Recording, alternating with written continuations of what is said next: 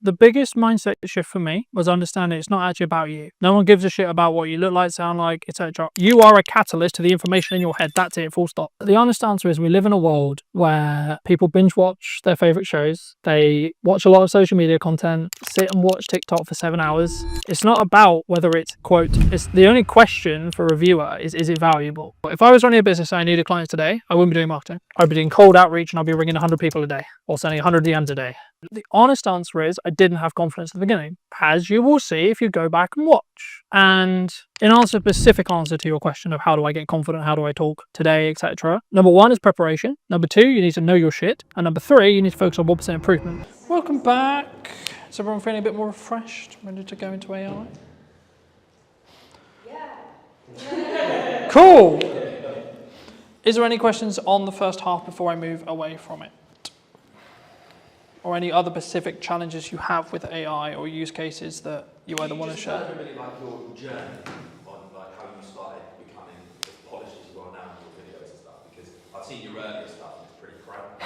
Now it's good. So I think it's important for everyone to know, because I speak for most people in this room, I'm sure none of us could do what you're doing currently, but kind of could you could just explain how you kind of got the confidence to start putting out crap? Like Gary Vaynerchuk talks about it a lot, right?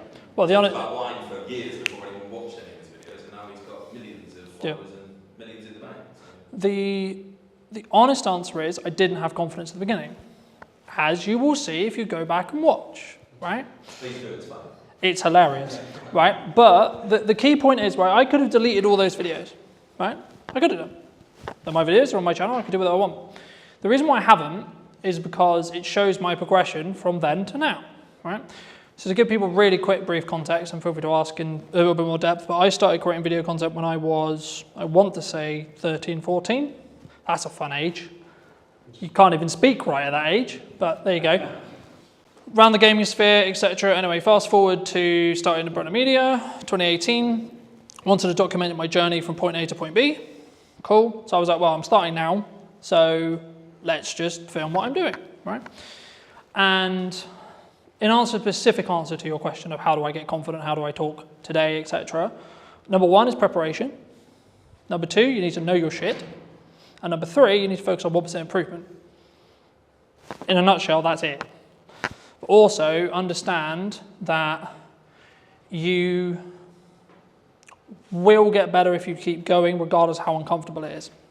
Right? We may not get onto it today, but there is a section of workshops I've done where I get everyone in the room to film their first video. We can do that if you want.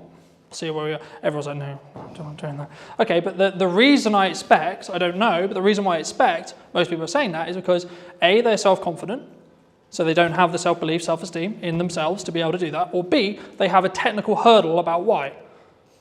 So they're not sure what happens if I do it on my phone, what if I do it wrong, how does it sound, etc. In most cases, it's the confidence end, right? Does that help? Does that help? Because that's, I mean, my story I've told a million times. There's videos of me telling the story if you want more in depth, but. And how many people have come up to you and told you the original videos were crap? Because there's not many people that have probably looked into everything, so you're talking on a deeper depth. So I think. Not many, I assume. Yes and no. I think it's subjective. Because at the time it was the best I could do. Is this probably when you were 13, 14? So I think what John is referring to is probably the stuff that I started in 2018. How old are you now? 28. So 5 years ago, so 23. I've never really been big on social media until we started working here. The thing is, you don't know what you don't know. You have to Yeah. start.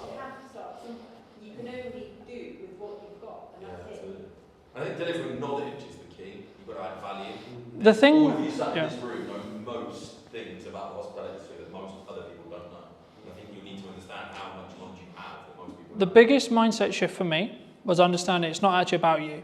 Yeah. No one gives a shit about what you look like, sound like, etc. You are a catalyst to the information in your head. That's it, full stop. Yeah. My issue is though, because the nature of my work is how much, you say about adding value, I get it, but how much of what I give away is taking away from the service that I actually offer? That's common. Yeah, that's common. I think So is it that what you feel you know that you don't want to share with other people to then know? Yeah, because I'm a coach. So I mean, the easiest way is chefs, right? So I can talk about what I know now. we had chefs, but I don't want to share my recipes. I'm like, why? No one's going to do what you do, and that is so true. Gordon Ramsay goes online, he gives all his recipes away. People still go to Gordon Ramsay restaurants. Because the key is that they will want the personal service. When you do content, you have to be generalized. Okay, I can't go into as depth unless this room was just purely filled with hospitality, or just purely filled with retail, or just purely filled with etc. Because there's multiple sectors in here, I can't go into, or I shouldn't go into, specific detail, and it's more of a generalized concept, ideas, this is principles, etc. that hopefully you can take away and add to, right? The key, in answer to your question more directly, is you have to give the credibility and lead with the value you want to add to your specific person. And then what you're doing by doing that is saying, it's kind of like having awards. It's by saying, yes, I actually know my shit. Because anyone can say I'm a coach. Anyone can say I'm a video professional. Anyone can say I'm a good marketer. Okay, so I can say I'm a good marketer until I have to stand here and prove to you I'm a good marketer. And then I'm a good marketer. If I can prove it and it actually works for you, then I'm a good marketer. If it doesn't, I'm not. AI. Most people will recognize this. This is ChatGPT. It is one of many large language models, right? I would probably say the biggest one, the one that most people understand, hence why I'm using it today. You can also use Perplexity, etc. And all of these things, in most cases, will work with other AIs, your custom AIs, etc., etc. What I'm going to talk to you and show you today is the principles that I would use it in content creation. Okay? So, before we start, who has used this bot before? Everyone in the room. Wonderful. What would be your use case for ChatGPT? The answer is you can use it to do whatever you like. It's an idea engine is how I look at it. So a common use is this. Okay? If I could type, that would be great.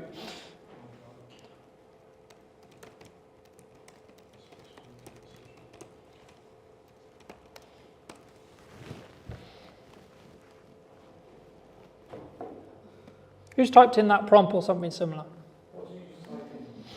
I would like a social media post for my business. So this is how I use it. Because I'm a dyslexic, I don't like to write things because it's a nightmare unless I transcribe it. Okay? But if you have plus ChatGPT, you can talk to it. So I'll give you an example. If it works. Hey ChatGPT, can you hear me? I can hear you loud and clear. Feel free to let me know what you need. Fabulous. Today I'm giving a workshop on content creation and AI use cases. Could you create me a detailed plan for a attendee to potentially use AI, things like ChatGPT, to start utilizing the tools that you can use within yourself, but also to create social media content with clear key performance indicators and pain points that they are looking to fix in their content as a whole. Absolutely, that sounds like a great workshop. So let's map out Ella's plan. You can start with a quick intro on what AI tools like ChatGPT can do, just to set the stage. Then dive into a section on how they can use it for brainstorming content ideas. So for example, coming up with social media posts, headlines, or even scripts for videos. Then you could move into a hands-on piece where you actually have them practice. They could bring a real piece of content they need to create and kind of workshop it using AI to help them refine it. In terms of key performance indicators, you can definitely talk about things like engagement rates on their posts, how much time they say. So then ChatGPT would list all the things I just asked, right? And that's just me talking to it. So those who are not confident and don't want to sit here and write a big article, if you're a writer, do that, right? The key when you prompt is to be as detailed as humanly possible, right? What a lot of the pain points I expect is we've written a social media post using ChatGPT and it sounds like a robot's written it, right? Yeah? Okay, so I'll do another example very quickly. Hey ChatGPT, can I please have a social media post thanking all of the attendees and everyone who attended my workshop this afternoon. Keep in mind the current tone of voice I'm speaking in and the following key points. I would like to thank the attendees for coming to my event. I would also like to summarize some of the key points that I made, such as content distribution, content styles, and algorithmic changes. Could you please draft this post so then I can share more feedback with you on this post? Absolutely. Let's keep it in that same kind of warm and engaging tone you've got. Here's a draft for you. Hey everyone, just want to send out a huge thank you to all of you who joined the workshop today. It was fantastic having you there and I really appreciate you taking the time.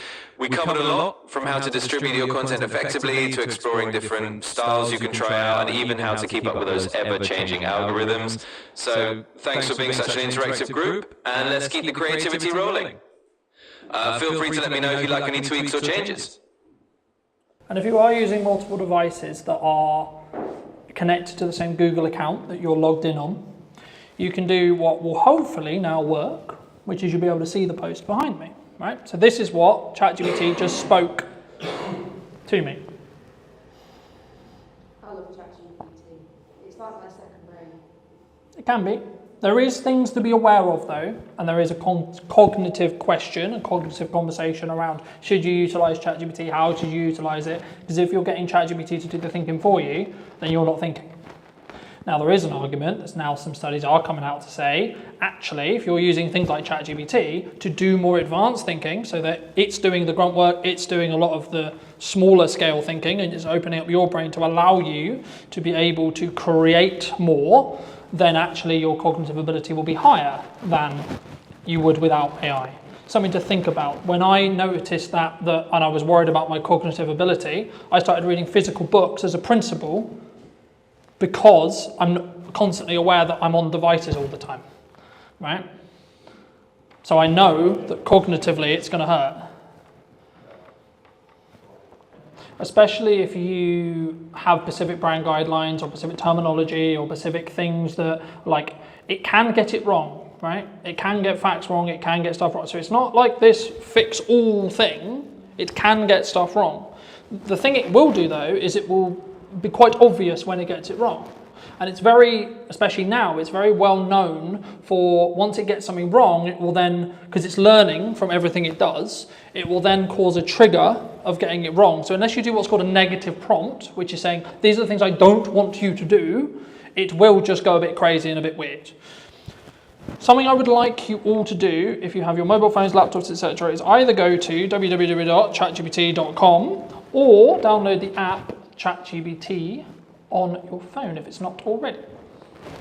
And just while you're doing that, something I want you to think about is what is the specific challenge your business, your personal brand, whatever it is that you do has right now.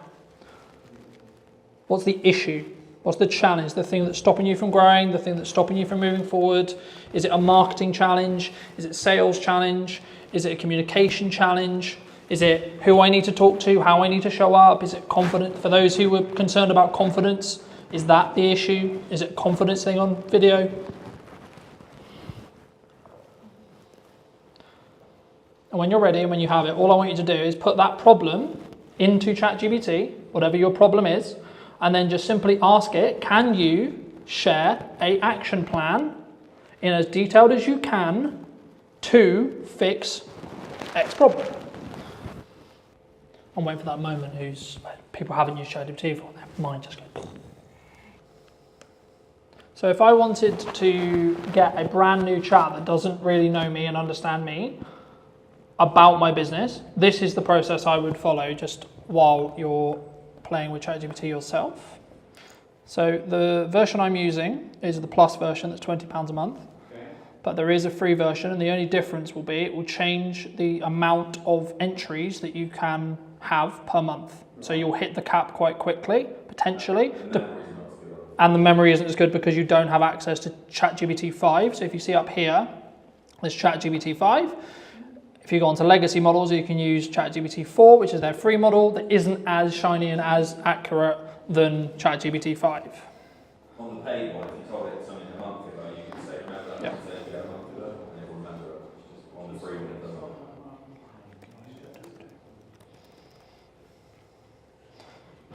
So the first prompt, I'm going to share some information about my business. Please read and understand it, and then I'll tell you what I would like you to do with it. So at this stage, it is literally just going to try and read and understand what I'm going to give it. Right? I'm going to use the copy on my website.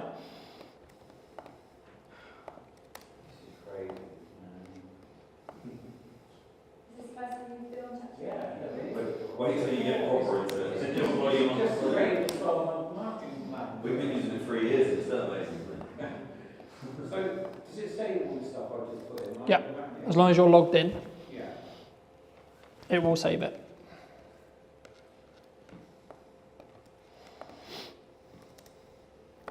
And you can manipulate, is probably a strong word. If say you win an award, you can like send proof of that award to ChatGPT and say, do you not think this would be greatly recommended to people looking for X, Y, Z in this area? And it then kind of will find that on the website where, yeah, that's legit. And then say someone was looking for a coach on cognitive behaviour, it would recommend you in the area because you told it about it. It's really clever.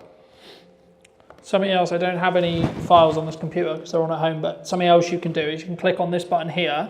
You can add files either from Google Drive or from your computer.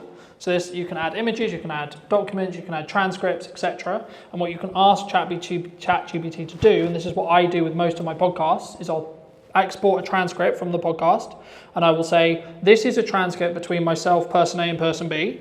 I would like you to tell me what the key takeaways are, choose 3 of them, from this entire conversation and where the timestamps are, because in my app export it will show at 42, etc.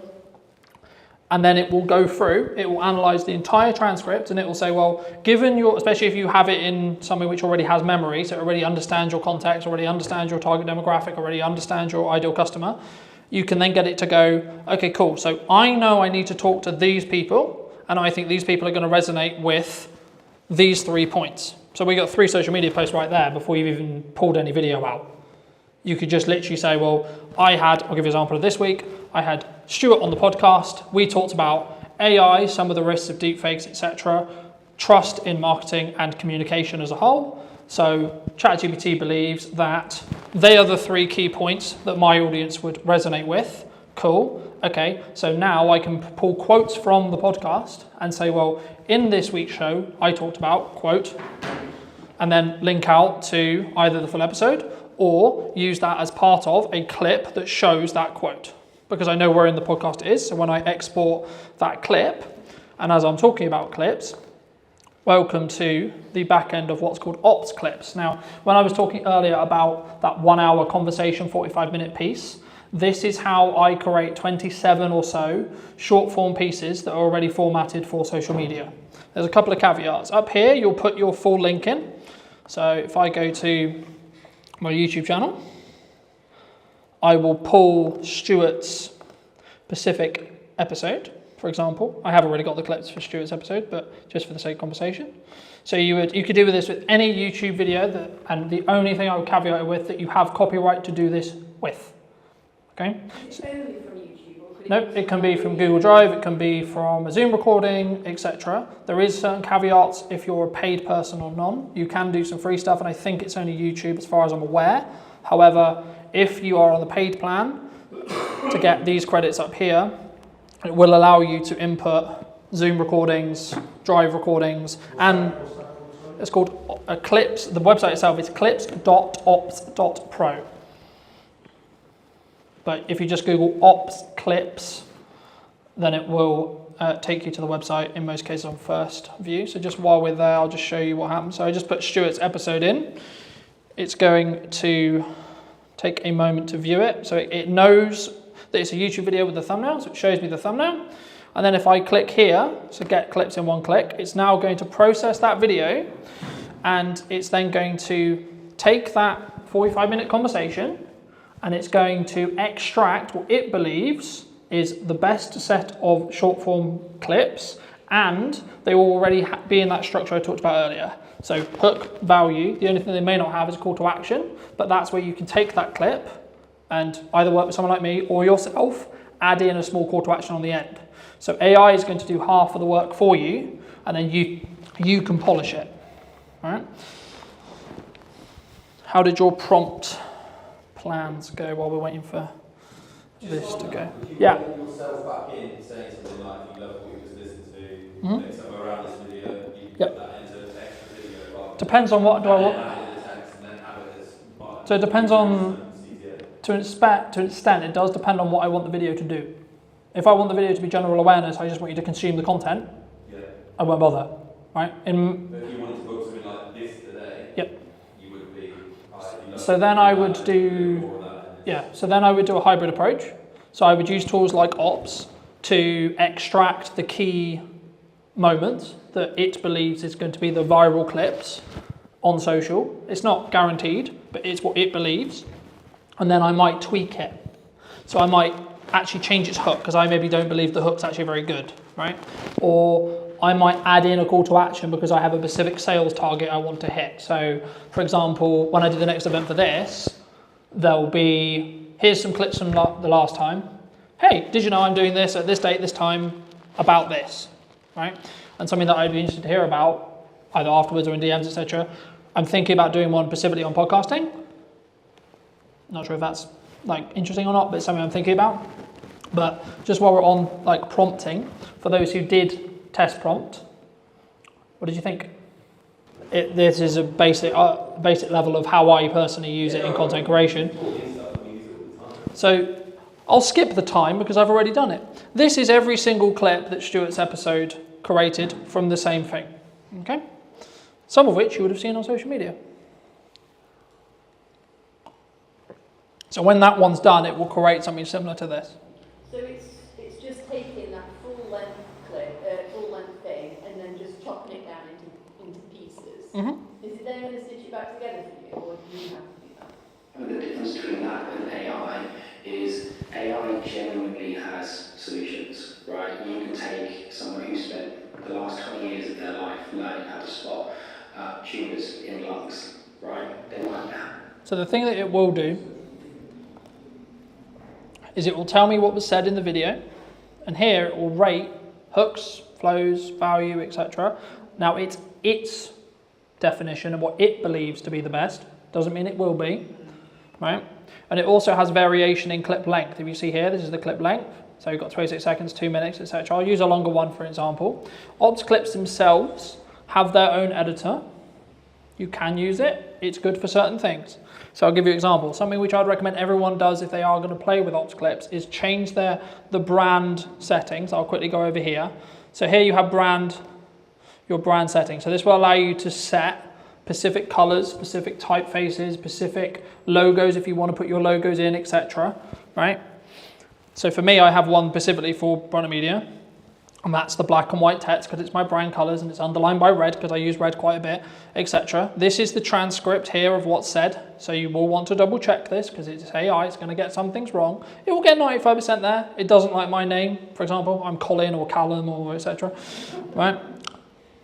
But the things which are, I think, really interesting is these AI enhancements, right? So you can do things like remove filler words with one click. Now there wasn't any in this clip, right? So I had none to remove. The same with pauses, right? Because I've already removed them. Yeah. So is this all on the free version or is this the paid version? I think most of the stuff I've covered so far, the only things you get in the paid version, I think it's not that expensive anyway, it depends on how many credits you want, but I think it's like 20 to 50 quid a month. Okay. And it's not a crazy amount of money, it's designed to be affordable because it's a software to service product. The thing that you would be bottlenecked by would be the credits, because every time you input a video, long form, it uses up 1 credit per minute. So in your subscription, you'll get, depending on what subscription tier you're on, you'll get a number of credits. So for example, I think I'm Pro, so I think I get like 600 minutes worth a month, right? And so on. But this kind of thing worked when I set up 15 minutes. Yep. So this is just how to create short form from it. You can then also change the styles and you can upload. What would you, what it obviously should do it for you, what would you say is the perfect short form, 15 to 20 seconds? As short as you can make it to get the story that you're trying to tell. With the hook, with the value, with the season. Some videos I do, some video, like this. So this is where I experiment, right? So some of the stuff for this event, the promotion stuff for this event was 6 minutes long, was the whole YouTube video reformatted for socials and then put on Instagram to see whether it would get good retention or not. In other senses, it was, here's a 20-second clip of the best highlights or the best takeaway or the etc. from today or from podcast or etc. And let's see how that performs. So there is no like, everyone asks me, well, what's the golden time? What's the golden... It's like, It's slightly longer than that, isn't it? The average watch time on TikTok. the honest answer is we live in a world where people binge watch their favourite shows. They watch a lot of social media content. They sit and watch TikTok for 7 hours, right? It's not about whether it's, quote, it's the only question for a viewer is it valuable? That's it. So instead of thinking, how long should it be, how long could it be, etc., think, how can I tell the story, tell the information, share the value in the shortest time humanly possible?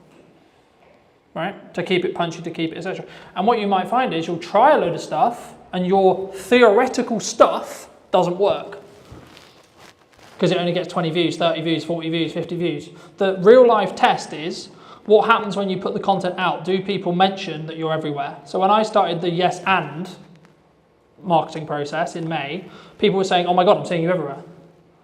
Right now, as I give you this workshop, I have a live stream on my YouTube channel, Twitch, Facebook, and so on, of 10 podcasts of me discussing those podcast episodes being live right now, along with the posts I did this morning, along with the posts I'll do this afternoon, etc. Right? So it's about being, how I look at marketing is it's about being omnipresent wherever possible. It's not necessarily a direct ROI from, I put content out, and then there is a direct correlation to someone booked my business, someone booked my event, someone that did the thing. What actually happens is they'll see a load of omnipresent stuff, and when they're ready to do the thing you do, they'll then come to you because that was the last thing they consumed. Right? That's how we started working together, right? We started in March. It was only in June when we finally managed to have been watching your stuff. Let's work together, right? I knew about it for 3 months. I chose not to do anything about it. And that's normally why people stop with marketing, because they go, I'm going to put it out, it's not going to work, and then, well, I didn't get anything. Yeah, but are you 2 days away from breaking the glass ceiling and winning whatever it is? Filling your pub, filling your restaurant, filling your event. Still keeping the quality there. Yeah. But you have to come at it. It's not a perspective of what you think is good or what I think is good. It's what your audience believes to be good. Yeah. Because in the nicest way possible, nothing else matters bar the market you're trying to talk to. Yeah. Well, yeah, really go out with it, don't you? Yeah, and that will help with, if you have a confidence issue with being on camera or you have a confidence issue creating content, just rewire it in your head to say, I'm a catalyst to the information, not I'm talking on video. Because the objective should be, I'm going to teach people my knowledge, especially in the thought leadership space, this kind of thing. This is what I know. If I truly add value to you today, the likelihood some of you work with me in 6 months is very high, especially if you've consistently seen me through that time. So you want to look at like strong ROI? And I guess for you particularly, you're keeping what you're saying genuine. Because you're sitting here saying do this, and you are actually doing this. Yeah, and that's where it gets interesting, because I speak to other video production companies like, you need to be on video, you need to be doing this, you need to be doing marketing, you need to be doing that, you need to be this. I was like, well, when did you last post? Yeah, each on their own socials. And then Right? I'm like, if someone asked me that 4 hours ago, will be my answer. Or if you're on the stuff I scheduled 10 minutes ago. Right? So that's when it actually then matters, because the knock-on effect, you're actually kind of saying, I don't really believe in what I'm talking about. Right? If I wasn't utilizing AI and I'm just scratching the surface of what AI can do, right? And for me, the job personally for me and what I aim to do is give you a brief process on how I utilize it for content creation. This is the tippy top of what you can use it for. There is a billion other uses that you can use it for. You can use tools like Otter AI or Whisper AI to transcribe your meetings, to then get a summary literally 10 seconds after the meeting, because it will have listened to everyone talk in the meeting and it will take a summary. You should take it with a pinch of salt because it might get something wrong, might misconstrue something. It's a robot, not a human, so it's not going to be able to fully empathise and fully understand. But it will take tangible data, especially if you're like, what was that number I gave? Like if you're doing a proposal and I try to get into the habit of giving numbers, talking about the pricing in the meeting and then reinforce it with paperwork. But if you don't remember what you said, oh, okay, you recorded it, so you can ask the transcript or look in the transcript to find what the price was. I use Offer all the time for that. So if I've got consent from a client that I can use a session or a piece of their session to do a blog post or something like that, then I will use Offer Right, push it. in that way. It works really well. Yeah, and it's also, this is going to sound really horrible, you can fact check what someone said in the meeting, right? Of course, tell them that's what you're doing, etc. Sure, but What's the they're talking? You can't say what they said wrong. well, let's say for example, me and you have a meeting, right? A week ago, and then you come back to me 2 weeks later and say, "Oh, I'm not going." I didn't say that. Don't matter what it is. I said something. I said you said something, right? I said you said. I said in that meeting you said the sky was blue. I said, okay, did you? You go, no, I said it was green. Yeah, but here's the transcript from our meeting that says in black and white you said the sky was blue. I've also used closed captions as well. I mean, I know a lot of AI can do that for you, but I use transcript to make sure that my captions are dead accurate. It does need some tweaking sometimes, but it's pretty good. The AI ones for like ops or etc. They will get it probably 95% there, unless you have a weird name like me and it will never get it right. But you can tell it and you can tweak it. So for example, like if I wanted to change this, I can go here and I can change this, and if I don't want the percentage, it will then ask me, do I want to apply it just to this part of the video, or do I want to apply it everywhere? Now in this case there is no other 85%, so there isn't another section. But if my name comes up 4 times and it's got it wrong, I can change it once and it will change it in all of the transcript, right? So that's how you can speed things up. Very quickly, I don't have to do this, but I can show you.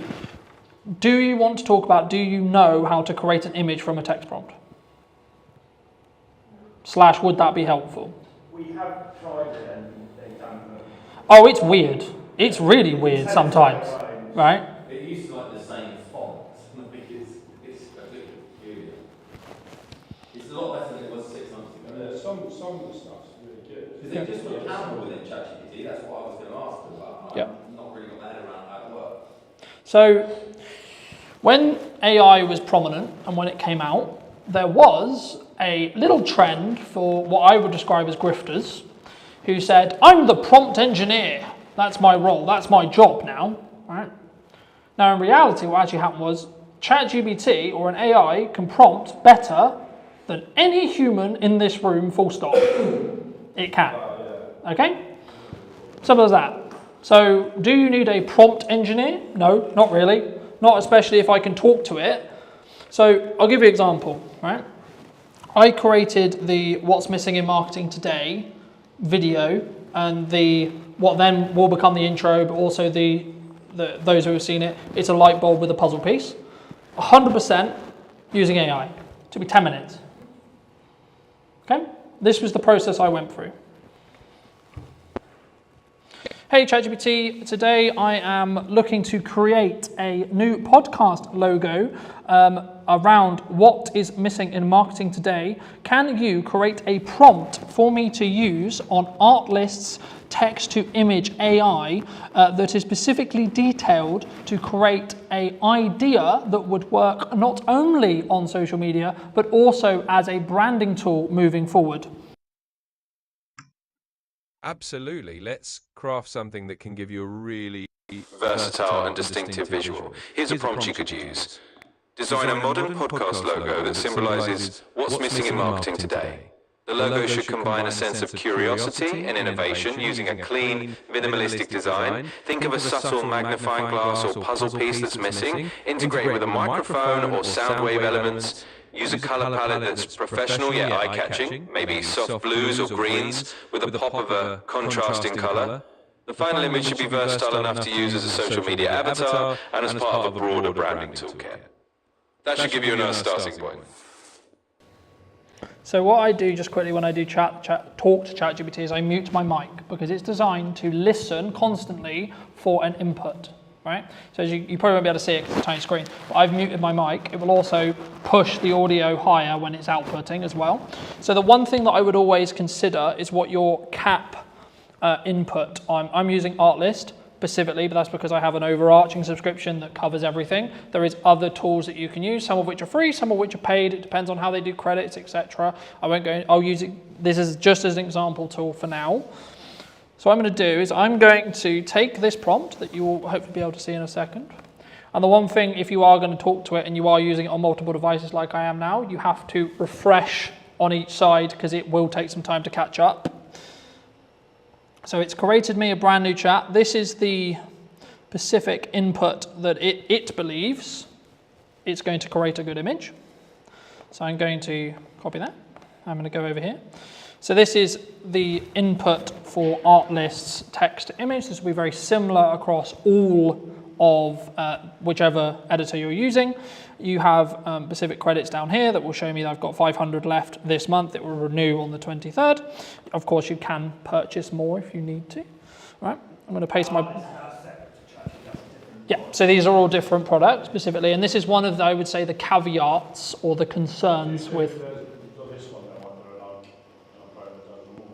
So at the moment, from my understanding, there isn't a specific chatbot like ChatGPT, an AI cutter and an AI generator in one package. I think there is a gap in the market for that personally.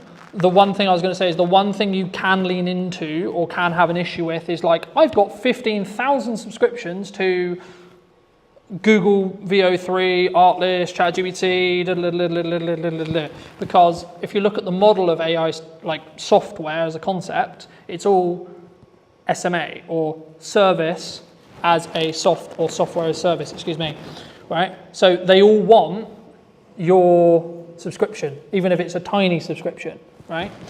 But just for the sake of conversation, right? You just watched me create the prompt. I'm gonna click generate. While I'm talking, it will show, if it works, what you can create.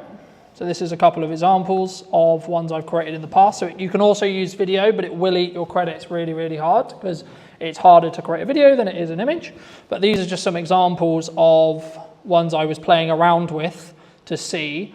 And this is, I guess, the argument to say that, because people say, oh, what would happen in a world where AI gets so good that none of us know what's real, right?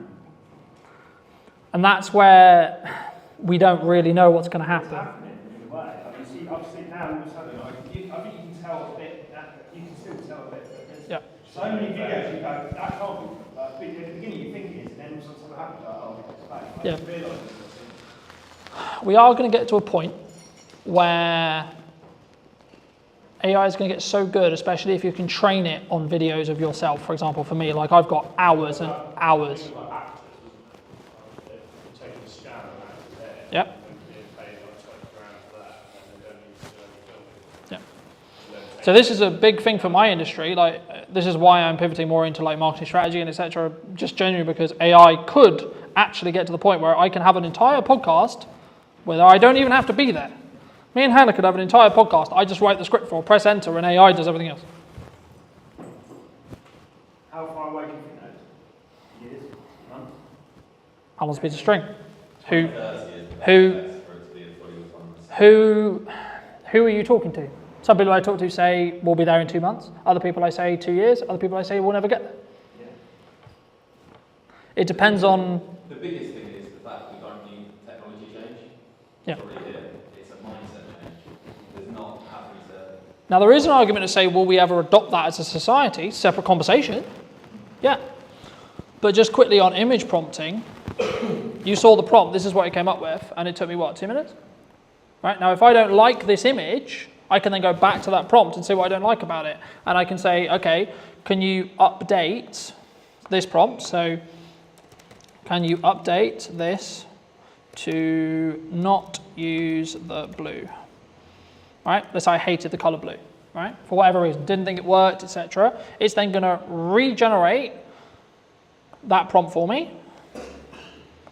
I can then go back into Artlist and then I can use it again. Right? I don't think I've got enough credits necessarily. Yeah, I do, okay. To do it. And then it will remove the blue. Okay, so it's given me some different concepts now. Now I could take these concepts, I could take it out, I could then be in a position where I pull out one of the logos I really like, tweak it in Photoshop, and if you did want to bring a graphic editor in or etc., or an actual human in, you could say, well, this is what I concepted. Cool. Can we build on that? Right? Can we, I really like, maybe I like the red, or maybe I like the fact it's a microphone, or, list what you like. You could tweak the prompts if you wanted to, and you wanted just to do it in AI, or then you could bring a designer in, because one of the things that people have said to me is, okay, well, isn't graphic design dead? Now, if people are being traditional and they're going to only use a graphic designer, they're missing out on this opportunity. They're missing out on the ability to quickly draft up stuff, and then it should be finalized by a graphic designer, as of where we sit now. And this is where the moral question of AI comes in, of should we get it to do all the stuff that humans could do, or not, right? But hopefully that gets at least some ideas rolling in respect to how you could utilize it and some of the other tools that are there. And if it is a barrier when it comes to, like, for me, writing is not my skill set, talk to it.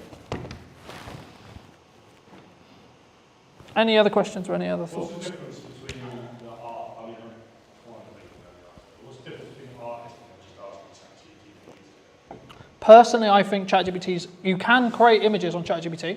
You can. I personally don't think they're as accurate and they aren't as good, in my opinion. As a model, as in the large language model it's using, I don't believe at this moment in time as of today that ChatGPT is the best image creating model.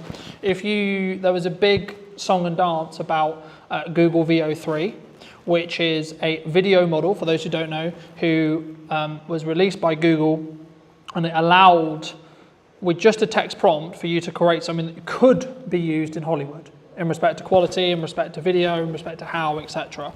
So I guess the big question is always, like, where does this end? When does it end? When, how much is AI going to do, etc.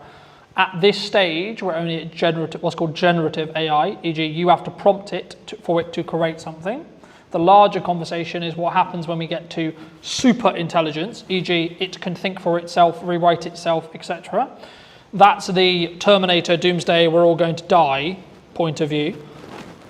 The question I would say at the moment, from a business use case or etc., is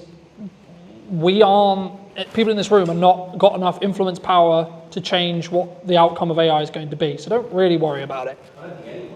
Well, that's the social. What you're talking about there is the social question, and it's actually 95% of the reason why I started leaning into in-person events as another strand to what I do.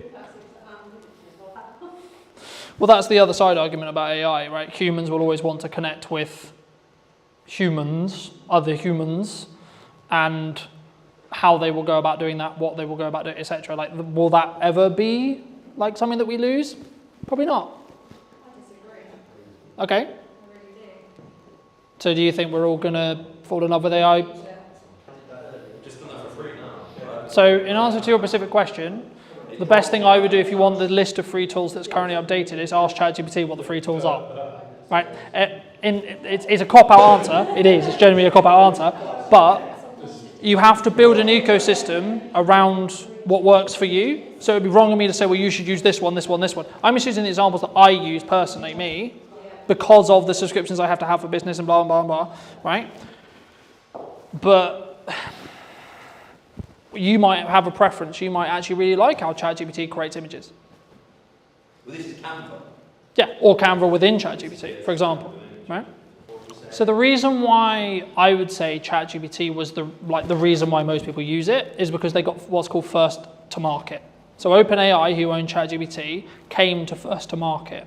Hence why they took the market share, hence why there is things like Perplexity, for example, is another one.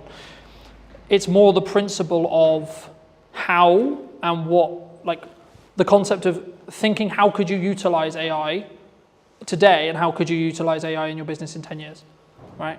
It's that process I hope I've shown you today, rather because the problem with me doing, this is how to use ChatGPT today, this is the second we hit tomorrow, it's outdated.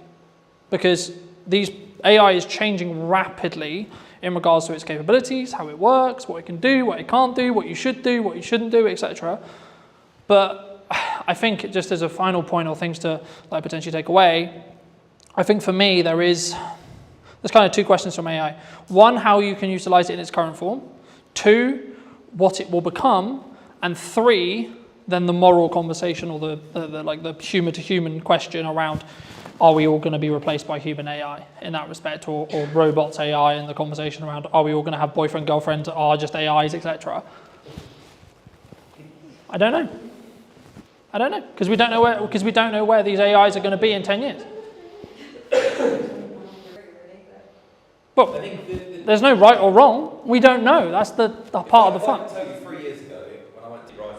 And what I would say as a final thought, if you're not utilizing AI and at least minimum playing with it, you will be left behind. Period. You will. Full stop. There is no question. If you're not playing at minimum, I will probably say you'll be probably out of business, depending on if you're the only exception would be if you do something very, very in person. Yeah. Right? So if you only do events, you've probably got what we call a moat in business to be fine. Right? A moat. So in business, we call it a moat, right? One of the reasons why you'll stay in business in a long period of time, like it's a moat. One of the moats for my business, for example, is how long I've been doing content.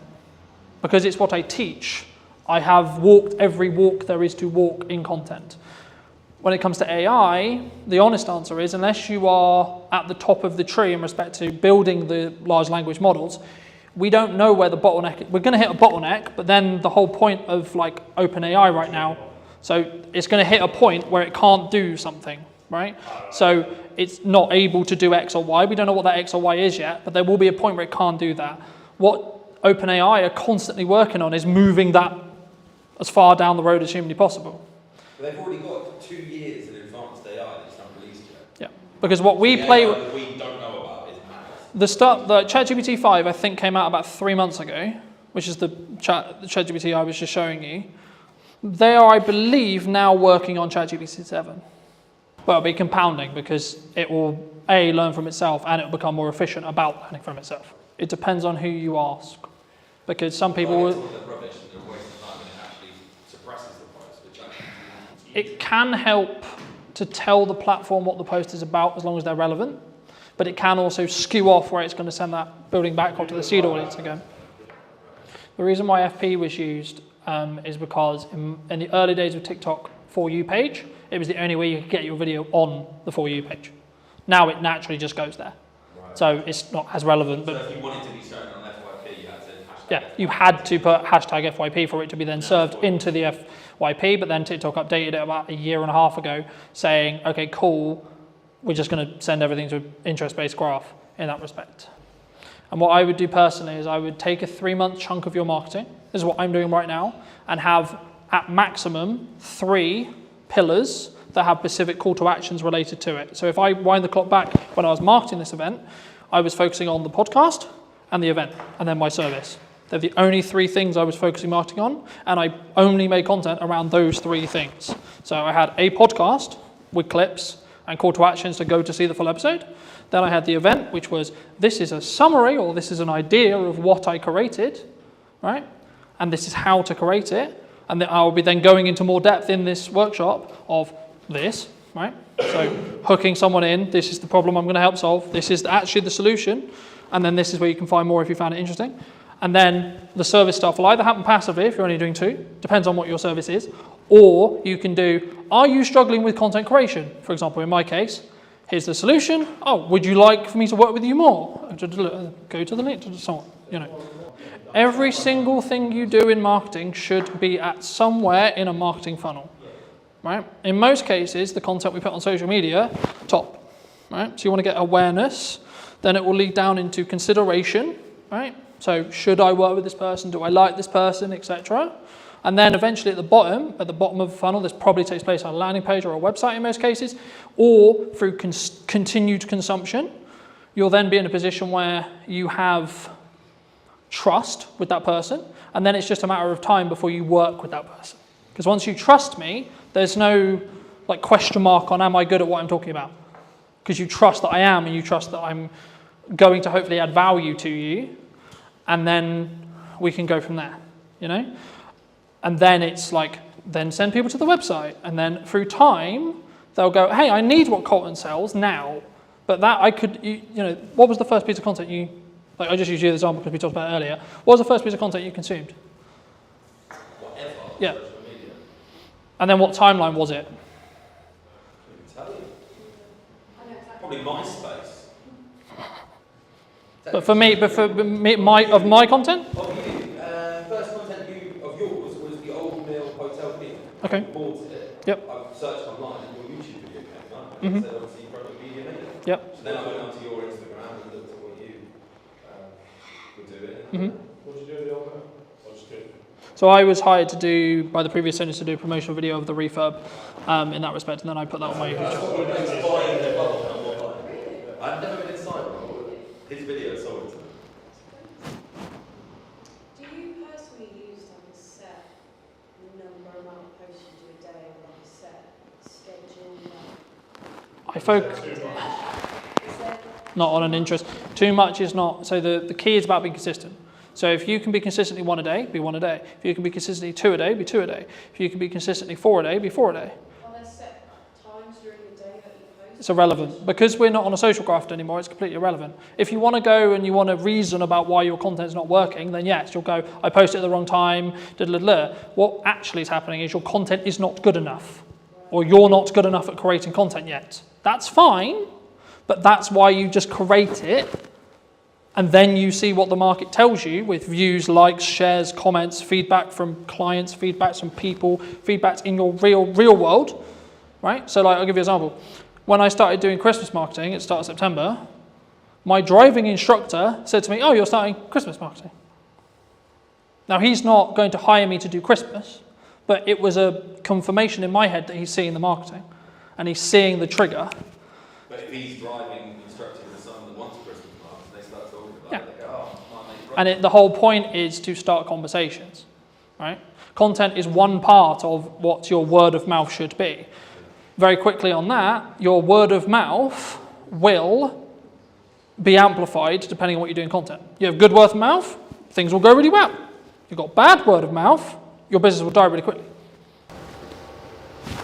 So one of the things that I'm thinking about now is, to me personally, how completely overwhelming all of this seems. Like, I know that you're an example of what you're doing, that's absolutely fine, but you're doing a lot of things that are really well, because you've got a lot of experience, and it feels so completely overwhelming, and that's what's stopping me from starting. And that's, I don't have a problem doing something, but that is very common. where do you start? How? What order? Choose- How many posts? What Choose time? one thing. Just choose one thing. Our line is really well. It's like, multi-millionaire, fantastic, well done.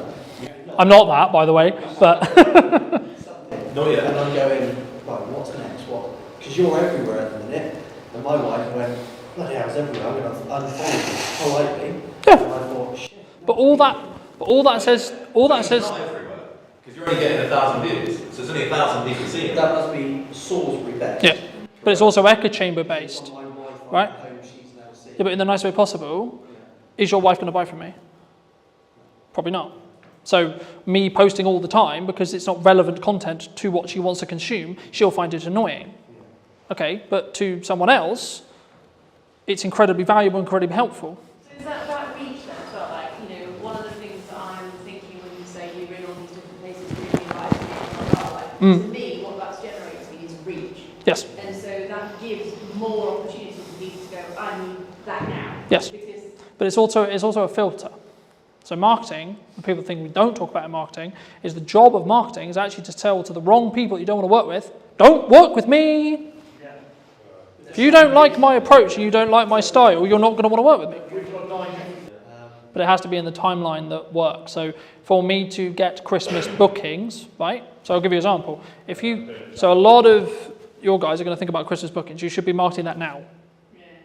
I've just done the pre-mark because of what we've done. So. right? But so for me, if I want Christmas campaigns, I need to market it in September so I can win the deals in October, so then we can execute it for the client in November, so then everyone sees the marketing in November, so then, because Christmas isn't December for buying and making decisions, it's November. Traditionally, yes, right? There's always exceptions to the rule, yes, of course, right? But in 95% of the cases, actually Christmas should be, in my case, started marketing in September. Hence why Christmas marketing is now started in September. So what you want in 3 months, you should start today. That's the thing you should be marketing today. So the commonality in most businesses is, I'm running out of money, I don't have enough work now. Well, unfortunately, that's too late for marketing to help you. You have to go into what I call into the trenches and cold sell an offer quickly, because you don't have the time for people to see the marketing, think about it, consider, and then buy from you. But if you're in a position where, actually, I'm good for 3 months, you should still be marketing now because you don't have work in 3 months. Okay, cool. Right, so where do I want to be? So I already know what Q1 and Q2 is going to be from marketing, like those 3 pillars. I already know what those pillars are. You don't know, because I haven't started it yet. Second we hit December, Q1 starts. Second Christmas is done, in regards to my marketing plan, the plan for Q1 next year will begin on my marketing. But that's because I'm always front loading it, right? So a lot of the content for this event went out over the summer because I wanted to sell it in September. My view personally, do 1 really well instead of doing 5 really badly, right? Something that I struggled with personally a couple of years ago was, I'll go to networking, I'll do content, I'll do a podcast, I'll do this, I'll do that, I'll do this, I'll jump around with a banner, I did all of them terribly, so the results didn't happen. The moment I focused on, I'm going to do content and content only, I got more deals, I made more money, I did less work on actual serving clients. What happened just before you decided you were going to do content only? I asked myself personally, what do I want to spend my time doing? Me, personally, what do I enjoy? What do I enjoy doing, and how do I feel I can amplify what I'm doing? Content's incredibly good to doing a message to many people at once when it comes to scaling time. You might actually find, fucking hell, I hate the idea of content. But I'm really good at having conversations, I'm really good at talking to people, just generally, okay, go and network. You don't need social media, you don't need ads, you don't need this, just go and network. Pay you to. Yeah, and pay me to. I can't do that, but there we go. Or you might go, actually, I want to get better at content, right now I'm shit. I promise you, everyone was shit, including me. Genuinely, go and look at No, please, seriously, that's why those videos are there. They are shit. But I have a journey that I can now show you. Here's me in 2018, here's me in 2019, here's me, shit, we have a pandemic, I just went full-time, fucking hell. Right, okay, here's me 21, here's me 22, it's on. How did you go? What, COVID? Lost all my clients in the span of a week. £10,000 worth of work, gone, like that. Every single deposit had to be paid back. We can't do it, we don't. We're terrified the world's about to end, we all think we're going to die of an unknown virus. The one thing you're going to go and do, oh, you know what I'll carry on spending money on? The future of my business. I don't know if there's a future of the world right now, bruv. We were too busy pouring beer away. COVID was a fun time.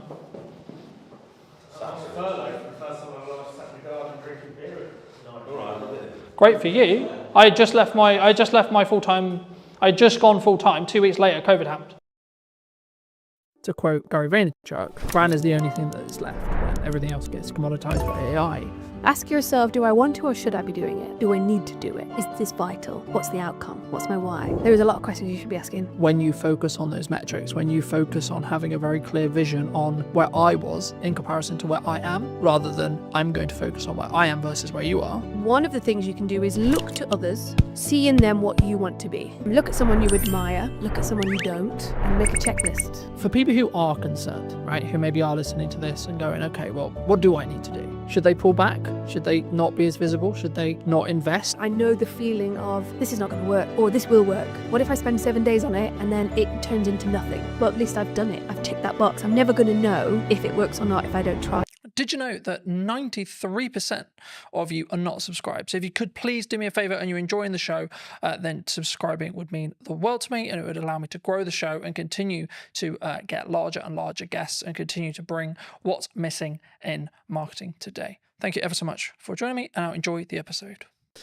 Hello, my friends. I hope you're well. I hope you had a fantastic day of your night. Today, we're back with what is missing in marketing today. And so I'm going to be talking to Sarah all about, I imagine, photography. But before we start, what do you think, Sarah, from your perspective, is missing in marketing today? I think a few things are missing. One of them is probably confidence. Okay. I think, and then you can split confidence into multiple things, but knowledge, knowing what marketing is and how you apply it to your business in your tone of voice, in your own strategy, in your own way. But confidence takes a while. And everybody's doing it. So you want to stand out in a crowd. I think you've just got to be you. And if anything, just be more you. The more authentic you can be, the better, which again is hard. And even then you've got to figure out how authentic do I want to be for Sarah? How authentic do I want to be for my business? How authentic do I want to be when I'm networking or on a podcast? Or because I can be crazy. Catch me on a Friday night with 10 margaritas, you will not recognize me. I don't want to put that into my business, although technically it kind of is now, but it's a part of your personality, right? So yeah, confidence, authenticity, I think, are two things I really focus on. Do you think people struggle to be authentic? Like, obviously, I think everyone knows, like, I know what my, quote, authentic self is, right? But I think the challenge can come when it's actually putting yourself out there, right? I imagine a lot of the people who we work with and talk to are in the first stages of putting themselves out there, whether it's through photography or video or both. Is that a struggle, do you think? I think so. I think you've either naturally got the pizzazz or the no filter to just go out there and be yourself, and be truly yourself and not be what the world wants you to be. I can speak from a woman's point of view in a predominantly male industry, and other careers that I've had. You do have to stand taller and on your tiptoes, and you do have to shout louder, and you do have to talk about golf and boobs and whatever else it might be that some men like to talk about just to get their attention. Is that who I want to be? No. And so it takes a little bit more focus. A therapist said to me a few years ago when I was a bit lost and I felt like an open nerve just walking through the world. I asked her, how do I know who I want to be? I didn't have my walls anymore. I'd kind of broken those down. And so she said, one of the things you can do is look to others and see in them what you want to be.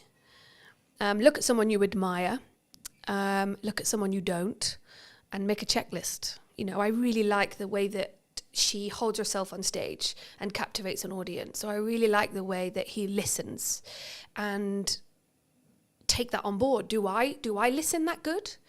Do I have that kind of presence when I walk into a room because I want it? No, I don't. Okay, how do I incorporate that into not only myself, my confidence, my business, my world, my relationship, but equally when you are talking to someone and they're on the phone or they're looking around the room and they don't know, they're kind of not interested, or you know, when you've been at a networking event and somebody just walks over with their business card.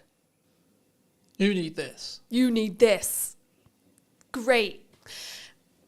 It's gone in the bin. Yeah, I don't want that. And so taking note of these things, and it's the same with business, right? I mean, if you look at your competitor and you feel a little bit jealous, okay, well, what have they got that I don't? How can I make that my own? When I look at someone whose personal brand is on point, and they've absolutely nailed their marketing, then what have they got that I don't have that I can twist in and make it my own? So yeah, I think people struggle, but there are ways around that to really incorporate that in their business.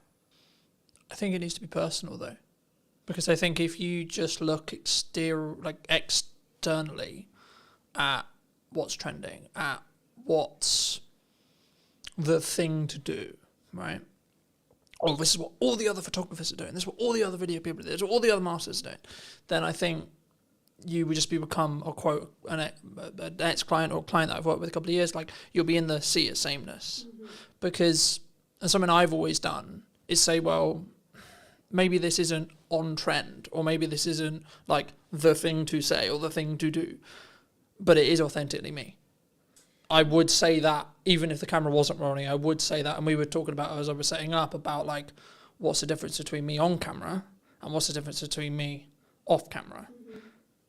This is the first time we've met, but hopefully if you talk to people who have known me for a long time, they'll tell you, well, yeah, there's obviously some differences, and maybe I'm a bit more hyped up and a bit more animated, but the core, I would hope, is the same, or the same. Core values, right? But I think that comes back to having that authentic side of yourself and not being afraid to show it. I think you could be a photographer in a room full of 100 photographers, but if you're authentic and you have a little bit of confidence to show that, to push that through into your marketing so people do get a glimpse of who you really are, that's what makes you stand out. Or at least if you're not standing out, your customers and your people around you are going to look at those 10 photographers and go, okay, well, I like what he's saying, but that's not quite my personality or my sense of humor. But what she had going on and what she wrote in her post a few weeks ago, I really connected. And that post would have come from some form of authenticity inside, or having the confidence to post about that. I think that's how you stand out. It's just by being more you. I think sometimes we struggle though. We do. I know I did for a very long time. Oh yeah, couldn't agree about more. Like, or this post, or I'm not sure. How do you go through that self-discovery, do you think? And or have you gone through that self-discovery yourself with like, what is okay for me to post? What is, quote, authentic me? Do you know what? That's a really good question. And I would say that I still struggle with that. And I think little tips like looking at others and seeing what they're doing can be a motivator. But one of the biggest things this last, I only relaunched 6 months ago. So the last 6 months, but also the last year and a half, I have gathered a group of women around me that are a reflection of what I'm doing or who I am. And I'll hear them say, I loved what you said. Or I might have something and I'll go, not quite sure about this. Does that sound like me? And so I think having the right people around you, there's a saying or a quote that you are a reflection of. You're the sum of the 5 people you spend the most time with. And I love that. And I couldn't agree more. I think having the right people around you helps you find your voice alongside ChatGPT. We'll get onto that. But also it reflects it back to you, right? I think test the lines as well. Don't be scared to put something out that you think is a little bit risque or I'm dyslexic. So for me to sit there and write 10 posts is almost, it's impossible for me. And so that's how I use ChatGPT. I will write the keywords, the kind of essence that I want to go into my post, and it will come back to me. And it will be too salesy and it will be too cheesy. And I'll tell it, no, I don't want it to be salesy. I don't want cheesy. I want more personality. I want it to be daring, a little bit more bold. And then I'll get it and I'll go, okay, cool. Then I'll change it and I'll add more of me into that. But I haven't yet pushed my boundaries of how far I can go with my own marketing and my own voice. I think that's on my to-do list for sure. Something that I found really interesting was the last couple of years, like since the rebrand of the show and since like really pushing the show again, a lot of people have been saying to me, AI is going to take our jobs, right? AI is going to, the world is over. We're all out of, especially in the creative industry, James, who in space we're sat in today, he said, we've been talking about it for ages, about it's kind of the creative industry that happens to be targeted by AI at the moment for whatever reason. But for me, to quote Gary Vaynerchuk, brand is the only thing that is left when everything else gets commoditized by AI. But the crux, and I'll use the analogy I've used in multiple shows, but you need to sharpen the knife and then use it. So you're still using it yourself. And that's kind of what you were describing there about, like, not just getting it to write your post. Yes, technically it's writing your post, but actually what you're doing is you're nurturing the AI to know what your tone is, and then the tonality will be the same. I think sometimes people feel like that's cheating, though. Do you especially as maybe a dyslexic, because we're both dyslexics, and I think it's not for me. I think if you've got some setbacks, some hold-ups, if everybody has a day where they're just blank, they've got brain fog, they've got a blank piece of paper in front of them and nothing's coming out, writer's block. I think if you had writer's block and you are an author and you go to chat and you say, I'm having writer's block, ask me 10 questions to get my juices flowing. Yeah, all right, I'm going to keep using it. I think use it to benefit you and your business, or your relationship, whatever it might be, but don't let it take over your brain. We don't want to dumb ourselves. I think if anything, it helps me find my voice, because when it does come back with something that I don't like, I'm not going to use it. But it does help me, especially having dyslexia, or if I'm writing anything. Words, I mean, this is why copywriters make such a good living. If you want more of a personalized experience and you want to actually sit with a human to really connect and get that story out of you, then go sit with a copywriter, go sit with an author. I think that human to human connection, that's never going to die. I think we're going to go for a phase of, yes, everything's AI, but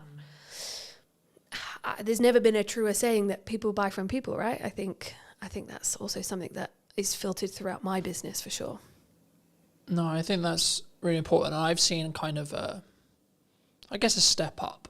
It was always there, especially after COVID. In-person events, people want to come in person. Like if I just look statistically, the show up rate for in-person podcast filming is going to be infinitely higher than on Zoom, right? But I also think even if you're not doing a high level of production, which is one of the reasons why I do it, I think you have a different energy. Yeah. And I think, for some interviews, it makes more sense to me to do Zoom, right? If I'm speaking to someone in America, Canada, Midlands, etc., it makes more sense. But wherever possible, if I can do in person, and the business can, at least for the short term or mid-term, pay for the podcast to exist, and it still gives me the marketing collateral, which means it's a justified, worthy spend, then actually it can be the bloodline or the flow or the pipeline filler or whatever you want to describe it as. I mean, you're obviously a strong photographer, I would say, from what I've seen and etc. Why does someone, because people have talked to me about, they're concerned about where the economy's going, which seems to be the age-old analogy for as long as I've been in business. Everyone's like, this. There's this government change, there's this coming, etc. So I sort of semi-ignore it because I'm like, there's always something. But for people who are concerned, right, who maybe are listening to this and going, okay, well, what do I need to do? Should they pull back? Should they not be as visible? Should they not invest? And should they not, work with the photographer, work with the marketing team, work with etc.? I mean, what would your view be on it? I'm a big fan of adapting. I did grow up with 10 boy cousins, so I had no choice but to adapt, being the youngest. I have a huge family, and it taught me that whatever scenario you're put in, adapt. So if you're starting a business, if you're running a business, if you've been in business 10 years and things are changing and it's overwhelming, take a minute and adapt. I think look at what you're doing, look at where you want to go, what feels icky. Just change it or adapt slightly, make a little change. I think one of the things that I've found relaunching is I don't have endless pots of cash to reinvest into my business. I'm just trying to pay my mortgage right now. So things like ChatGPT, things like Canva, which some designers will hate me for saying, but these are the things that are stepping stones to adapting, to reinventing our voice, our image, our brand. It is at our fingertips. And if you're not learning how to use those, you're going to be left behind, unless you've got a secret magic power of, I'm going to just stand on stage, be myself and talk and perform or entertain. I think people can do that. Or you're at home, you've got a laptop, you could take on the world, but you've got to adapt. And I think it takes step by step to get there. And there are tools out there, free, affordable tools that you can use.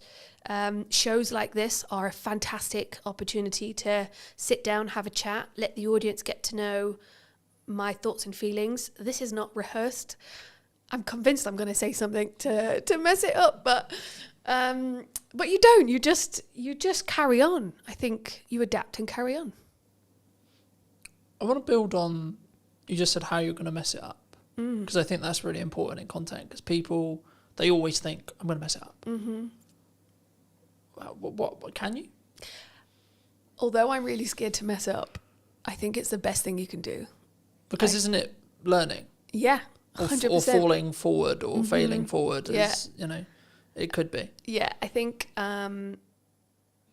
over the last 6 months, there's been things that I've spent days and weeks on, and I've thought, and in the moment, I know the feeling of, this is not going to work, or this will work. What if I spend 7 days on it and then it turns into nothing? Well, at least I've done it.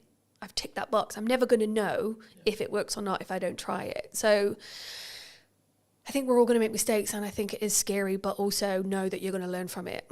And that is the best way to move forward, yeah.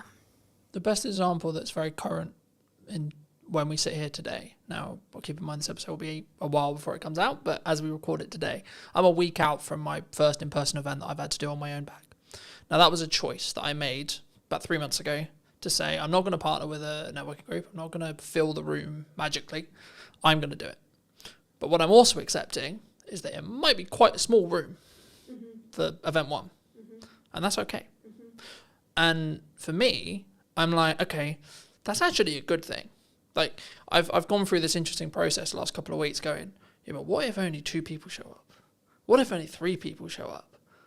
But actually, I'm like, hold on. That's actually a good thing, because I'm not really refined on what I want this in-person event element side of the business to actually be yet. So actually, if I only have 2 or 3 people, that's perfect feedback ground for me to go, okay, well, let's try this. Let's try this stuff and see what then happens. Of course, it's a content opportunity as well, etc. But is this your event that you're putting on? Yeah. So a friend of mine is about to have an event tomorrow, actually, again, depending on when this podcast comes out, but she asked me she said the same thing. What if there's only a few of us, or what if nobody turns up? If nobody turns up, but you're stood there with a glass of champagne waiting to welcome everybody, you now know the process of how to put on an event. You now know what you can do better. And so don't cancel it. Keep going. And even if one person turns up and you have the best life-changing conversation with that one person, and you get to give each other all of that time, that's massive benefit and value for both of you. You've met and grown your network by 1, which is always a great thing. That person's had all of your attention and they're buzzing. But equally, when you put on an event, which I'm also doing myself, you learn from it. What if is just the worst anxiety-inducing phrase. What if nobody turns up? What if the restaurant haven't got my booking? What if it all goes wrong? What if it all goes wrong? If it does go wrong, then fine. You'll be fine. It's going to be okay, and you'll learn from it. Do you think that's why people don't do it, though? Fear? Oh, yeah, 100%. Fear like they go, I'm going to look like a dick. I'm not going to look great because, Colton only sold 4 tickets. But that comes back to confidence and being authentic. If it's fear holding you back of it's going to fail, then it's fear and failure. Fear of failure. If it's something inside that's holding you back, then that's your confidence. That's stuff that you need to work on. There's a lot of psychology within business, and I think if you can do a little bit of work on yourself, if you can see an image of yourself that gives you the absolute confidence to take that next step, hire a photographer quick. No, I'm kidding. But it is that image. It's that visual representation of me doing it. Oh wow, I can do it. I also had my photography done 6 months ago, and I needed new images of me that represented me to help me move forward. But there was a tool that I needed to tap into, and it really did reinvigorate my shop front, and it gave me the confidence to move forward. Therefore, I'm not holding myself back. But I made a move to tap into something that would get me there. So, yeah. Do you think that when we're in that scenario, right, in reality, I'm going to do my best to perform to the room, however big that room is. Do you think whenever we do, because I could use the podcast as an example, I could use the event as an example, but I use the podcast because it's the stats that are in my head. The number of podcasts that get beyond episode 10 is like 25% or so, right? But that, by proxy, means if you're episode 10, episode 11, episode 12, 14, 15, 16, so on, the odds of each episode after that puts you in higher and higher and higher and higher and higher percentage as a whole. And I think we don't look at the averages, right? Like if you look at money, right, the figures that show that if someone is hit by a £300 bill unexpectedly, the majority can't pay or have to go into debt to pay that bill. And I think it's the same. And I think that can be the paralysis of, well, this is why I'm not going to do the event. Because if I don't do the event, or I don't launch the podcast, I don't have to be okay with it's only going to go get 5 views. It's only going to be 2 people. It's only going to be in the same way. I don't have to be okay. I don't have to see myself on camera. Yeah, but then controversially, you just shouldn't be in business. I mean, if you're worried that only 2 people are going to turn up, or if you're worried that I am going to fail and you're going to let that hold you back, then you're not a business. You're not a person in business. You could be working for somebody, but you've got to have some form of gumption to just move forward and do it, no matter what the consequence or the you can't live in fear and you can't catastrophize what's going to happen. I would like to think of myself as quite an optimistic person. And so even if nobody turns up, fine. I've learned how to put on an event, what I needed, what my contacts were, how can I do better? And I think if you can switch your mindset, get a coach, talk to your 5 people around you, look in the mirror and have a conversation, read a book, look at YouTube, educate yourself. If you're running the tap and it's murky, keep running it until it's clear and educate yourself, update your knowledge. If you are holding back because of what if and fear, then you're not ready. I would say read a book, listen to a podcast, feed yourself with stuff that's going to help you make that next step, open the door and welcome your 2 guests. Equally, welcome your 500 guests, and now you're overwhelmed, but I did a good job.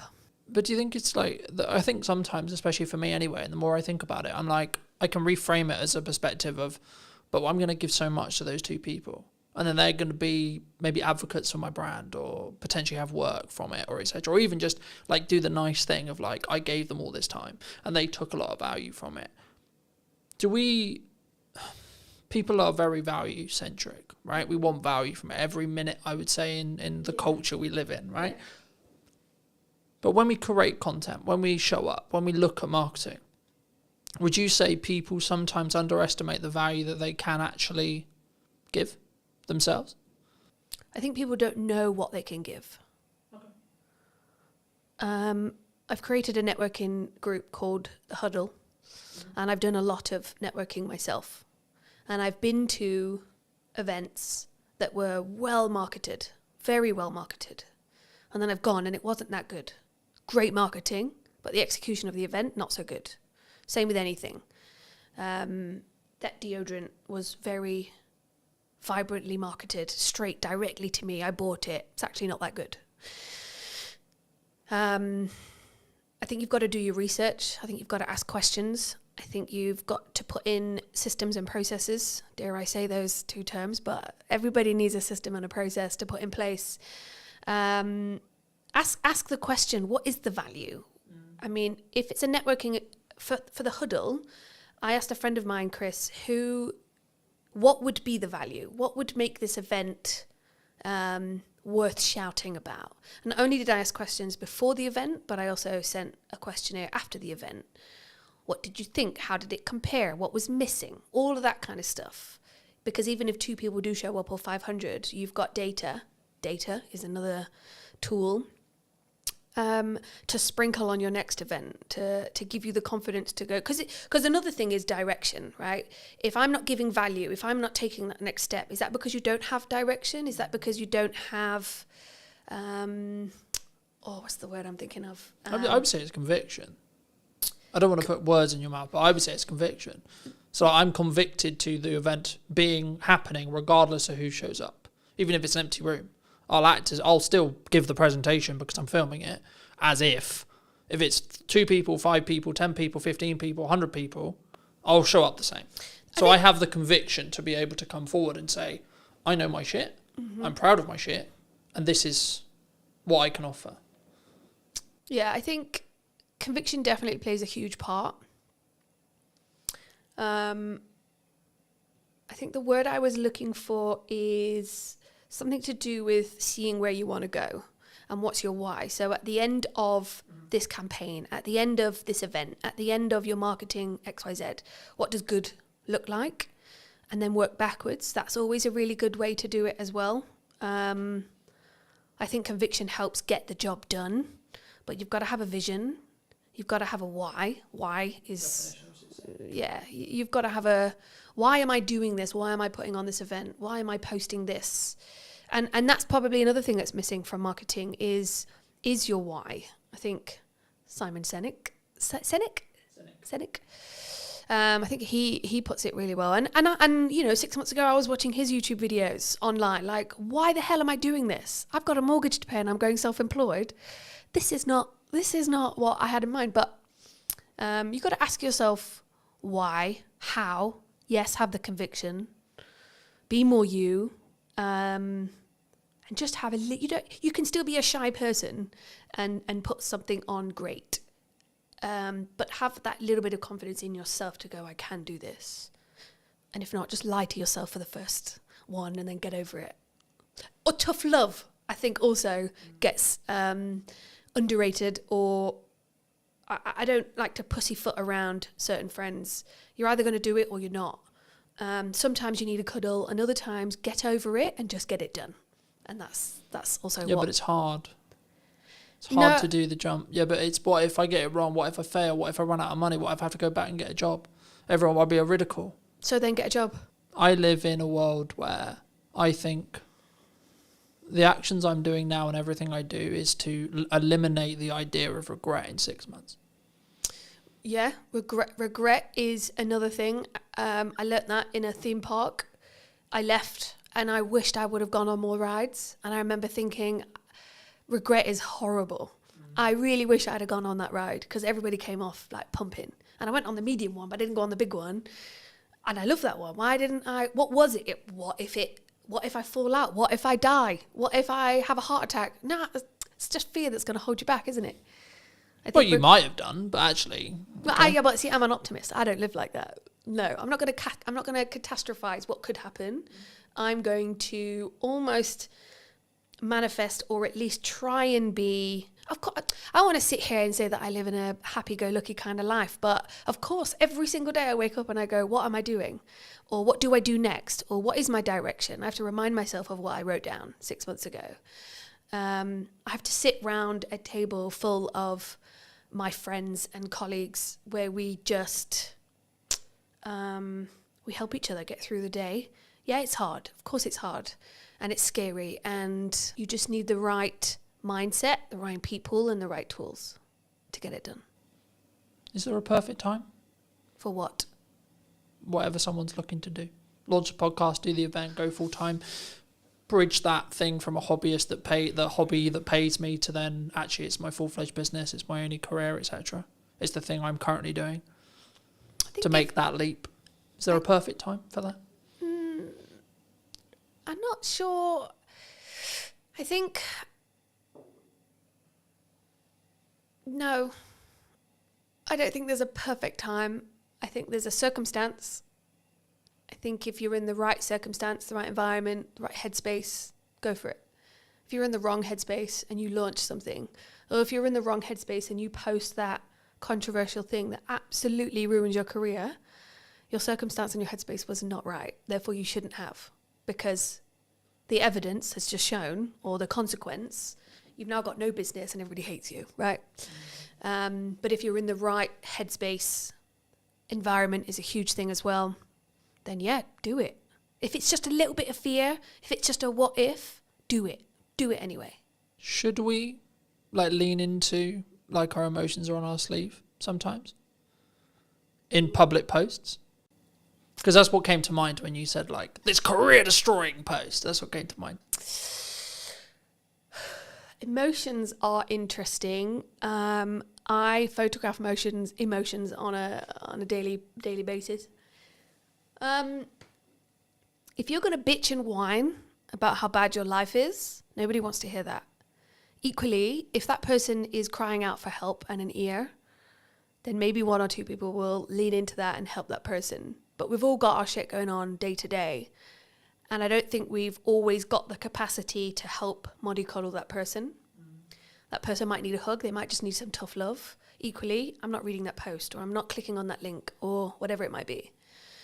But I do think that another thing missing from marketing is emotion. Yes. But emotion is huge, right? I'm not saying... Because I think some people, they struggle to be vulnerable. And of course it's within context, right? Mm-hmm. It's, I've healed from this thing. Personally, my yardstick on it is if you're still healing from something, no, it should not be on social media. Not at all. Because you don't have the ability to rationalise it and contextualise the story properly yet. But if you have healed from it, and you're trying to tell it as a telling story that has a purpose, whether that's I want to show who I am, or this is a story and this is how I overcame it, then yes, I think you should. But also I think it should lean into the first of what we discussed, which is that authentic to you? So I've been doing some work with Serena Mann. She's a public speaking coach. She's really good at that. She's really good at sitting down with you and your story and going, well, that sounds a bit too personal. We can still touch on it. We can reword it. It's good to talk or touch on that, but let's not delve into that bit because that's crossing a line. But equally, you've got to ask yourself, how much of my personal story do I want to put out there? I think sometimes it's good to touch on something, tweak it, to make it a story, to make it listenable. I think, again, it comes back to those people around you or having a coach. What is your story? What are you wanting to get out there? And soundboarding it, sound checking it with those people around you. Is it within my marketing brand guidelines, if anybody's even got those anymore? But do you think that can go too far, though? Because I think some people will maybe listen to that. Story. But I think in general, I think people will maybe say or listen to this and say, well, I had this really good post idea, had this really cool story, or I had this really cool thing I overcame last year, but it doesn't fit in the box of my brand guidelines. Who built those brand guidelines? Because if that was what you did in a moment of clarity and it doesn't fit, then assess it in that moment. I think if you're going way beyond what you're supposed to be talking about within your brand, yeah, that's when you should probably sound check it with someone you trust that also understands your brand. But equally, this is where the authenticity comes in, right? One day you're feeling like absolute crap, and the next day you're on top of the world. Which day do I talk about? I don't feel comfortable yet enough to talk about my low, down, dark days, but I have them. Equally, when I am feeling on top of the world, I kind of feel like I'm gloating a little bit. So I almost don't want to talk about those days either. So that's where you kind of balance out and go, well, what is my story? What do I want to talk about? And why do brand guidelines even exist? Or those 5 people around you? I think, again, it just comes back to your why. What are you trying to do? What do you want to get back? Are you doing it to just get a reaction or some attention? Or are you doing it to be authentic and stand out in a crowd? Then yeah, go for it. But something that jumped to mind, so I'll mention it. I, at the time of recording last week, recorded an episode with Ravi. He's a communication coach. Okay. And he talked about in that episode and with me privately afterwards and before, that you can have seasons, right? And you have seasons in your life. You have seasons where you have a specific focus. You have specific seasons where that's my North Star on success. And I think building off what you were just discussing, I think that's the key. I think it's about understanding where you are and what season you're in, right? So does it involve, or the story you're trying to tell, does it add to that season, that objective of that season, or not? And if it's not, then maybe save it, or maybe don't use it in the context you were initially thinking, and say, okay, well, I may come back to that and contextualize it some other way when the timing feels right. But also don't use, in my view at least, don't use that as a crutch to say, well, that's why I'm not going to do it. No, and I think, if you're going to build yourself a box, I wouldn't necessarily stick within it. I think it's okay to push those boundaries. But equally, you've just mentioned something that I'd never thought about putting into my marketing plan of seasons. Not at all. So actually, now watching this podcast back, somebody might go, actually, I do find that I have seasons. But that's because they've gone out of their way to watch a podcast and somebody's mentioned seasons and they go, actually, last month was really good. This month's not so much. That month's about this and that and so on. So yeah, I think have your seasons, have your strategy, try to stick with it. But if you feel really strongly that I want to talk about this, or actually I've got a new idea and I know this is going to be the thing that skyrockets my visibility or my business, then yeah, run with it. Yeah. I don't think there should be, I think you need healthy boundaries, but when you put things in place that stop you taking that next step, yeah, that's something to be mindful of.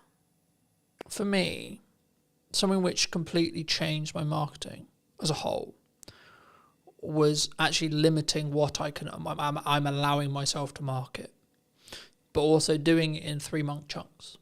So 3-month chunks. So I talked about the event earlier. Mm-hmm. The event marketing stopped about a month ago at the time of recording. The event's next week. Okay. Now, some people would say, wow, your priorities have changed. Wow, the event's going to get cancelled, etc. No, the marketing did the job I needed it to do to get me to the point where I'm doing the event. Cool. But now I'm focusing on other things. And for me, I mostly took this from Alex Emosi, but again, you can take it from other people as well. I only allow myself 2, maximum 3 things per quarter to talk about. For as long as I have a podcast in the current format, one of those things will be the podcast. At the moment, at the time of recording, it's also Christmas. Now, to give the audience some context, we're recording this at the first week of September. So people are like, why are you focusing on Christmas? Well, Q4 is when Christmas matters. But for me to be able to get the work, I need to market it before the decision makers have made the decision about Christmas. Mm-hmm. That's September. That's not October, November. That's when you do the campaigns. That's when you do the etc. And there's kind of this joke in marketing where like, oh, it's summer and 25 degrees and we're taking pictures of snow. And it's quite funny, I think, for me. But when I made that decision, I made it maybe 6 months ago, it completely changed how I look at marketing, but then also the results that I get. Not short term, not all this clip went viral, but the focus I can give during that time. Mm-hmm. And it's not to say, oh, I don't have other like ideas or I don't have other concepts. It's like, no, that will come in time, right? You can give it to the next quarter. So I've already planned out what Q1 next year is going to be, but I'm not going to touch anything in Q1 yet because I'm very focused on what does Q4 look like for 2025. How did you learn all of that? By consuming and trying and getting it wrong, right? And do you think that's the right way that everybody should be working, or that just something that you found that works for you? I think it's me. Personally, I think it's me. Because I think it would be very arrogant of me to sit here and say, this is what you need to do for your marketing and your vision and your success. But what could work for everybody is go out there, get some knowledge and build something that works for you. I think we can teach the idea of consistent improvement, consistent learning. I think that's important. I think that's something that we should always look towards. Yeah. Yes. But then we should stop. For people who are maybe on the fence about looking at visibility, looking at content, looking at photography, what would you say to them? And this can be more of a pitch for you in some ways. Well, it's interesting because the inquiries that I'm getting at the moment are personal branding is everything at the moment. And I think that is a really good thing to lean into. especially if it's something that is going to help you stand out in a crowd, or if there's 10 website designers, how do I choose the best one? Well, she looks like my kind of gal. Let me have a phone call with her. From that phone call, did it go well? Yes, great. Did that image get the job? Probably, because looking at that image, I related to that person. I think if you think about photography throughout history, it is what makes us make a decision. It is what makes us choose the pepperoni over the mushroom in a Domino's menu or whatever. I think photography is a massive skill, tool to have within your business. There's a lot of self-work that people are doing, and photography is an avenue to get that out, to give you the confidence to take that next step. But also company culture is a huge thing. How do we know who we're talking to when we pick up the phone to the plumber or the cleaning company or the recruitment company? Who am I talking to? Because yes, AI is there, but it's still people to people. So I want to know who I'm talking to. If I'm going to invest £100,000 or £500,000 with a financial advisor, who am I going to pick? Do I have to go to every single networking event to meet all of those financial advisors, to build the relationship, to then decide on who? And I can't. Why don't I go on the website and see what the website's saying? Why don't I go on their social media? Why don't I do what I can do first in 10 minutes on my phone and connect with somebody over an image? Now, that image could just be a headshot. It could just show me your face so that when we do meet for a coffee, I know who I'm looking for. Equally, it could be a bit more of a portrait. It could be an image that says, I'm into rugby and I've got kids and I love a coffee in the sunshine. That's the kind of guy I want to invest my money with. Or equally, I am looking for someone who will understand me, and I've got this huge shopping addiction. And I know that she has too. So let's just, because you want to connect, you want to invest your money with someone who you can connect and bond and grow with, especially if it's a long time investment. If I'm going to invest in a website, if I'm going to continuously do podcasting with somebody, I want to make sure that that's somebody, and you and I as an example, that we do connect, that we do get on, that this is a successful relationship moving forward. But how do I get there in the first place? And I think imagery can do so many things. Yes, images say 1,000 words and so on, but I think more than that, it's a reflection of what's going on. It doesn't necessarily need to be about you. It could be about the company that you've built. I got 30 team members. I want them all to be photographed, and then when it is on the website and when we do have it printed in a business magazine, I can be proud. I built that team, and the company culture is great, and that really comes across in the imagery, in the marketing. Imagery, design, marketing, web, all of that is integrated and helps you promote, helps build your personality of your business to get it out there.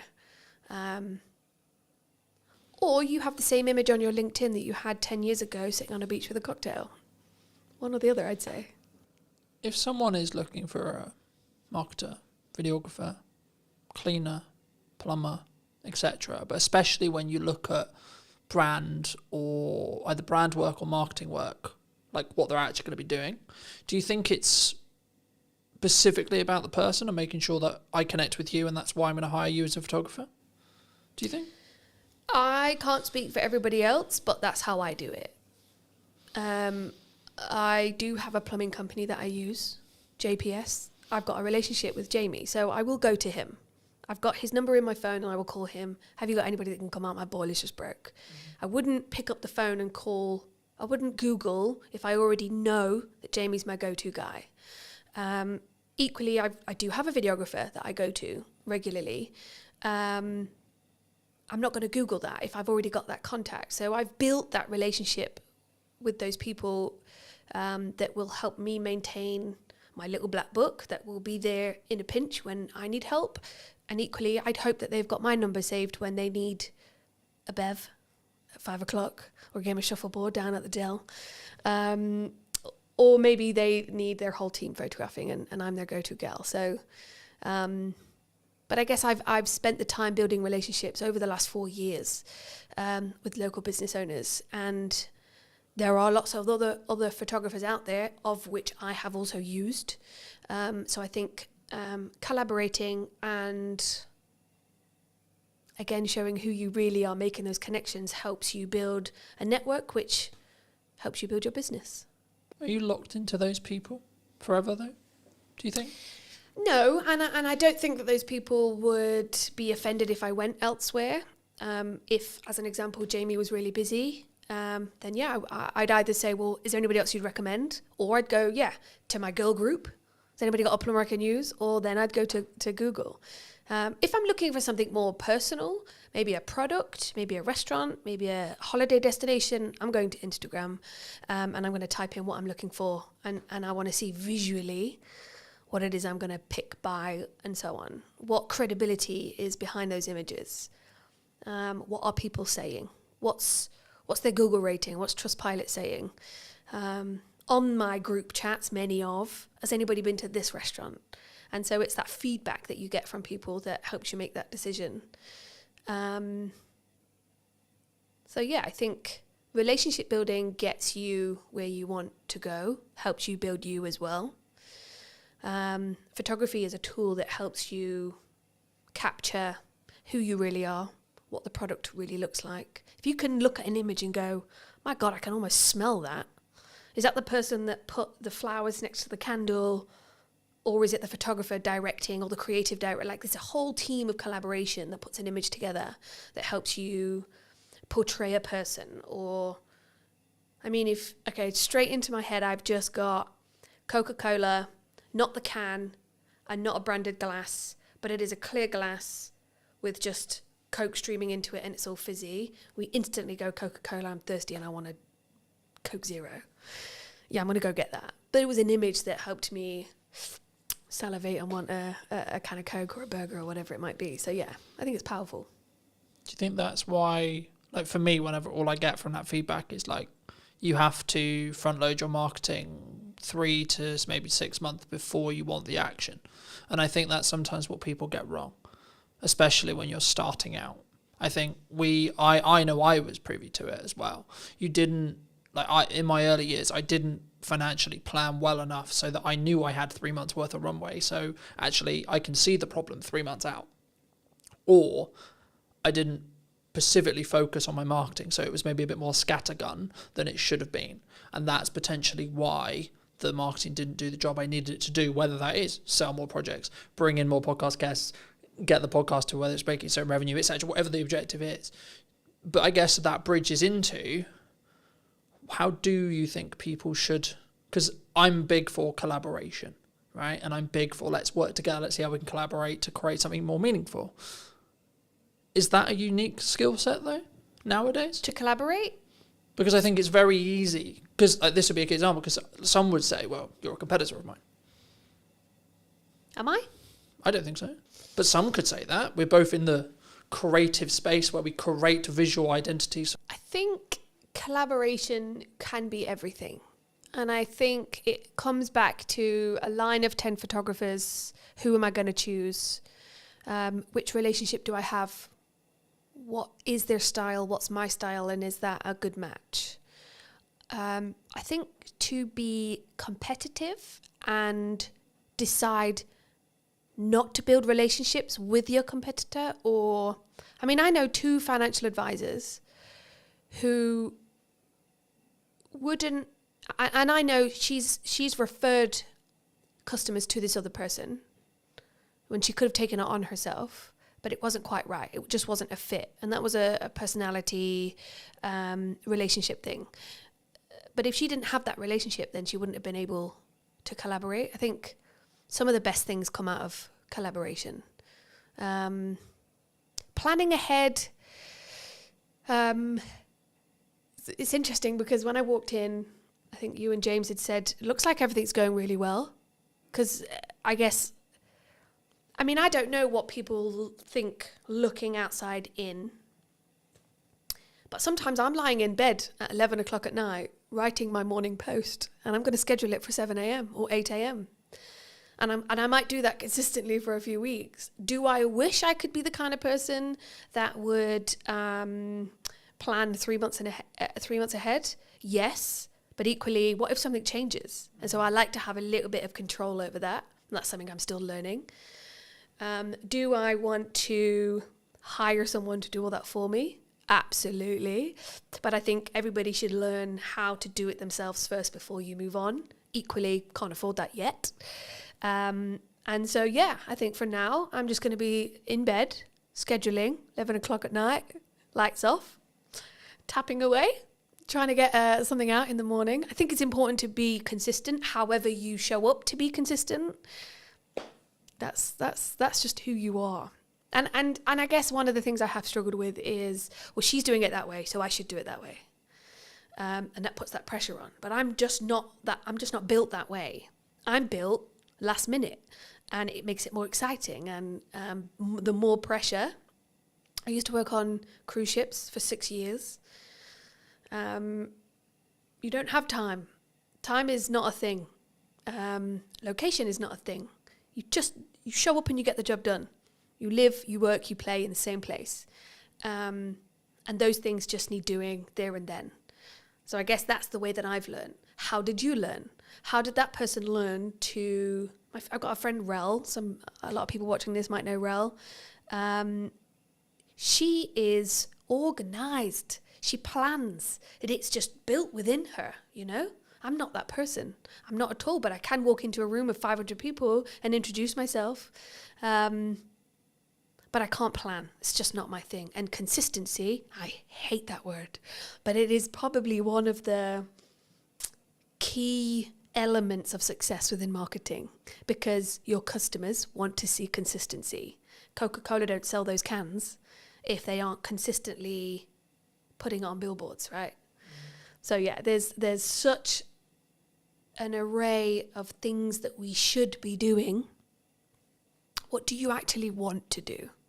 Because if you're shoulding yourself, then I don't think it's real.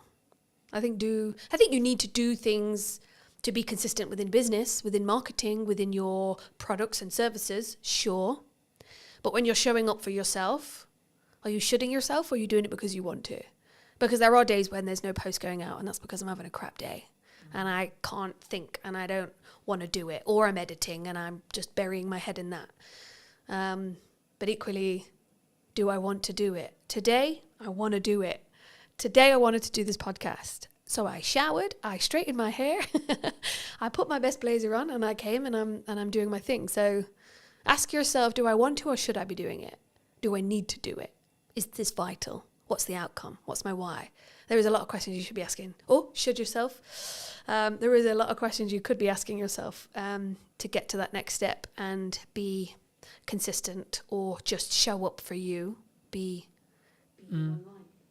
I think the important point for maybe someone to leave with as we finish this episode is to do you v you, right? Because I think so many times, and something I've always focused on is, where was I a year ago, and am I better in my subjective terminology of that than where I was a year ago? That could be how much I've turned over this year. That could be how many podcast episodes I've done, how many views I've got, etc., etc., etc., etc.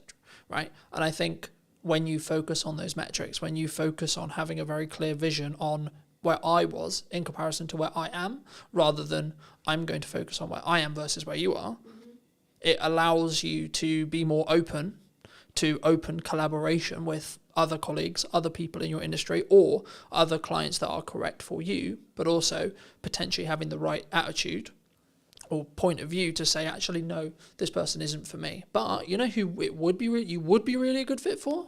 This person over here. Mm-hmm. Because I have that relationship. I know who their best fit is. And I've passed on work to other people because I think they're a better fit. Yeah, I could have quoted the work. Yeah, I could have done the work.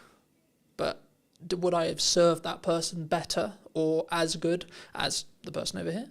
Maybe not. For those people who have maybe enjoyed this conversation and want to connect with you, see some of your work, see some of your consistent content, where's best for people to reach out for you? LinkedIn is a good platform. That's my most used platform. So definitely come connect, comment, see what I'm up to on there. And I'm always happy to have a chat, a coffee, or you will catch me at the Dell on the shuffleboard. So yeah, come down and say hi. Thanks so much for the time. And if you were going to speak to you 10 years ago, what advice would you give that person? Ooh. 10 years ago, I just left ships and I thought I could do business and I couldn't. Educate myself. Surround yourself with those that you want to learn from, is what I would say. Thank you so much for the time. Thank you very much. And if you did enjoy this episode and you would like to see more like it, I'd love to hear what you think in the comment section down below. And why not be subscribed so you do not miss next week, where I'll be back with what is missing in marketing today. Thank you ever so much for coming back and joining me, and I'll see you very, very soon. My biggest performing posts on LinkedIn are all selfies or photos of me doing something mainly not related to the business. What do you think is missing in marketing right now? What do you think people could be doing, should be doing, that they're maybe not doing? The thing they are missing in marketing is consistency, which I think can be really, really key. How consistently should someone be writing a blog on a website? So we say it's really good if you can do it once a month as a minimum. Do people need video on their website? I really hate it when I go to a website and on the homepage I see that this person's got a video and I can see it's them, they're going to be talking to camera. It's not well scripted, or maybe not even scripted at all, not well thought through. They don't seem confident. And then you're going, why have you put this on your homepage? Because this is doing nothing for you or your business. Did you know that 93% of you are not subscribed? So if you could please do me a favor and you're enjoying the show, then subscribing would mean the world to me, and it would allow me to grow the show and continue to get larger and larger guests and continue to bring what's missing in marketing today. Thank you ever so much for joining me, and I'll enjoy the episode. Hello, my friends. I hope you're well. I hope you had a good day, evening, or night, wherever you are. Today, we're going to be talking all things websites, and I imagine some technical marketing stuff. Welcome to the show. Thank you very much. I'm good, thank you. For those who don't know you, I am. What do you do? I'm Jude Wharton. I am one half of Ready Steady Websites, and yeah, I run a web design and branding company. That is what I do. It's a very interesting space, as we were alluding to while James was helping set up. Do you think your space is going to change in the next 5 years? I'll start there. I think inevitably a lot of spaces are going to change over the next 5 years. I think we thought it might have changed more than it has done already by now. I think we saw, the rise of AI website builders, and obviously you could get a website out there just like that, absolutely free, content written for you, images put in, when you've just said, I want a website for a nutritional therapist based in Hampshire. But in reality, it hasn't happened, and I think there's a number of reasons for that. I think the first is that those small business owners who are completely outside of the tech world, they're not tech savvy, they don't want to deal with it themselves, they don't want to have to think about any of it themselves. They're not wanting to use it. They're not there. They're not ready for that yet. And so they still want people who can be there to help them and support them. And they want copy that's written specifically for them and images that are them working with their clients. And so it hasn't taken off, which I'm very glad about. But I do think that as time goes on, people are going to get more and more used to using AI in lots of different areas of their life. As we go through different generations, people are going to come out of school so much more tech savvy. I've got a 14-year-old son, my eldest son, he's doing work for us this summer, and he is insanely quick and knows what he's doing because he is taught it now, in a way that we weren't. So I came out of school and there were web designers weren't a thing, so things move really quickly, obviously. So I think as time goes on, people will just be doing this stuff themselves because it will be so easy for them. But right now, not seeing it affecting us at the moment. How are you looking at that from a business point of view then? I think we are using AI. It's great for speeding up coding most of the time. Sometimes, it goes off in its own little world and you're like, I did not ask you to do that. Why have you thrown that in? But I wanted to add a unicorn onto the page, no, okay? exactly. So I just like unicorns. Yeah. I don't care what your prompt was. I'm going to add a unicorn. My husband, who is my business partner, he was using it to speed up some code the other day, and then it was going mad in a way that it hadn't done for him before. And he described it so brilliantly as, it's like when you've got a toddler with you and suddenly you look up and this toddler was playing calmly and happily on the floor, but they're at the top of a bookcase pouring paint everywhere, and there wasn't even a bookcase there to start off with. Like, that is what AI is like sometimes. It will just kind of go and do that. And that's reassuring to me at the moment, because it means that Chris, being a coder, he can use it to speed up his code, and he knows when it's gone wrong. Whereas you can't just have any old person using it to create code and do things, because they won't know when it's gone wrong and they won't know how to sort it out when it's not working. So that's reassuring for me that it's not there yet. It will be, because the more people who are using it to do this stuff, the more it's learning. But yeah, so we are using it to speed things up. I think we'd be silly not to be keeping an eye on it, not to looking at what's possible with it. But I'm not worried at the moment. Cool. Where does it's mostly a marketing show. Where does a website sit right now in marketing, do you think? I think a website's key to sort of being the sort of centre point of where all your marketing's pointed to, really. I think it can be used as a marketing tool in its own right if you've got it working really well from a search engine optimization point of view, and it will just be bringing the traffic to you, especially if you are adding the right content to it regularly, like you're doing stuff like this, but you're putting it on your website as a blog post. You've got those things attracting new people to your website, so it can be sort of part of your outreach marketing. But on the whole, I really see a website as being there as the place that you send all of your outreach stuff to, whether that's you've met people through networking, whether it is you're doing podcasts, you've got your social media content, you've got printed, actual physical marketing materials out there. Because so many people want to see that you are a real, genuine, can be trusted business. And, back in the day when people had offices and shop fronts, that did that for you. Like, that was, you were there on the high street and people could see that you were real and genuine. But most businesses don't have that. Your website is a replacement for that. And I've seen various statistics and the percentages vary. But on the whole, it looks like sort of 60 to 70% of people won't consider using a business, even if it's been recommended to them by someone else, unless they can go and actually look at their website, see that their website looks good, is professional, is really representing them very well, and then they feel confident to approach that business to consider working with them.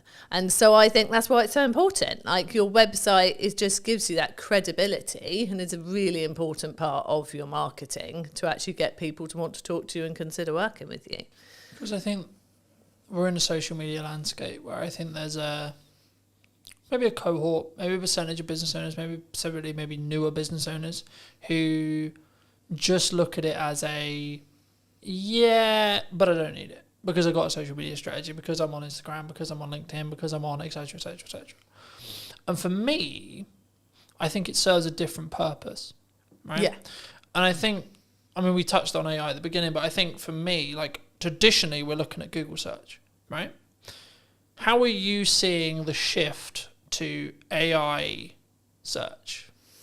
It's definitely happening. We've noticed it in our own analytics that we're starting to see more traffic coming from, specifically it was ChatGPT, than was coming from some of our social platforms. So it's definitely happening.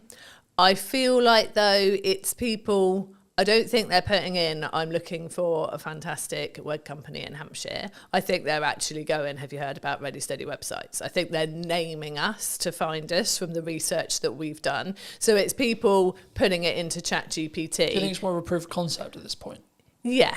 Okay. Yeah, I think it's people testing it, putting it into ChatGPT rather than chucking it into Google. And they're just putting the same thing as they would in there. So it's a different way of finding us, but definitely people are using it more. I know people who say that they will ask AI pretty much anything. Like they just want to see what it says, whether it's ChatGPT or Claude or whichever ones are out there. They just want to see what it says, see if it like is sort of thinking along the same lines as them, see if it does bring up anything different. And again, it is completely based on what you've been talking to it before, because when Chris tested it and said, ChatGPT, I'm looking for a web company that can do me a website for around this price, straight away, we recommend Ready Steady websites, they're fantastic. Got one of our business friends to do the same and didn't bring us up at all until he then went, I've heard good things about Ready Steady websites. What do you think of them? And then it came back saying, yeah, Ready Steady websites does a good reputation. It has got these reviews, this is its price point, and then did serve up the information. I think at the moment it's just a lot of people testing it, having fun with it, seeing if it brings up the right things. I'm not sure that we're seeing a lot of traffic from people who are just genuinely using it as its only way into.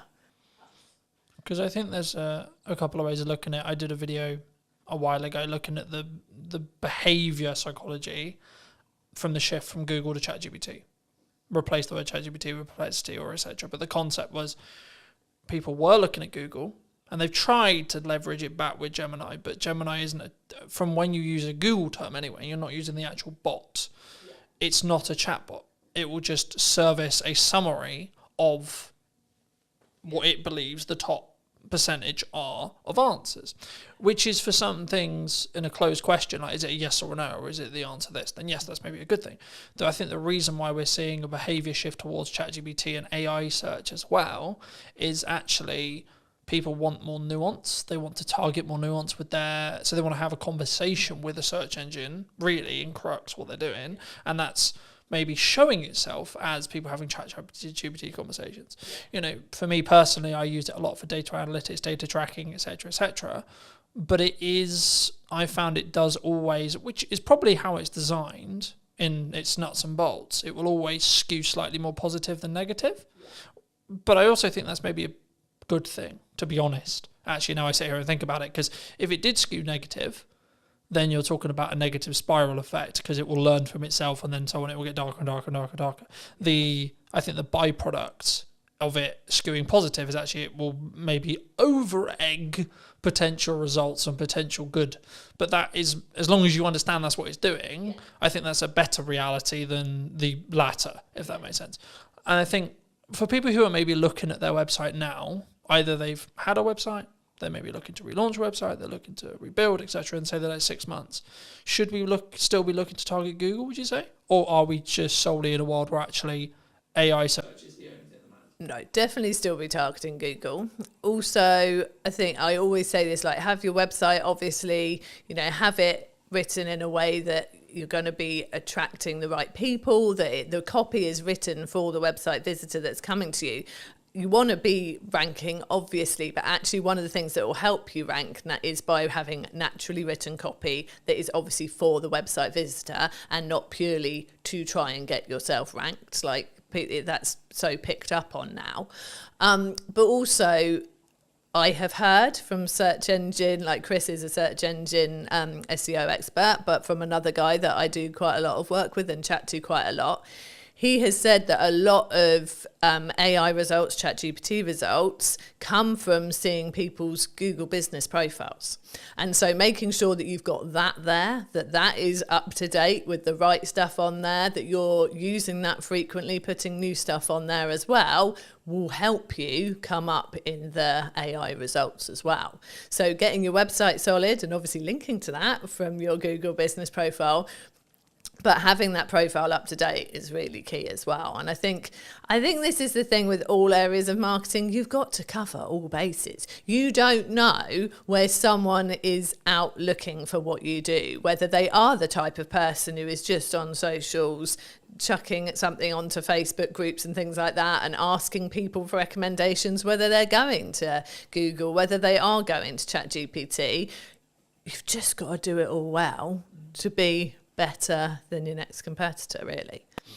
Do you think it's constant update 1%, update 1%, update 1%, to be like, because I think sometimes we get into the like I personally never struggle with this because I've always focused on me v me, but I know that a lot of people have, which is I'm constantly looking at what my competitors are doing. I'm constantly adapting and looking at what if Sally's done this? Oh my God, Nigel's just done this. And I think that's can be quite a dangerous road to walk down. Yeah, I think you've got to do what you're doing, focus on what you're doing, do it well, and tell people what you're doing well as well.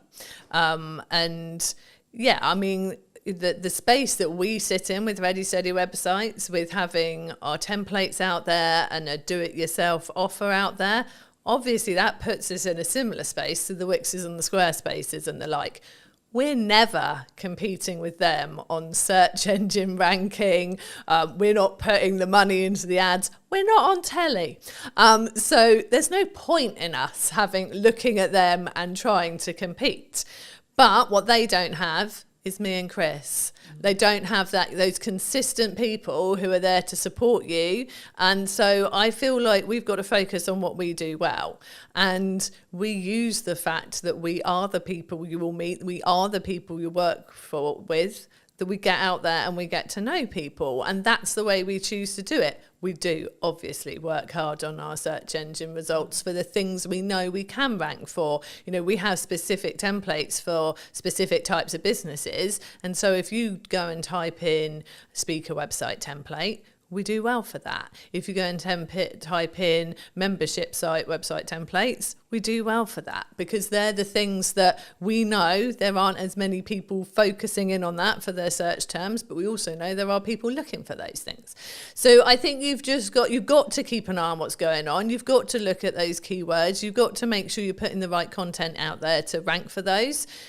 But yeah, if there are competitors out there doing things like you're seeing them doing this all the time, and you can't do that, you can't keep up with that, or that's just not your way that you would do something, no, stick in your way of doing it. If it's working and you can see you can build on it and do it more, that is the way I would always go. I think for me, it's about only adding the stuff you can stay sustainably at, 1.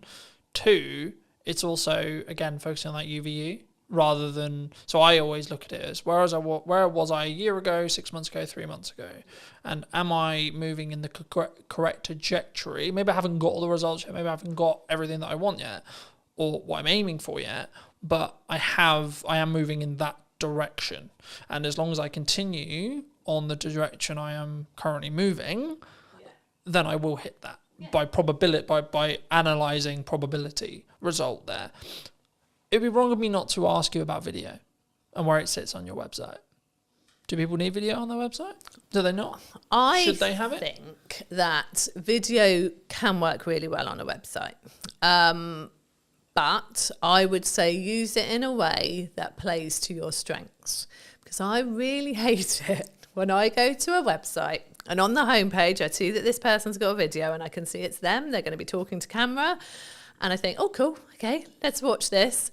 And then it's not well scripted, or maybe not even scripted at all, not well thought through. They don't seem confident. And it's just all a bit waffly and a bit awkward. And then you're going, why have you put this on your homepage? Because this is doing nothing for you or your business. And you know they've put it on their homepage because someone told them that they should use video on their website. You can only use video if it's going to be right for you and it's going to work, because it could go completely the other way and make people go, I'm not sure about this, and go and look at someone else's website. We have used video on our website. We had a video on there. We've since restructured the way that some of our packages work, and so we have taken it down because it's not current now, and that's another thing. You have to make sure that you're keeping everything current and up to date. And that was more of a animated, sort of explain your process of how to work with Ready Steady websites. And we were quite surprised actually that it didn't get as many people watching it as we thought. We really thought that more people would watch the video on the website than choose to read it. But actually, there wasn't as high a percentage when we went and looked at sort of the views and the people who had come to the website in the same period of time. There wasn't as high a percentage of people watched it as we thought there might be. So I think it really depends. I think it's one of those things of try it. Just try it and see if it's working. Like, we use video a lot in our business. We use it a lot in our tutorials to help people with using our templates. We have welcome videos when people join Ready Steady websites. When they initially come into our back-end membership site, there's a little welcome video from us. We use video a lot with our clients, like handover videos when their website's ready. Video is so useful, and it's such a good way to really feel like you've engaged with that person. They've got to know you. It's so easy to explain things in that way. So I think with video is really valuable. Like, we've got a YouTube channel, which we are not doing enough with at all at the moment. And I know that we are going to do more after the summer.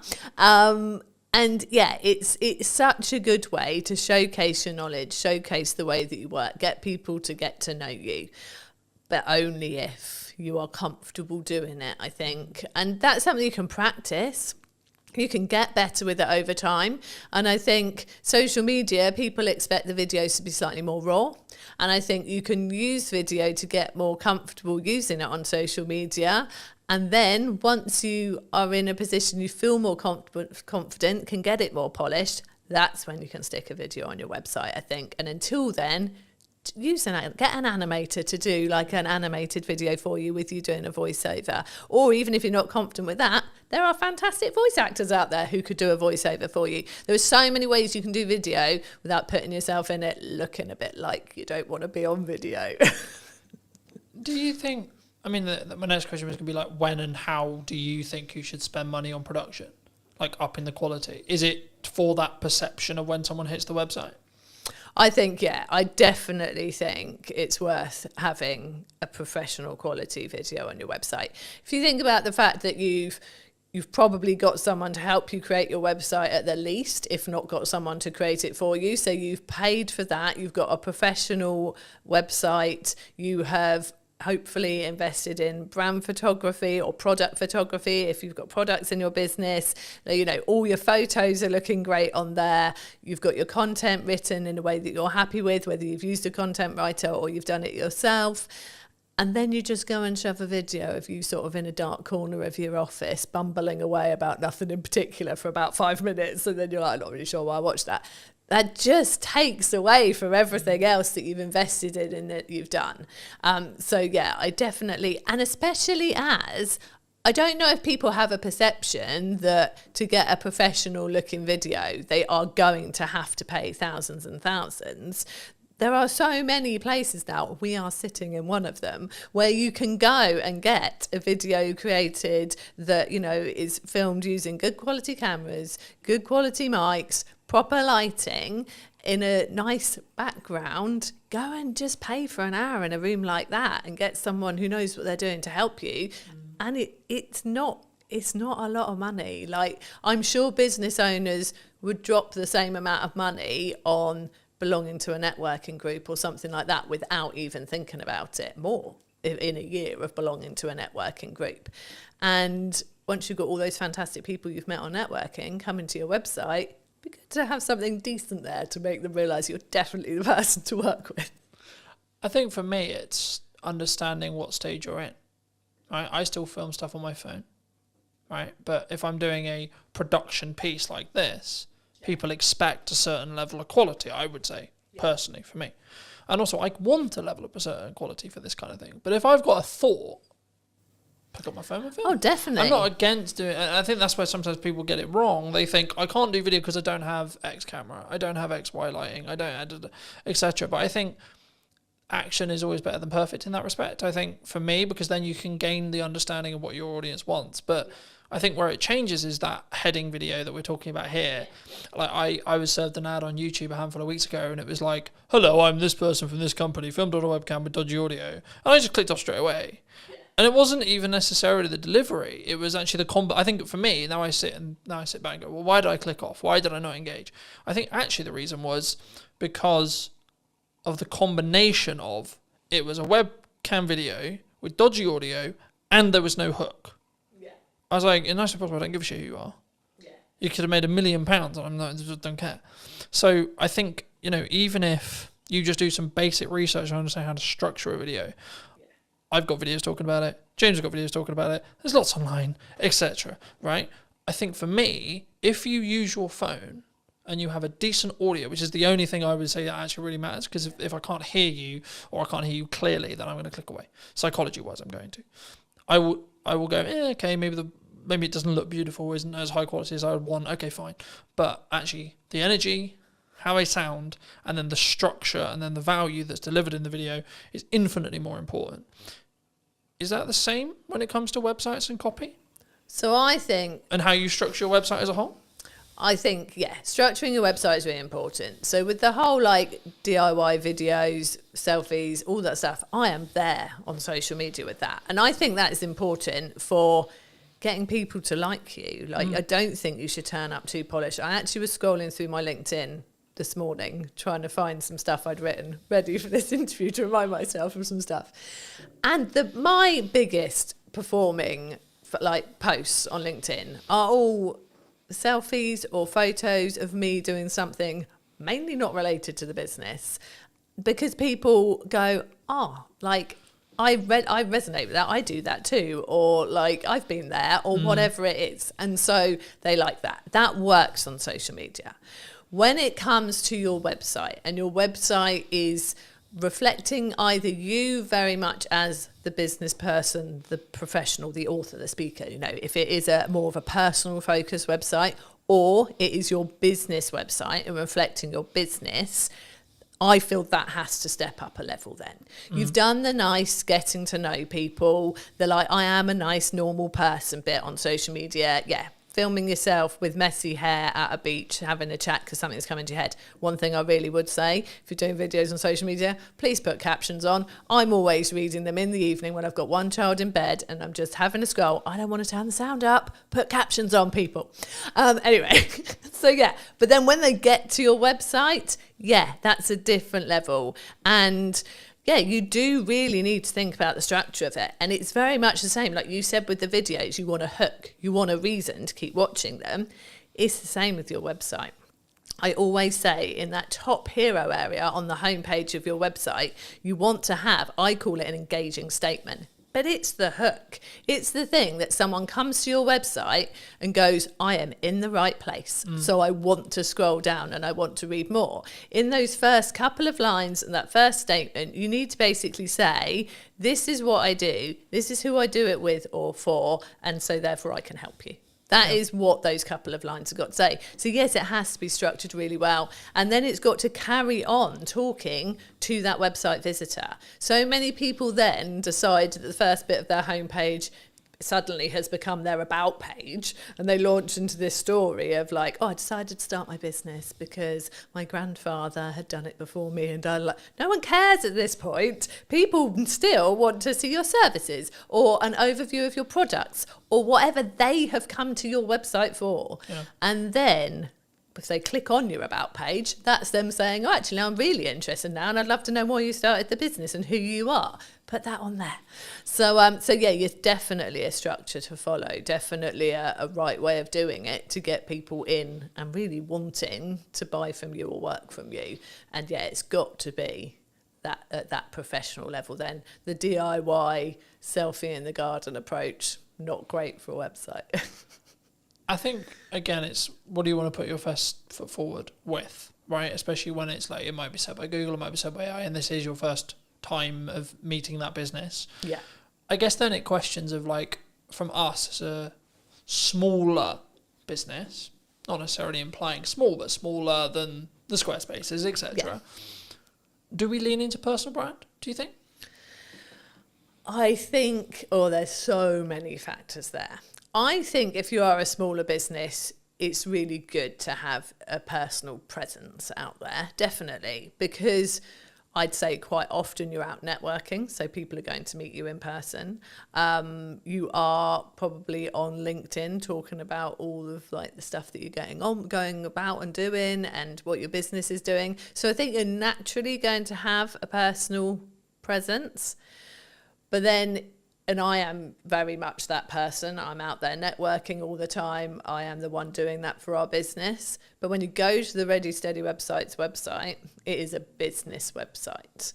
There, is an about page and there is a team page, and we are on there, and our sense of humour is definitely on there, and we carry that through, like the way that we are on social media. It's very much on. Someone commented that to me the other day, that she loved the fact our personality was there in the website once you look for it, but actually the website was, this is what we offer, these are our prices, this is what you get, really clear and simple, and all about the person who's looking for the website or the branding or the SEO package and all the other things we do.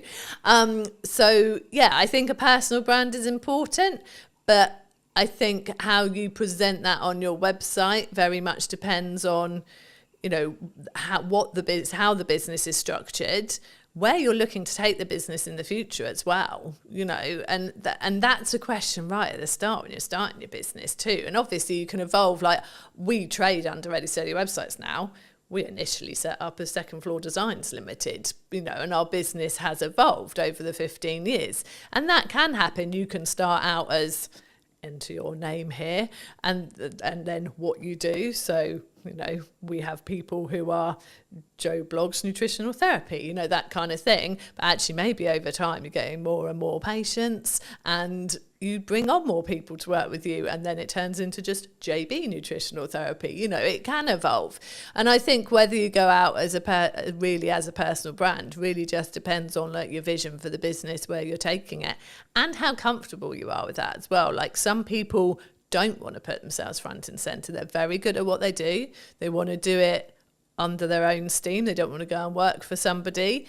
But actually, they're not this person. They're not out there doing the podcast and interviews. It's not them. They actually they want to be a business, and they don't want to be front and centre. And I think that's fine as well. If you can find the right way to get it out there, to get your like seen and marketed, then that's great. But I think it's like with the videos, you've got to be comfortable to do a really good video. You've got to be comfortable putting yourself out there as a sort of personal brand, I think.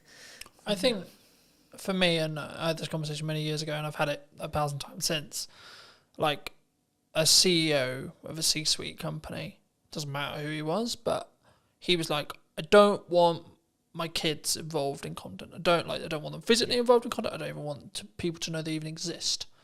I'm like, cool, no worries. He was like, how are we going to make sure that happens? I was like, do you have control over your mouth? I said, yes. He said, yes. I said, congratulations. You will not talk about your children, their existence, or anything about them in any way, shape, or form then. Yeah. It's that simple. Exactly. Right? Yeah. And I think sometimes and that's why I always phrase it that way, because I think so many people, we sit and go, I have to be really public, and I have to be this, and I have to be that. It's like, yeah, but we forget we have control over what we say in every moment. And especially if you're post-editing it, even if we have a conversation, or the conversation ends up going into a realm that you feel is inappropriate, I feel is inappropriate, or we don't feel comfortable having out live, then you just ask, would it be impossible to remove that section? Yeah. Or I just feel actually that's just a tangent that's not really relevant, so I might chop it from the set, etc. But it's doing it for a place of comfort. Yeah. Because I'm like, okay, everything I talk about publicly is everything I talk about publicly. I don't talk about the challenges I'm going through today, or the things I'm hearing from today, or whatever, if I am, because that's not appropriate, and I'm not ready for it. But I can talk about it in hindsight, right?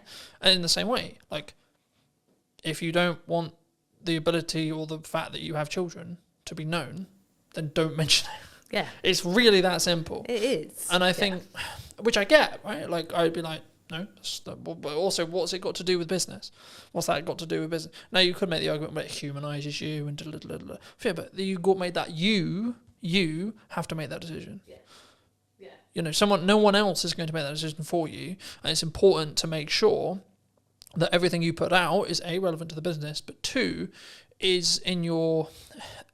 And I use the term comfort zone loosely here, because it's not about whether it's like comfortable, but it's whether it's within line with your values, I think, is the more important thing, right? It's not about, it's uncomfortable, because I think we should push ourselves for a level of uncomfortability to do things that we're not comfortable with. But that's different to, no, I just don't want, in the kids example. What do you think is missing in marketing right now? What do you think people could be doing, should be doing, that they're maybe not doing? Oh, that is a good question. I think the thing I see people like, so we're looking at very small businesses here. The thing they are missing in marketing is consistency, which I think can be really, really key. I think there's people who think, well, I put this out there and therefore, you know, everyone will know about it now because I mentioned it once. So I've marketed that, and that doesn't work. Like, there's so much out there, like people, the term, like so much noise that people are having to deal with, whether that's visual or audio. But there's so much out there and people aren't consistent with it. So I think that being consistent in whatever form of marketing you're choosing, so whether you are using social media, whether you are doing email marketing and putting emails out there, whether you are, you know, putting out flyers places, you're doing some actual like putting up posters and that kind of thing, you know, you have to be consistent with it. You have to be doing it in a range of places. And I think people feel like, well, I don't want to bother people. I don't want people to get bored of me because they're hearing it so much. And you have to do it an awful lot for people to be hearing it so much they're getting bored of you. And I think that is one of the key things that I think people are missing. I think in marketing in general, what's missing, I suppose, perhaps I'm seeing so much of the personal stuff, it might actually be nice to see actual more businessy marketing. I wonder if that would actually catch my eye more these days. Like, rather than people out there doing all the talking about themselves and like, oh, I've been here and I've been there and this, that and the other. But actually, I don't see that many people putting out from business perspective, this is what we achieved this week. This is what we did this week. This is actually what a proper like week working with a client looks like. Or this is actually, these are all the testimonials I got in 1 week. And I don't know if that's because it's a bit braggy, isn't it? If you get lots of testimonials all telling you you're lovely, but actually that's what's going to make people really want to work with you. If they go, wow, they put that many sites live this week and that many people said that stuff about them. I actually don't see that much these days. And I am bad at doing it myself. I know I am. Is that because it's easier for you to talking as you're walking down the beach, or of course it's so much easier, or when you're in the garden, or etc. It's not. Yeah, it's easier from a couple of perspectives. One, that takes no preparation, just going quick selfie, talk about this that I did here. Whereas if you want to put out like, okay, this website went live this week, we got this testimonial, I've got to sit there and make that look nice in a visual before I stick it on social media. And, you know, if it's a busy week, I'm not taking the time to do that. And I know I should. And I think that is a key thing, that doing it well always takes time. And we all have a finite amount of time. And if we are busy in our business, obviously, we've got to make sure those deadlines are hit, those clients get their websites, that the support tickets are responded to, the site that went down because the server got overloaded is put back up again. We're doing all that stuff that we actually have to do as the actual stuff in our business that pays the bills. And then we've got to go, oh, do you know what? Yeah, testimonials, do this next week. And then, oh, look, next week came and went, still going to do them next week. And actually, I think, and this is something that's clicking in my head right now while I'm talking to you, that, you know what? Some of that might stand out a bit more because people aren't doing it as much. It won't be the stuff that gets the likes and the shares and the comments on social media. There'll be those 5 nice people who are always lovely on every post and go, oh, that's so nice that you got such a lovely testimonial. Well done, Jude. And I love those people for taking the time to do that. But it won't start the discussion. It won't be those posts that go mad.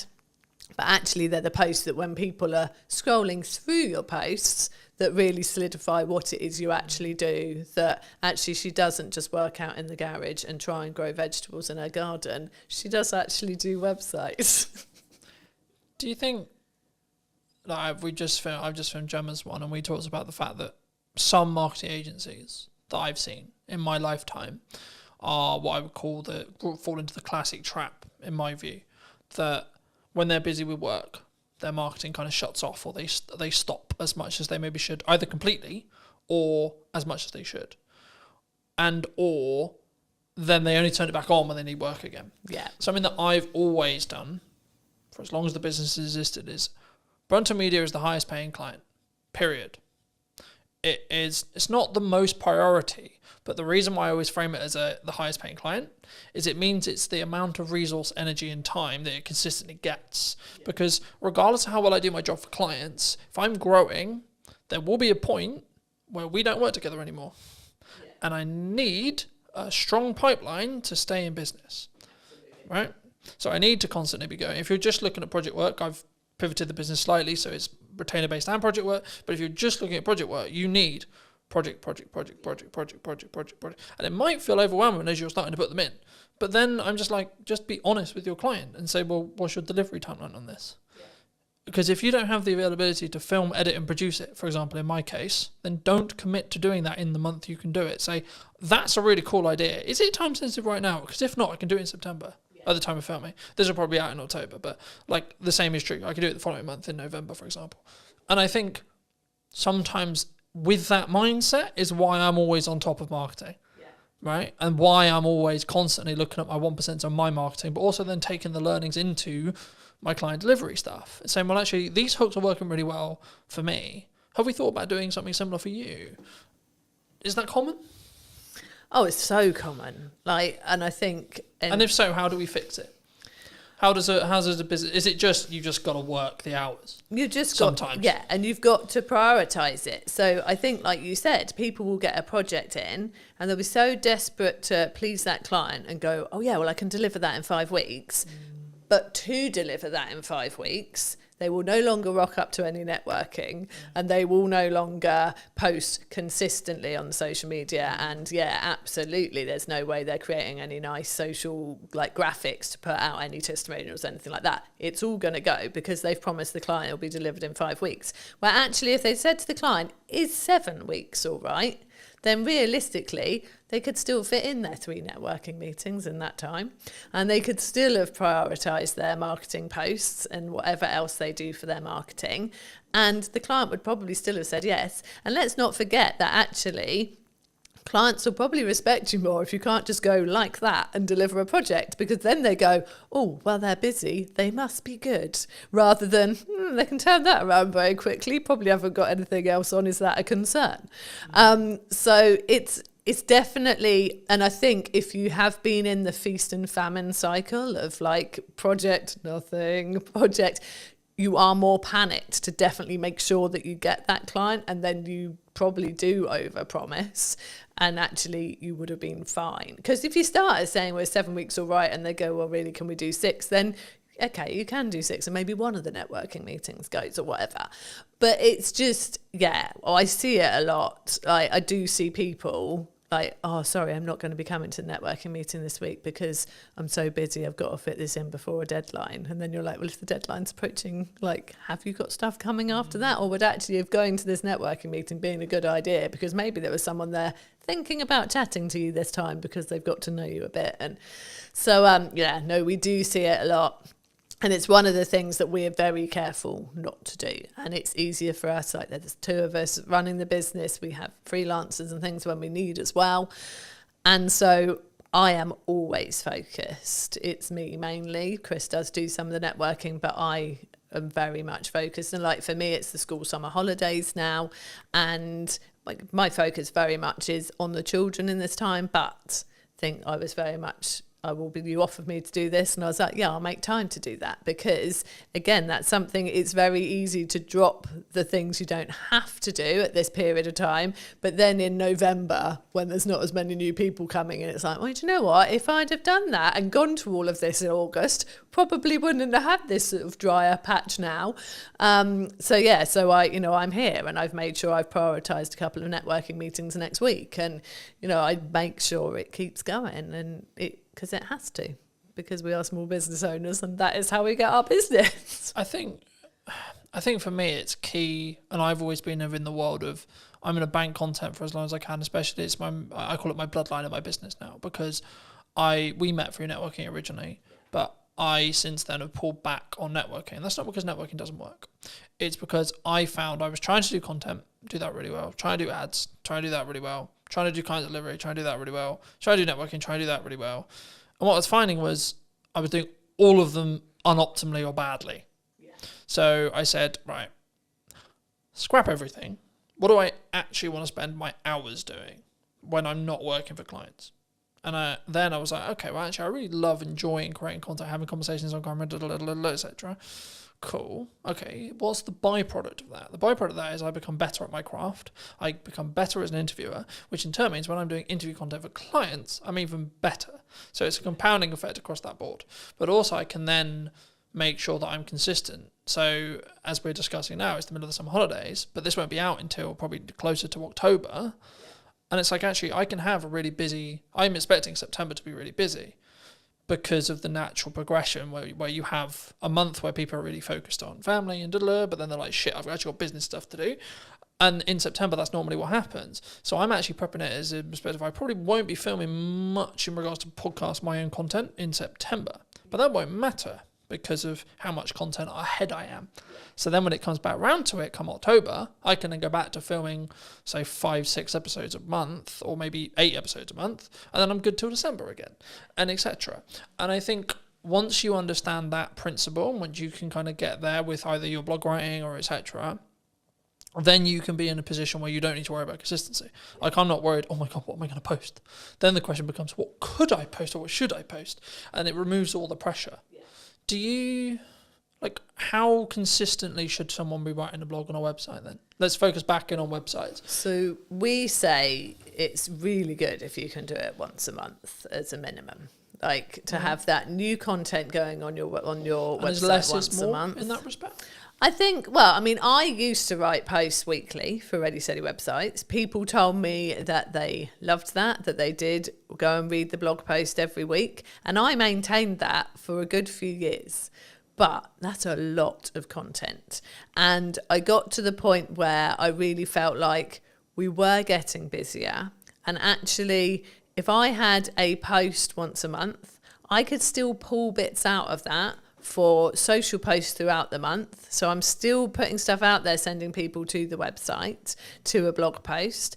I could still pull different bits out of it for our newsletter, which is weekly. And Google likes to see something new on your website every month. Like, it just reminds Google that you're there. Something new's gone on there. It's something new for Google to index. And so, so that's why we say once a month. And that is what I do now, because, once a week got a lot. And I will like batch. So like you said, like I've said, it's the summer holidays. I don't want to be doing as much during the summer holidays. So I had blog posts and social media posts already at the start of July for July, August, and the first couple of weeks of September. And my email newsletter as well, all scheduled, all ready to go, sorted. And I think it feels like that's a lot, but actually that took me not even 2 days to write the emails for every week, 3 blog posts, and I haven't written the social posts fully because I do like to be more reactive on social media, but I've written like probably 2 for each week, like full, solid, good posts that are more business related, and then I can put in my fluff of like, sat in a school field today and did this type thing, and so it can be kind of a mixture. But it doesn't take long to do it, to schedule it. Like you said, like I know you've obviously booked this room today, you're blocking your podcasts, and that's months worth of content. And it's easy to do if you organise your time right to do it. And I think it feels big for people who just aren't used to doing it. And the people who say to me, I'm not building an email list because I don't have anything to say to them. It's like, you've got so much to say. I am one for quite long emails. I talk a lot. I will write a lot as much as I talk. But actually, over the summer, they're shorter and sweeter. I've got a little thing going on of like a website tip a week. it's a short paragraph, but it's something actionable, useful for those people on our email list, relevant to them because they're all there, because they've come to us for some website reason, whether they've got a website with us already and should be reminded to just go and check that everything's still current and up to date and maybe make a tweak, or whether they're planning a new one and thinking of coming to us. Those tips are relevant to both. Happy days, email sorted. It's not hard. I mean, we have blog posts on ideas for your website, for your email newsletter, obviously. Got a blog post and everything pretty much on our website. So, yeah, but I think, once a month is a good one. Is there a pros and cons if you're, let's say, for example, you're in my position where you have a huge amount of video content and that's your feeder? Because I'm throwing around the idea for the new website that is going to be built by the time this episode comes out. There we go. Said it now. It will have to be out now. It'll have to happen. I'm throwing around the idea, because it's a time investment and it's also how I come across. I think I come across better on like this video, right? But for me, I'm aware that for AI search and SEO, I need to be writing stuff. Yeah. Now, do I need to be writing stuff? Do I need to hire a copywriter if the business can afford to do so?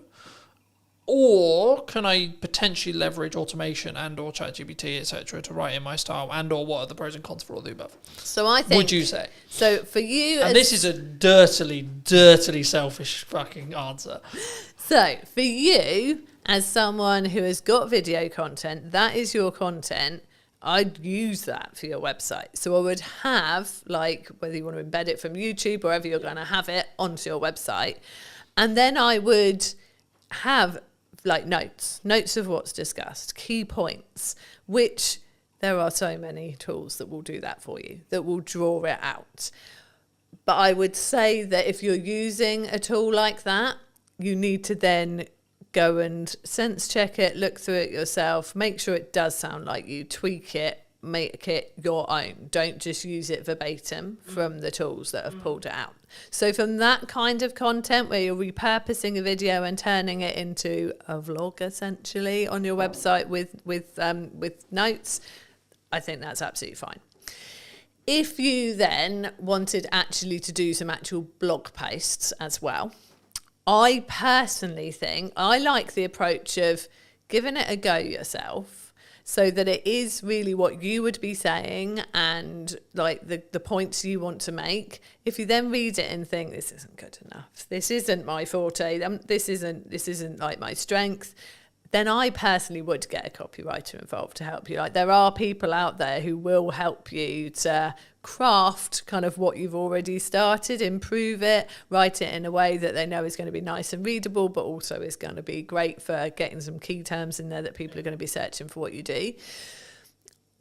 I don't like it when I see blog posts that I can tell have been written by AI, and people have written guest blog posts for me and sent them to me, and I've gone, this is obviously, they've used AI to help them write this. I will then go in and tweak those. I will take out the EM dashes, which, are an actual staple of punctuation in America, but we tend not to use it over here. So it's quite telling when I get an English person sending me a blog post with a load of them in. So I will tweak those because I don't want them on our website. There are people saying that AI copy doesn't work as well from a search engine point of view, that it's penalised. I don't know how truthful that is.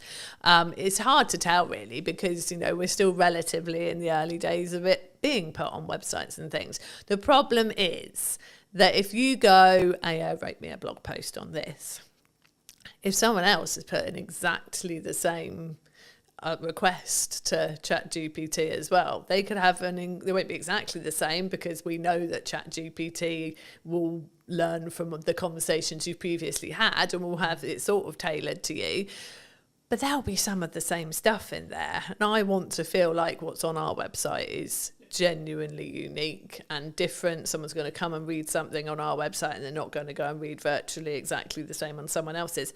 Obviously, people are giving similar tips to us. None of what we are saying on our Ready Steady website's blog is rocket science. It's tips around your website. There are many people out there doing that, and a lot of us will be preaching the same best practice. But I write all our blog posts that are not guest blog posts, and I very much do it as me. And I know there's a copywriter I know well who says, it's me. He says, from your emails to your blog to your LinkedIn posts, it's so you. And I think that's important, personally. So I wouldn't, apart from, like I said, drawing out some show notes from a podcast, use a tool to help you do that. It'd be silly to sit there listening to the whole thing, making notes. That's ridiculous. But if you're going for something that is sort of separate content in its own right, I still would prefer it that people really put themselves into it than the robots. Is there a world where you can do both? Yeah, I mean, there is. I mean, I know that I've got a lot of business friends who like are dyslexic, and for them, like even sitting there and trying to start something is hard. Like I said, it's good to start from your own point of view and get someone to help you with it. So using it as a tool to kick you off, I think is all right. Again, as long as it is very much, then it becomes yours. I think I really don't like the idea of creativity being lost. And I don't like the idea of people getting lazy from a creative point of view. I think AI is great if it can help you with the really practical things. Like I said, like Chris uses it for coding, which you could say is a creative thing in its own right, and it is in many ways. But it's functional, isn't it? Yeah. Like it's I think it's whether it's grunt work or not, in my view, right? And I think the key of what we're talking about here is in crux is the cognitive ability of being able to critically think. Yeah. So for me, I'll give you an example that I've probably used on other podcasts. Apologies if I have, but for me, I'm now basically solely only reading a physical book out of principle, because I'm aware that I'm utilizing AI in tech, and I want to balance the cognitive ability that I'm losing through using AI, but I'm gaining efficiency, but I still want the cognitive ability to be able to think and get creative ideas, etc. But I'm also leaning into let's do more stuff in person, because I think the energy is better where possible, etc., etc., etc. And I think there's the conversation will flow better, so on, in that respect. And I think it's actually, to an extent, you can utilize both sides of the world as long as you're aware of the caveats. Yeah. Is which I think what we're touching on here. Yeah, definitely. And I think I had a brief conversation in comments on LinkedIn the other day with somebody who said, do you use AI for writing blog posts? Do you ask it its opinion for things? Like, do you get it to do it? And I said, to a certain extent, but I'm really concerned that people will stop using their brains. But like you said, if you're aware of the fact that you're using AI for certain things and you go, do you know what? I do need this to keep working. I can't just let this computer think for me the whole time. Then that's great. And I think there is that balance there, and that's good. But I'm letting AI do the day-to-day stuff I wouldn't really find that hard or challenging to think for me. So I have freed up capacity and then the ability to think longer term problem solving, larger scope problem solving, longer term business challenge, growth challenge, and so on, for clients and me. And I think for me, that's potentially where the people who are utilizing AI correct will rise to the top. Yes. Because I think, and there was this kind of AI is going to take our jobs-esque, the world's over kind of principle, I guess. I've been of the view that it's a tool. Right, and that's why I use the analogy of sharpen the knife and then use the knife yourself. So you're using AI to sharpen your knife, and then you're using it to cut up whatever you're cutting up, etc. And that allows you to then move forward. Yeah. That allows you to be more efficient, and that's kind of the I'm going to work smart and hard simultaneously thing, because it's not just about. It is a level of because I was like in my head whenever I look at content, I'm going quality or quantity, but actually you need both to be able to understand data, to be able to then work out what the market thinks is valuable. Because I suppose it doesn't matter what you think is valuable.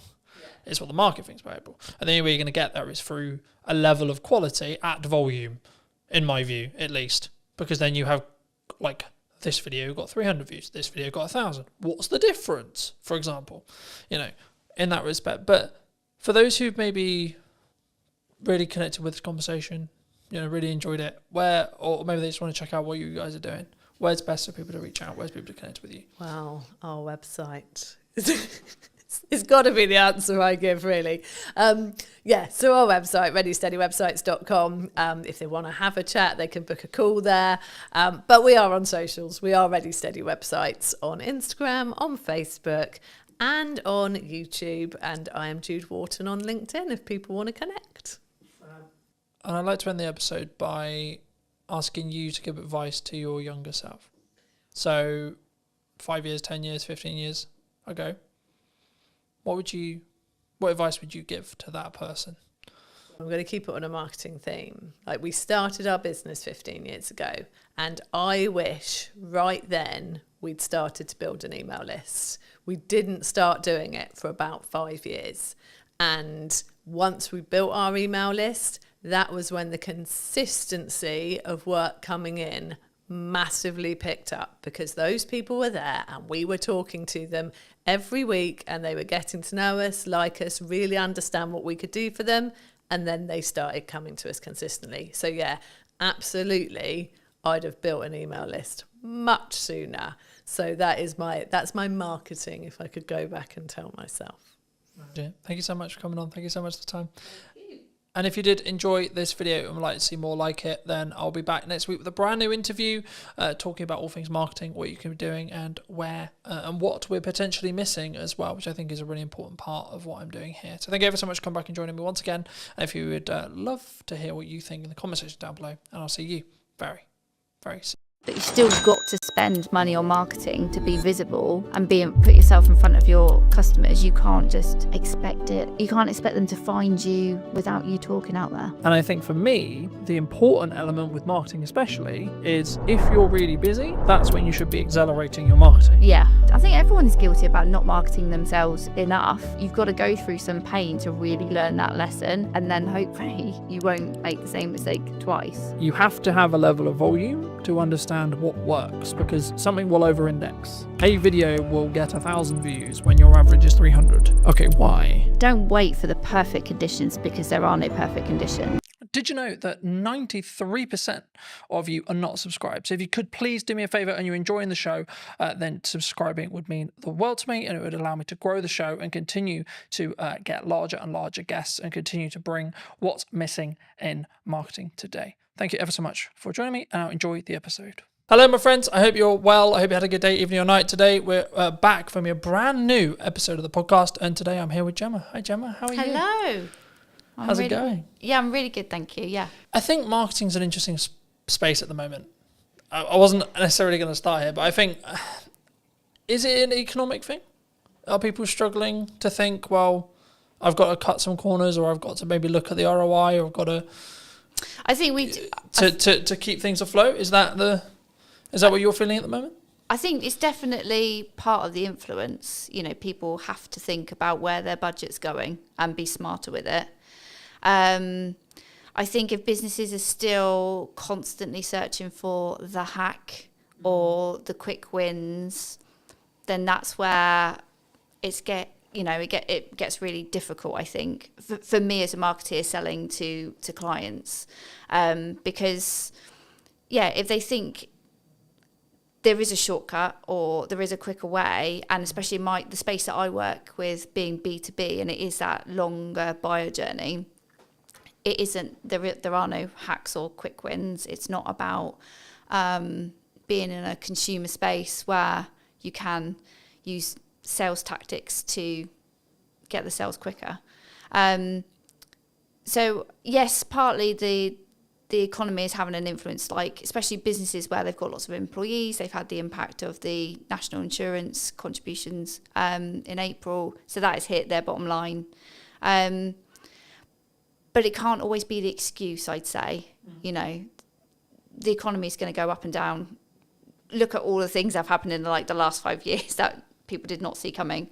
So it can't be used as an excuse. You've still got to spend money on marketing to be visible and put yourself in front of your customers. You can't just expect it. You can't expect them to find you without you talking out there.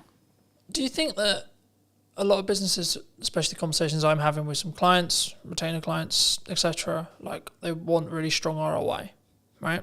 Return on investment. They want that strong return on investment. Do you think, though, when it comes to marketing, that people, because I'm seeing a world in the larger space for larger business. Now, of course, they've got more capital, they can burn it for maybe a bit longer, etc.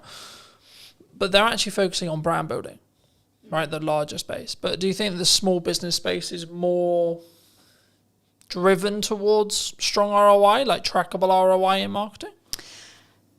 Yes, I think ROI marketing is, it's, people sometimes feel it's a bit of a dark art, and it's difficult to be able to go, yes, I did this particular piece of marketing and it resulted in X. That it doesn't always work like that. The clients I work with, I help them with marketing across a number of channels, because ultimately activity in silos does achieve so much, but it's the bigger picture and how it all works together. Yeah. That's where you gather the momentum, and that's where you start to see the results. Do you think, let's play a theoretical scenario, let's say I do 4 different things in marketing, one thing maybe the podcast is an example, and I've seen my revenue go up by 20-30% in that time, let's say, but I can't directly track it because the client hasn't said categorically, oh, it's because I watched your podcast that I've hired you. Is that still because of the podcast though? Like, could I look at it that way, and could I, from an analytical point of view, when a client or me or you or etc., we look at our spend and we go, okay, well, I'm outputting these things, right, and my revenue has jumped this way. I've had a change in revenue, whether it's 10%, 20%, 30%, whatever it is.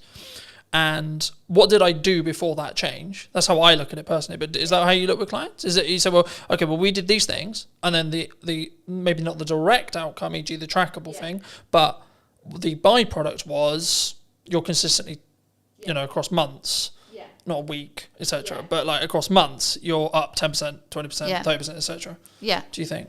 Yeah, definitely. It all works together, and the thing, especially with B2B and the longer buyer journey, is that they might remember like the last engagement they had with your marketing, and then that, when you fill in the surveys online or something, how did you hear from us? You might then, you'll legitimately put the last thing you remember, but it will be because of the influence of all the other engagements that you've had. So it might be that they go, oh yeah, the most recent thing I saw was one of your podcasts. That's how I heard about you, or that's made me want to buy from you. But, whether you want to get down to the granular detail and kind of attribute 50% to the podcast because it was the last thing that they saw, but actually they were also on your email list, and maybe you give that 30% of the credit. It depends how you want to analyze it and get into the detail. But ultimately, everything will have a weighting, and it's good that you've obviously gone, right, before this point I wasn't doing this, but after this point where I've seen bigger engagement and bigger sales revenue after, because I've done this, you can kind of logically go, that's because of the podcast. I think for me, like, especially in marketing, especially in content, you have to continue to adapt, to continue to test. I'm sure we'll get into that in a minute, but for me, I would just look at it as a kind of a binary set of actions. So I do a set of things in marketing. What is then the outcome, either in my number of views, etc., tangible target there, or revenue, right, or both. And I think for me, sometimes people, especially maybe starting out businesses or maybe, I was going to say maybe slightly older businesses, but not even necessarily older, but I think businesses as a whole, sometimes we don't understand that marketing is the journey to the sales conversation, and then the sales, when it happens, gets all the credit. Oh God, yeah. So it's like, oh, it was an amazing funnel and amazing client journey and this and this and this, but actually the salesperson who closed it is the one that gets all the hooray. Absolutely. Because they're the one that's tangibly tied to the revenue. Yeah. What would you say to businesses, people listening maybe who are in that boat? And should they just focus on the sales side of it? Like, oh, that salesperson did a really good job because they signed the X. Yeah. I mean, God, sales and marketing have had a crazy relationship over the years, haven't they? So they have to work together, because yes, sales will ultimately get the glory of converting that prospect into a client, but it won't have happened because that prospect won't have got to the point of needing a proposal or, having a sales conversation without all the effort that marketing has done to warm them up, to build up the knowledge of the brand, to build up the trust, to build up the credibility. Sales can't do that in their kind of one hit, I'm going to tell you about features and benefits, or whatever the conversation goes like. So yes, they might get the credit at the end, but, unless they work together, and it's the same, like, marketing can do so much to get a prospect to the point of wanting to buy and convert. You still need to have a sales message and a sales process to get them over the line and get the revenue in. So they can't work one without the other. They have to work together. But yeah, you'll always come across organisations that kind of weights slightly more to marketing, slightly more to sales. But marketing has to think about what happens at the point of sale, and making sure that they're not going to get the sales team kind of go, these marketing leads are rubbish, and actually it's because marketing has done so much, but then the salesperson is missing a piece of information that they didn't tell us that they needed. You've got to get them to work together, got to get them in the same room. I see them in, there's two analogies I could use here. One, like, marketing and sales is a dance. Right, you can't have one without the other. But also, number two, I think that your marketing is like up or downstream, depending on which one you're looking at in regards to either sales or marketing, in correspondence to what then you get in 3 months' time. That's how I look at it. And I say, well, the actions I'm doing now, the actions I'm doing today, they won't have ROI today, but they will have ROI in 3 months, 6 months, or 12 months. Yeah. And when you're in a position where you can spend that little bit more on your marketing, maybe that's this month, and then maybe you have to pull back next month, or etc. Or actually you're in a really strong year, you should be pushing brand, you should be pushing marketing as much as you can, and investing where you can. So making the upgrades where you need to, making the, for me, buying a new camera, buying a new lens, buying a new microphone, etc. That's then going to pay the rewards when things are harder, because I can lean into those changes and use them as maybe selling opportunities or selling reasons, right, in my marketing that will then trickle down into the reason why people made decisions. But have you always wanted to work in marketing? Have you always done marketing? Like, how did you get sat in front of me today? Yeah, I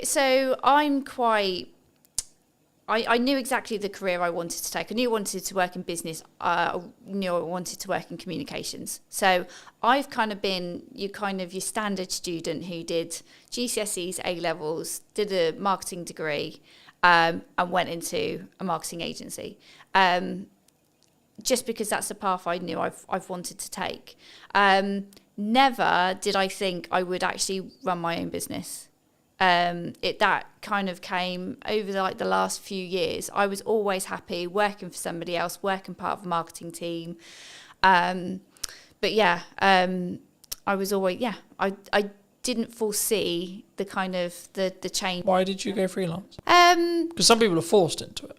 Right? Yeah, no, they're I wasn't. Oh, I'm good. Yeah. I'm in an agency, and then suddenly the dreaded redundancy call comes. Yeah, I wanted to do a bit more marketing. It was for me. So I'd had my son, and I'd sort of lost a bit of my work identity. So I started to do a bit of freelancing on the side, not in the freelancing that I do now.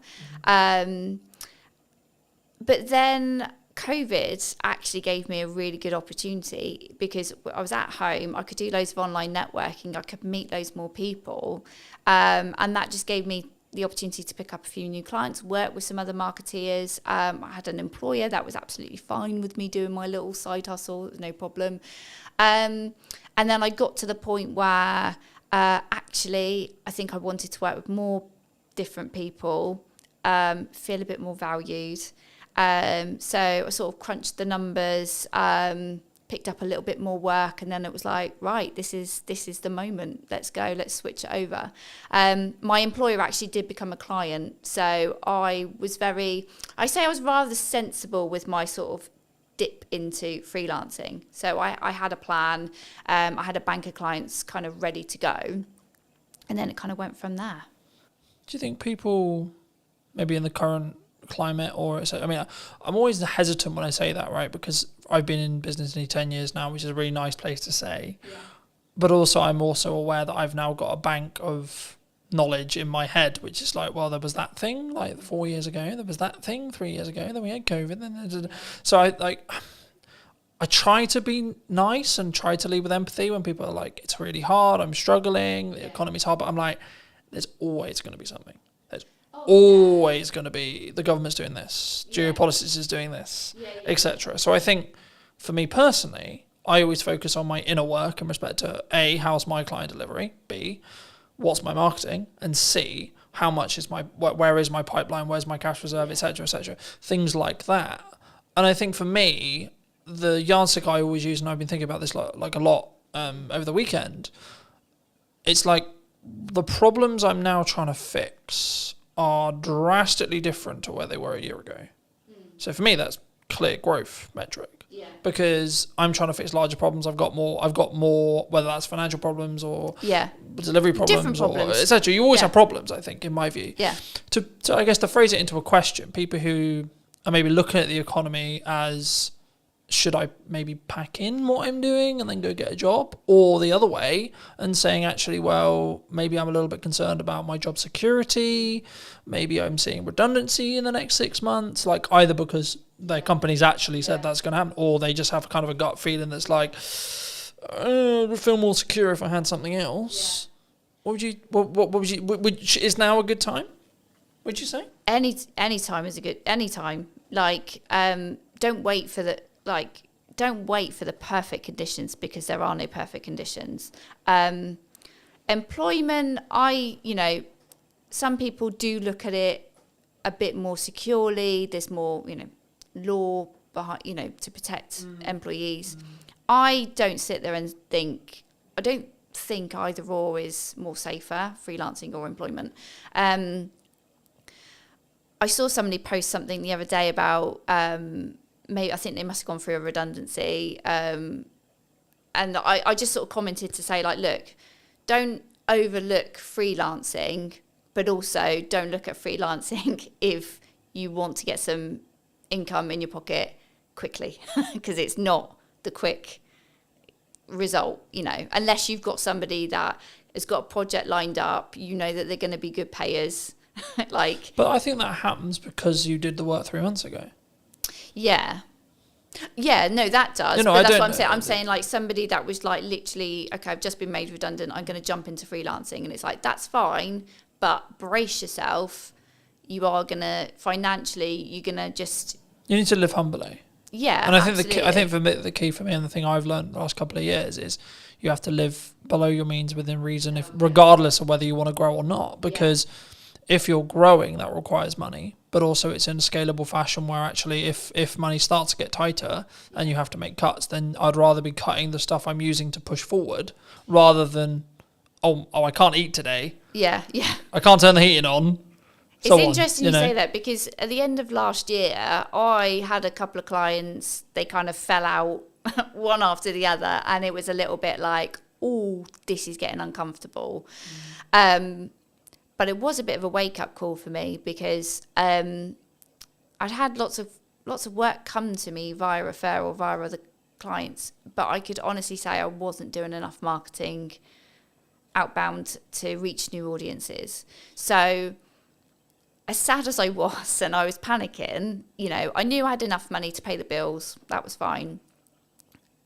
But I decided to invest in myself a lot more. So I invested in a bit more coaching. I invested in some other kind of support marketing communities where I was going to meet other marketeers, learn from them, possibly grow my network and find other people to work with. And it was absolutely the best thing I've done. So it's scary to spend money when you know your income is reducing, But sometimes you have got to do that. You've got to invest in new systems and technologies and new ways of doing things. Yeah, I was going to say, I think it's like, what's your response? And I'm having this like constant concern, right? When things are going well, you should make okay, cool.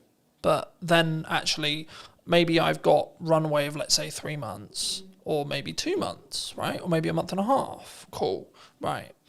Do I continue to move forward, continue to say, well, this is working, this is growing, and trust in that by the time I hit my end of my runway, I'll be fine, the work will be there. Yeah. Or I'll made the money, or I'll found a way through. In that scenario where you are, like, unfortunately losing clients, the project work isn't there. You know, we're recording this will be going out probably nearly October, but we're recording this in the middle of the summer holidays, where I naturally know there's going to be a lower demand for stuff happening, which is understandable to an extent, because kids are home, things are harder, people are working less, people are enjoying either holidays or time with their kids, etc., which is completely understandable. But also I'm like, okay, when I looked at my financial plan, I was like, okay, I need to kind of plan as if there's not going to be any project work for the next 6 weeks-ish. Yeah. I guess to phrase it into a question, I mean, what's your response?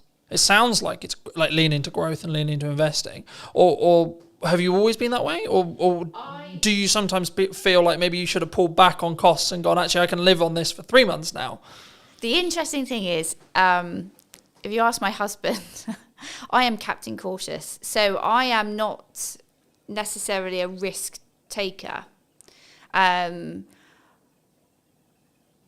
Like you mentioned earlier about sort of like living within your means. So I think you've got to be sensible, and it is. I guess it's a personality type, isn't it? So if you're somebody that really likes to live on the edge, and you're quite comfortable, kind of going, it'll work itself out, then you might take more risk. You might spend more initially and kind of hope for the best. Know that it's going in the right direction. You're investing in the right areas. So for me, in November last year, where I had less clients, but I knew I had to do something different, and I knew perhaps I was probably hiding away from really putting myself out there.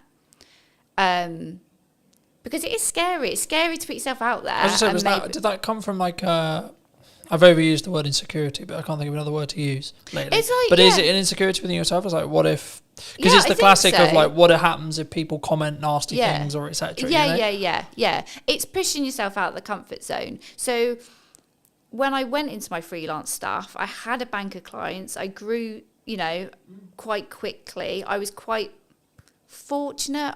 Maybe I use that word too much. I'm good at what I do. That's why people work with me. But I guess I was comfy. I had enough money coming in, but ultimately I didn't have enough of an eye on my pipeline. And so, and that was in like the first 2 years. So I've learned a lesson, and I'm happy that I've learned that lesson. I don't think there was any other way I was going to learn it. Like, nothing was giving me the kick up the bum to focus on my pipeline. So when you say focus on your pipeline, what does that actually mean in tangible terms? What are you doing when you're focusing on your pipeline? In terms of having more conversations and lining up potential new clients, new work. So you're in sales? Yeah. So I think there's sometimes a misconception when we look at pipeline, which is like, I'm going to push marketing really hard. Because that is a approach to get more pipeline. My answer is yes and. Right? Yeah. Yes, and you should be doing more marketing. Yes, and you should do more outreach. Yes, and you should be connected with your clients. Yes, and you should be adding more value to your clients. Yes, and you should be trying to go above board for all of the clients you currently have. Yeah. When things are good and when things are bad. Because the result is identical. But I think if you can financially plan it and or plan in such a way where actually absolute worst case scenario, you probably got close to 3 to 5 months, you're going to be fine either way. Because if you think about how long that time actually is in regards to actionable things, it's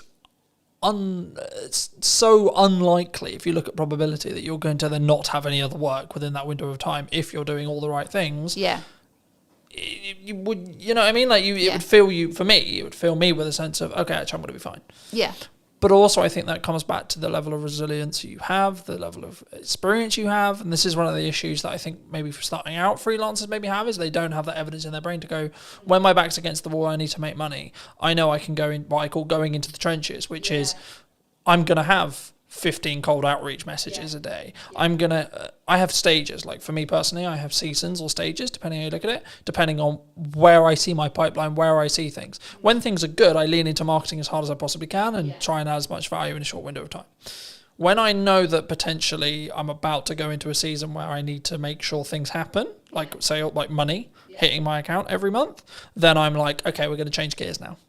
Right? And I will potentially change the content a little bit, and it will be a bit more pushy, not salesy, pushy in respect to, hey, remember me? But also what I'm doing in the background of that is sending 10 to 15, maybe 20 DMs a day. I'm calling old clients. I'm going back through my old list, etc. to go, hey, what's going on? How's it going? For people who maybe are listening to this, how could someone approach it, would you say, if they are in that position? Because it depends on where you are, I think, in business. I think you've got to make yourself as visible as possible, and just put yourself out there. Be confident, be yourself, but put yourself out there. And I would say get out from behind the screen. So it's great if, you're doing all your digital marketing, you're sending your DMs. Hopefully you've built your email list and you're reaching out to them and saying, hey, I've got availability right now, grab it. But also it's being seen in person as well. Just try and be in as many places as you can. If you're really like, I need to get some money in this month, you've got to, and be honest. Like, I don't think there's any shame in anybody going, hey, I've got a gap right now. I need to make some money. My skills are going unused. Like, just be honest, because there are lots of people in the same situation, and like there's no shame in there's no point lying and going, oh yeah, I'm fully booked until next year, when you're not. Like, that's not paying your bills. So yeah, I think for me there's a couple of layers there. The first is, if you're in that position, you need to get yourself out the hole short term. Second position, you need to take the lessons that you got where you got there. And thirdly, you need to then understand that actually, even in a year's time, when you've taken the lessons and when you've moved forward and when you've done the money management, and I keep leaning back to money management because that in crux is what will fix the problem long term. When you make money, stash some away. When you make money, stash some away. When you make money, so on. And that can, there's loads of ways you can do that. But I think for me, the key is to understand that once you do that, you're then thinking longer term time horizon, but you still have problems. I might lose some of my retainer clients tomorrow. I might not. Right? Cool. But what am I doing to potentially get 2 more? Yeah. Constantly. Absolutely. Yeah. So I think sometimes, I'll phrase it as a question. Do you think marketers can get complacent sometimes? Things are great. Things are good. I think we can. I think anybody can in their role. And I think people have different fears at different times. So the whole thing when you said there about you've got enough work, but you're always thinking about trying to get 2 more. I've definitely had the fear of, well, if I put myself out there too much, what if there's loads of people that want to work with me and I can't work with all of them? And I'm not necessarily, for me personally right now, I'm not interested in growing an agency. I might have thought that last year, but this year it's like, who cares? If I end up with that problem, I'll find a solution when it comes. Right now, that isn't, it's not a fear to worry about, Right now, it's all about having those conversations and keeping visible and reminding people. I had a client that I now work with this year. We had a conversation 12 months before, and it wasn't the right time for her to work with me. And then, as soon as she was ready, she comes and has a chat, and that's it. And then we're working together, and we started working together on one particular project, and that project has grown, as a result of continuing to have these conversations. Do you think? I've always looked at it from more. In some ways, I've seen myself as very unique in the respect to how I market and what I do, but also I've seen it on the other side, which is what I would call more traditional marketing agencies, where they sell marketing service. but they only market their own business when they need work. Yeah. And I think that's backwards, personally. I think regardless of whether you're busy, regardless of whether you're not, you should be leading with your best foot forward as a marketing agency, if it's what you sell, right? Or a videographer, you should be posting your best content for you. You should be having the podcast, and you should, and look, I always focus on, for me personally, everything I do is 1% improvement, right? Little thing, how can I tweak the lighting? How can I make it look a bit better? How can I make it sound a little bit better, etc.? And sometimes that has a cost implication, and sometimes that's an uncomfortable cost implication. But I'm always like, is it going to make 1% improvement? Because if I plan it in respect to I've got 2 months, let's just say, for example, 3 months worth of runway, by the time that 1% compounds, I'm going to be fine anyway. Regardless of what happens with it, I could lose, touch wood, that won't happen, but I could lose all of my clients as of today, and actually I'll still be fine in 3 months because of the compounding effect. Because as long as I've got enough cash to live that runway, then I'll be fine on the other side. Do you think, is that common in marketing? Do people take their foot off the gas for their own stuff because it's just a application of resources kind of question? Yeah, and this is the reason why I'm a freelancer and people work with me, is because they might give marketing their best effort when they're really motivated. Like I say, they need the sales, they need the income. They win all that work, and then as soon as client delivery needs to focus, marketing, then they take their foot off the gas, and they're like, oh, we're fine. And then as soon as they are then at that next stage of growth, or clients have left them, they then go, all right, well, we'll just switch marketing back on. But that's not how it works. So everyone is guilty. I think everyone is guilty about not marketing themselves enough.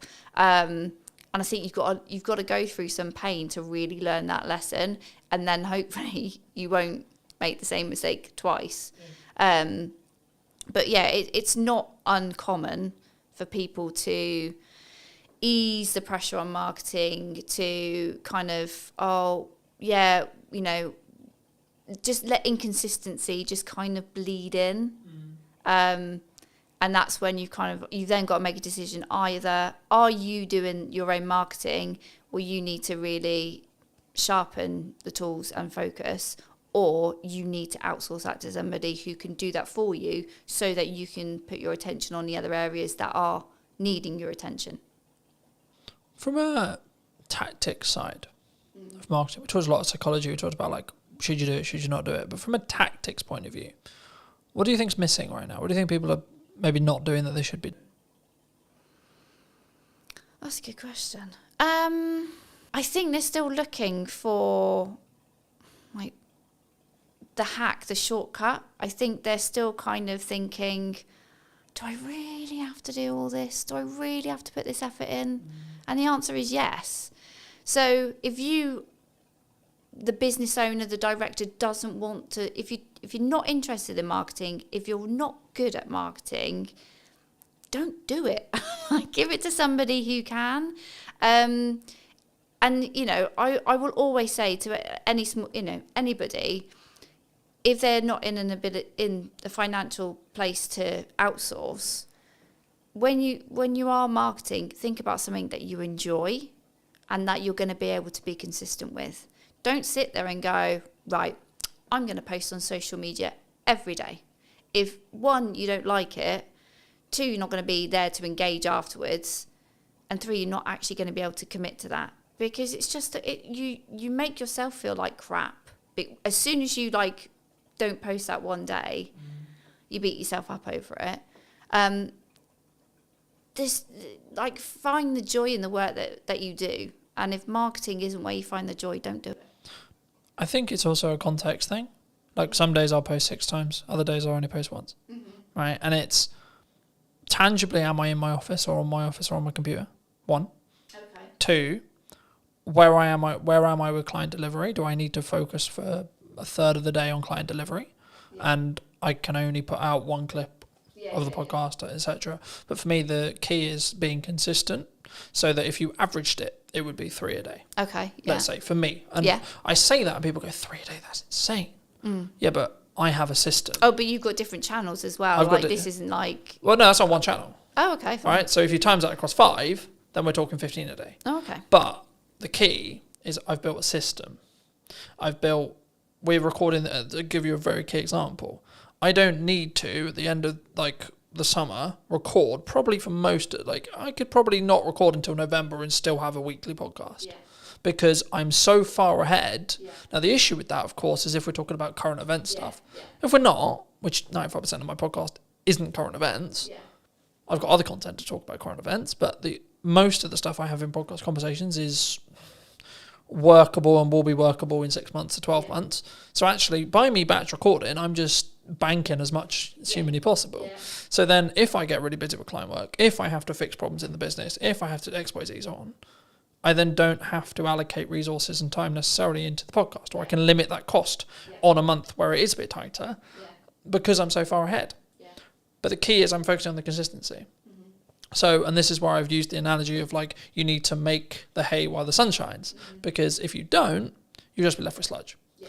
And I think for me, the important element with marketing especially is if you're really busy, that's when you should be accelerating your marketing. Yeah. Because then you're actually going to, and even if you don't have capacity, right? So let's say I don't even have capacity, I still am going to push hard on marketing because I want demand in 3 months.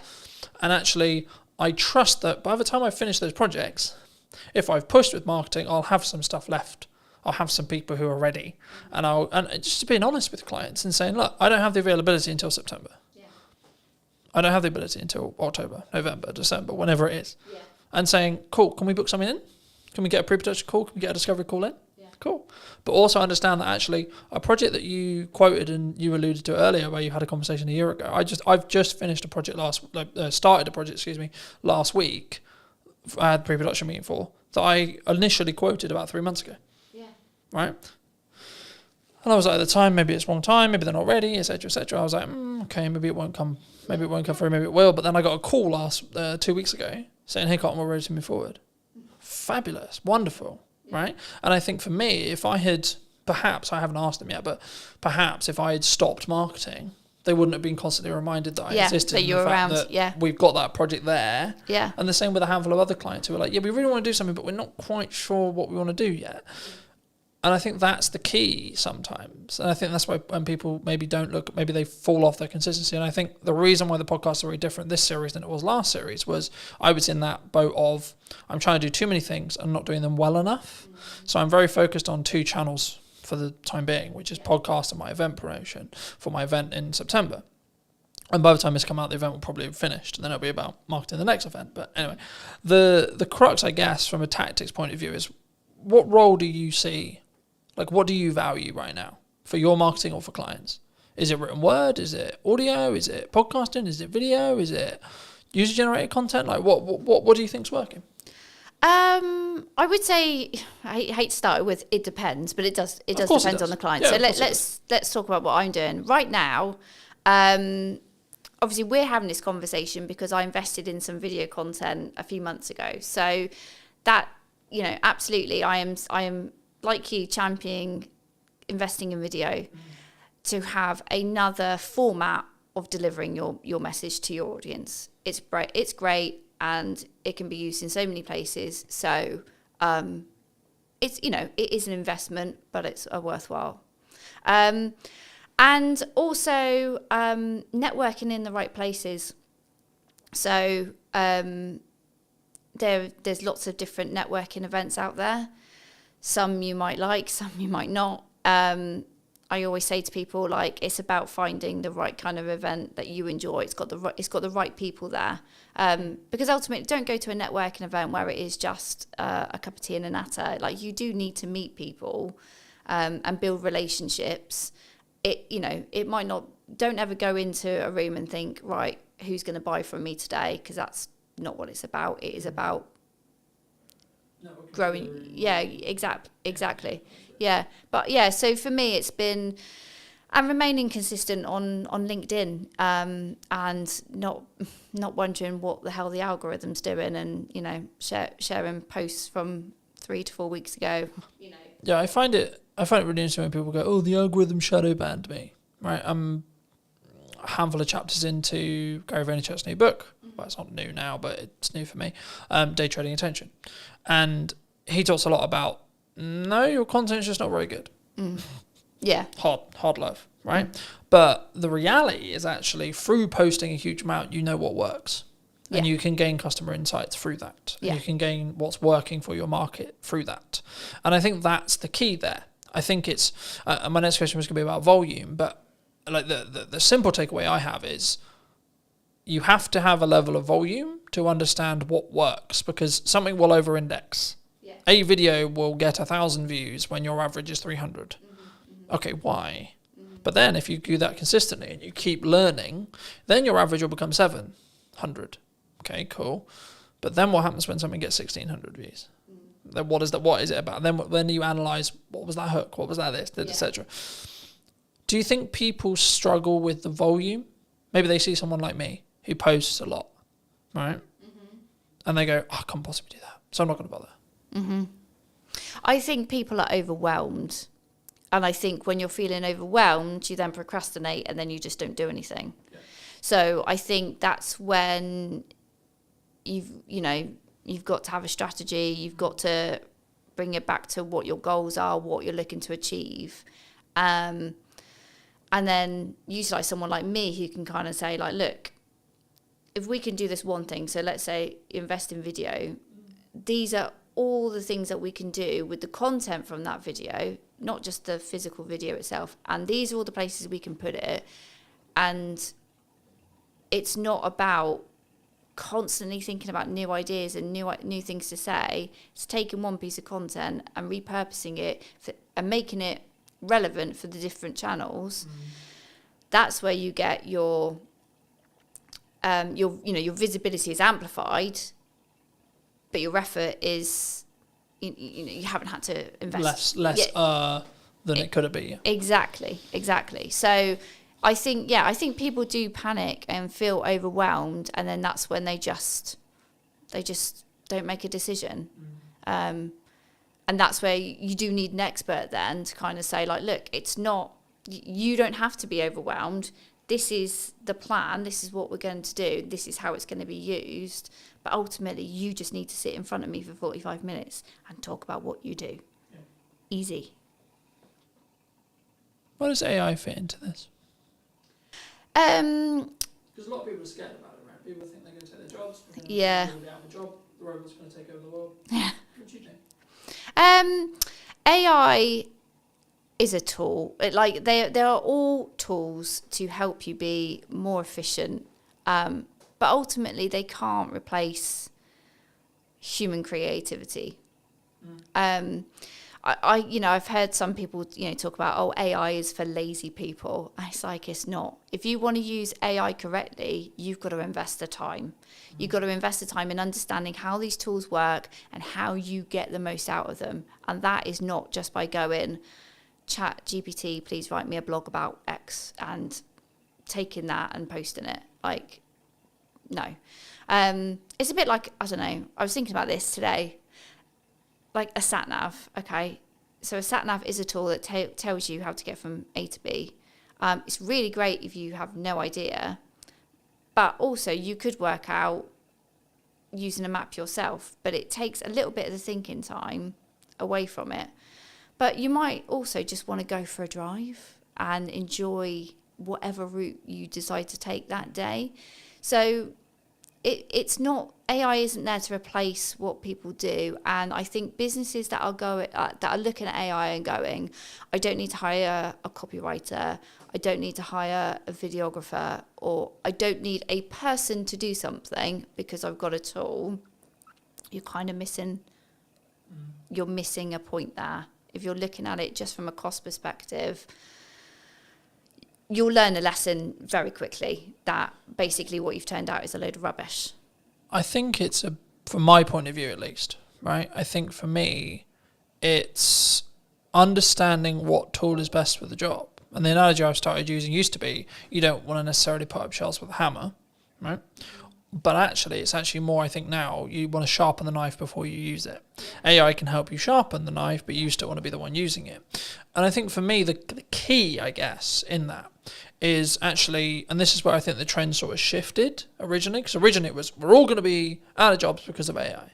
I think in reality, which I agree with, which is where the trend went, which was people who utilize AI as a tool are going to like output more, be more efficient and be better than someone who doesn't. So in turn, it's human v human again, right? And I don't like saying human v human because it implies that everyone's a competitor, sure.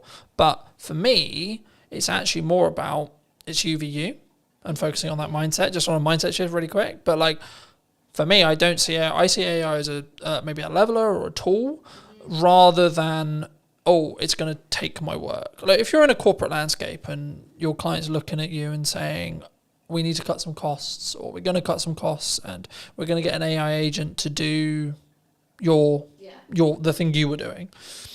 Okay. Ask yourself what you can control about that. The answer is probably not much. And then ask actually, well, did the client actually value what you were doing as much as they probably should have done, or actually, in a nice way possible, are you actually that good?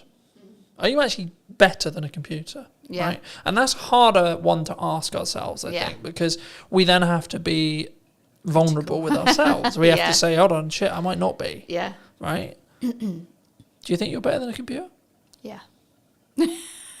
Yeah, because the computer. And if so, why? Well, the computer hasn't got all that experience that I have picked up and all those situations and scenarios I have been in where I've had to think, what we're going to do about this problem, what we're going to do for this campaign, and pivot and react. It's not, that's not what AI is built to do. But AI is built to do what you tell it to do.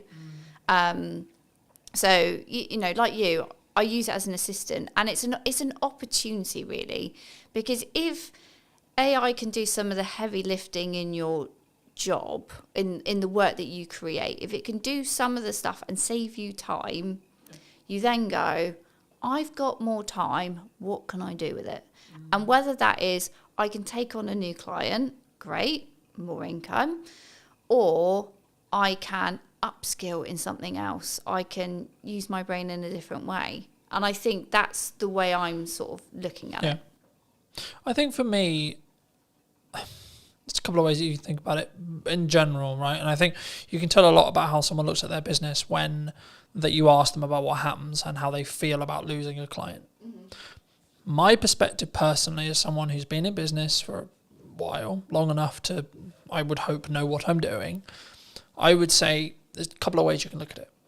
You can go down the road of, that's a shame, but I added the value I could, I did the best job I could. And if you're being honest with that, then actually, what are you worried about? Because if you genuinely did the honest thing, and it might just be, they have to cut some spend to stay alive. And you happen to be the thing on the cutting block. Now that you can go into the psychology of how much they value it, and if you want, sure. So there's that approach, A. B, cool, I've got that time back. Yeah, maybe I don't have the income, but I got that time back. So now it's, how do I utilize that time? Because what we talk about a lot of the time when it comes to ROI or return on investment is return on money. We don't necessarily talk on return on time, right? For me, as I've looked and learnt more from really successful people, the thing they always focus on is time. Because money, yes, you need it, but the more you have, the longer runway you have, regardless of your expenditure level, right? So the more expenditure level, the more you need to have a longer runway, etc. If you're living humbly, then you have a longer runway with less money. But you still will have the same amount of time. Me and you will have the same amount of hours a day, right? How we utilize those, how we use AI tools to optimize, work smart, not hard, but also the thing that people get wrong about that saying, in my view, is you're not working hard and smart. So if we both work at the same amount of hours, but I'm working smart hard and you're just working hard, I will win. If you're working half the hours, but you're working smart and hard, and I'm working double your hours, I'm also going to win. Because I'm not just outputting more, I'm also working smarter and then harder on top of that. So I have a volume metric and then a optimization metric as well.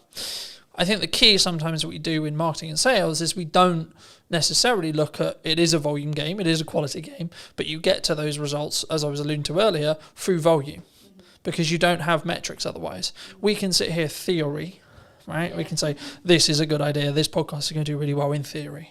Or I can tell you, I know it's going to do well because the last 15 episodes have had consistent growth of 2%. Okay, so now I know by the time this comes out that it will be however much further down that line, as long as I continue the trajectory and continue the learning that I've got. But also people, what they don't count in when they have a podcast or something like this is also the knowledge they gain from the guest and the knowledge exchange we have. So actually what I'm doing is I'm creating content out of it so I can like go to many, but also in our one-to-one conversation, you might say one thing to me that I might go, actually, hold on, I could implement that. And actually, what's the knock-on effect there? So it's not even, because I think sometimes we go, oh, it's got 3 views, right? Especially when you start out with a video. Oh, it's got 5 views. Does small numbers of views matter in marketing? In an ideal world, we want thousands and thousands, right? But yeah, like you want that, but don't ignore the fact that there's lurkers. Like that, you know, not everybody who sees your content goes, I'm going to indicate to you that I've watched this video, that I've done something that, you know, it's resonated with me, it's given me an idea. Not like people do on the periphery, observe from the background and go, okay, yeah. And they don't show up in the engagement, you know, and if you just only focused on, you know, analysing your engagements, comments, likes, all that kind of stuff, you go insane. You know, you need to be having the conversations outside of it. So yeah, okay, people might have looked at it, but what else are they doing? How else are you engaging with them? And that's where it's like you can't focus on one channel. You can't focus on posting one video. Like, you know, those 3 people might have seen it, but what else have they seen? What else have they digested? What else have they taken on board? And are you going to talk to them? Because that's the other thing, is like, this is not one way. Marketing is not one way. You have to create that dialogue, find out, dig deeper, get them to know you, you know. It's like, you know, today we're here, but we had a conversation before. So it was great to, you know, understand what we were both thinking, have a, you know, chat around a conversation so that you obviously felt like, oh yeah, I think Gemma would be interested on the podcast. And I obviously feel comfortable being interviewed by you.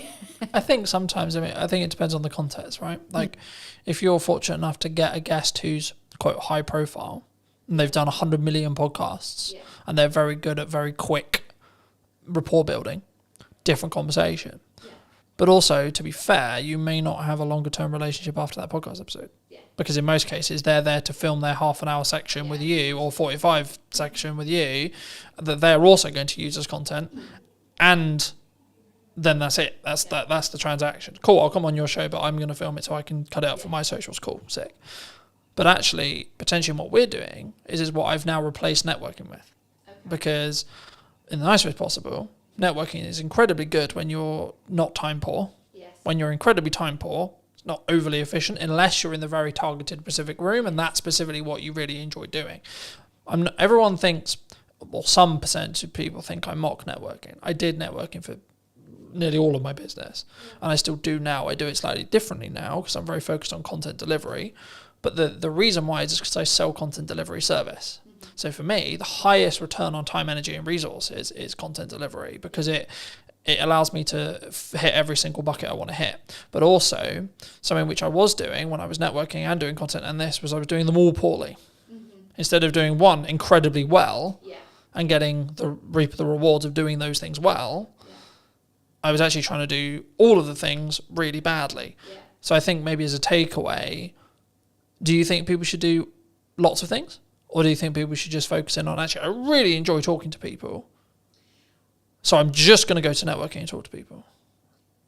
I think the joy, doing something you enjoy is one part of it. So don't, you know, if you're doing something in marketing that you really feel uncomfortable and it's not your bag, find another way of doing it. And if that's outsourcing, or like if you've got a firm of people and somebody else really enjoys networking, make them the person that represents the firm out in public.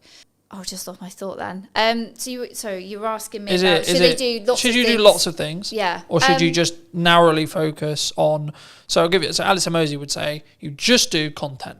Yeah. You just do ads. You just do networking. You pick one, and because you have either decision fatigue or optimization fatigue or etc. or performance fatigue in when you're trying to pivot from I'm going to do content, then go do networking, then go do this, then. So yeah, my answer would be no. Don't just put all your eggs in one basket, because I don't think that's efficient. And again, with my B2B buyer's hat on, they won't make a decision. They won't get to know you just through one channel. So you need to be in other places of where your prospects are going to be. You need to, because they need to hear from you directly, but also they need to hear from other people that have worked with you to kind of, you get that stronger credibility, and it's built up quicker when they can hear from a third party who might be a client or might be an advocate, to hear what it's like to work with you. And then to really kind of think, yeah, okay, this is a company I think I want to engage with a bit further. So I would always say, like, no, you can't just focus on one area and ignore everything else. But if you've got limited time, budget, resources, you've really got to go back to, well, why are you doing this? What are your goals? What are you looking to achieve? And you've got to be really critical and say, okay, I want to grow the brand. Okay, I'm going to focus on these activities. But if it comes back down to a goal, then you've got to focus, and then you've got a reason to help you make a decision. Like, decision fatigue happens when you probably don't really know what you're trying to achieve. I also think we don't give ourselves the time window. Sorry, I was alluding to it earlier. For the next 3-ish months, but just under 3 months, I've got 2 focuses. Podcast, event. That's it. Yeah. Nothing else. Everything I do is in one of those 2 buckets. Yeah. The byproduct of me doing that is I'll probably win more production work, I'll probably win more marketing work. Cool. But the main 2 content focuses is those 2 areas. Yeah. Now, after the event, when there's a bit of downtime between the event, I might add another one for 3 months. Yeah. But the thing I did potentially poorly in the past, and why my marketing didn't reap the rewards I wanted it to, was because I was constantly pivoting and adapting and changing what I was doing all the time, so I didn't commit to anything, which showed a sign to the market, if I'm really looking into it, that I didn't necessarily believe in what I was doing necessarily, but also I wasn't getting good enough at it through that 1% improvement consistently, right? So I think, to be honest, if we have another conversation in a year, I would hope that one of the channels I'm still consistently focusing on is podcast, because it's something I've committed to doing for the long term, not for the short term, because of the way I'm investing in it, because of the way I'm utilizing it, because of the way I'm testing it. It will reap the rewards in a window of time, either 6 months or 12, but I don't need it to reap the rewards now either, all right? But for those who maybe enjoyed this conversation, who want to connect with you, see some of your real content, see some of the video content you alluded to, etc., where's best for people to connect with you? Find me on LinkedIn. That's where I am in my professional self. That's my main channel. And you can also obviously go onto my website. I do have a newsletter, so I don't bombard people. I send a semi-frequent newsletter, sharing tips and advice, and explaining to people how they can work with me. Fab. And I always like to end the show by asking, if you were going to talk to yourself 10 years ago, 5 years ago or 15 years ago, what advice would you give to that, Gemma? Oh God, if we went 10 years ago, my life was totally different, and I would tell myself, be more confident and value yourself more, because I think it was like one of the other questions you sort of mentioned before about like what have I sort of like learned, and it's like I've learned that initially at the start of my freelancing journey I was massively undervaluing what I do, So it is definitely, confidence, and just fucking go for it. Thank you so much for the time, Gemma. Thank you. It's been good. And if you did enjoy this episode and would like to see more like it, then I'll be back next week with a brand new episode. So not be subscribed and let me know what your thoughts are in the comment section down below. And I'll see you very, very soon. Hook. This is stopping the scroll. I'll use TikTok as an example because it's probably the commonality in the room. Scroll, scroll, scroll, scroll. Oh, what pattern interrupt? What thing, either visually or audibly or on screen, is going to stop me from infinitely scrolling on Instagram or Facebook or TikTok or etc. I redistributed it on short form. One without captions, one with captions. The one without captions got 100 views. The one with captions got 1,100 views. It's the same video. Done is better than perfect, and posting a lot is powerful because you can work out what happens. To quote Gary Vaynerchuk from his new book, you should market to get better at marketing. It's the market will tell me in views, reactions, shares, sales, etc. what's working. No one really cares who you are. That's why I didn't start this conversation with, hello, my name's Colton. I wanted to get the basics or help you understand the basics of marketing before we start. So can I just get a show of hands? Has anyone read, listened, or watched something on social media or the internet today? This is an opportunity for you to have either marketed what you do, how you do it, why you do it, or been marketed to. By the fact that you've all consumed content at least once today, means you're in that marketing system. Now this is quite basic, but then the question becomes, well, what do we create? How do we create it? The commonalities for me, in 95% of cases, whenever I have a one-to-one conversation, I work with businesses, etc., their hurdles are, in most cases, not knowing what to create, not having the time to create it, or not knowing specifically what to create it about as a whole, right? So the first part of this workshop has been designed in such a way for you guys to really troubleshoot what you feel is your hurdles. So I'm going to apologize ahead of time about spelling, because I'll probably get some spellings wrong, but just quickly around the room, what is your main hurdle right now with either creating content for what you do or utilizing AI in that process? So standing out. Okay, yeah. So it has that feel of AI, yeah? Okay. How to use AI. Anything else? Confidence is a really common one, but it doesn't sound like that's really the issue for the room necessarily. So that would be content pillars. So what you're talking about there is content pillars. So what are your specific pillars that you're looking to build? So I'll use myself as an example. For this moment right now, I have two main pillars. Podcast, what's missing in marketing today, and Christmas promotions or service-based stuff. So it's kind of three in some ways. This would be counted under service, right? Because I sell knowledge, I sell teaching, but also I sell the application of that teaching if you don't have enough time to do it yourself. The key whenever you do any marketing, before you start, is firstly have an overarching strategy that will help your bottom line. So that's why everyone does marketing, right? We want to sell more. That's the honest truth. No one's going to be here and go, yeah, I would love to spend £1,000 and then get nothing back, right? But the reason why, in most cases, in my experience, why people don't have that is, I would probably say, this. So they're semi-inconsistent. So they do that example that Johnny gave, which was, we're going to post really good when we're not busy, because we've got loads of time and nothing else to do. So we're going to post 5 to 10 times one day, then nothing for 2 weeks, then 10 times again because I went, shit, I forgot. Or life got in the way, etc. Right? But I think the biggest thing for us is the standard. Yep. Okay. Standing out is, I'll do that next actually. That's quite simple once you understand how that works. So very quickly, this is mostly video, but the same is true of written content, etc. Whenever you format your content, it should follow this structure, right? You've got 3 chunks, okay? Hook, this is stopping the scroll, right? Scroll, I'll use TikTok as an example because it's probably the commonality in the room.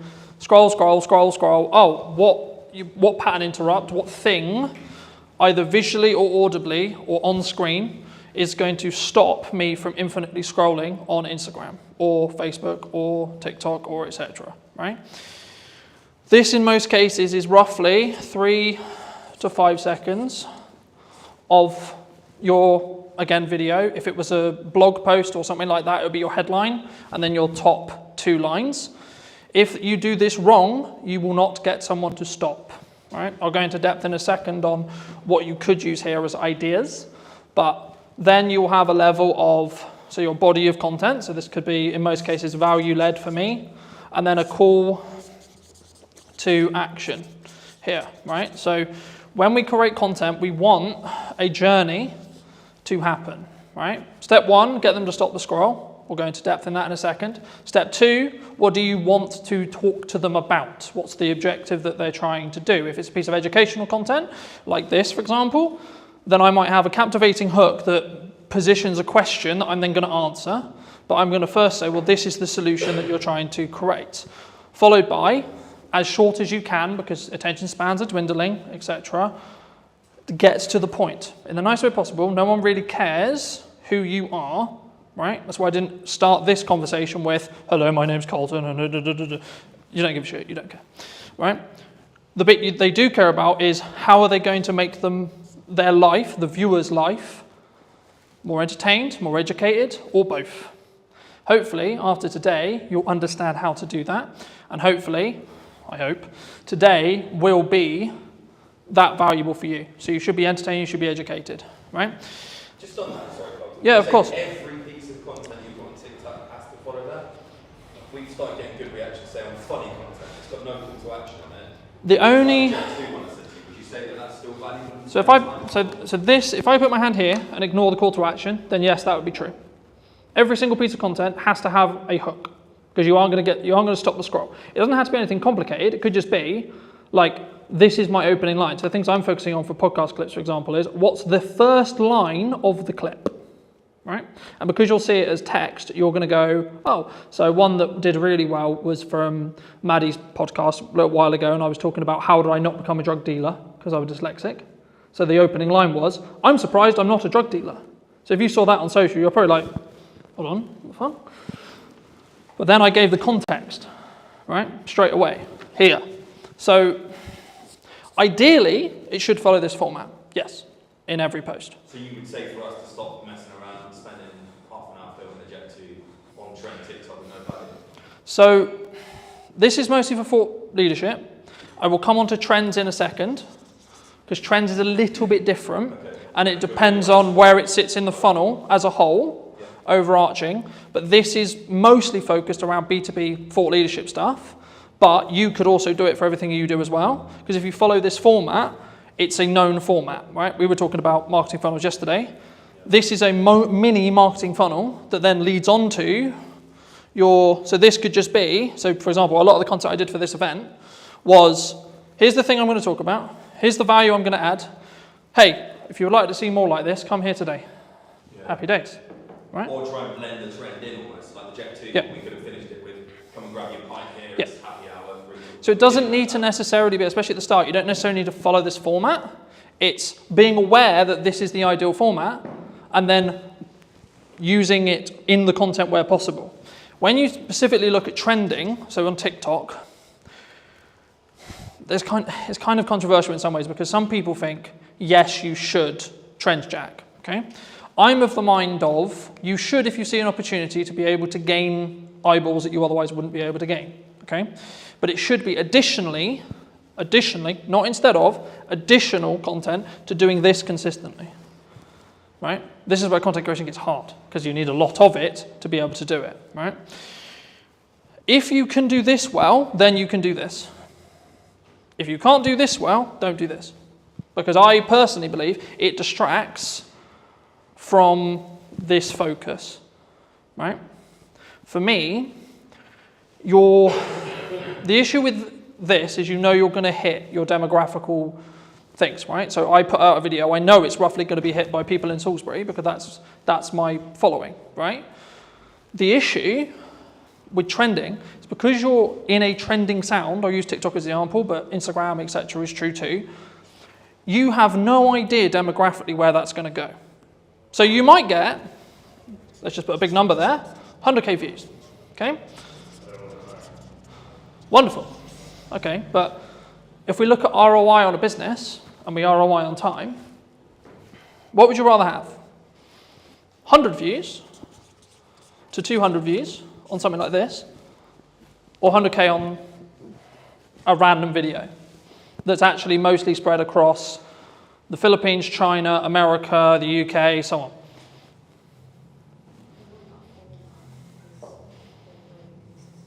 Mm-hmm. What do you think? We'd rather have Free real people rather than 100,000. Because 100,000 looks good. Yeah, but 100,000 looks good, right? Yeah. But when we... 999,000 aren't going to become, or probably might not be close to your venue. And that's why chasing virality, yes, it looks fun, yes, it looks sexy, but does it really do much for your business? I'd much rather have consistent of the right people at 200 to 300, maybe up to 1,000, but I know that each one of those views is going to potentially mean that I get more people sat in a room, I have more people to work with, I have more people I can help in my location, or in your... How do you do that location on TikTok? Facebook's very simple, physical business. So social media has changed, right? If I did this presentation or talk 3-4 years ago, I would only be talking about social graphs. Okay, I'll explain both in a second. But on this side, we've got social graphs. Okay, that's how everything worked before TikTok or Musical.ly arrived. Okay, here we have interest graphs that I'm definitely going to spell wrong, right? But the job of the team of two. So this was basically what TikTok created. Kind of their algorithm created it. It was in other places like Tumblr, etc. But like modernized and actually like popular, it was TikTok who did it. So what happens here is and this is why I said yesterday, following doesn't matter because we're now over here. But just for those who don't know, socially, what happens is I would follow someone, I would like, share, or comment on their post, right? This would send or say to the platform, hey, cool, this person likes and enjoyed this content. Cool. Okay, so the platform goes, we're going to show more of that to that person, right? So you followed me. Okay, cool. So that means you're telling to the platform, I like Colin's content. Can you show me more? Sick, right? Same with likes, same with shares, etc. Now, the bit where it got interesting is because when they started changing the weighting, you wanted to target different things. That constantly changes. There's no point me going into it because by the time we finish, it'll probably have changed. The main difference when TikTok launched a handful of years ago was instead of it being followers, like, shares, etc., they are kind of still important, which I'll explain in a minute, but the job here is Craig is going to open TikTok, and if he had previously never installed TikTok, it will just show him videos. And what it's trying to do is it's going to go, right, I'm going to show Craig a picture and a video of a dog. Cool. What does he do? Does he watch the video? Does he interact with the video? Does he like the video? Cool. Keep scrolling. You'll find that the more stuff you interact with, the more stuff you give watch time to, the more stuff you like, the more stuff you enjoy, you'll be shown more of it, right? So that's what an interest graph is, right? So is that what the FYP basically is on Facebook Yes. and Instagram Yeah. Reels? 100%. That's running that algorithm? Yes. But the main feed is still on the socials? They're moving from this to this. The only place where this is still prominent is LinkedIn. Really? So Every... the same people, use the old Georgia example, right? We post on that a lot. We can get the same 30 people commenting like on that. Yep. All the time. Mm-hmm. So they're still seeing it. Because that's interest-based. Not in an FYP of like TikTok. Because they are interacting on the posts related to that location. Right. So they're signaling the platform to say, hey, I want to know more about this location. So it's not as fully TikTok 100%. The reality of socials, well, it will probably be in this line here for the rest of time, right? The future of socials is going to probably be, there's a debate at the moment, right? In the marketing space, in the etc. with Meta and so on. But my prediction, and probably the prediction which I think most people would agree with, would be in 2 to 3 years, you'll have two feeds. One that's like this, and one that's like this. Okay? So this would be your FYP, this would be for you to discover new content. And this is where, to an extent, trending would probably go into. So if you're trend jacking, following trending music, etc. Let's say you like, I'll use the example I used with Craig, dogs, cats, Motorbikes, games, pubs, pick your topic, right? This is also where a concept called community talk came from, which was a specific hashtag around a specific thing. So when TikTok launched, everyone thought, oh, it's for dancing. Can I just get a quick show of hands? Who thought TikTok was for dancing? And for kids as well. Oh, for kids, yeah.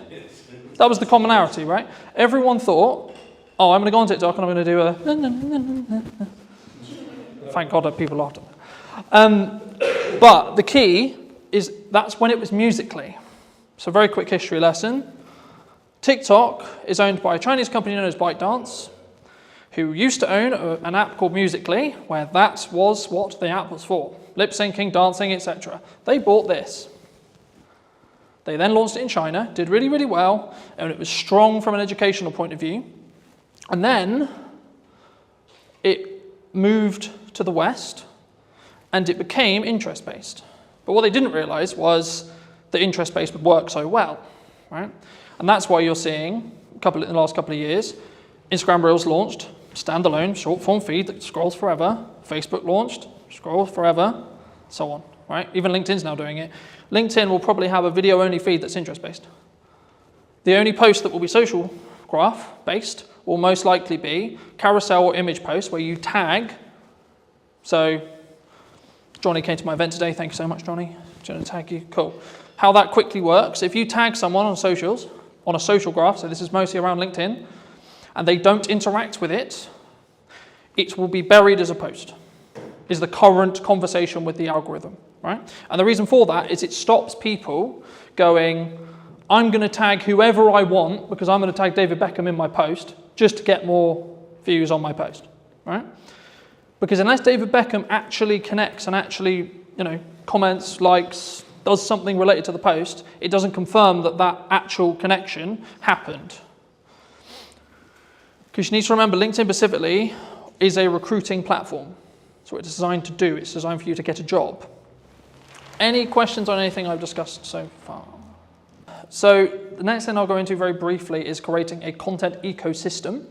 I'll use mine as an example, and then we can go around the room and see where the holes are and see if I can help fill them. My content kind of evolves around, in most cases, 2 long-form pieces. So it could be an educational piece like this, or my podcast. So for this conversation, it'll be a podcast. So this is an hour to 45-minute conversation between myself and a guest of choice, right? So most cases it'll be talking about marketing, could be talking about trends, could be talking about very similar to this. But you might say, okay, well, who's going to sit and watch the 45-minute presentation? Quick show of hands, who would watch a 45-minute presentation? It was interesting. Okay. It might have been booked by, I'm sure. That's the key. Okay.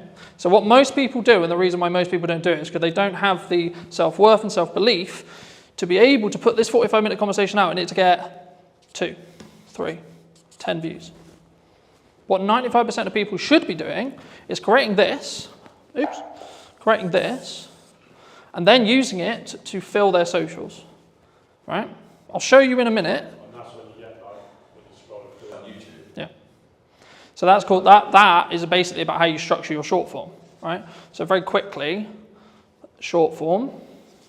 I'll show you how to use AI to create 20 plus pieces from each one of these, because I do it, right? Every week I do it. For you specifically, you could talk, I'll use an event that you're running for an example, okay? You could talk about every single unique selling proposition and every single thing about the event that you think is really good, okay? Like a Q&A almost. Yeah, with your staff. You get someone to ask you questions. Okay. What's it going to do, film it, chop it down, and then put it. And you don't have to film it the way I would film it, with multiple cameras and pro audio and this and this. I literally mean, right, a phone on a tripod, looking at 2 people, right, stick person, wonderful, another stick person, you can tell I'm not an artist, right, 2 people having a chat, wonderful, okay? That will fill your socials, okay? Because it's this long piece here. Could be anything. Your long form piece could be, this is how to utilize 1 hour of content, especially if you're time poor, right, and you've only got an hour of content to deliver. You can film it once, then distribute it into short form, you're probably good for a month, And then if you want to hire an editor, like I do, I get a custom trailer made for each podcast. Some of you would have seen them. If not, go on my socials. There's one every week, right? And that is designed for the hook, which I showed you earlier, on the front of the podcast specifically. So that's meant to hook you in, show the best parts of the conversation, etc. if you come to the whole hour. But also it allows me to be on social media with short form. So by the nature of how the trailers are designed, I'm naturally going to get a higher retention chart, which will look something like this, which means people are watching the whole video, which in 95% of social media cases, if people watch up to 100% of a shorter video, less than a minute, it will then be served to multiple audiences, right? I'll go into that very quickly, but just quickly on this. Once you've got short form from this 1 hour, you can then do lots of stuff with it. You can pull out the audio and have it as a standalone audio podcast, right? You could also get it transcribed, and then using tools like ChatGPT, you can get it into blogs, etc., in your own tone, etc., right? And then also, you can then take that blog, turn it into 20 tweets, 15 tweets, right? Or standalone social media posts on their own. Hey, in this conversation, it doesn't even have to have the video, you can just take some pictures afterwards and say, in the conversation we'll be releasing next week, we talk about X, Y, Z, right? This is a very key example of hooks don't have to be anything, you need to do them to then see what works for your audience. Because what works for me is not going to work for you, and vice versa. So that's a social question. 95% of the time, socially, we watch videos in our breaks, when the kids are asleep, etc., right? So you don't want... Yeah, so or the telly's on or something else is on. So in a social scenario where you wouldn't necessarily want to blare out your reel, but you still want to know what's going on, right? And just to give you some numbers behind this, I re-edited some Christmas content that I did, I think about 4 years ago. I redistributed it on short form, one without captions, one with captions. The one without captions got 100 views. The one with captions got 1,100 views. It's the same video. Okay, that's a 10x difference in views with one change. And this is how I'm starting to test stuff. The one thing people get wrong with marketing all the time is they go, this is our ideal profile, this is the person we're trying to talk to, and I know what they like. Do you? You may have known what they liked 2 years ago, but is that what they're into now? Does your ideal profile change through time? Mine does. Personally, my content consumption habits and what I consume will change on a weekly basis. When I want to go really deep on AI, I'll be watching nothing but AI stuff. Okay? When I want to go really deep into content and delivery and how to do it, shift again. So on an interest graph, my feed is going to change dramatically across 2 weeks. On a social graph, I'll probably get some of the same content. So on the Look into the terms and conditions of TikTok, you'll be scared about how much it knows. Well, this was actually a big problem a couple of years ago where I was aware of it, where people would be watching a specific video. So I'll give an example where maybe it's a motivational video or maybe they're feeling a bit sad, etc. They're watching something that may be a bit sad. And what the TikTok algorithm did, and they got in a lot of trouble for this, where they would then start feeding more and more, and you would go down this loop of negativity, right? I don't want to go into detail on it today, but it's the same with the quote, red fill spear, right? You are fed what you watch. So people are like, oh my God, my TikTok's so annoying because it only shows me X, Y, Z. I'm like, okay. A, log out, reinstall the app, watch stuff that you don't want, so watch the stuff you want, and then the algorithm will catch up. Or just when you're on the socials, just stop consuming and interacting with the stuff you don't want to see more of. Or search what you do want to see. Yeah, or manually go in and search, I want to see pretty kittens. I want to see dogs, I want to see positivity, I want to see quotes, I want to see etc. To start, put your video everywhere. Put your blog everywhere. Put your piece of content everywhere the same way. Because the first thing you need to get into the habit of is doing content consistently and getting consistent, right? Because that's where the results will come from. And concentrating on video. I focus on video because it's my best, building off Emily's point, it's my best way of communicating, and it's what I will also consume, and also I know the power of being able to leverage it because I can use it a million ways. Some people say, I don't want to be on video. Okay, that's okay, don't be on video then. But if you're a good writer, then write. okay? Like, you don't have to reinvent the wheel. The content quality will always rise to the top if you're A, consistent, B, talking to your target demographic, and C, adding actual value. Not fluff, not this looked nice, this was wonderful. The goal for me today is to give you as much valuable the stuff you want to learn as much as possible. That's it. That's my only objective today. Very quickly on how like algorithms work in most cases. This is a video algorithm, but the same would be true in blogs, the same would be true in articles, and you can swap the words. So whenever I say video, there is a similar algorithm for every other form of content and will work very similar to these principles. Okay? So when you post a video, I'll use Instagram Reels, for example. This is your video. Okay? The first thing it does is it will send it to, these numbers are rough because they change every week, right? And we actually don't really know. It's roughly about 10%, maybe lower, maybe 5% sometimes, of your audience. Okay? Now, depending on what happens will then depend on if you get a new audience or not, right? So in most cases, if, let's say this video is, I don't know, 30 seconds, okay? If someone watches up to 25 seconds of that video in this seed audience, so this is called a seed audience. The job of a seed audience is to tell the algorithm, because it doesn't know what this, all it knows is you uploaded a video. Wonderful, it can see what you said in it, because it can pull the transcript, etc. It doesn't really know what the video is, it just knows you put a video out. Sick. So what it does is it sends it to the 5 to 10% of an initial audience that it believes will enjoy this piece of content from what it learned from the title, the media data, or the post, depending on what platform you're on, and then what's said in the video. And then depending on what happens with things like watch time, likes, a key one on Instagram, especially right now, if you save or share it, because this is where understanding each platform is really important. So Instagram specifically is designed for people to share videos around, share posts around, because it's a communication platform. It wants people to communicate with each other on it, not just consume content, but have content as part of the ecosystem, so that, oh, I really like this video, so I'm going to send it to Paul, right? That's what the algorithm wants me to do. So sharing / saving, coming back later. And depending on how well these combinations, and the weighting changes, that's why I'm not focusing on specific weighting, but the weighting will change. Depending on what happens will then change how much of an audience, what that audience is, and what the size of the audience is. So when things go viral, what's happening is this. So it's going, initial post, okay, cool, it did well. Sick. All right, first audience, did really well.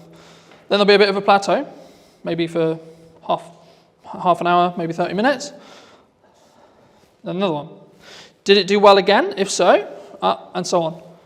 And eventually, it won't have a good reaction. And that's when it will stop. But if you can keep that loop, so there was a trend a little bit ago on TikTok where it would be a 2-second video with a load of text on it. Why do you think people did that? They were farming watch time. Because it's a 2-second video. So TikTok was going, is people who watch this video in that seed audience watching the whole video? Because it's 2 seconds.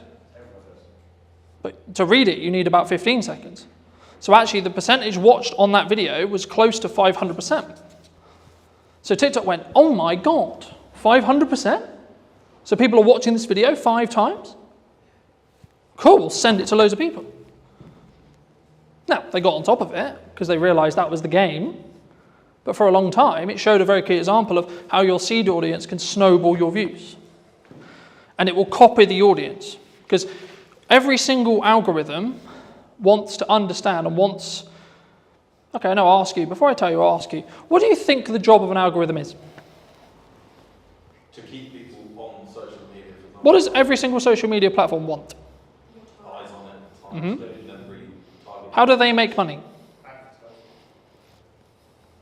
So the sin, you could say, is taking people off platform.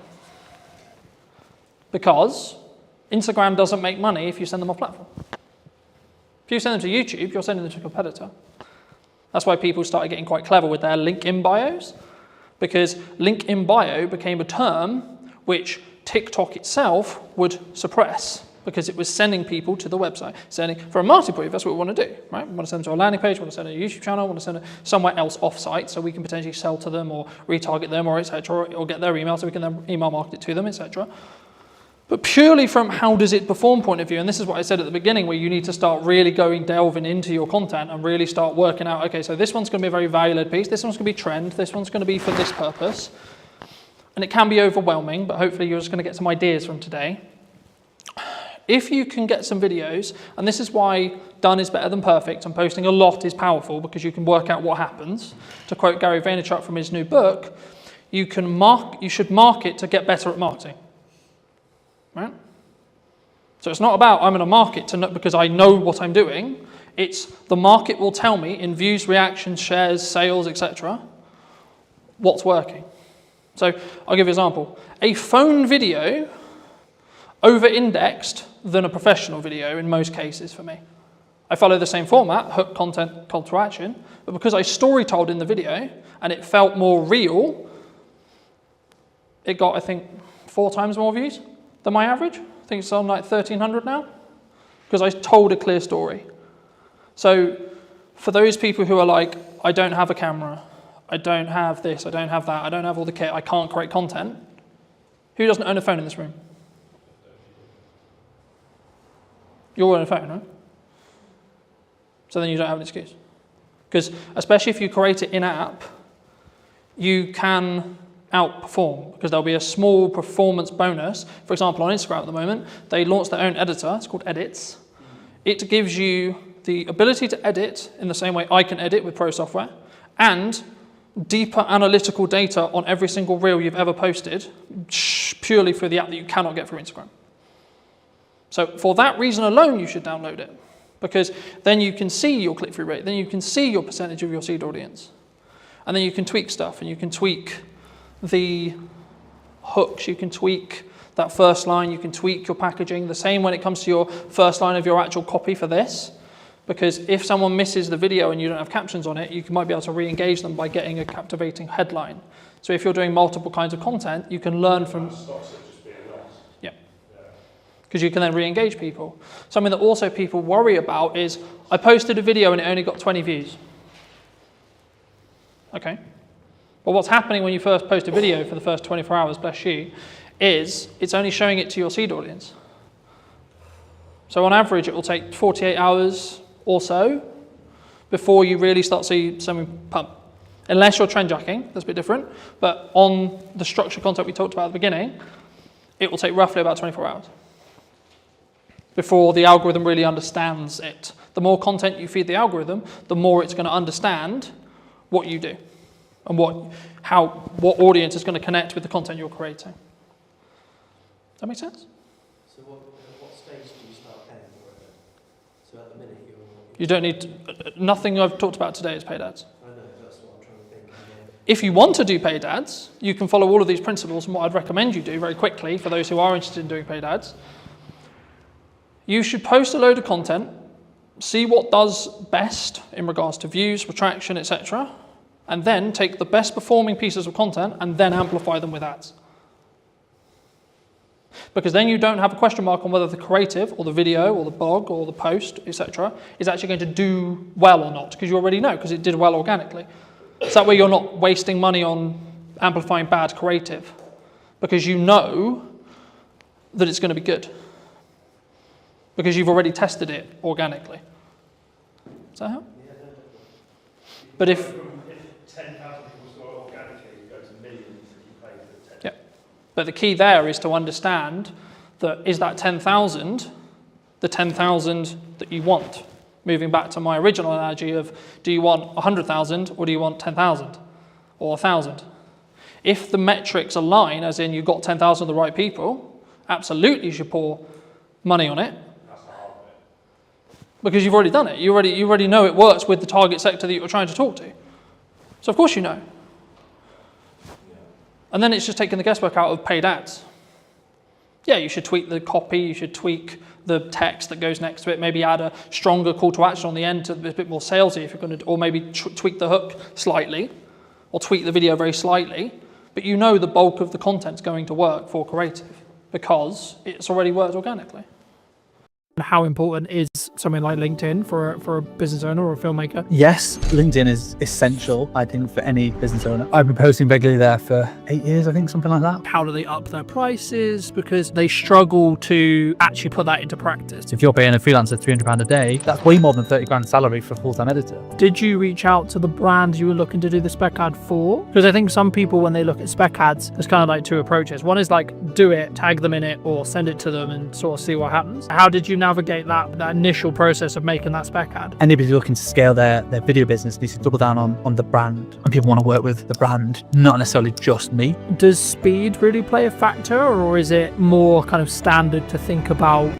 Did you know that 93% of you are not subscribed? So if you could please do me a favor and you're enjoying the show, then subscribing would mean the world to me, and it would allow me to grow the show and continue to get larger and larger guests and continue to bring what's missing in marketing today. Thank you ever so much for joining me, and I'll enjoy the episode. Hello, my friends. Hope you're well. Hope you're having a good day. Today I'm talking to Carl from over in Manchester. Specifically, he runs a really, I would say a upper class or like premier video production agency on the higher end. And today I really wanted to talk to him about specifically branding, but also how I think a lot of filmmakers, we're stuck in this rut of like being quite maybe lowball or midball or just working on ourselves. I mean, how does would you say, and feel free to give any context you want, Carl, and do you think that people really struggle to sort of scale their business as a whole? Firstly, I've never been called upper class in my entire life, so that's really just thrown me off big time. We're definitely a premium offering though, so I get what you're saying there, so thank you for that.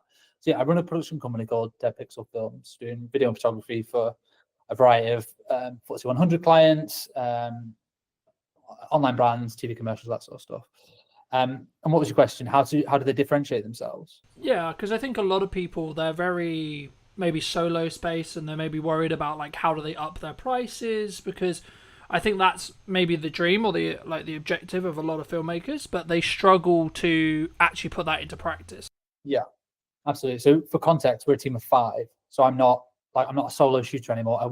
I started off shooting weddings, same as a lot of videographer journeys, I guess, shooting corporate videos, went to universities, then jumped into freelancing pretty early on. So I was a solo shooter for 4 years. I did weddings, corporates, bits of football, bits of TV, all sorts of stuff. And, I made a really good living doing that. And there was nothing wrong with that. And I loved doing it. And the wedding specifically was amazing. I was working with really like happy people, and it was really, really good fun.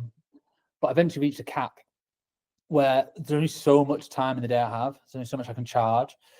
And I just realized I was I was at a peak, I suppose, in terms of like camera operating in Manchester as a technical skill and what I could therefore charge or how I could scale that into a business. So my next step was to go from a freelance camera operator, solo shooter, to a production company owner. And that was a monstrous leap because I alienated all my clients literally overnight, because all my clients were other production company owners. And so suddenly they're like, oh, hang about, now you've gone from Cal Thompson camera operator to Dead Pixel Films, video production agency. You're now a competitor. You're not a collaborator. At least this is how it was perceived 8 years ago when I first set up the company. So I had to kind of start again, really, in terms of like finding new clients and developing those relationships. I had some crossover for a year or two, but eventually it just fizzled away, and I had to then go after bigger and better clients that would, and then focus more on relationship building and then scale it over time. And it's taken 8 years to get to where we are now. There's 5 of us full time. We've got a production studio downstairs. So I'm in the it's like a meeting space that we're in at the moment, and then we've got a 1,000 square foot production office, and that's where all the edits are being done. And then this downstairs is a 4,000 square foot studio space.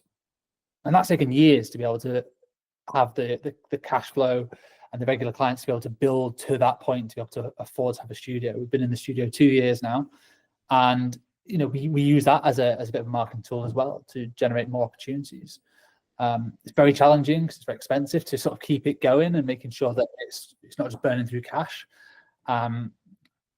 But it's all part of the journey. It's really good fun. Yeah, I mean, I was going to ask you about cash because I think, like, as cash flow as a business owner, right? Because I think there's a massive difference, obviously, from a solo shooter who's maybe positioned themselves as an agency, or maybe the traditional, I think, from the sole videographers that I've spoke to about, they're looking to get work through other video production companies or agencies similar to yourself.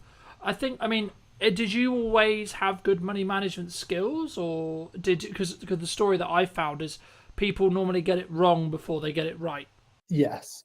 I mean, cash is king with any business, and it's definitely applicable to video production and photography services.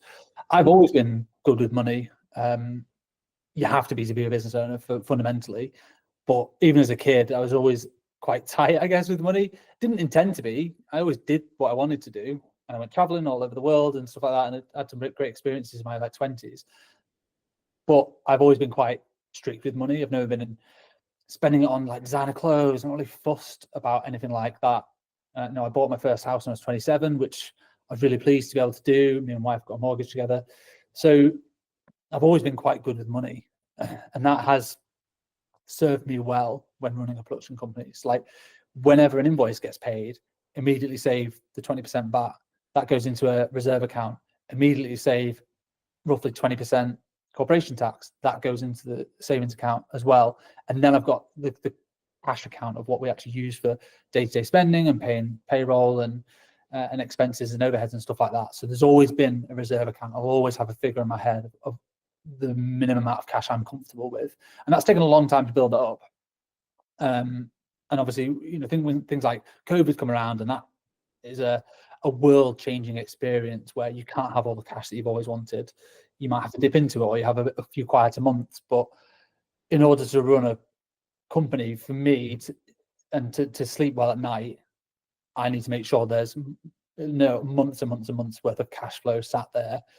And some people might disagree. They might say, well, you should be putting your money to work and making it work for you, so you're earning money in your sleep. And obviously we invest in the studio facility, we invest in our marketing and invest in our team and training and all that sort of stuff.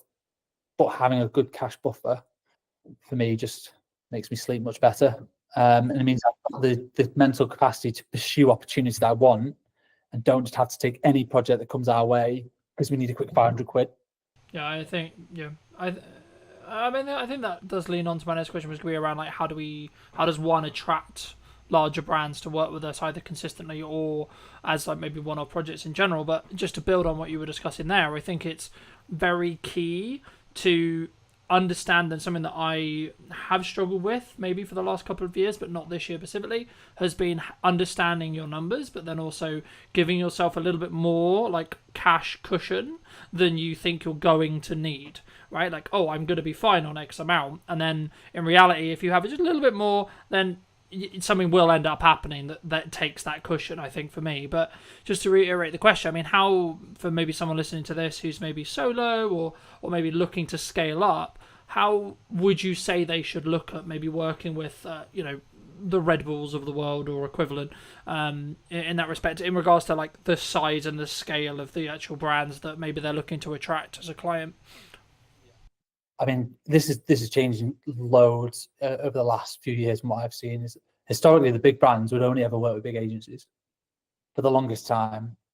And that is still the case for a lot of places. Like Coca-Cola will only ever work with WPP, or they have done for forever, because they feel like they need the resource. They need the WPP, one of the largest advertising agencies in the UK, in the world. They feel like they need the cushion and the experience of a big advertising agency, and they probably do. They need the strategy thinking and all these different resources they're going to pull upon. But what I can see is that the last few years, more and more brands are doing more in-house, and they don't necessarily need the big agencies or the big thinkers, from what I can tell. Now, I could be wrong, but a lot of brands are now doing that big thinking in-house, and they're bringing more smaller, independent specialist agencies. So rather than just like one overarching agency that handles everything in terms of their marketing and their branding and strategy and their content, they might have, okay, there's an SEO agency there, and there's a production agency there, and there's a web design agency there, and they manage it themselves rather than an agency managing that. And they just make sure that's all sort of aligned, which means that smaller companies have access now to bigger brands. And they're able to work. And basically, once you've got one, it's easy to get the next one, or easier. You still have to chase for it. It's more competitive for sure. But once you have a few bigger brand names under your portfolio, and the work can start speaking for itself.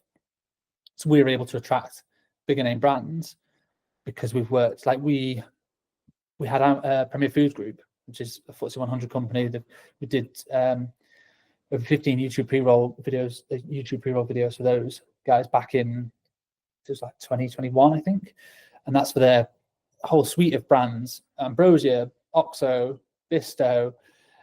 Anyone in the UK will have heard of these brands. They're in every shop ever. So we did loads of ads for them. And by doing work for those people, it opened up doors to more foodie brands. So then we're suddenly able to work for BBC Food. There's another project we got off the back of that. Yeah, we had to pitch for it. We went up against 27 different agencies and a public tender to win that particular project, but suddenly we got that. And then I marketed the fact that we worked with BBC Food for a 9-month content retainer on LinkedIn. That then led to one of our current biggest clients, which is Uni, and they're the pizza oven company based in Scotland. And that's because I put out one post on LinkedIn about working, like a blog post about how we work with food and break down that process. So it went from one to the next. So you can, when you look back, when you're in the thick of it, it's hard to tell what's going on. It's just like, shit, where's the next client coming from? And you just want to do the best work you can. But when you kind of step back, you go, okay, I can see how that one has led to that one, has led to that one, has led to that one. But it's been I've been self-employed for 12 years. It's 12-year experience to be able to get to this point alone. And some people are way further on than me in terms of their career, but I'm really happy that we get to work with like some world-class brands. And just by working with one does tend to lead to working with the next. So I bet your next question is, well, how do you get the first one? Because that is the challenging bit. And the way I would say doing that is work for free, which I know everyone here is going to hate. By free, I mean make a spec ad. Speculative. I don't know if you've ever done it, but you basically need to prove your skills and your services and the quality of your work off your own back. So that's how we won we started getting to super slow-mo. That's one of our core specialisms, which works with food and drink kind of content, is the 1,000 frames a second super slow-mo videos. We shot an ad for free with Whitley Neal Gin in a little corner of a studio. Me and my business partner at the time just kind of messing around, working out how does the kit work, how does the lighting work. This was years and years ago. And we put together a little 20-second montage. We partnered with a kit hire company who lent us the camera for the day. So that was very generous. All it cost us was our time and the ingredients.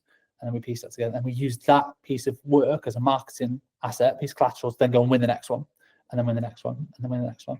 And that just snowballed. We then became the specialists in super slow-mo and food and drink, which then led us on to the next project and to the next one. So that's always my advice to anyone looking to get into it. How do you attract bigger brands? Is you can't just go to university, study a bit of film, and then go, well, now I'm just going to either have my own agency or go work for another agency, and I'm going to be balling working on these big bad projects. Like, you've got to prove it. Education, you've got to prove it with your skills and your portfolio and your work. And if you've got to just go out and do it. Yeah, no, I completely agree. And I guess the question that comes from that is, did you reach out to the brand you were looking to do the spec ad for? Because I think some people, when they look at spec ads, there's kind of like two approaches. One is like, do it, tag them in it, or send it to them and sort of see what happens.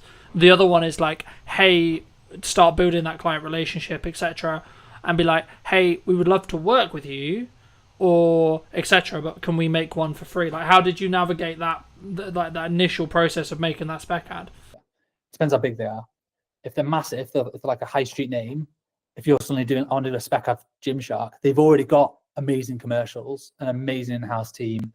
They don't need your spec ad. So you emailing them saying, I'm going to do this ad for free. If you want to use it. They just won't. They don't need it. So in that sense, I would just go and do it and just tag them. Like, massive fan of you guys. I hope you don't take offense to this. We've made our own ad. We want to tag you in it. And if Gymshark will unlikely see that and then want to just hire you immediately, but their competitor might. So someone else who maybe is slightly smaller than Gymshark might see that and go, oh, I love what these guys have done. Or you can use that to market to Gymshark competitors. So you can reach out to people directly that made this little piece for fun, just showcase our skill sets. Be really honest and transparent. Don't suddenly try and pretend that Gymshark are your client. You've done it as a paid project. That's the last thing you want to do.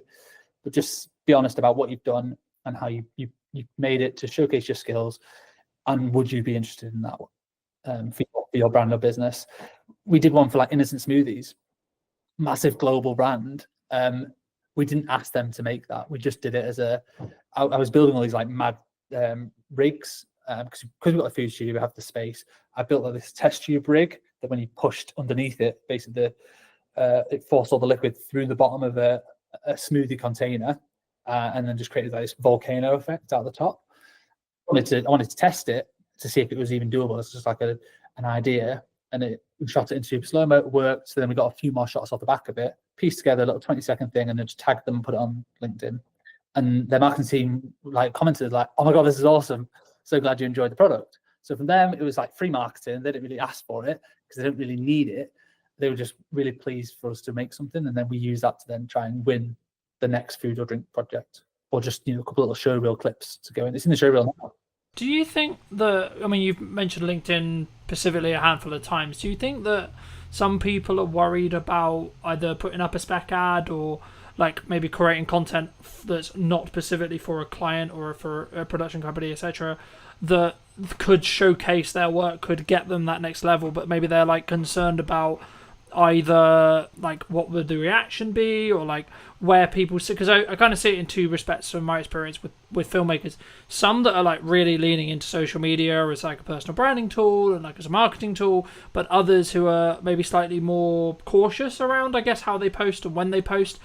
In your experience, I guess the two questions there is kind of two-pronged. It's one, how important is something like LinkedIn for a business owner or a filmmaker? But then number two, like, why do you think people are potentially quite cautious? Yes, LinkedIn is essential, I think, for any business owner. It's still quite untapped resource.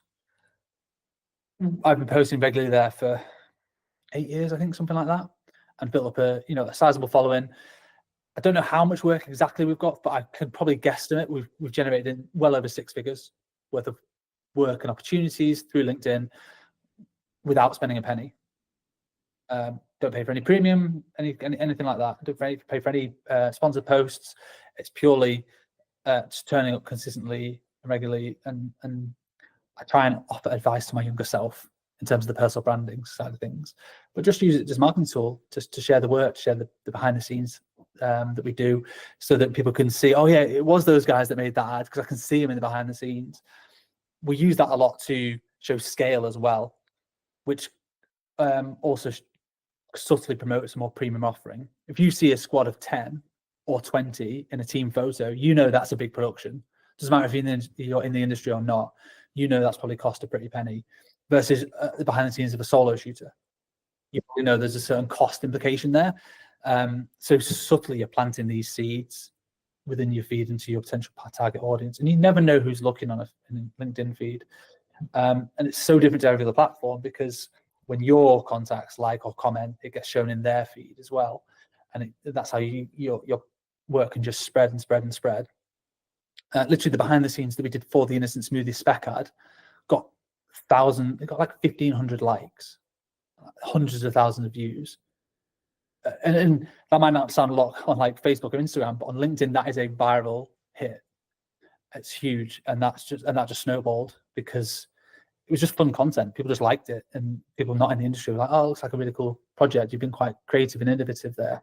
So yes, I'd say if you want to, scale a business or attract new clients and new opportunities, it's not just who you know anymore. Like it's who knows you. So LinkedIn is so valuable for that. And anyone could do it.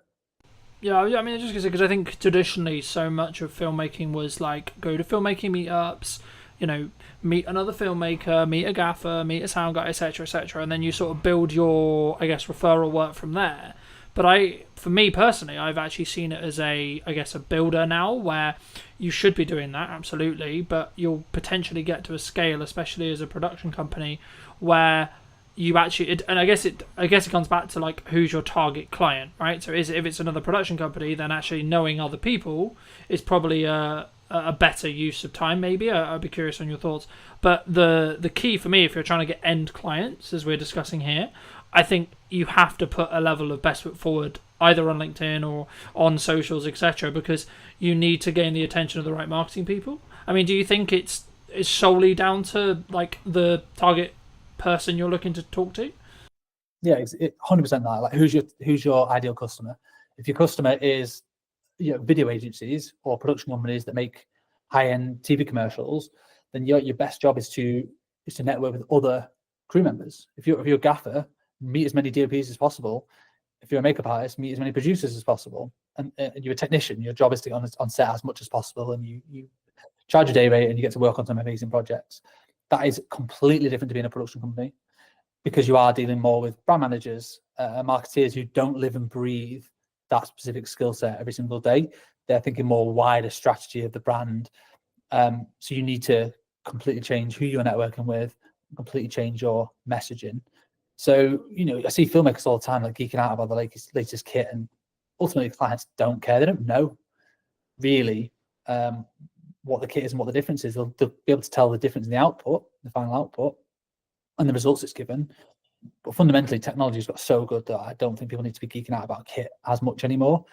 Technicians always will do. Like, at my heart, I'm a DOP, and I'm a technician. I'm a camera nerd. I always have been since I was 13. So I do still love it. Doesn't mean my clients care about it. Really, they care about, okay, I need a super slow-mo shot. How do I get that? Okay, we need a £100,000 Phantom camera that we have to rent for the day. And we need the skill sets to do it. You need high-speed lighting and all that sort of stuff, and a lot of power. So they care about the results of the slow-mo and what it does, not necessarily the camera. They don't care what it's called or how much it might have cost. Yeah, they care about the rental fee. But in terms of like the specs of it and stuff, they're not really fussed. You have to market to your respective customer and who that is. If producers are hiring you and you own a super slow-mo camera, then talk about the specs all day, because they probably will care. But the end I mean, my next question was going to be like, from a delivery point of view with larger clients, does speed really play a factor, or is it more kind of standard to think about like, oh, we're going to give you a 2-week delivery or etc.? I mean, obviously it depends on when they're going to use it, but would you say like a unique selling proposition for what you do specifically is speed related in regards to turnaround, of course quality as well, but is specifically looking at speed really important? We never market ourselves as like the fastest video agency in the West or anything crazy like that, because I think it would just attract a certain type of client which will expect everything yesterday. We do have a lot of clients who still do that, and like they want it as quick as possible. That they usually come to us because they have a project in mind, a deadline in mind, or if they don't, we certainly ask them. That's one of the earliest questions. What's the idea? What's the budget bracket that you're kind of working with, and when do you want it? And then we can work backwards from there and go, okay, well, when can we slot it in? We have certain projects that we're producing one now that we're not shooting until September, and the deadline's not until the end of September, and that's marketing for a Christmas ad. So we're talking about that now. Other ones we're shooting tomorrow, and we need it live by 1st of August. So that's quite a fast turnaround, because there's 5 20-second ads, like montages with like heavy edits and a lot of content going into it. So speed is important, but I think clients prefer more like a stress-free production. And are you going to handle the brief? Are you going to deliver on the concept? And are you going to be obviously professional and make them look good to their boss, ultimately? People might not say it, but they kind of is what they mean. That a lot of brand managers are sticking their neck out certainly with a new agency they're working with. They're putting their neck on the line. They've said, right, we really like these people. They're going to be great. You have to deliver on that. Yeah. You have to. Yeah, I think the key is you have to follow through on the content or the promises that you have like said that you're going to do, but then over deliver on those. So I've always followed a motto for a long time, and it might be why I'm doing quote unquote okay in business, because I've always under promised and over delivered with every project that I do. But I think it does, to an extent, kind of bring me on to kind of the next question I want to ask you, which was about like, how do you justify to a client who's maybe on the fence about spending, let's just say 10 grand or 15 grand or whatever it ends up being, right? How do you deal with those hurdles when it comes to being higher priced as a whole? Yeah, so we don't do quotes anymore. We do proposals. So for every single client, they get more than just a one-pager. So we used to just do quotes. People come with a brief, amateur video. So you go, okay, put it together in a spreadsheet, put it onto a 1 or 2 page PDF. with a breakdown, your pre-production and post, and this is what it's going to cost with a number at the bottom. And people either go yes or no. We don't do that anymore. We're now doing proposals. So pretty much every client that comes to us will get a bit of an idea. They might already have an idea and they want to just flesh it out. With here's a few visual references of the style that I think we can execute on based on your budget. I tend not to do this like on a whim. Like if I know they've got 20 grand, okay, I can work backwards from there and go, well, this is the kind of production that I think they might need. You know, it's a couple of days, a couple of crew, there's production value there. I know what to spend, so I can know what the references are going to be. And we put that into like, 5 or 10 pages for every single client with a cost and a breakdown of this is exactly what it's going to cost you. The information that was in the original quote still goes in the proposal, but you've also got a lot of more visual references in there so that people can see you understand the vision. They're just taken from previous work or from the web. It's all internal stuff, so it never goes live. It's just like we're just trying to share ideas, and then we're trying to follow through with the execution. Like this is what you're going to get, and we found bigger clients kind of expect that a little bit more. They don't just want a one-pager. Like what's going to separate you from, if they're getting 5 quotes, how are you going to stand out amongst those other 4 companies? And you don't want it to just be on price. You want it to be that you understand the brief and the unique ideas that you can bring to the table to deliver on that brief. But it's free time. It's a massive gamble. We don't win all the ones we put proposals for. We lost one yesterday. You're like, oh crap, that took me a day or longer, hours spread out here and there to pull that together, pull together references, come up with a bit of a script. I think we're going to nail this. I thought we'd nailed it, and then they still didn't go for it. And you're like, oh, well, not sure what we've done wrong there. That's the game we're in a little bit. Some people might disagree with that. They might say, oh, you should be charged for that time. And we charge for creative development time, but sometimes that initial spark, we often give it away for free. Do you think that's one of the, obviously that's one of the reasons why you do just stand apart, but is that the same, I guess the next question was going to be around like the confidence of maybe charging more or being value-based price rather than necessarily the time. Obviously there's always time that goes into it, of course, but it's more about, I guess in some ways, when you look to attract those higher paying clients, it's also about it's the entire, in my experience at least, it's about the entire process and journey and the perception that client goes on with you rather than necessarily just the production day, and that's I think where it comes back to where you and I both agree, which is like they don't care that much what what it's filmed on. They care about what it's going to do for their business and what the return on their investment is going to be.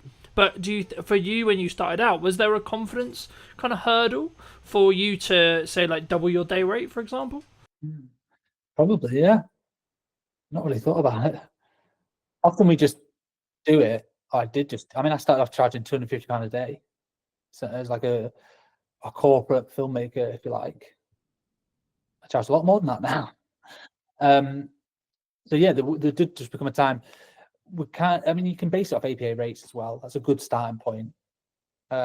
Producers Association, it's like a union. We're not part of it, but they do set rough crew rates, and they adjust them every year based on inflation. So you can roughly see what a crew rate should be charging for those.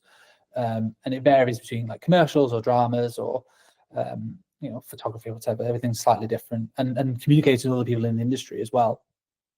Asking other fellow filmmakers like what sort of rates do you normally charge is a good way to at least set a benchmark. And if you're winning loads of business and almost like too busy and don't really feel it in the wallet, it's because you're too cheap.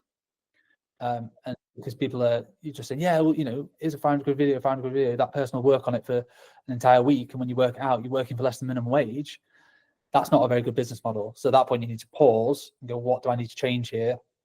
Well, I clearly need to up my rates and probably reduce the workload, and I'll still be earning the same, if not more money in the long term, because I'll have more time to focus on delivering that project to the best of my ability, and then creating marketing collateral to then help generate the next one, or more account management time to work with the clients to be able to communicate the ideas better and fairly, so that when it goes from ideation all the way through to production to post, that client feels like they've been looked after throughout the whole journey, not just been sold a dream and, oh, you're going to get your edit in 6 weeks' time and not heard from it. It's more communicating every other day. This is where we're up to. This is what the deadline is. This is how we're doing. And that was 6 time. I can't do all that myself. and that's very hard to do as a solo operator. There's 5 of us here. There's 2 people full-time editing, and there's a producer and a studio manager. So they do a lot of the account management side of things in terms of liaising with clients and communicating and getting edits through the post-production workflow and then back to for amends and all that sort of stuff. So that does take a team to do it to the level that our clients demand. Yeah. When you were building your team, because you said at the beginning that you went from being solo into like developing the team, did you scale it from like 1 person, then 2 people, then 3 people slowly? And then if so, did you focus on systemizing how you did it yourself? So originally it was myself, and then I partnered up with somebody else. So we then became 50% business owners. And that was just the 2 of us for probably a year. And I was literally doing all the shoots and the edits, and he was doing business development and operations. And that was fine, you know, around COVID time, just surviving. But eventually the edits got too much. So it's like looking at the business model and trying to work out where are we bogged down with in terms of time. And it was edits. So it made sense to hire an editor. Great, let's work out what the finances are going to be. It can be quite daunting when you look at your first hire, like, oh my God, how am I going to find 30 grand or whatever you're agreeing that first initial salary is. But you tend not to look at it on a yearly basis. You just have to look at it on a monthly basis. Oh, I actually need to find 2.5 grand or whatever it works out at. Because obviously including tax and all that sort of stuff. So that's much more manageable. And it's a bit easier to think of it like that. Or what do I need for this quarter to be able to hit that, rather than thinking about the larger scale side of things. And editors are amazing, hardworking people, and that is quite an easy way in terms of a business model to, as long as you keep them busy, they will pay for themselves very, very quickly.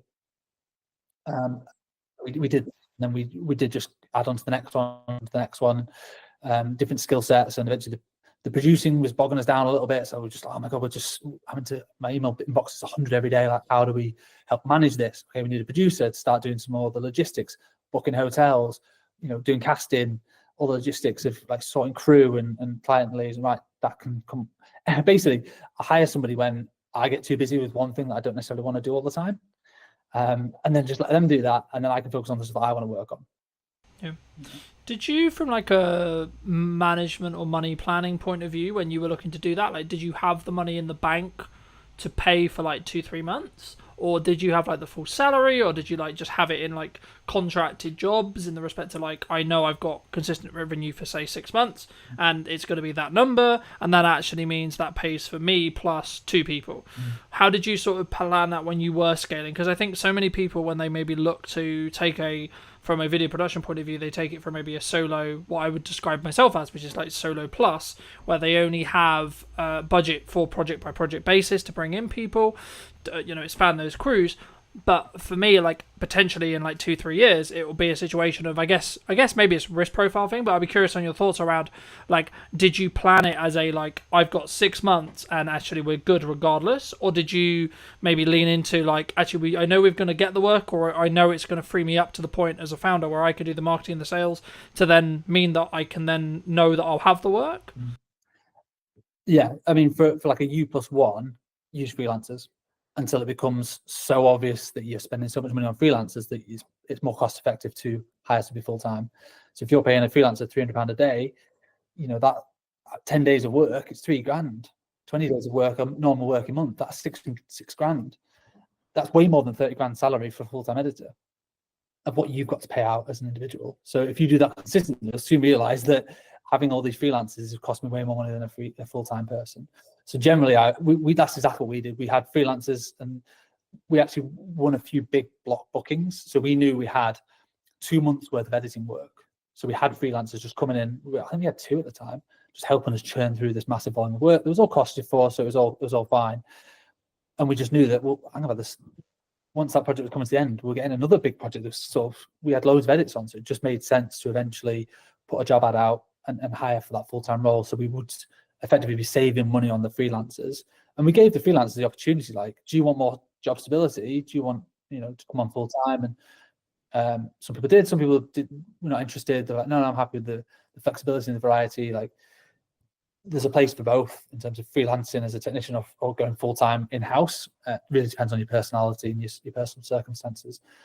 But from a cash flow point of view, I think we had at least, let's call it 6 months worth of cash to be able to pay that person. They could be sat around twiddling their thumbs. It'd be a terrible business model, but they could be without us necessarily worrying about how we're going to pay that person. Because also when you hire them full time, you have an obligation to pay them. They're now an employee. You can't just get rid of. You can make them redundant, but that's a failure on your part, I think. Rather than just, we didn't have enough work to be able to pay them. Like, you've got to then go and get the work to keep them busy. So that is part of the risk. It's definitely it's a high risk move.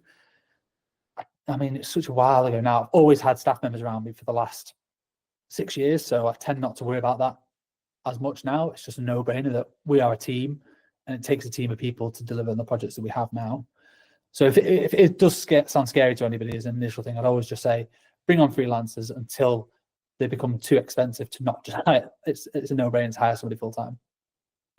Yeah, I think I agree. I mean, I think, would you say that in that, though, one of the things that a founder, like an origin person of the business in a video production context, like, they should spend, like, as they're scaling and as they're bringing in people to help with the delivery side, should they spend like a significant amount of their time in trying to, I guess, apply financial resources to getting more people to help them either with their personal marketing or the company's marketing or etc., to then, like, because I found, like, for me, that will have the strongest ROI by me creating my own content and me being in the world of marketing all the time as much as possible and not as much in client delivery. And if so, how did you transition? I mean, did you just end up, like you sort of alluded to it at the beginning, but did you have to transition all your clients because they wanted to work with you specifically? Because I think that's sometimes the weakness when we're very founder-led as a business, where a client wants to work with me because they've consumed my marketing and then they want me to have that touch on the project. And how do you sort of balance that with also then scaling it with a team? Yeah, I'm still figuring that out, to be honest. A lot of our projects are of a scale where it can never just be one person. That one person ideally should be on the job.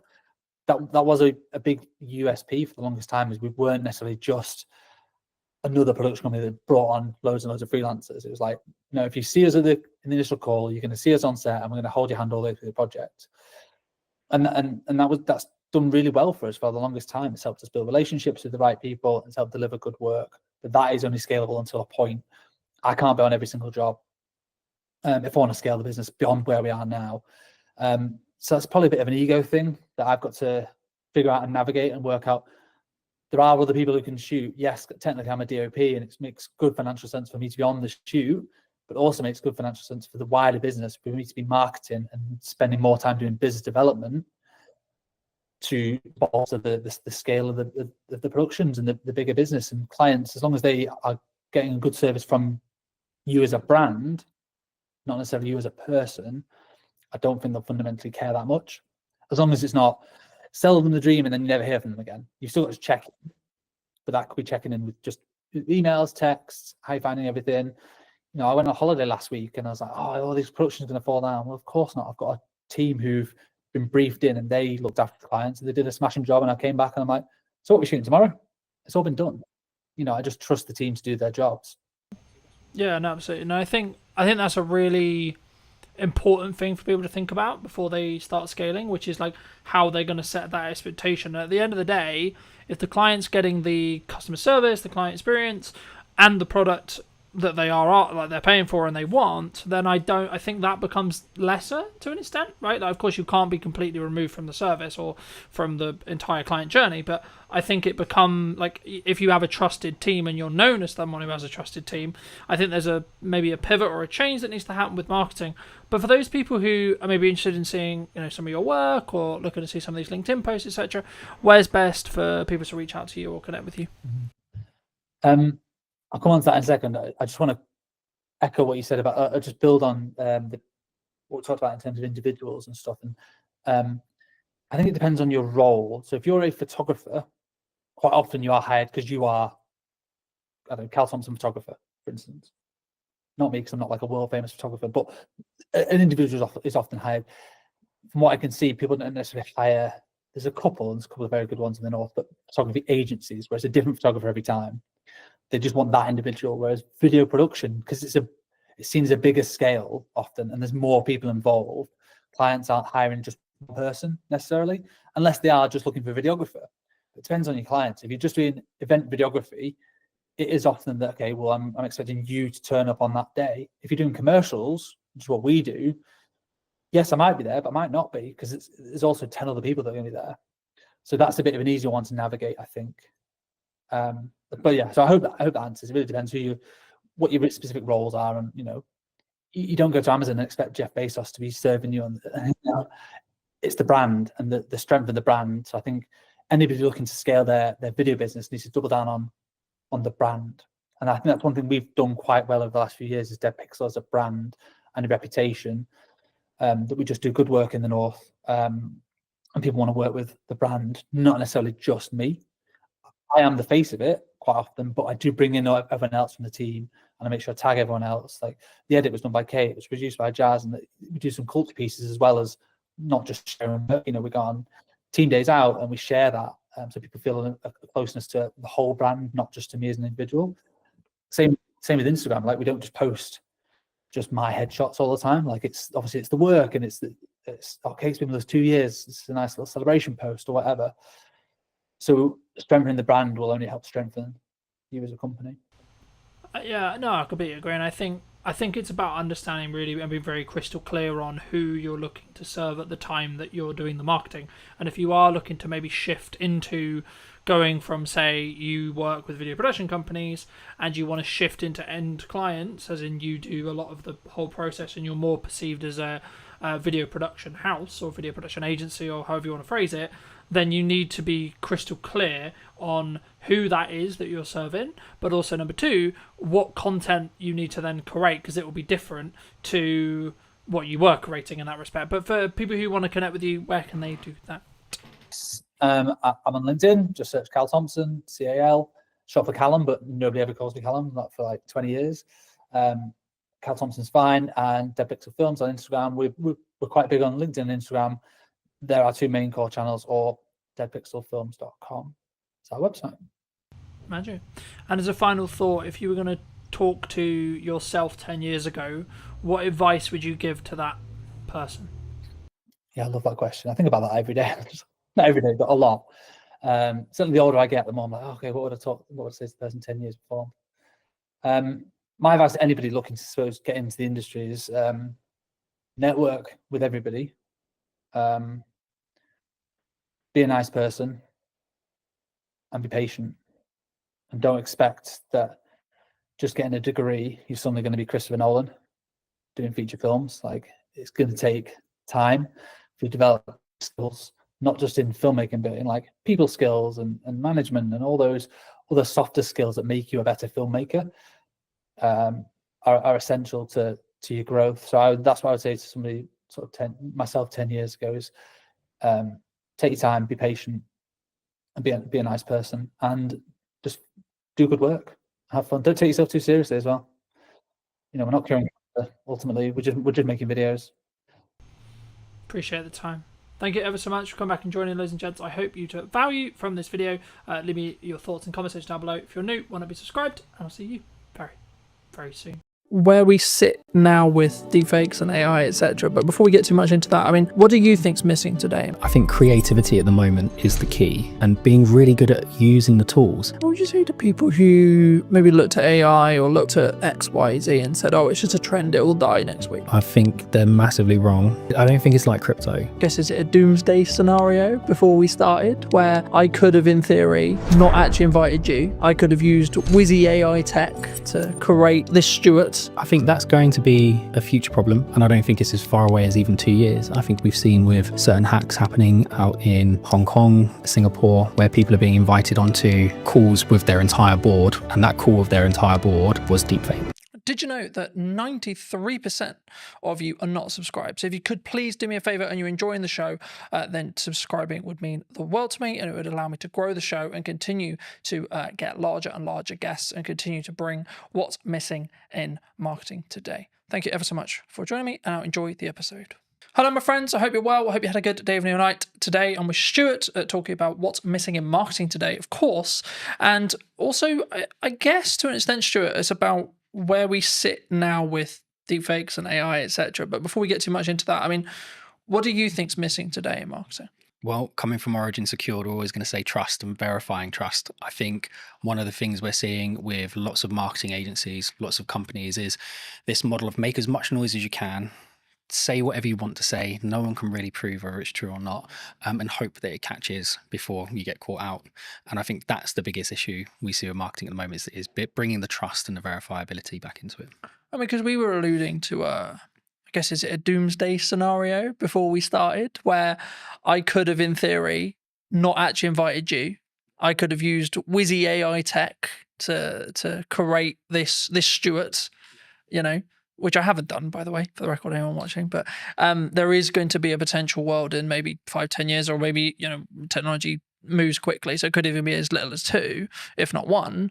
You know, is that kind of where it comes from? Do you think the lack of trust, like actually confirming that, yes, I am talking to Stuart today, and yes, Stuart did actually come on the podcast? I think that's going to be a future problem, and I don't think it's as far away as even 2 years. I think we've seen with certain hacks happening out in Hong Kong, Singapore, where people are being invited onto calls with their entire board, and that call with their entire board was deepfaked, right? And I think they got away with like $20 million. Dollars, whatever it was in that particular one. So I think that's coming. I think that's going to be sooner rather than later. And I think we're seeing that online, where you'll get images of people like Martin Lewis or whoever saying something that just isn't true, or supporting a project that is a scam. So I think that's coming. But I still think just traditional trust, right, is a problem. How do I verify that I've worked with the MOD as an example? How do I verify I've worked with this organization? How do I verify I've worked with this person? And I can make loads of noise and say loads of things about it, but I don't have maybe a podcast to prove that I've done it. So I think that in that sense, we have to find a way of enabling people to verify that information, but without risking all of the personal data that goes with it. I mean, I wasn't actually going to start here, but I think it's important for me to start here. Someone like me, right, who has been on the internet for, I'm going to say, shy 10 years. I might be in deep trouble when it comes to AI tech and AI training and deep fake stuff, right? Like, what can I do in your view? What, to protect yourself? Yeah, I think is very challenging. I think our product will go some way to helping that. But even still, even with kind of Origin secured verification on top, all we're doing is verifying whether something is real, right? We're not necessarily proving something's fake. And I think you can argue that if it doesn't have that stamp of approval on it, or you can't verify it cryptographically, then it's highly likely to be a fake. But it still doesn't stop someone pulling their phone out on the street and recording you. That's still you. But it's going to be very, very hard to detect the difference. More, I guess, as I think about it more, is it actually more down to an integrity and trust thing? Like, someone looking at it, you might look at it and say, well, I know Colin. I've known him for however long, 2 years, let's say 3 years, right? I don't think, my gut tells me that's not him, because he wouldn't come across that way. He wouldn't say it like that. He wouldn't, like, why is he involved in that? That's weird. It doesn't make sense. Like, is that actually maybe the defense? Maybe, but I think if you look at the way things happen in the media and the press, that's typically not the approach that most countries take. It's very much kind of someone's appeared on an online platform doing something they shouldn't be doing, and they're instantly vilified, regardless of whether it was them or not. So I think there's an element of education and adaptation that we need to go through as a community. Absolutely, that will help. I think technology will assist. I think that will go some way to proving it as well. I think it's really going to be education. I think we need to teach people to be safer online, and to be able to identify when something might be a fake, which at the moment I just don't think we do enough. I think we rely heavily on third-party organizations who we think represent security, and in some ways they have been secure, but when you've got trillions of dollars flying around markets every day, if you carve off even 10%, even 1%, right, these are huge numbers. Fraudsters are going for them. So I think we need to adapt and find new ways. Do you think, maybe as marketing, or as maybe as like just a medium to small size business, what can I do then? What can you do? I think, again, having things like this will help. I think having endorsements from organizations will help. And again, going back to what Origin Secured is about, it's about having endorsements, right? How do I verify that I've worked with this organization? How would you verify you worked with Origin Secured? Well, you can have my video with you online. But outside of that, it would be a case of you could put my quote up on your website. But again, how do I verify that was real? You might have to get one of your customers to come and talk to me. So I don't know if we actually have an answer to that question at the moment, other than we know with Origin Secured, we can cryptographically prove you've worked with us, and you don't have to pick up the phone and call me to get me to prove it. So it's difficult, right? You know, Absolutely. I think everyone thinks trust and brand, and you know, like I'm a big advocate for trust and brand, and I think that the only really, like to quote Gary, the only thing that matters, or the only thing that will be left, will be brand when everything is commoditized by AI. Yeah. But will even that be left? Because if you look at some of the AI tools that are coming out now, I mean, we're looking at them. We use AI throughout the business. And I know a lot of companies say that, but genuinely, from cursor all the way through to the front end, products like Replit are coming out. You can take an existing front end and you can copy that, and it might take you 2 weeks, maybe a month with a couple of half decent devs. So you've spent millions investing in this product, in this brand, and then someone comes along and just copies it as a carbon copy. And if their marketing skills are better, if their social media skills are better, if they're better at hacking that kind of influencer side, well, where's the value then? Like, is it more valuable to have a really good kind of marketing team, or is it more valuable to have a really good brand? I think they don't always go hand in hand. You can have a really great brand, security, integrity, strength, and it can be destroyed in minutes. I think that's difficult, right? Isn't it? I think that's, I hate to use Bud's term, but like that's where personal branding comes in. Yeah, because like if I'm saying and I'm endorsing something, yes, it could be AI'd, but then as I say, maybe it is that. Like as I sit here and think about it, like maybe it is just that because of my track record. Because like then people, I guess the question there though is it then down to the person consuming it to make the decision? Well, that's kind of the approach we've taken, right? So the approach we've taken is it's down to the individual to choose who they trust and whether or not they believe that's true, right? So we can have, and we'll get into the tech more later, but we can have a series of endorsements for yourself, right? So we could endorse you cryptographically. You could be endorsed by the Passport Office, right? Or by an ID service provider, or by the DVLA, or by your bank or your solicitor.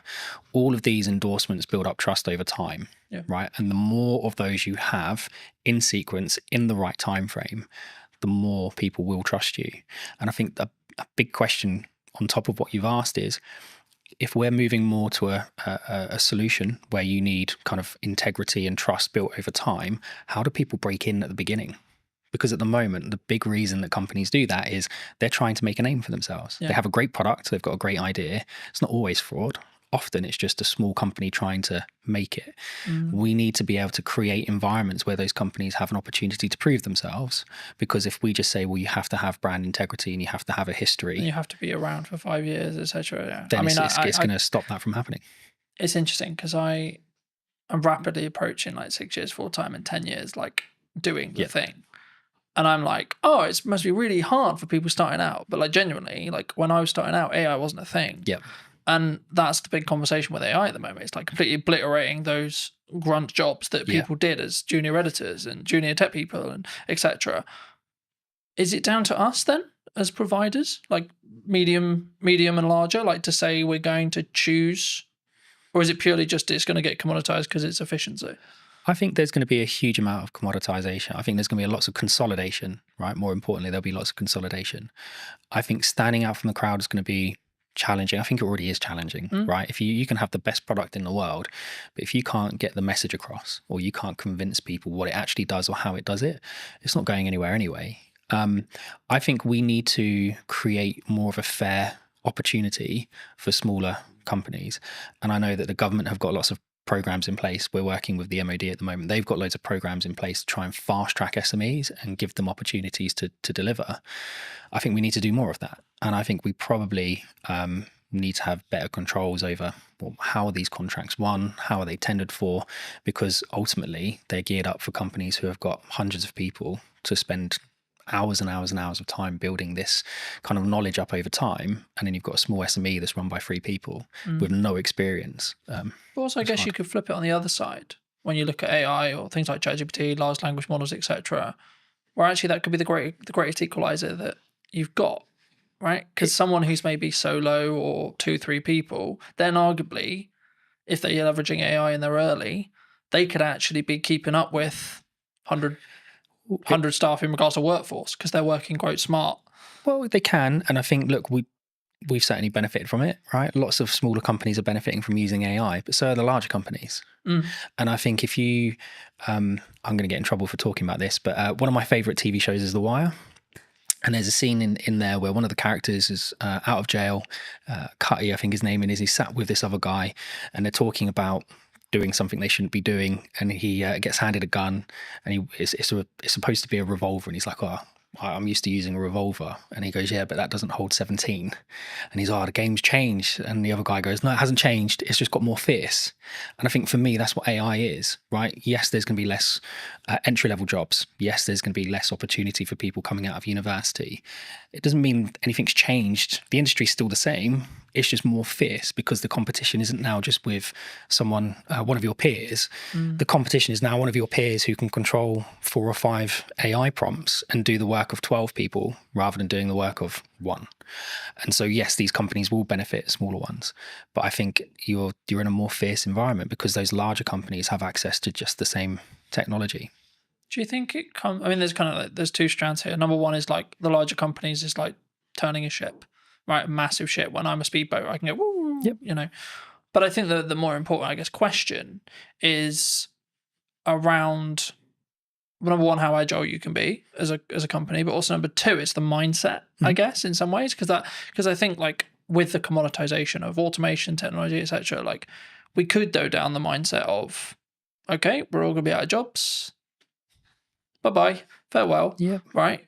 Or we could go, actually, how can I utilize this as a tool? And, you know, I was having a conversation with someone very close to me about another filmmaker the other day, and I was very worried for his model, looking at his business model, because traditionally he's, in this case, brought in as a camera operator for other video production companies. And there's been a large conversation in the space, for those who are listening, about you've kind of got 2 models that you can really like business model-wise that are still profitable and can still work. Massive Hollywood stuff, which big crews, big money, lots of stress, and then the 1 to maybe 2 at most, like production size, right? The issue is, I guess, the middle class filmmaker, you could say, in my realm, could be and potentially is going to be commoditized, especially if they're not utilizing or looking how to use AI, how to do prompts, how to, especially if you look at like the AI generation stuff that's coming out and like Google VO3 and etc. Like I looked at it and went, oh, right, okay, I need to talk about strategy more then. Because the idea of filming stuff is going to become less profitable than I think it was.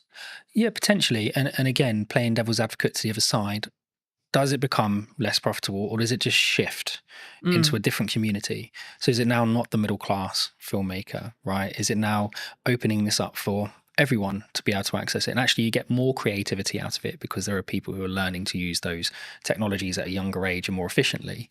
I think my cousin is doing phenomenally well in Sydney at the moment as a filmmaker, right? She's still going through school, but she's done several productions.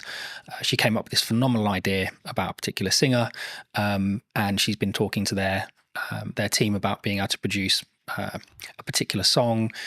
The idea behind it is incredible. You won't get AI to produce the idea, right? Not yet. That might come in the future. But at the moment, AI is just really, really, really good autocomplete. Lots of people are going to be really upset with that. But it is, right? They're just predicting tokens. We're not yet at a point where it is finding new ways of doing science, right? It might find a new mathematical way of folding a protein, right? But that was always there. It's just able to run more permutations.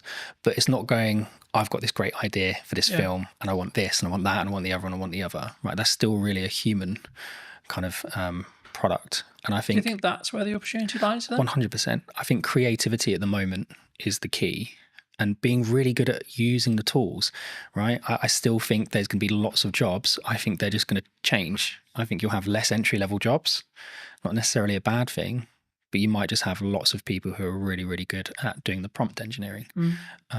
That will become a big job in my opinion. What would you say to people who maybe looked at AI or looked at X, Y, Z and said, oh, it's just a trend, it will die next week? I think they're massively wrong.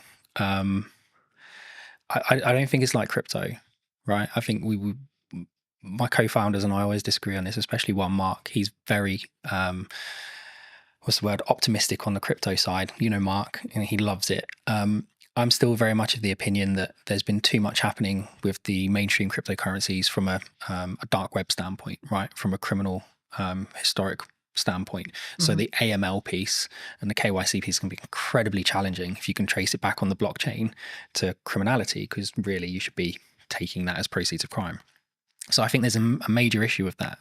I think the difference between that and AI is AI genuinely has solutions, right? You can take someone who spent the last 20 years of their life learning how to spot tumors in lungs, right? They might have a really good accuracy, 80-85%, and then you can train an AI model to 92-93% accuracy in 3 or 4 months. That's a huge jump, right, for us as a species, in my opinion. So I just don't see AI dying. If anything, I think it's going to become more and more integrated. And I think actually what we're going to see is that AI is going to become smaller and smaller and smaller. And I don't think it's going to be long before it's fully inside your device, not in the cloud. It will be inside your device. You'll have your own private AI, and it will learn you more and more and more. And this is why Origin set out to do what it does, right? As more and more information is being collected, you need to secure that in a better way. You need to be comfortable that your data is yours, that you have control over who accesses it. And if they do manage to get access to it, that you can revoke that access. And if someone is storing your data somewhere, you've got some level of encryption yourself over that data. I think that's much more important as a conversation. Is not necessarily is AI going to be a great tool, 'cause it's not going anywhere. Is how do you secure the data? How do you scrub the PII out of it? I think, Because I know that, you know, other large language model providers, I'm sure, have done similar. But I know OpenAI, owners of ChatGPT, got into some hot water because they basically, what it seemed like was they were basically ignoring copyright law completely. And they just went, oh, look, the internet's got loads of internet and information on it. Let's just take that. Thank you. And I don't believe that could be undone now. We're kind of in the wild, like we're in the Wild West in that respect, as in like ChatGPT knows everything and they will know everything forever. Yep. And again, there's only so much data in the world, right? So forget kind of some of the data that people think is proprietary for their organization, right? Where they might have taken 4 or 5 pieces of information and done something cool with it to produce another metric. The actual data, there's a finite amount, right? OpenAI found that out really quickly. You can still download pretty much the entire website scraping, and you can pay to download that online, right? There's several companies that offer that as a service. Anthropic will have done it. Google will have done it. Apple would have, all these organizations, if it's not just specific to OpenAI, every single company has done it. And I think at that point, there has to be a kind of really important question being asked is, how are you protecting your information? Not just from a copyright standpoint, but even from, we were talking about this the other day. So M&S, their hack, right, which was social engineering. Well, how secure is me sending a 6-digit passcode to your phone? The phone's not linked to your identity. It's not linked to anything other than you've told me that's your phone number. And yet this 6-digit code magically makes it secure.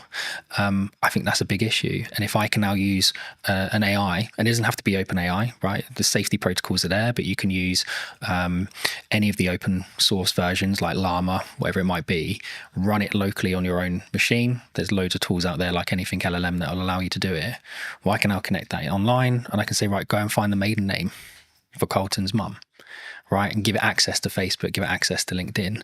And what we were saying before about kind of marketing, whoever makes the most noise, whoever's connected to the most people, well, you don't know who half those connections are on LinkedIn. Yeah. So now if I can connect into you for all of these fake accounts that are being kind of managed and hosted in really not very nice environments, then suddenly your maiden name of your mum is not a security kind kind of question. It's actually a security risk, right? First name of your dog, whatever it might be. School, so on. Yeah.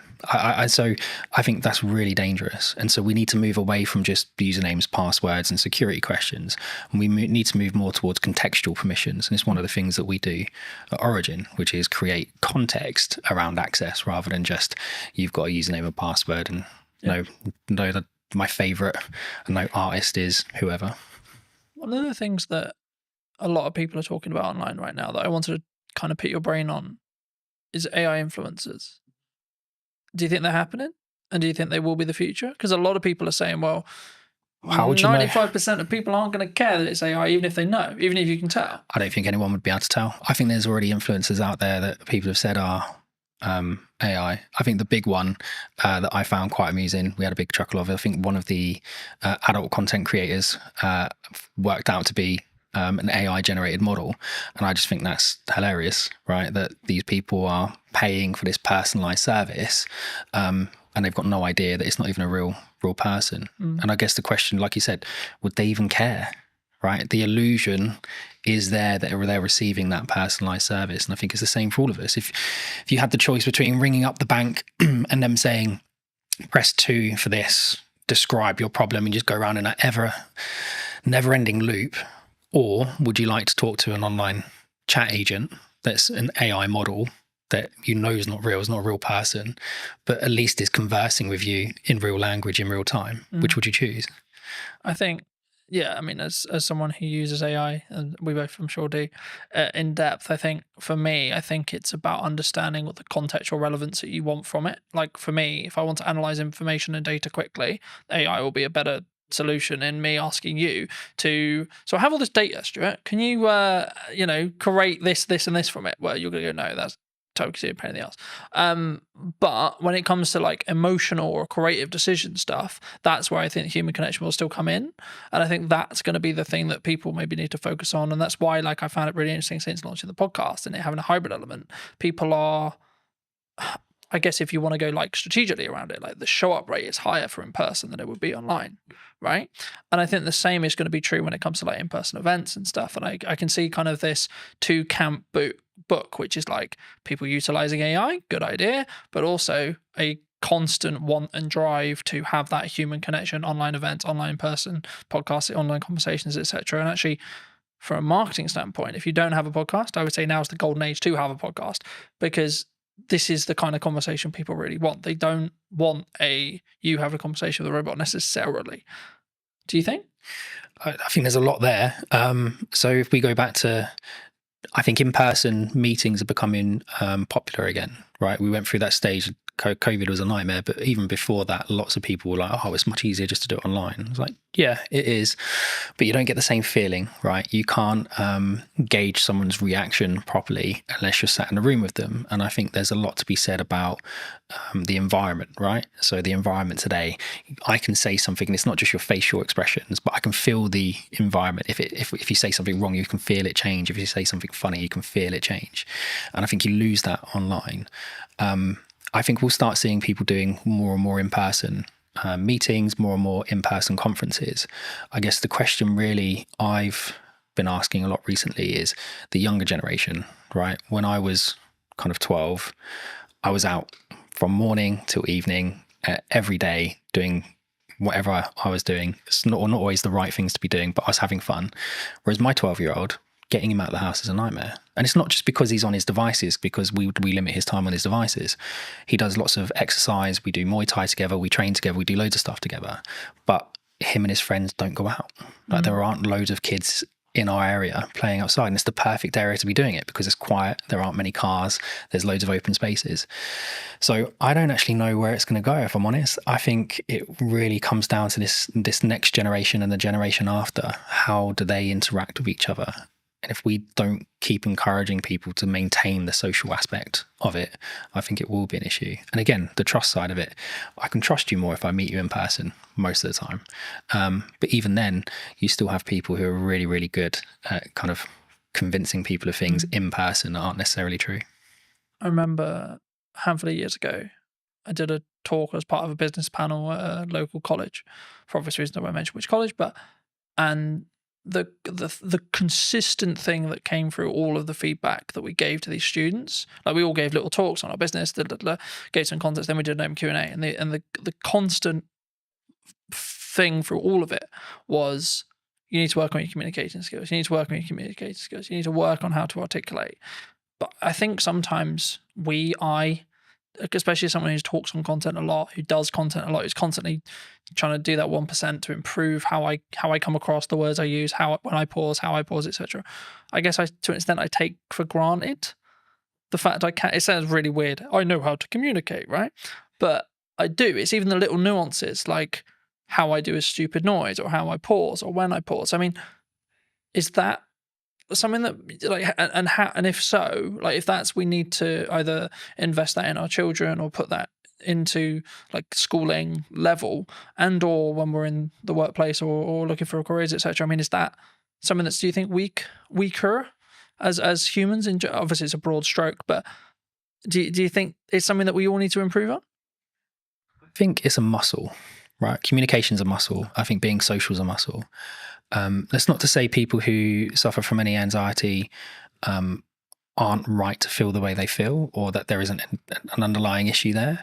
But I think a lot of the time it is a muscle. And I think the only way you can exercise that muscle is to push yourself past the comfort zone and do it. And we aren't pushing people to do it, right? I think we've got to an age where someone can self-diagnose as having a problem, and then we go, oh, okay, well, we won't talk about it anymore. Like, it suddenly just stops the conversation, and suddenly it's not, well, that's the end of it, right? Well, I think that's a problem. And I think that goes back to what you're saying before around kind of school-age children. Yeah. I think my wife and I foster, right? And we've just had a 2 and a 4-year-old that will be leaving us shortly, and we've had them since March. And when they came, like, the little girl was nonverbal, the little boy had some issues with kind of speech and understanding and some other bits.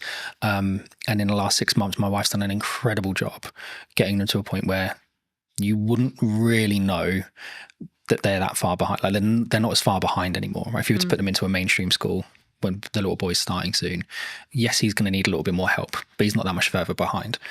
But it's because we didn't just go, oh, okay, well, they've had a hard time, so that they get a pass, or we think they might have some anxiety issues. No, let's get them outside. Let's get them on the climbing frames. Let's get them interacting with other children. Let's explain to them repeatedly. No, it's not just about saying, oh, kind hands if they do something they're not supposed to do. No, that's not right. Explain to them why, and spend that time educating them. And I think we don't do that with kids at the moment, right? There's so much, people talk about it all the time, but there's so much power with the kind of the child. And there needs to be some power with the child, absolutely. But you've also got children walking into schools stabbing people, right? That's a problem. I'm not saying we can solve that with Origin, not at all, right? But I think that's how far back we need to go. I think we need to start at schools. I think we do schooling wrong. Does that come from boundary settings? I mean, like the statistics from like a quote broken household is ridiculous, you know. Like, mine is true in that respect. You know, I didn't have my dad around for 20 years, and since about probably a month ago, 2 months ago, I spoke to him for the first time in 20 years. Mate, congrats. How did that make you feel? Big deal. It was just like, it is what it is. You know, like, I wasn't there to be like, right, I'm going to, and I wanted to make sure that when I did it, it wasn't coming from a place of anger. It's like, right, I'm going to pull 20 years. And it was, right, okay. But I did it for a point of view of, I need to make sure that I do this so that I don't regret if I'm told he dies. I did my best, I tried. And I think, but then also I've set a boundary to say, this isn't a fully open door as well. And I think for me, that's come from years of building on it. And that's why I asked you about, that's why I guess the question of like, do we naturally have boundaries, either in work or from parents to kids as well? I think we spend a lot of time teaching people how to drive, right? Lots of time teaching people how to drive. We spend a lot of time teaching people how to communicate at work, right? You can't say that. You can't say this. You have to say it this way. You have to say it that way. We don't spend a lot of time with children teaching them boundaries, because sometimes the parents haven't been in a position to learn those boundaries in the first place, right? Not everybody has the same start. I had a similar experience with you. Didn't see my dad for a long time. and I did go in different directions, and I was lucky enough to meet my wife who kept me on the straight and narrow. And I didn't speak to him for a long time, and he passed away. So before we had a chance to reconcile, whether we would have not, I don't know. So I'm really pleased you managed to get through that. But there's a lot of people that don't have that kind of, they don't know themselves enough, right? They don't have the same strength of character. They haven't gone through the same experiences the same way and come out the positive side of it.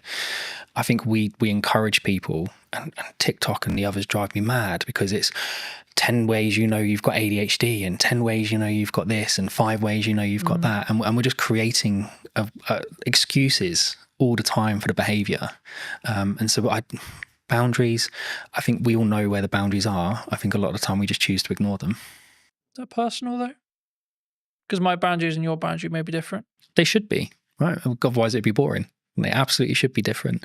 But I think there are some basics that we should be able to agree, right? Certain spaces are private. Yeah. Certain words shouldn't be used. Certain things are unkind. Certain things are kind. It's just mutual respect stuff though, right? Like, oh, absolutely. Like you don't need to be, just because I think you may be acting in a manner that's maybe unkind or etc. That doesn't necessarily mean I'm better than you by saying that you're being a dickhead, for example. Do you know what? I was on a train recently, and there was a gentleman using his phone in the quiet carriage, and there was a gentleman sat opposite him, an older gentleman. And I've never known how to turn around and say to someone, like, why you got your phone on? Why are you listening to it loud? Why are you not using headphones, etc., etc.? Because it always comes across as really aggressive, right? And the old guy just literally just leant over and went, "Excuse me, I just wondered if you'd seen that sign." And the guy looked up and saw his quiet carriage, and he went, "Oh, sorry, mate," and left. And that was it. There was no big like hurrah. There was no shouting. And I thought, well, that's a mutually respectful way to approach that situation. Would he have approached it the same way if it had been a 13, 14-year-old teenager listening to his music loudly? Would the teenager have responded the same way the man did? You don't know. But I think we should approach things in a respectful way. And again, that boundary issue, mate, that's a hard one, right? There's people that have spent their entire lives working on that to try and find a solution, and they still haven't figured it out. I think I keep coming back to this whenever I talk about something like this, and I keep coming back to it's self-love, self-development, self-you. It's reflective of you. So, but from that perspective, I guess it's kind of down to you to do the work to then see the different reality, if that makes sense, right? And I think for me, that's sometimes where people struggle, where they for whatever reason they want to bury it, they don't want to deal with it, they don't, etc. And I think everyone has a level of trauma. It's I don't know using that word, but the level of trauma will either make or break you, and then it's up to you to see how you deal with that to then move forward. So I think I'm smiling because it actually brings up a really good example. You remember you'd go to the gym, right? I want to lose weight. You go to the gym, you're trying to lose weight, and the guy go, well, if there was a pill you could take that would make you lose weight, everybody would take it overnight, right? But it doesn't change the fact that you need to create these habits and these kind of self-motivation that drive those behaviors, right? Because this is really important. And then we had Ozempic and Manjaro and all these other things come on, and people have utilized it. And I think it's a great tool. If you need to kickstart that process and you're nervous or anxious about going to the gym because of how you look, great, kickstart it with that, but don't rely on it. And I think we've created an environment where I feel depressed, here's some tablets. I feel anxious, here's some tablets. I feel overweight, here's an injection. I feel this, go do that. I hate going to the gym. I hate working out. I'm not someone who enjoys it. If I haven't eaten properly during the day, I will throw up. It doesn't matter how much I train, right? My body just absolutely hates it. But I push myself to do it because I want my son and my daughter to see me go through those hard things and realize sometimes short-term pain gives you long-term gain. It gives me an extra 5 years with them, and it's important. And my dad was 41, 42 when he passed away, and I hadn't spoken to him for a long time. So I don't want to be in the same boat. I'm only 3-4 years away from being in that age category. So I'm going to do everything I can to. Do you think we need to not live with regret then? 100%. And if we can take actions that are maybe uncomfortable today to mean that we're not going to be regretful in 5-10 years? Yeah, I've lived a lot of short-term pain for long-term gain. And if you ask my wife, she'll tell you that it's been kind of lots of long-term pain for not very much gain, but actually we're starting to see the fruits of our labor. And I've got lots of friends who I've grown up with who haven't always taken the same approach. There's one or two of them that absolutely have, and they're smashing life and they're doing really well. But there are still an incredibly large number of people I know who are living month to month, and whether that be just kind of taking out finance on a new car because they want another car, or they're not taking those kind of short-term pains of, well, actually, maybe I'll just hold this car for another 5 years. Nothing really wrong with it. The plate might be, I don't know, my plate's a 17 plate, right? I've got no interest in selling my car. I love my car. I've had it for a long time. But you don't get the, oh, that's a cool car. Oh, well done. You got a new car. Tick box from your social circle, though. No, you don't. But again, it's that confidence of being able to say, well, I don't need it. And again, you go back to what you're saying before about boundaries and how you're brought up. Lots of people don't have that. And again, from a trust standpoint, well, who's going to give it? Right? Because you do need a parent or someone you trust in your life to give you that validation. And if you're missing it, you're going to be looking at it from all the wrong people. Do you think we come from a place of like strong, I guess, I'm just thinking of the best way to describe it, but like for me, it's like we can only think about this way because we come from a sense of privilege. Yeah. Because I'm always aware, for example, like, and not to like dwell on what's happening in the world right now, but there's areas in the world where like children are starving. Mate, I look at what is happening in the Middle East, and it fills me with dread that we kind of won. And even then, we're still had to struggle. We're in the fortunate position to have the available time, energy, and resources to sit here and have a conversation that we can put on the internet. It was a genetic lottery, right? Like, we just happened to be born in the UK. We just happened to be born into the families we were born into, or the environments we were born into. It doesn't mean that we haven't had to struggle, haven't had to go through interesting times.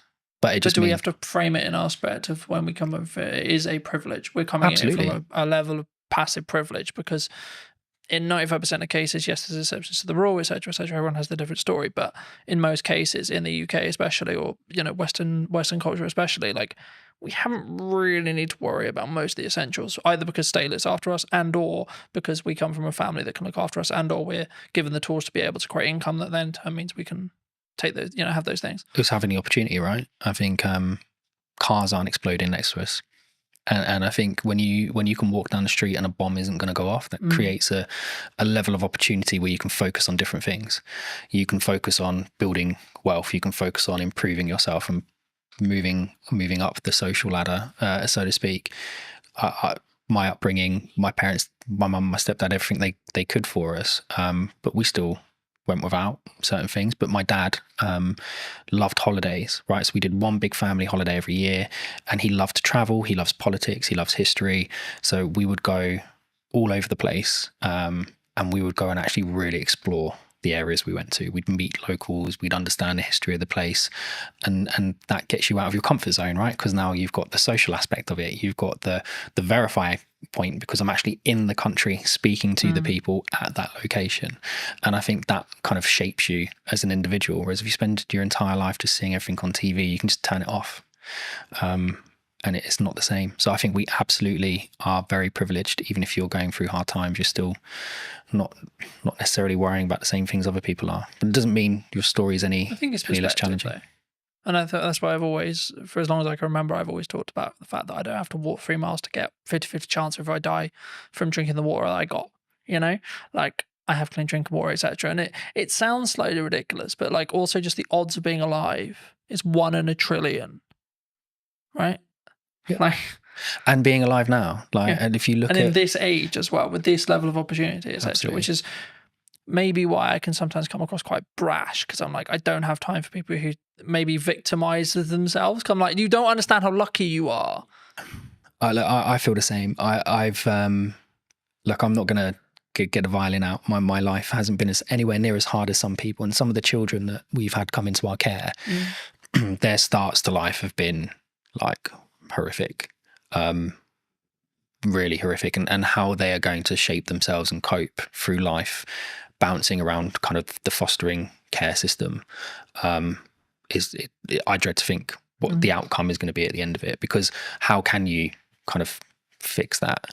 But then there are a lot of people who haven't gone through those experiences quite like that, who, like you say, kind of want every excuse under the sun not to be doing something, not to be doing this, not to be doing that. Why can't I just have a pill? Why can't I just have an injection?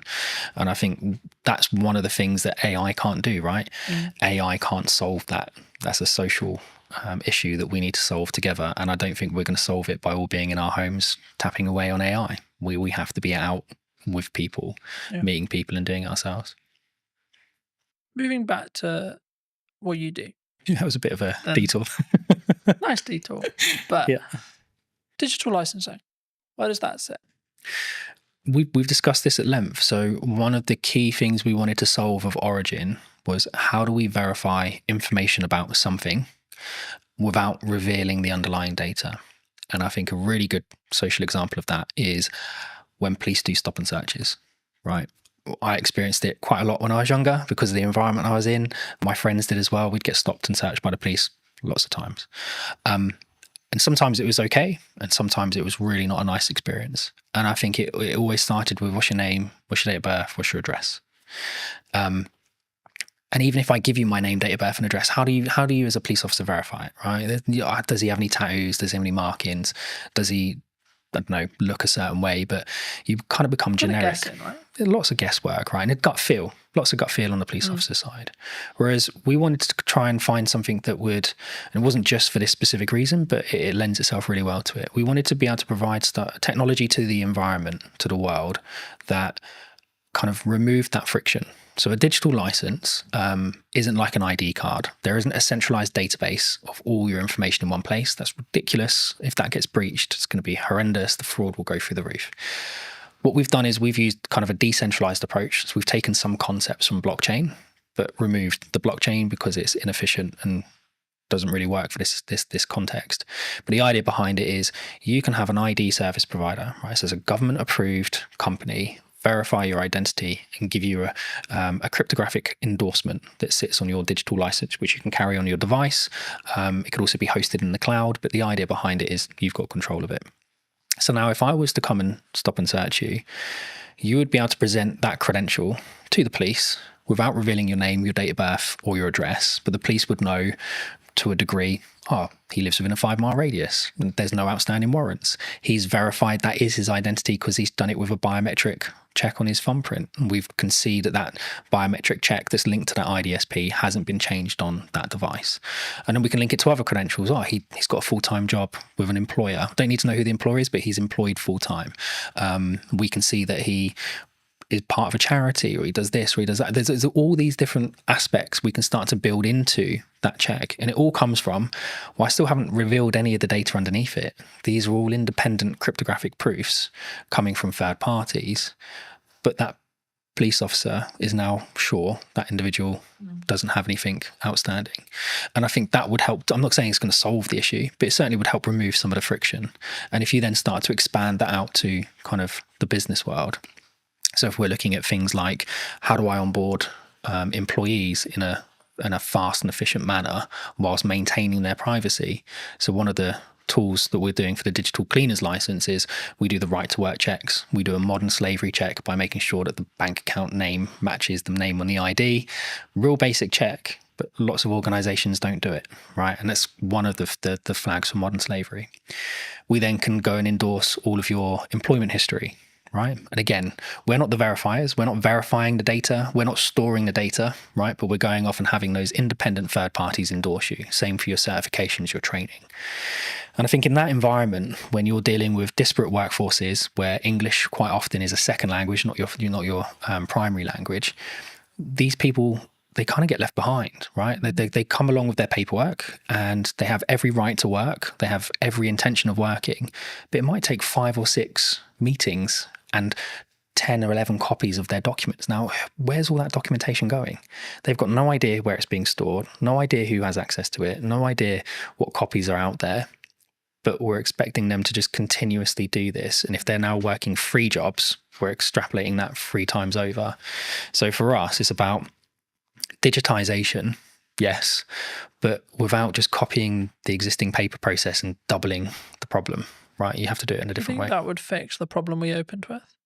What, going for back? For someone like me, for example, who, let's be honest, if deepfakes become mainstream in AI, someone points an AI with that mindset, I'm screwed. Yeah, I think there's definitely a way of being able to verify something's real, But again, there's then nothing stopping someone from creating an AI deepfake and just putting their endorsement on it anyway. Right? They haven't had to do the work. Like the AI has done all the work. I think it will become more important for organizations and in fact probably more important for creators to be able to verify that's their work. Right? I was the one that created that first. Here's kind of in some ways from a maybe not a legality point of view, but kind of a copyright plus model, I guess you could say. Yeah, absolutely. And I think one of the things we've seen with the endorsements is, and you'll get it all the time with correspondence from the BBC, right, or for Sky News or whatever, our person on the ground. Well, that's great, but I don't know who that person is. I don't know their credentials. I don't know where they're from. I don't really know if they're from that country. I don't know what their background is. Whereas if you were able to say, here's the credential that's been lent to this article, well, now I've got, he's got an IDSP verified in that country that he comes from that country. He's got a university credential that says he went to that university. He's got an employment credential that said he was employed there at these points in time. That's not to say people can't build those profiles up at a state level if they really wanted to go to that level, but it becomes much harder to do. Right, the threshold for access to fraud becomes really, really high, because when we're actually taking these interactions and monitoring them, we create an encrypted hash of the interaction, and that gets stored on what we call event chains. So not blockchain databases, but the event chain is a point in time. And so you can't go back in time and put something on the event chain in the past. It has to be done in time. It's temporal. And so in order for someone to perform a high degree of fraud, it's going to take them 5, 6, 7, 8 years to build that profile up.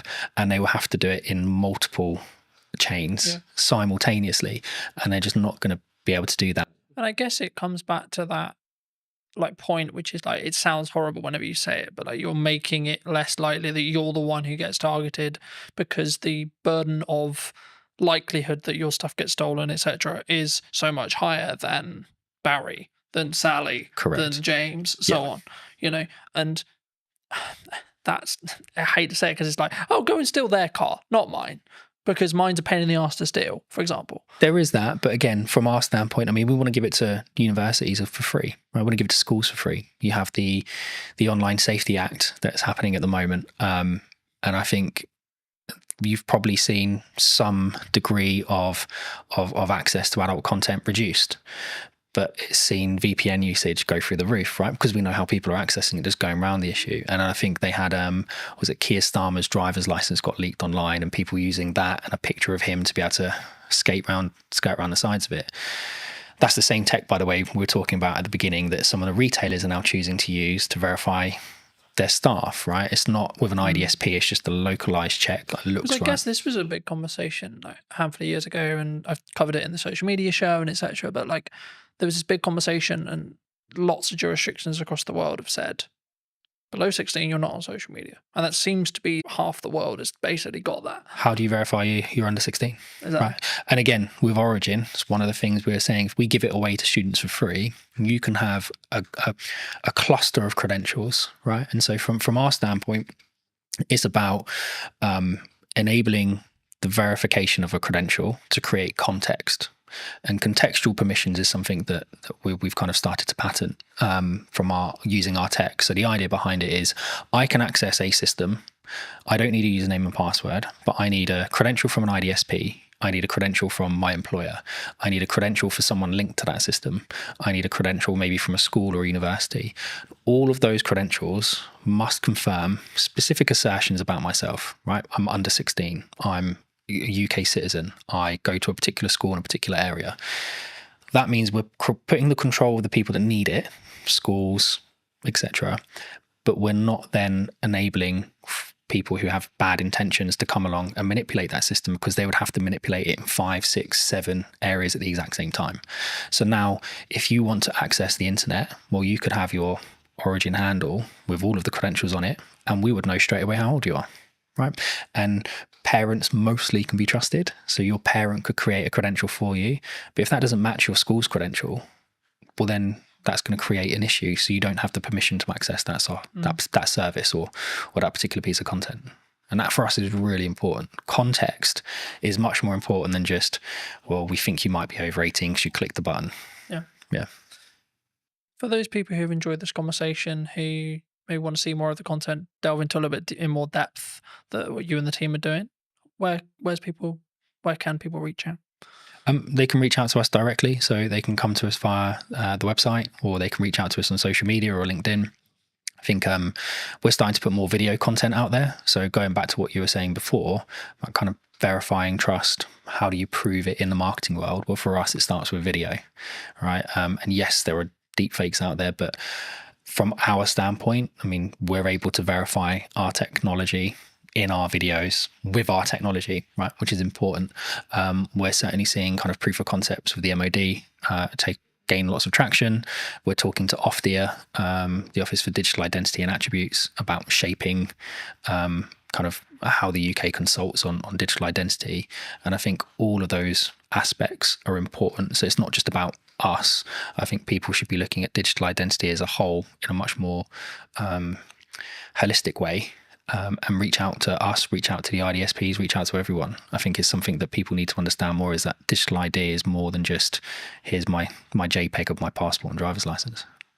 But yeah, reach out to us on social media or online. Just before we wrap up, I mean, obviously you have worked with us in the past and you've done some video content. I mean, now the other side of it, maybe a year on, how was that experience? What was the things you maybe learnt from? Except, like, how was it as a whole? Like, not putting words in your mouth, but I'm actually curious because obviously we haven't touched base since actually doing it last year. And I mean, was it how you thought it was going to be from firstly from the perspective of what we did, but then also, like, was there any byproducts that actually came from like working with us specifically? I think we realized really quickly that video was the best way. Yeah, 100%. And I think working with you guys and working with Lucas for the day, it kind of got into our minds a different way of thinking about things. And we were just on the cusp of really understanding how to talk about our product and how to talk about our technology. And by focusing on the video approach, and we've now released several other videos that we've kind of produced in-house, it kind of got us to where we are now, which is we know what our narrative is, we know what the story is, we know how to describe our technology. Whereas a year ago, we were still kind of trying to work out what it was that we were. And we were early to market, so lots of people trying to explain it to investors, trying to explain it to customers. It was a challenge. So no, mate, having that time with you and Lucas massively helped us kind of crystallize what we were trying to do. And then over the next kind of 2-3 months, I think that's when we nailed it. But it come off the back of the original filming we did, which was phenomenal. Yeah. What would you say to people who are maybe looking at what's going on in the economy or etc., and maybe on the fence about maybe utilizing marketing right now, or like, because the traditional kind of known thing is like when things get hard, you cut marketing. Yep. Honestly, I'm probably not the best person to answer it, but I'll answer it as best as I can. I think you absolutely have to have a presence, right? You have to. Unfortunately, at the moment, it's about noise. Right, we spoke about it earlier. The more noise you make, the more you get noticed, the more the algorithm picks you up and the more it promotes you to the top. And it goes back to what we were saying as well about the SMEs, like how do you get spotted? How do you get noticed if you have to have that kind of credentials proving you've done something? I think consistency, right? And we had this chat about podcasts a year ago. I think it's something like most podcasts end after 11 episodes, something along those lines, right? So 11 weeks, 11 months, whatever it is, that's the kind of podcast limit. People go, oh, it's not growing, right? You have to push past it. And it's the same with the marketing. And yes, some people are really fortunate and they do growth hacking and all of a sudden they're a viral sensation overnight, but that's not the norm. And I think the only way you can build your message is consistency. You have to be in person at events. You have to be putting stuff online. You have to be writing articles. You have to be talking about it. You have to be meeting new people and spreading the word. So I don't think marketing just stops with video. I think it's something much more holistic, and it's something that you have to consistently do every day. And we have a great marketing team, so Hannah does that for us, and she's excellent at it. If you were going to wind the clock back to speak to Stuart 10 years ago, 15 years ago, what advice would you give that Stuart? It would probably be trust your gut. I think we've had hiccups along the way with everything that we've done, right? Whether that be businesses my wife and I started, with raising children, with kind of investors, whatever. There's always going to be a hiccup. Something's always going to come up that you weren't expecting, but you have to trust your gut. And even if that is completely in the opposite direction to what everyone is telling you, sometimes you just have to go with your gut, because at least at the end of it, you don't have the regrets, right? If you listen to everybody else and they turn out to be right, that's great. But if you listen to everyone else and it turns out to be wrong, you're going to spend the rest of the time going, oh, I wish I'd listened to my gut. I wish I'd trusted my gut. So I think take people's advice on board, listen to it, kind of take the best strategies, build them together, but ultimately trust your gut. Yeah. Thank you so much for the time, Stuart. You too. Cheers, Carl. And if you did enjoy this episode and would like to see more like it, then I would love to hear what you think in the comment section down below. Why not subscribe so you don't miss next week's episode, and I'll see you very, very soon. When you truly become comfortable in your own skin, that's when you become a more potent, authentic, and influential communicator. Why do you think storytelling is important? The storytelling is 100% something I focus on. It's just a part of a larger puzzle now, or a larger body of work. But stories are important for so many reasons, man. What is the excuse that we make for the reason why we don't do the thing? Have the podcast, write the book, run the business? So the 5 habits. Number 1 is transform your internal story. The second is ask conscious questions. The third is unearth your charisma. I think it's really interesting, right? Because a lot of the conversations I've been having in the last couple of months has been around done is better than perfect. I'm a multifaceted human being. I'm not just one thing. And often labels can lead us, man, to shrinking, playing small and saying, I am this. But what if you're more than this? Did you know that 93% of you are not subscribed? So if you could please do me a favor and you're enjoying the show, then subscribing would mean the world to me, and it would allow me to grow the show and continue to get larger and larger guests and continue to bring what's missing in marketing today. Thank you ever so much for joining me, and I'll enjoy the episode. Hello, my friends. Welcome back to a brand new episode. Today, I'm going to be talking to Ravi, who talks all about communication and actually why is it important. So that's going to be what this conversation is going to be about. But welcome, Ravi. How are you? Good, man. I feel like we should have started rolling about 10 minutes ago because we had some good conversation about marketing, communication, books, all that good stuff. But I'm feeling good, man. As I told you in the green room or the coffee area, this has been a minute when it comes to me being on podcasts, given I've been focused on writing my book, being a dad and all that good stuff. So it feels good to be here, man. It feels good to be here. Well, thanks ever so much for coming down and for the time, of course. I mean, it would be wrong to not open the show with what you feel is missing in marketing today. I mean, we touched on it in the pre-show conversation a bit, but just to reiterate for the audience's sake, I mean, what do you feel is missing today? When you asked me this question beforehand, giving me the material to prepare, I had to sit with this. And I had to sit with this for quite some time because I didn't want to give you a generic answer or one that's been heard before. And the one word that came up for me was intentionality. And actually, that's not just in marketing, that's in life right now. Intentionality. I mean, if you just scroll on social media, log on to LinkedIn, log on to Instagram, whatever it could be, there's an addiction to instant gratification. Meaning, okay, I want to grow my follower account now. I want to achieve XYZ now. And as a result, I may put out AI content, which feels perfect, which feels like it's going to connect with people. But the truth is there's a disconnect because perfection doesn't exist, man. Perfection doesn't exist, and imperfection equals connection. And our intentionality behind things, our death grip on our desires, and the instant gratification that comes with it, it's just leading us to this place where, and it's funny to say this, the bar is so low in some senses that the number one way to stand out is by tapping into human connection. I think it's really interesting, right? Because a lot of the conversations I've been having the last couple of months has been around done is better than perfect. And I think that sometimes we look at the podcast idea we have, we look at the event idea we have, we look at the business idea we have, look at the book idea we have, etc. And we think, yeah, I'll add that to the list. Yeah, I'll put that on my to-do list. Do you think people need to is there a level of just you need to start doing stuff? Like you need to just choose one of them or two of them or three of them and say, I just need to do that? Because I think sometimes we put it on a We kind of pin it up and we go, yeah, I'll get to that. But then we never maybe do. What's the question behind the question? I'm curious. The core, I think, is do people... So I guess what I'm actually asking there, and this isn't planned, so I've just come off the fly, but I think it's what is the excuse that we make for the reason why we don't do the thing? Have the podcast, write the book, run the business. Maybe someone's watching this and they're in their 9 to 5 and they're like, I've got that really business idea. I'm really passionate about X. But they don't start working on it in the evenings. They don't start because maybe they're worried about what people think, etc. These are the common answers I get. But is it just that? I'd say it could be many things, and I can't answer it from everyone's perspective. I can only answer it from my lens. And I would say the two things coming up for me are, number one, fear, like we spoke about, where I'll give you an example. I know of somebody who has a specific idea that they knew in that season of their life was in alignment. But there was always a reason why they couldn't pursue it.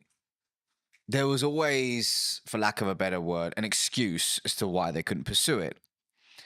And that excuse gave that individual the reason why, I can't do it now because of X. I can't do it now because of Y. But what those excuses and what that narrative was grounded in was fear.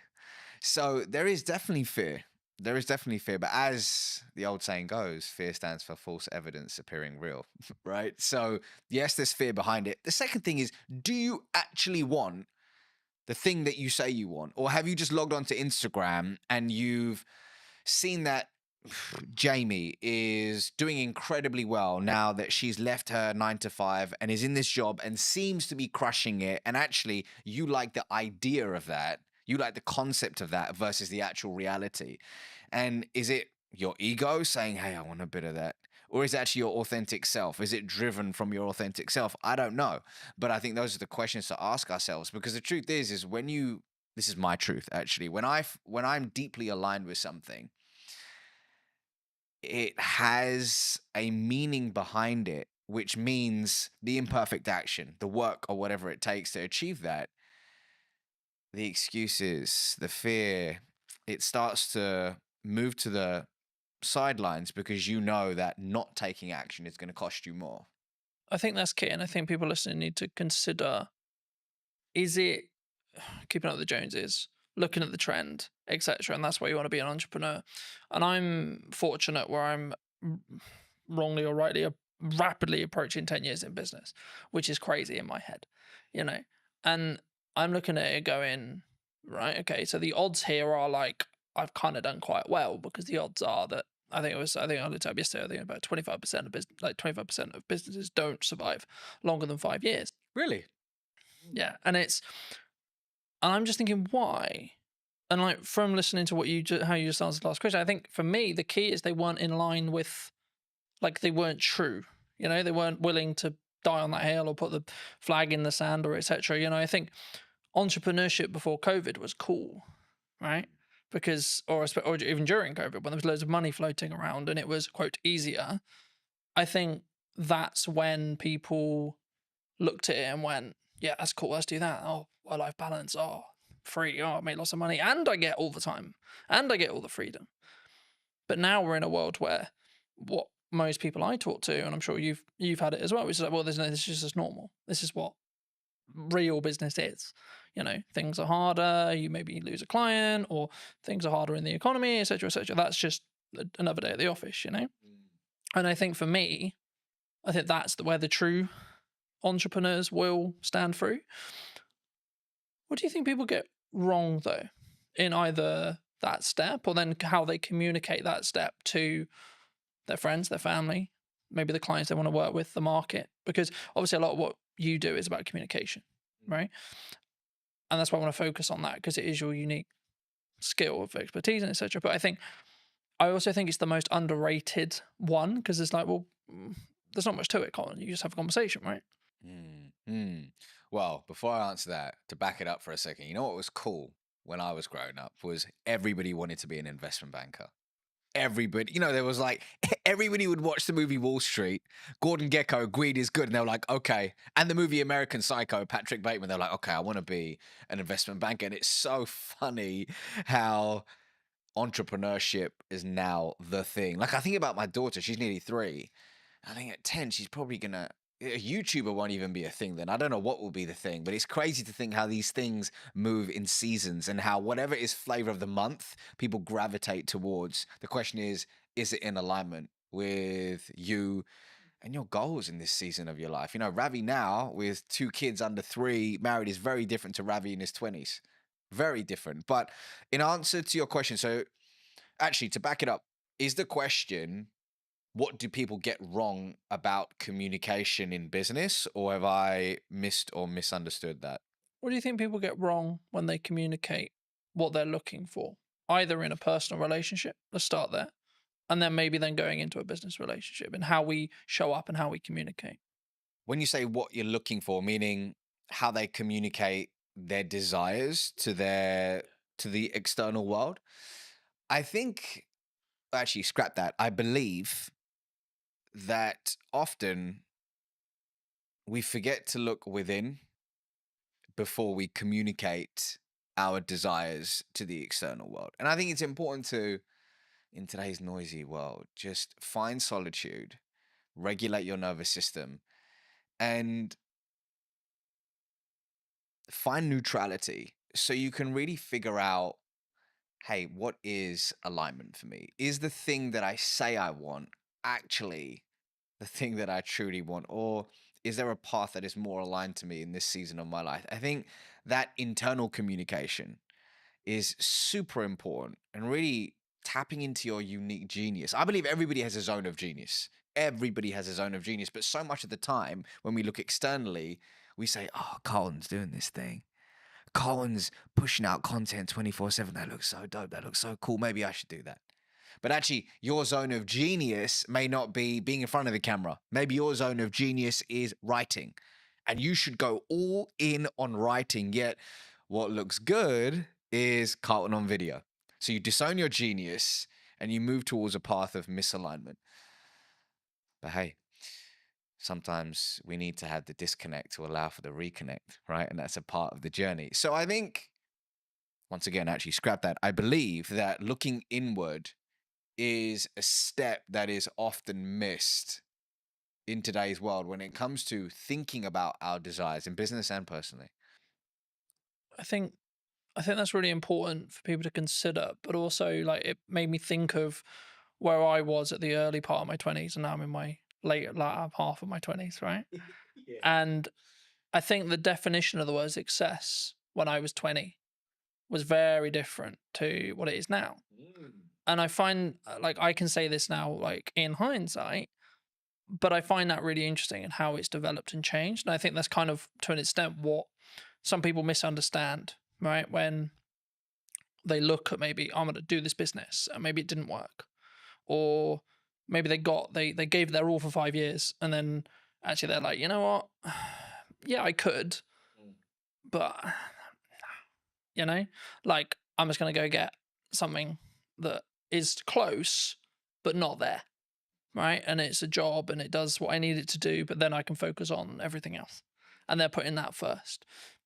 Do you think that people sometimes struggle to, I don't want to say the word abandon what they used to call success, or what their definition of that used to be, but do we need to, as we move forward in the seasons of our life, do we need to constantly readapt and constantly be okay with changing what success means, do you think?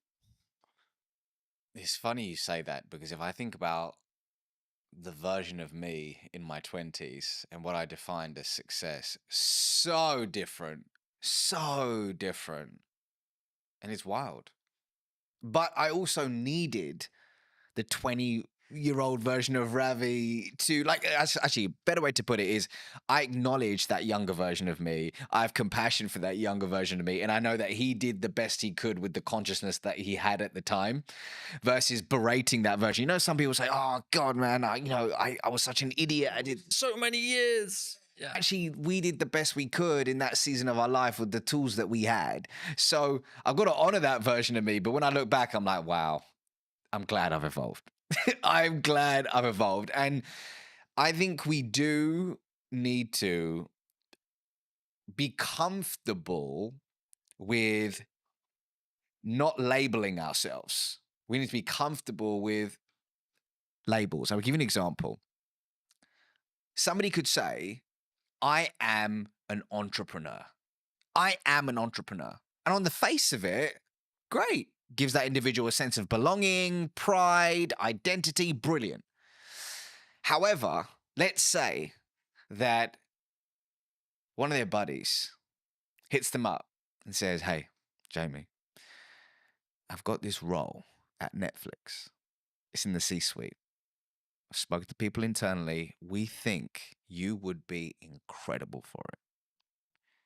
But Jamie's like, hold on, but I am an entrepreneur. But actually, it's not working for them in a way that they would have hoped. And actually, being in the C-suite at Netflix could be more expansive and abundant for them, but they reject it. And they say, no, but I'm an entrepreneur. So the labels that we give ourselves can often create these mental cages where we shrink our desires, we play small, and we often reject abundance. Versus, instead of saying I'm an entrepreneur, we could say I'm somebody who runs a business. Instead of saying I'm a podcaster, is I'm somebody who has a podcast. So when we expand our identity, we expand our being, and we allow abundance to organically find us. So for example, when it came to writing my first book, this was a first for me. I haven't written a book before, so I intentionally thought about embodying the label of I'm a world-class author. I am a world-class author. So I could embody that identity to write something I'm deeply proud of, but quickly switched it to I'm someone who writes books. Because does that mean I say no to speaking? Does it mean I say no to coaching? Does it mean I say no to consulting? No. I'm a multifaceted human being. I'm not just one thing. And often labels can lead us, man, to shrinking, playing small and saying, I am this. But what if you're more than this? I think for me, and what I was thinking of as you were like explaining that as well, I think you can have your definition of success in the correspondence to the season you're in, right, as well. And I think I understand why people would like, I need the X, whatever it is, right? I need the car, I need the house, I need the wife, I need the lifestyle, whatever. But I think you can undo what's possible if you stay true, like if you only solely focused on that, rather than saying, I want to go north.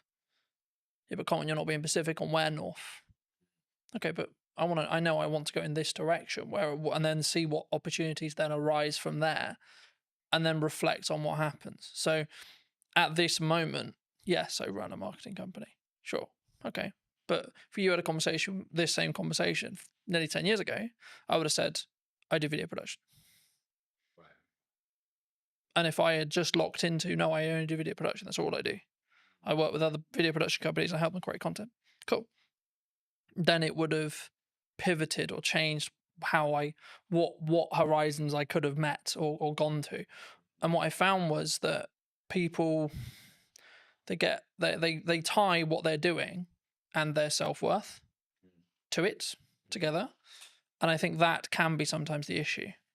Massively. Because then you're tied to, like using your entrepreneur example, then you're tied to, oh, what if I'm not an entrepreneur?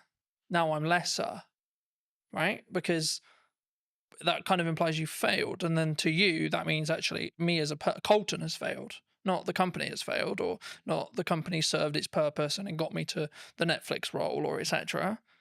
Colton has failed. Colton will not be able to win. Colton will not be able to be, quote, successful.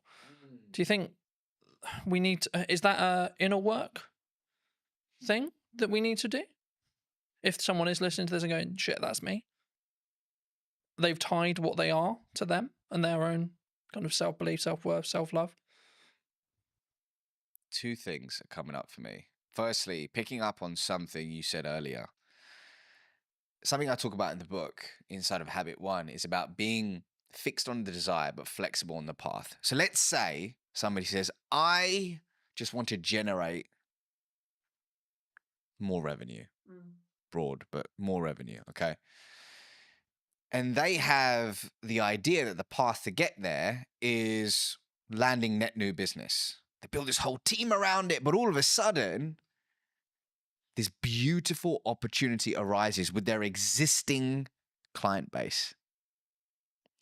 If they are fixed on the path and go, no, we're just going to acquire net new business, and they reject this abundant opportunity, they may not reach that idea of more revenue. But the idea of pivoting, being open to the infinite possibilities to reach that said desire, which will evolve, and it's okay to evolve it, is super key. Yes, that requires inner work. But going back to your question about self-worth, I used to work in investment banking. And one of the reasons why it took me a long time to hand in my resignation notice back in August 2016 is when I left that world, was I had pinned so much of my identity and self-worth to I am an investment banker. I'm somebody who works in an investment bank. So much pride, status came from that, which stroked my ego, and it was beautiful until it wasn't. But that experience, I'm so grateful for it, man. I'm so grateful for it. And it was, I believe that everything, this is my belief, that everything's happening for you, not to you. And whatever you're experiencing right now is a lesson that you need to learn to be able to transform your identity into the human being that can receive and sustain their true desires. So somebody listening to this right now may say, man, I'm so annoyed that my team member or my employee just keeps doing this frustrating thing. They keep being late to work, or they keep missing XYZ, and you're getting frustrated. Why can it not be like this? It is not fair, you keep saying. However, you may have requested from the universe, whatever your North Star is, that I want to be an influential leader. Well, you've requested it. So as a result, the people, the projects, the challenging circumstances are coming your way to sharpen you, to expand your being so it can, once again, your identity can be transformed into one that is able to receive and sustain. So whoever's going through, whatever you're going through right now, see it as a gift, an opportunity to transform your identity. So if you are pinning your entire self-worth, over-indexing on career, whatever it could be, see it as an opportunity, right? Does it take looking inward? I believe so. For me, that's the way forward, but you got to figure out the right path for you. I think for me, lacking in the business world, and this is a very broad stroke, there's obviously exceptions to the rule, but I think sometimes is lacking is the self-accountability side of it, right? So whenever I have a project or a podcast or something I'm doing, I'll go, right, even if it went well, cool. Great, it went well. Great, the client's happy. What can I do to make sure that experience was better? What can I do to make sure that that went closer to plan? Where was the issues? And there may not be a lot, but even if I get one thing, that will allow me to then build on it and so on. And this really comes into effect when you have something maybe that didn't go well, or maybe you unfortunately passed away some clients or etc., which I think, from my perspective anyway, is part of if you're growing. Right? If you're adapting and you're changing what you're doing, the clients that you and a client come together and you both want to go north at some point, okay? Then a period of time passes and they may want to then go east because you may have got them to that point. And at that point, of course, you're going to part ways. But I think we in business, we sometimes struggle to think about, oh no, I have to have this client because they were my first client, or we idolize that person that we're working with or the organization we're working for, etc. Especially when you look at like my dream client list when you start out, etc. But the reason why I think it links here is because it's then how you show up. It's then how you communicate. It's then how you communicate, A, in marketing, but then B, when you're having the follow-on sales conversations or continued client care conversations. Actually, do you think we need to take more accountability for that? As in the client needs to, some themselves, but also us as a provider. Accountability for what exactly? You mean that? What we've done. Because I think it's very easy to go, oh, it's your fault. When something goes wrong, it's your fault. So just so I understand the question, is it when you're in a client customer relationship, something goes wrong, how does one react to it? Yeah, or it could be just in general, like when you do, like, I'll give you another example. When you have an idea marketing wise, and you go, right, I'm going to give my all to this marketing idea, and it doesn't quite go as well as you planned, for example. Oh, this should be this. And the reason why I never use numbers here is because they're all subjective to you. But, oh, we can keep pushing, we can do this, we can do that, etc. And I think for me, you have to sometimes detie the result from what you're looking to achieve in the respect to the amount of effort, because sometimes that result is lagged by 3-6 months. So everything I've understood in business is I do stuff now for the growth I want to see next year, or the growth I want to see in 3 months or 6 months. And just to frame it back into the question, when you look for the relationships that you want to create and have, either in business or personally, I think they're very similar. Do you look personally, or would you recommend people look personally at looking for people who can take self accountability when things go wrong? Is the crux. So just so I'm receiving that question, it's in business when you're finding strategic relationships, is accountability an important Is thing it that an you look important for? element, do you think, moving forward? I'll give you an example. Inside of my business, something happened in the past 4 or 5 days, and there was a mistake made. And I spoke to a team member about it, saying, can you help me understand what happened with XYZ? Now, they could have got defensive. They could have deflected, and they could have completely disowned the part that they had to play in that situation. But you know what this individual said? They said, I'm really sorry about this mistake. I truly own it. And here's what I'm going to do to ensure it doesn't happen again. And they provided a solution. Now, here's why I'm telling you this. That was the most beautiful response, which told me the story about the following story about this individual, that they have a character of intention. And it told me that moving forward, I can deeply trust them. And something I talk about in this book is that when it comes to trust, one way to establish it is through the 3 C's: connection, character, competence.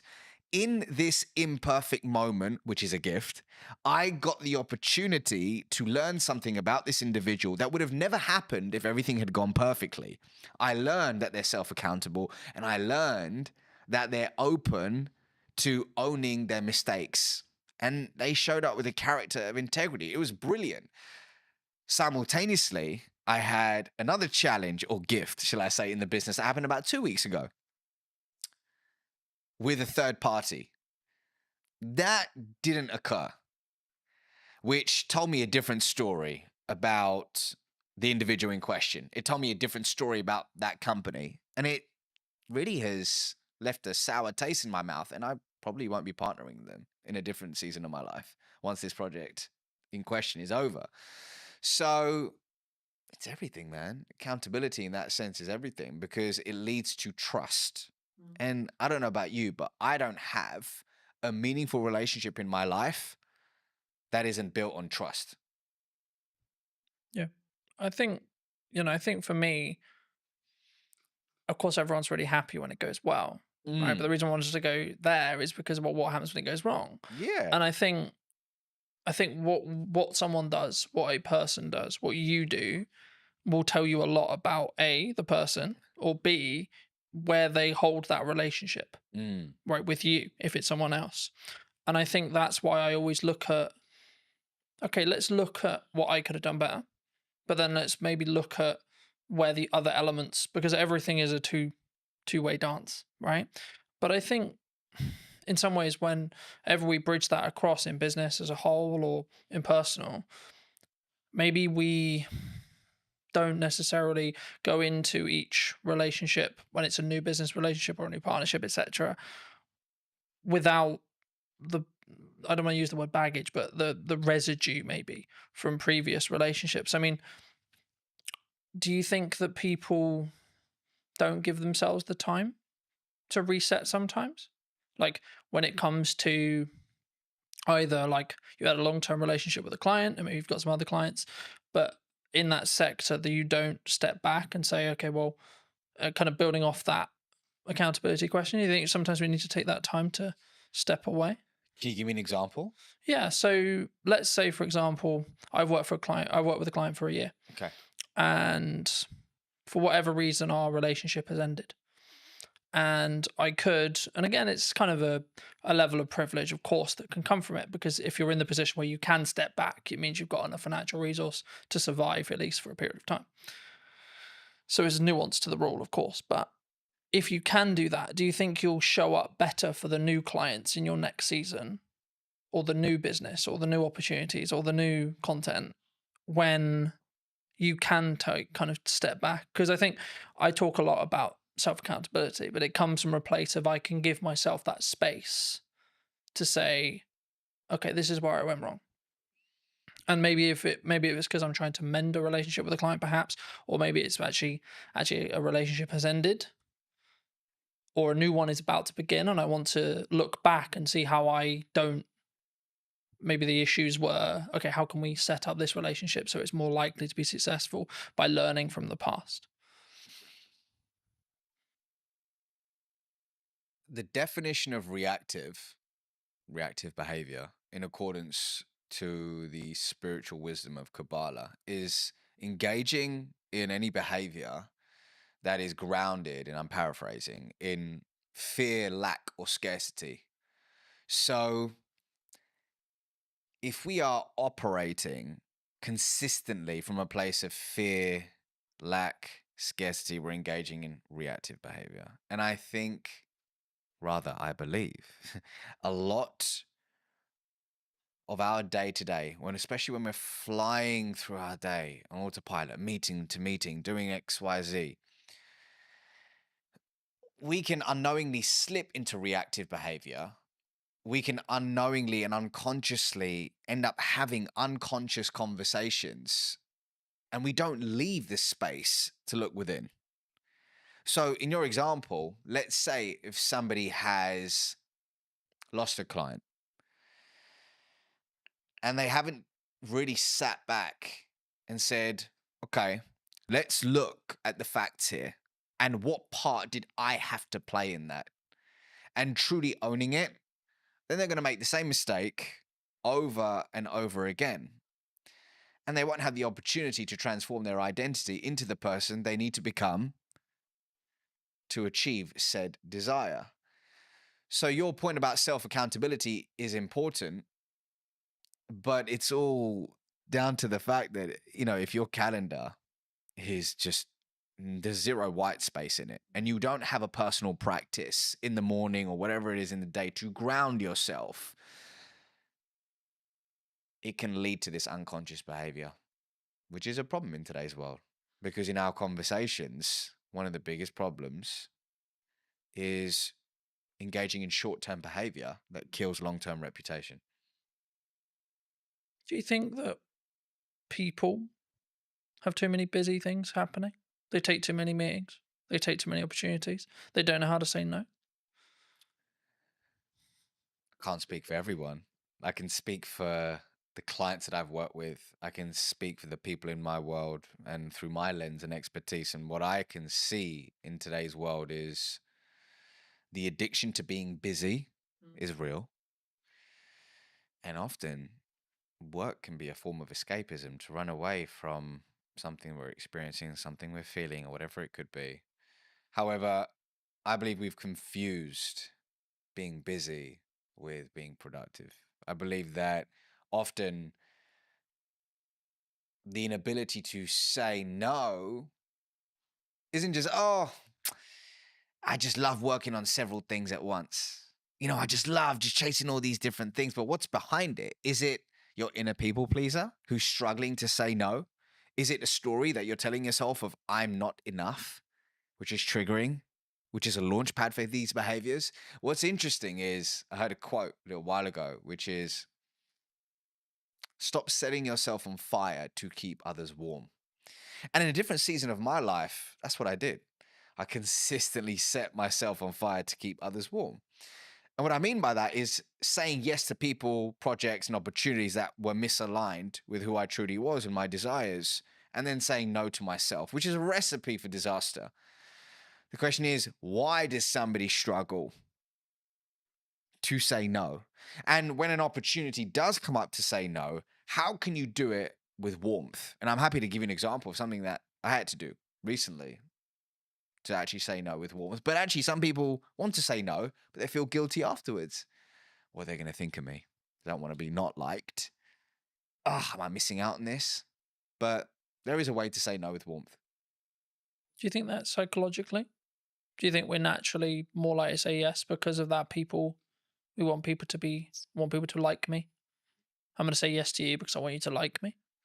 If somebody is struggling to say no, on the face of it, people give advice that like, okay, well, what is it costing you by saying yes to this? Okay, here's what we're gonna do. We're gonna focus on you figuring out what's aligned with you so you can start saying yes to the right things and no to things which are misaligned. That's great.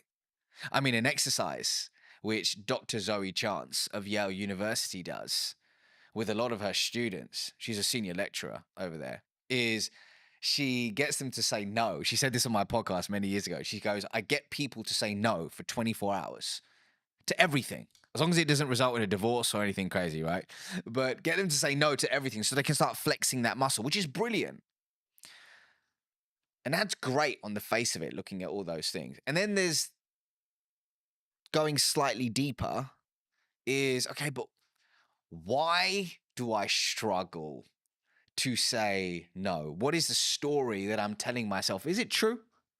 How long have I told myself this story? How do I reframe this story? How do I find positive evidence to start stacking evidence for the new story I want to tell myself? How do I reinforce that story? And is that work, that messy inner work that often people don't want to do? But for me, when you commit to a journey of introspection, that's when the beautiful things happen. And that's when organically becoming no doesn't necessarily make it easier, but it feels aligned. And you start wanting to do the inner work because you know the fruits that come with it. I think for me, it's a mindset, right? I see it as something I've tried to do is like, I have a certain window of time, let's say 3 months, and I'm only allowed to say yes to 1, maybe 2 things at maximum during that window. So is this really worth those 2 shots? Yes or no? You know, and I think it's not like something you can like if it's a job offer, etc. And like look and go, okay, is that going to help? Am I the right fit for the client? And sometimes I'll go, I don't actually know. That's when you explore more, you have more conversations, etc. But the key for me is making sure that whenever you do work with a client, or whether you do a body of work, write a book, run a podcast, etc., that it sticks into what you were starting to talk about at the beginning of today's episode, which was, is it authentic? Is it connected? And it's kind of I hate using it because it's kind of become a buzzword now, right? Being authentic on social and being authentic in content, but only you know whether you are. And something I did want to talk to you about, and I know it's maybe something you're maybe trying to move away from, and I would love to hear if that is something you're moving away from, potentially why, but like, why do you think storytelling is important? Well, actually, storytelling is the 4th habit in my book. So the 5 habits are, number 1 is transform your internal story. The 2nd is ask conscious questions. The 3rd is unearth your charisma. The 4th is tell stories that inspire change. And then the 5th is become the trusted guide. So to hit on your point, storytelling is 100% something I focus on. It's just a part of a larger puzzle now, or a larger body of work. But stories are important for so many reasons, man. But let's take it back to the work of Zoe Chance for a second, Dr. Zoe Chance. So in her body of work, she highlights that human beings all have a gator, an alligator, and a judge within. Now, behavioral economists will liken this to system 1 and system 2. And what she says is the gator is the fast, instinctive, and unconscious part of us, where our emotions live, that drives 95% of our decisions on a daily basis. The judge, like a judge in court, is slower, more deliberate. It requires conscious effort to make rational decisions. So the judge, or rather the gator, is automatic. The judge requires conscious effort, and the gator is more dominant. Interestingly, the gator is the first responder in Zoe's eyes. The gator is the first responder. And what it's doing a lot of the time is actually filtering what information we should pay attention to. And it's rationalizing, or rather, the judge is rationalizing the preferences of the gator. Here's why I'm telling you this, is that a lot of the time we lead with facts, we lead with figures, and we lead with data. And it's not about not using them, it's about understanding the context and when to lead with them. But for me, what we need to think about is how can we prioritize the needs of the gator so that we can then appeal to the judge. And one of the most potent ways somebody can do that is through impactful storytelling. But the $1 million question is how do you tell a good story? So from a lot of the work that I've done, whether it's training teams at Oracle NetSuite, T-Mobile, Sherwin-Williams, they all want to know, how do I tell a good story that inspires prospects, customers, and people to take action?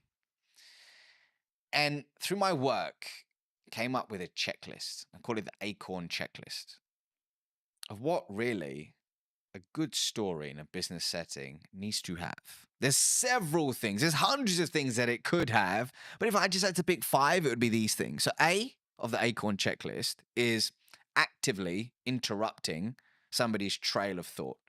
So that's through an effective hook at the start of the story. C is your story should contain a story arc. And the story arc that I traditionally teach is the 4 C's: context, conflict, change, conclusion. And we can talk more about that in a second.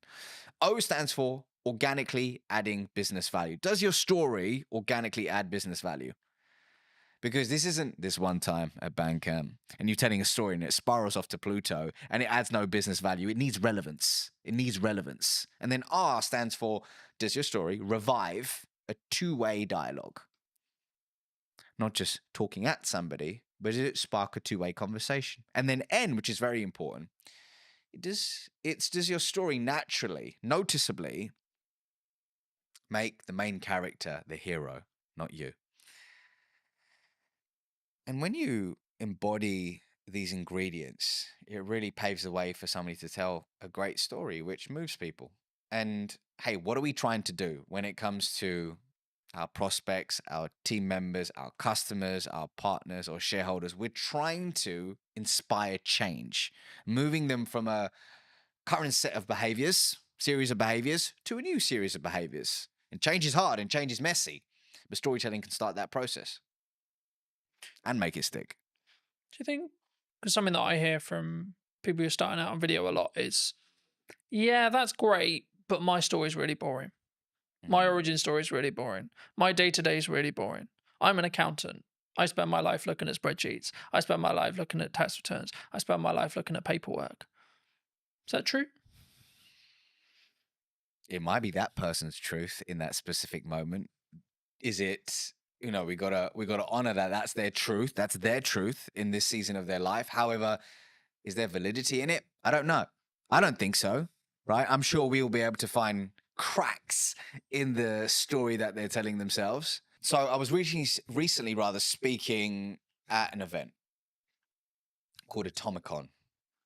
Incredible event, really cool business conference. And at the end of my keynote, this individual came up to me and they said, it's really interesting when you were telling stories about your kids and this and that or the other, there was humor in it. There was fun in it. It wasn't like, oh, I went through this immense pain and this happened and that happened. And that's what I struggle with. I was like, what do you mean? Tell me more. And they said, well, I'm struggling to craft my origin story because I don't have this huge moment in my life where, oh my God, I was down and out. I was at rock bottom and look where I am now. And for me, that's a recipe for disaster because it can leave you in analysis paralysis and forgetting that often the beauty is in the imperfect moments, the relatable small moments. When I came out on stage that day, I told a story about my daughter and how she was mimicking breathwork that I was doing in some season of my life. And as a result, it made me realize that how I do whatever I do in my life, she's going to mimic it. And my job isn't to tell her what to do, it's to show her who to be. That was the crux of it. But that came from a seemingly insignificant moment in my day-to-day life. So I think what it boils down to is creating a story bank. And I have a process for that, but creating a story bank where you're collecting these insignificant moments, figuring out which one of them can be transformed into a story and testing them versus sitting there trying to think of that one story and then going, I don't have it, I'm going to wait for it. And then just doing nothing. So everybody has a story to tell. The question is do you have an intentional, going back to our question at the beginning, do you have an intentional approach to finding them, identifying them, and then delivering them in low-stakes scenarios to test and tweak and iterate for high-stakes scenarios? It's a real process. I think it's something that you'll adapt as well. Like as you move through the seasons, right? Like you might not talk about the current season or the season you just come out of, but you potentially will talk about maybe season 1, season 2, season 3, etc. And I think for me that allows you to tweak and adapt and show that you're a non-finished article as well. Building off that, like my level of success at 20 was very different to now and will be very different in 10 years. And I think that's the constant thing. And the thing that kind of goes through the core of that is, what's my improvement today? What's the 1% thing I can do? What's maybe the thing I heard from you today, or the thing I picked up whilst watching something, or the key takeaway from the book I just read, or etc. And I think sometimes we don't give ourselves that time. That's why I asked you about the kind of the busy schedule thing. And something that I've tried to do is book less, like put more barriers in the way of those meetings, put more barriers in the way of guests coming on the show or etc. And then have more of a filter of who comes on, why, who am I having a conversation with, why, how can I be present in content, what content am I doing? And the reason why I do that is because then I can be more present and more focused on, and doing less work means I'm more present in the work I'm doing. And it means actually I'll be more transformational, so to speak, to that client, to that customer, to that guest, etc. I hope, I believe, anyway, in that respect. But for those who've really enjoyed this conversation, where's best to reach out to you? Where can they get the book? That kind of thing. Yeah, so if you click the link in the description, I'm sure you'll put it in the description, but you can pre-order my book now, which is available on November 4th, and it's called Relationship Currency. And really what it's about at the core is teaching people in any conversation how to build trust, cultivate authentic relationships, and master the art of communication along the way. So, hey, if this conversation has aligned to you, then pre-order a copy and I'll see you on the other side.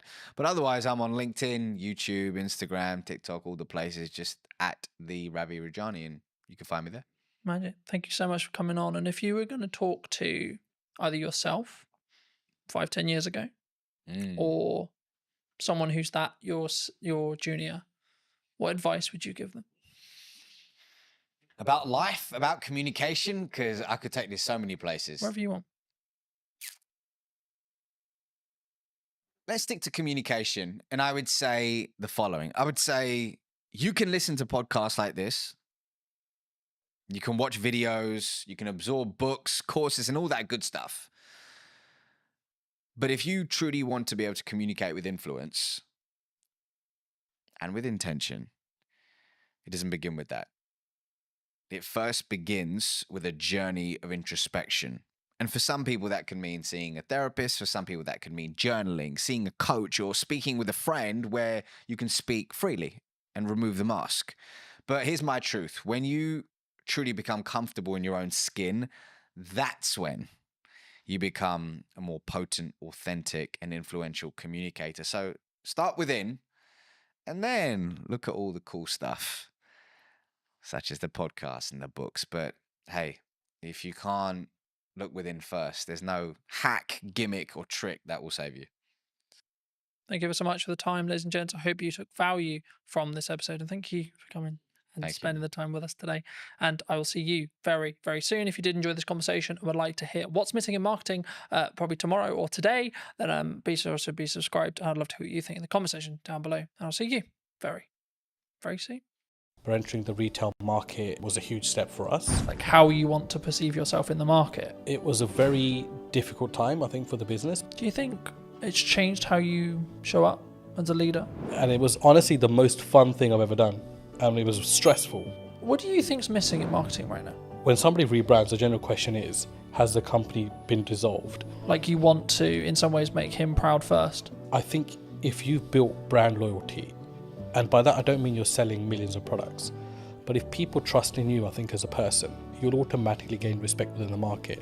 Let's restart everything. Let's replan the business model. Let's replan marketing. Let's replan everything. And then, funnily enough, when I executed on those things changed. The results changed. Work on yourself. Just work on yourself. Seriously. Like every day. Just be better every day. Hello, my friends. Welcome to a brand new episode of the podcast. Today's going to be a really special one because technically I'm actually interviewing my first client. Now, that sounds a bit weird, nearly 10 years in business now, but it is. So, welcome to me. Welcome back. It's been I think it's actually been, nearly 4.5 years since we've actually seen each other? The last time I remember, I think we were shooting something on top of a car park in Salisbury. Yes, we did. And that's got to be about 4.5 years ago, at least. So yes, it's great to be back and great to see you after all these years as well. I know. Yeah. Super good. I mean, you were actually under a different brand then. That's right. We were. So our legal entity remains the same, but we have rebranded to Anand, which incidentally is our family surname as well. And that came about through some hard lessons, I think, in business. One of the ones being most probably that you never really stop learning, I think, and when you get to a point where you think you've kind of, worked everything out, there's like this curveball thrown at you. So that was sort of what happened with us as a company. There were some legal obligations that we had to meet, and the old brand no longer resonated or could technically be used moving forward. So I think it all came about because we entered retail as a business. Predominantly we are wholesale and hospitality, but entering the retail market was a huge step for us and sort of at a national airport as well. So when that came about, I mean, it was a huge shock to the system because we had just launched this huge sort of project. There was 2 or 3 in the pipeline, and then all been vetted and all sort of been mustered up with this brand, and then to all of a sudden launch something, and then I think it was about 3 weeks later we had something to say, there were some legal obligations that had to be fulfilled. It was a huge shock to the system. So it was a very difficult time, I think, for the business, because I think being a director, I always say you have huge responsibilities for your staff and your company. And I think I felt at that time that, this was, do or die kind of thing. It was either we really got this going and sort of made the necessary adjustments. And we did. And, Anand was formed off the back of that. So, and it was honestly the most fun thing I've ever done. And it was stressful because, you're running this medium-sized operation. We employ up to 50 people, and all of a sudden you're rebranding, and everyone's question is why. And there's a fine line where you can tell someone why openly and why you can't. And the majority of the reason was, it was just something that we had to do as a business.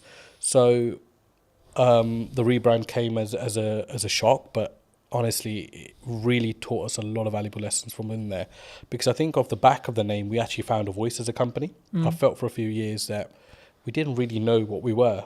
And I think that's really weird to say for a company that was fairly well established. I mean, you visited before as well.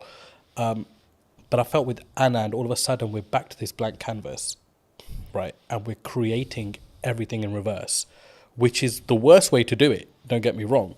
But because it had to be done, it kind of forced our hand to look at aspects of business that we never had before. All of a sudden we're engaging marketing companies, we're engaging branding companies, we're engaging companies that help you find your voice. I didn't know those things even existed. And all of that came off the back of my mentor saying to me, look, this is one of those times as a businessman where you either go big or you go home, right? And for me, it was like, we got to go big here. Like, I've invested too much time in this. Like, I've invested too many years, those sleepless nights, everything, to just, pack up and be like, yeah, we're done here. No, we're going to go big and we're going to spend big.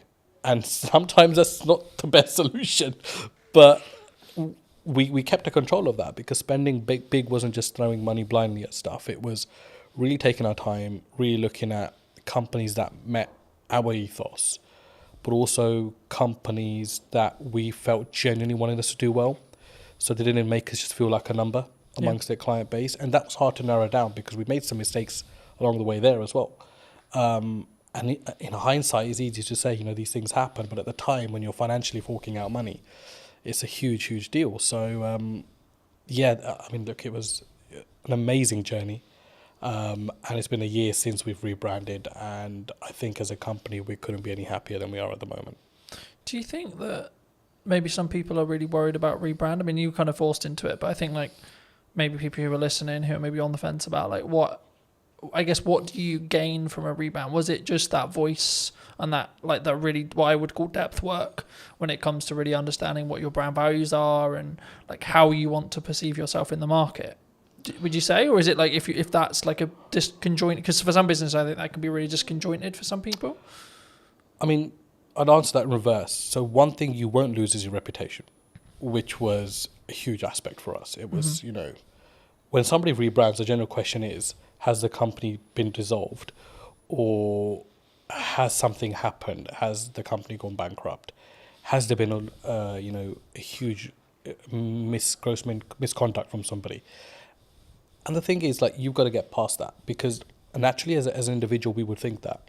And you've got to put yourself in the public domain as well as a director personally yourself and think from both sides. So for me, I think if you've built brand loyalty, and by that I don't mean you're selling millions of products, but if people trust in you, I think as a person, then you'll automatically, especially a small to medium-sized business, you'll automatically gain respect within the market. So we didn't realize how much respect we had amongst our clientele until the rebrand happened.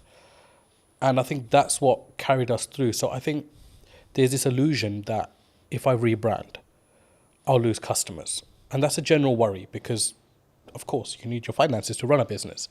And your clients are your clients. You spend years and decades working with them, whatever, right? But those relationships can be ruined at a drop of a hat as well.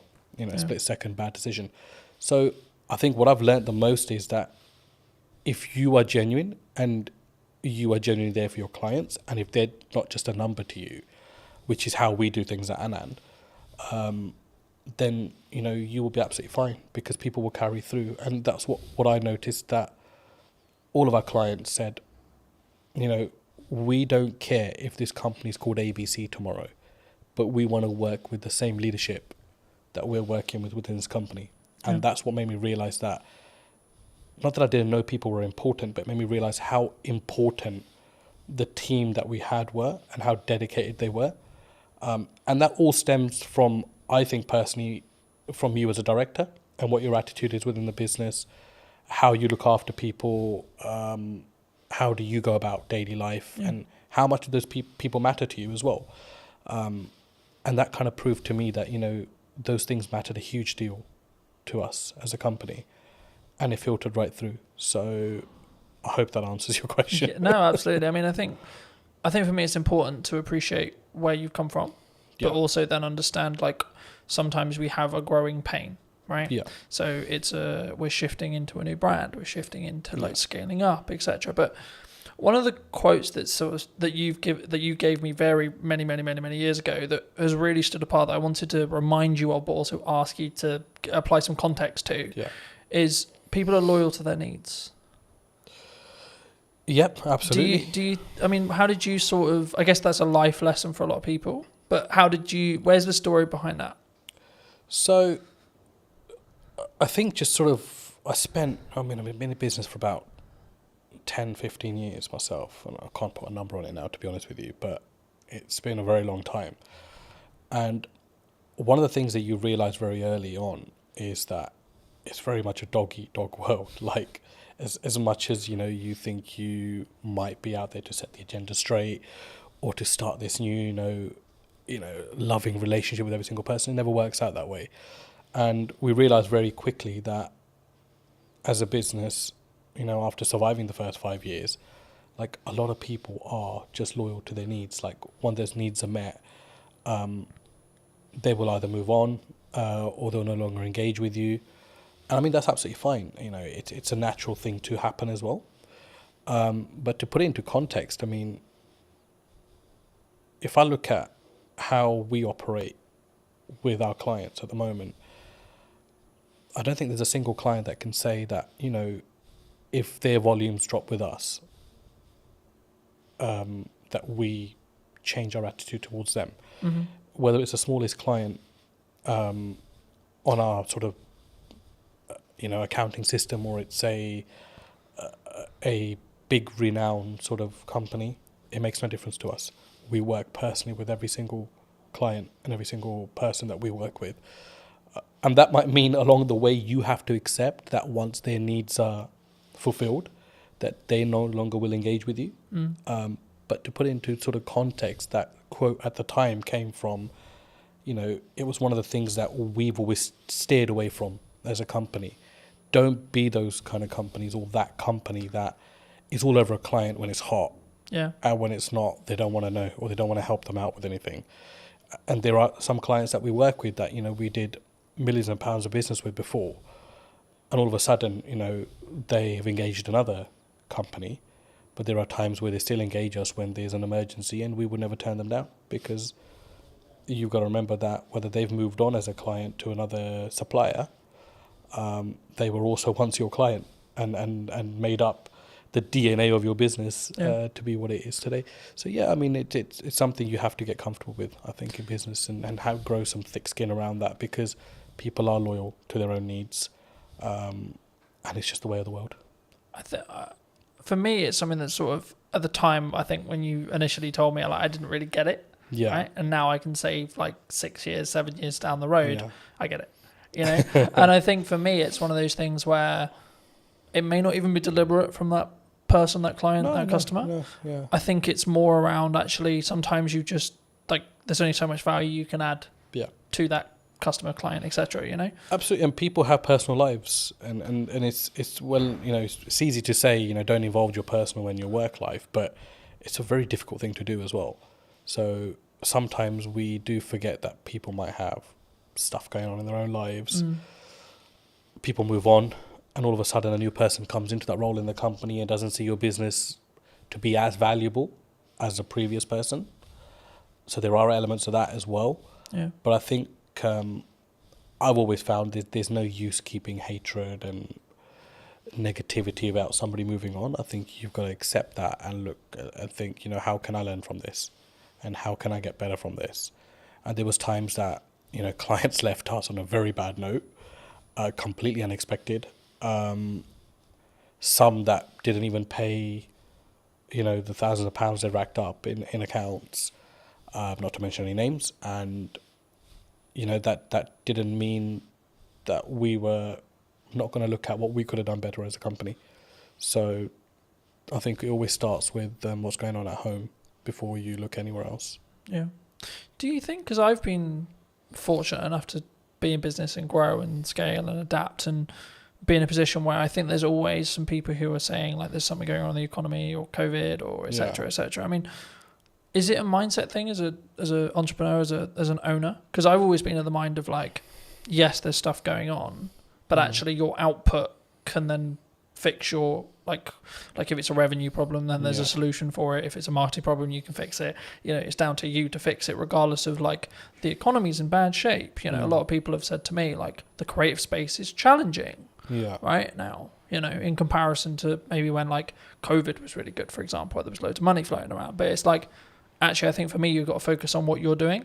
And I think that's the key. But I mean, in your experience, have you, is it kind of I guess a catch-all kind of, oh, they're just saying it because, oh, the economy's hard, or as maybe as an excuse? Look, I mean, there's no doubt the economy is very different to pre-COVID. But then it's also very different to 2009, when there was a huge crash, right? Yeah. So, I mean, that's just a constantly sort of evolving, you know, situation. Yes, I do believe it's very difficult now to do business, no matter what field you're in. But there are some fields which feel legislation change particularly, you know, they feel it a lot more than some businesses. But I think you're right to say you can navigate through anything with a very positive mindset. And I think if you fold as a business, but you've given it your absolute everything, you'll sleep peacefully at night. And that's for me personally, and I felt that in a situation. I mean, you know, 2023 to 2024 financial year was our worst performing year as a business, and it was also the year that we rebranded. And there was a lot of sleepless nights there because revenue was, you know, rock bottom. We'd employed people that year, doubled our workforce because we were looking to go, you know, north, and ended up going south as a business. And naturally along that is a lot of doubt because you think, should I have employed these 6 people? Should I have done this? Should I have done that? And it's easy to say in hindsight that actually I'm worried then, but you generally do worry at that point. So I think it's a mindset and how you navigate. And the thing that got me through was just mindset. I think I am just so resilient, like, to anything. I think right now in my life, where I'm just like. Do you think that comes from your years of experience in business and knowing that actually sometimes you've just got to, what I would call, grunt it or push for it to you just figure it out? I think it's both of those elements, but I think for me the biggest thing is upbringing. My dad was a very resilient character, hugely resilient. Sorry, not was, is still he's still there. He's an extremely resilient character, and a completely uneducated man, which I must add to this story as well. So to see him, you know, as a migrant in this country with little to no education, he still doesn't speak English fluently.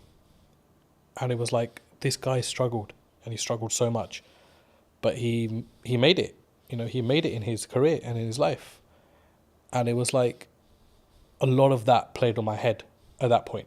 And I don't think those things sit well with you, or you don't draw on those things sometimes in life. But when it really matters, those things will come in, and you'll know what your metal's like at that point as well, and how strong you are. Do you think that was like a key in respect to like how well you've now done, like that, having that upbringing and having that, I guess, those values or what could be described as the correct values being installed into you? Even if it was like an information sponge point, like you 100%. As a kid just taking that information, sort of saying, well, this is the upbringing I had. I mean, 100%. But the thing is, I think I didn't realize that till I was about 35. So there's no like one fit solution to this. You know, it's just when it's going to hit you, and it hit me a couple of years back. The big change came from COVID. To be honest, COVID was a blessing for us as a company. I mean, and that's not because we made money off unfortunate situations, but it gave me an opportunity to come out of the operation and be like, pause, because it's not something we could have done the way we were going at that time. You know, we were climbing as a business. There was no structure, there was nothing, and it was just like, this is gonna be a massive train crash one day. And COVID came and just put the brakes on everything, and it allowed us to restructure. So when we came out of COVID, I'd say that's my real journey in business started then. because all of a sudden now I'm responsible for totally different things, because now I'm actually acting like a director. I'm not now, stuck in the operation. And there were so many things that were falling off the side. So it was about coming in, containing that, and then restructuring the business through that. And then certainly, obviously, the rebrand came behind it. There is that. And obviously, the resilience side, for me, I learned that from my dad. And I have huge admiration for the man. And that's to say, I rub shoulders with a lot of businessmen. But I take my dad's advice very seriously in life. I always have. But I don't think you as a child or as an adolescent at the time, will particularly understand that. But if you're exposed to that environment, I think it does rub off on you at some point. And for me, I want to be like him. I look at him and I think, just the way he stands and acts and stuff, right? So, huge influence on my life, yeah. Do you think it's changed how you show up as a leader, or even in your marketing maybe as well? That core, you want to in some ways make him proud first, is what I'm sort of hearing from you. Would you say? I think I don't really think in that way, to be honest. For me, it's not about making other people proud. I think as long as you're on the right journey, I think honesty is very important in business. And I sleep very well at night, no matter what the situation is on the day.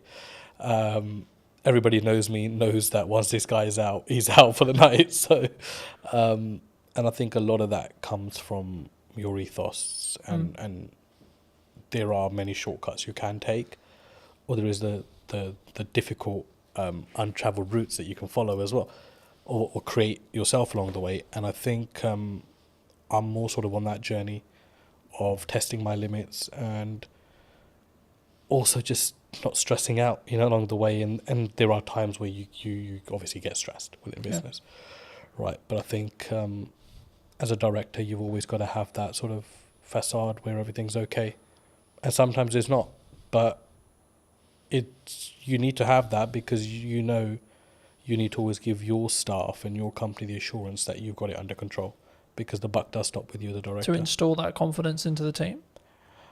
I'd like to think they're confident without that, but I think what's your problem as a businessman should not rub off onto your team, because it's for you to deal with and put those things right. And I'd like to think we've created enough leaders now within our organisation that those sort of mistakes won't be repeated again. But that, again, is no one's fault. That's your responsibility as an owner or a managing director of a company. As I say, do you think people struggle with taking accountability for themselves? When things go wrong in business or when things go wrong, they're more likely to go, oh, it's your fault, rather than it's my fault and it's what I could have done better. I think it's an easier route these days. And society kind of allows you to get away with that now. Do you know what I mean? But I think in your heart of hearts, you always know when you could have done something better. And I'm that kind of person where even if something has 0% my fault within it, I'd be thinking, what could I have done better? Or what could I have done to negate this issue? Is there anything? Do you think that's what makes you stand out, though? Because if you're going to say the culture of maybe the country, or and on average it's externally. Surely the unique advantage could be, actually, it's my fault. How can I do it better? What can I do? I think any great leader, let's go back. I don't consider myself great in any sort of way, I don't think I stand out in any sort of way there. But one thing I've noted is great leaders, whether they're businessmen, politicians, war generals, whatever, there's a lot of accountability. There's a lot of responsibility they take. And I don't think you can really take responsibility unless you hold yourself accountable. I know that might not make sense, but in my head it does. So I think that's really true, and I think that you have to take yourself accountability to what goes wrong, right? I've spoken in content quite a lot about last year was really hard. economically, business-wise, etc. Now, I could go down the approach of, well, it was a harder year, and it was financially this, and there was political uncertainty, and this, and this, and this. Or I could say, well, what am I doing? Yeah, right. Exactly. Like, how am I showing up? How am I leading with value? Am I leading in the right way? What's my office structure like? What's my business structure like? And then what I did was actually go, okay, right. So clearly something isn't working. Right, so let's go back to basics. Let's restart everything. Let's replan the business model. Let's replan marketing. Let's replan everything. And then, funnily enough, when I executed on those things changed. Results changed.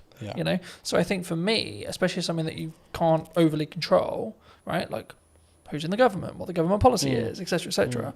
That's why you should focus on you. That's why you should focus on what you're doing and what your key is, I guess, in some ways. But what do you think's missing in marketing right now that people maybe don't look at, or like either what you're doing specifically or maybe what you're seeing as like potential opportunities? What I've seen, because we engaged with a lot of marketing companies before we decided to go with the one we did, it was just like how bad the quality of stuff is out there.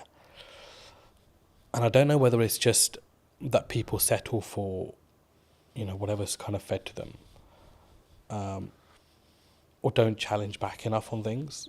And for us, I was like, no, I don't want to look like a Pret or a Starbucks, because those things are fucking done. Like, I don't want to be that brand. No, I don't care how they're presenting their material. It makes no sense to what we do. And, you know, the comeback from some of the marketing companies was, oh, yeah, you know, but, you know, you're operating in a different domain. Yeah, we're operating in the aviation domain. It's a huge domain to this country. I mean, you saw what happened when aviation shut down with the ash cloud. I said, we're operating in a very high marketable area, but I don't need to be another one of these brands, you know. So there's this whole, you know, I think in marketing, they've kind of got these slots in their head. Where, oh, okay, you're in hospitality, so let's just follow the footprint of this company. You're in travel, let's follow the footprint of this. No, it needs to be personal to you as a company. And I think no matter what size you are, I think you've got to have that arrogance and you've got to have that strength to be like, no, this is shit. I'm sorry. Yes, you might be saying to me this is going to cost me £5,000 a month, but I do not value this at £5,000 a month. Like, this content is shit. And it was until we took that stance, we were able to filter out the companies that we actually wanted to work with. And it ended up actually being a company that had absolutely minimal experience in marketing, had a very strong presence in videography. They did some of our content. We sat down and said, we'd love the opportunity to market for you. And I was sold on the directors of that company. And I think that's a huge valuable lesson, that don't just go out into the market and think, you know, I'll go to the marketing agency that does marketing for X, Y, and Z. No, that will not be the necessary fit for your company. You need to find the necessary fit for your company. So overall, I think it's a huge gap in the market there. If somebody's willing to come in a company and work personally with smaller businesses, I think it's a huge market, because everybody wants to catch the big fish. And big fish will potentially have the budgets just to pay and be like, yeah, the campaign didn't really work out. But as a small business, you can't really afford to do that. Every campaign has to work out. And whether you're small, whether you're a medium-sized business like we are, it has to work, because you're paying a lot of money for that to work.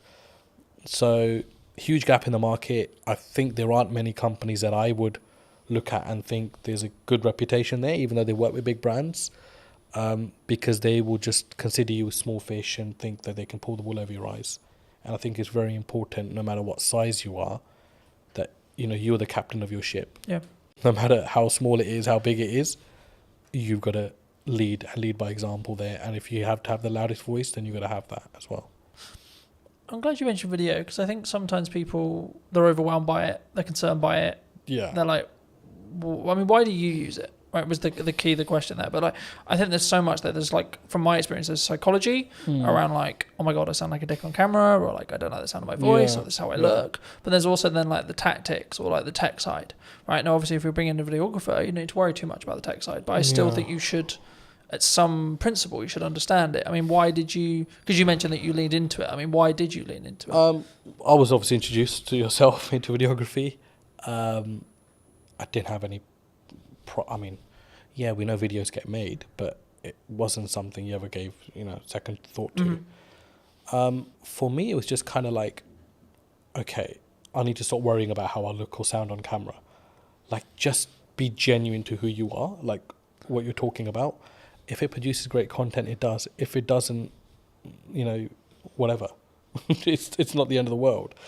And obviously, it was a changing landscape at the time as well. I think all of a sudden, Instagram changed its algorithms, like videos and reels, and all these new terms are coming out, and I'm like, what the hell's actually going on?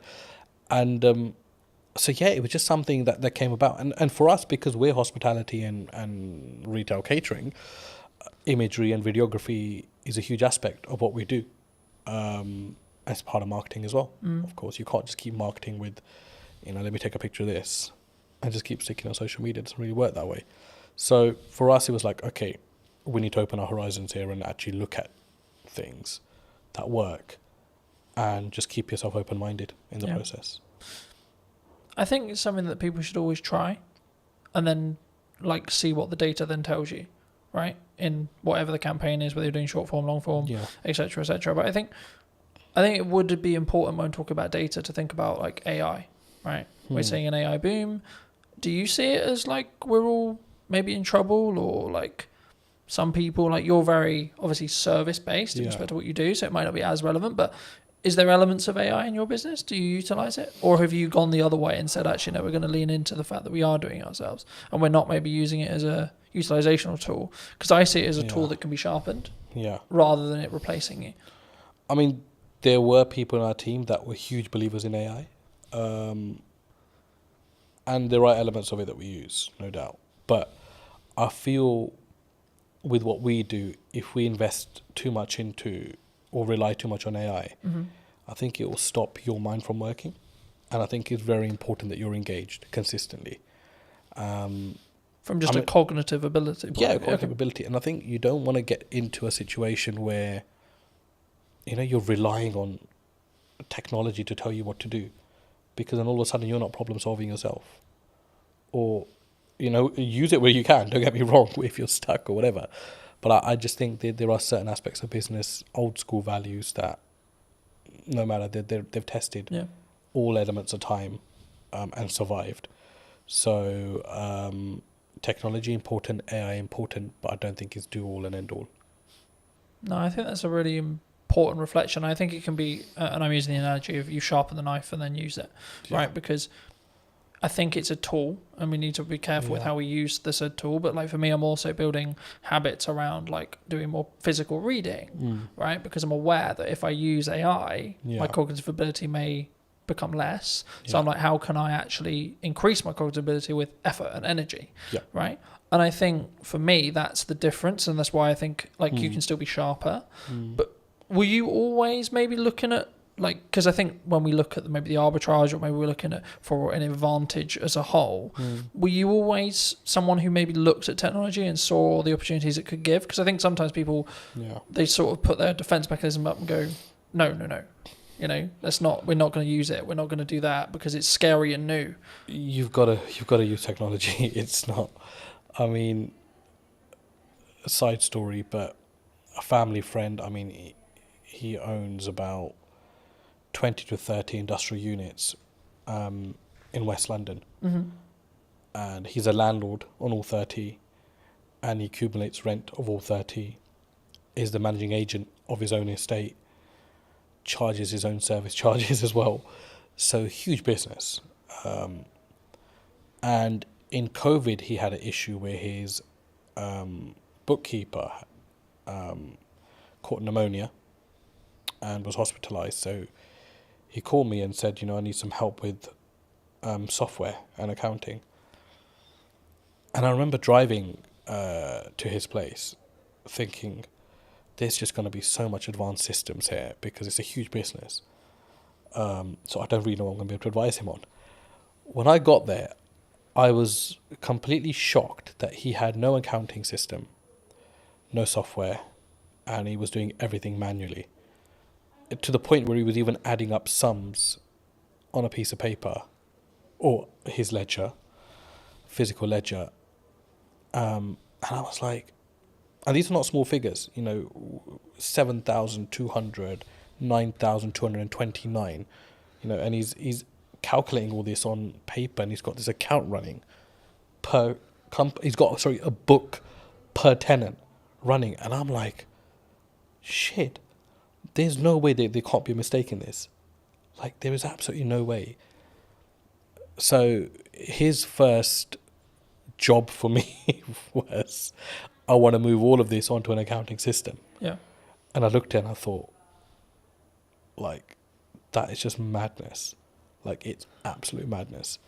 And I remember setting up Xero for him. And I mean, I'm no Xero professional, right? We have a team that runs our accounts and stuff, but he wanted this to be a personal favor. So I remember shifting all of these physical ledgers onto an accounting software, and the sums were wrong by like thousands. So his first comment to me was, I need to recover this £62,000, which is owed to me in rent. When we actually shifted everything onto a ledger, the figure was about 225,000, which was owed to him. So it's like nearly 3 times what he thought was owed.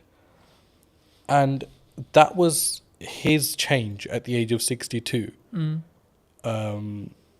towards technology, that I need to adapt. And that was the point where he was like, no, Was it an eye-opener for him? Sorry? Was it an eye-opener? I think it opened... Like, how did he react? I think it opened everything that he had within him, because he was just like, he goes, I don't even know how many years I've been losing money for, which is the main thing. And he always had tenants, I said, and came to him like, this rent figure is wrong. And he was like, no, he's adamant it's right. And I was like, an accounting system will put all that to bed. All of a sudden, the queries went down by like 90%. People stopped querying their bills because it was all automated. Each tax code was set. Every expense was set. And I mean, that was like, okay, there's also no time limit to when a person can wake up and see that they need to adapt to technology. And coincidentally, he got very ill last year himself. So he had his son come in and take over the business. And it was a very seamless handover because everything was sorted. So you could easily, you'd have to spend some time kind of understanding what's going on here. But it was handed over with something in place that you can just pick up and go with it. Yeah. Opposed to like, why is this or why is that or why is that? Everything was annotated. So yeah, look, you have to adapt. I don't think you can as a business. I mean, we didn't start using software till quite late into our business life as well. It was like 3 or 4 years in. We were creating invoices off Excel and that kind of stuff. And I was like, this can't be the way.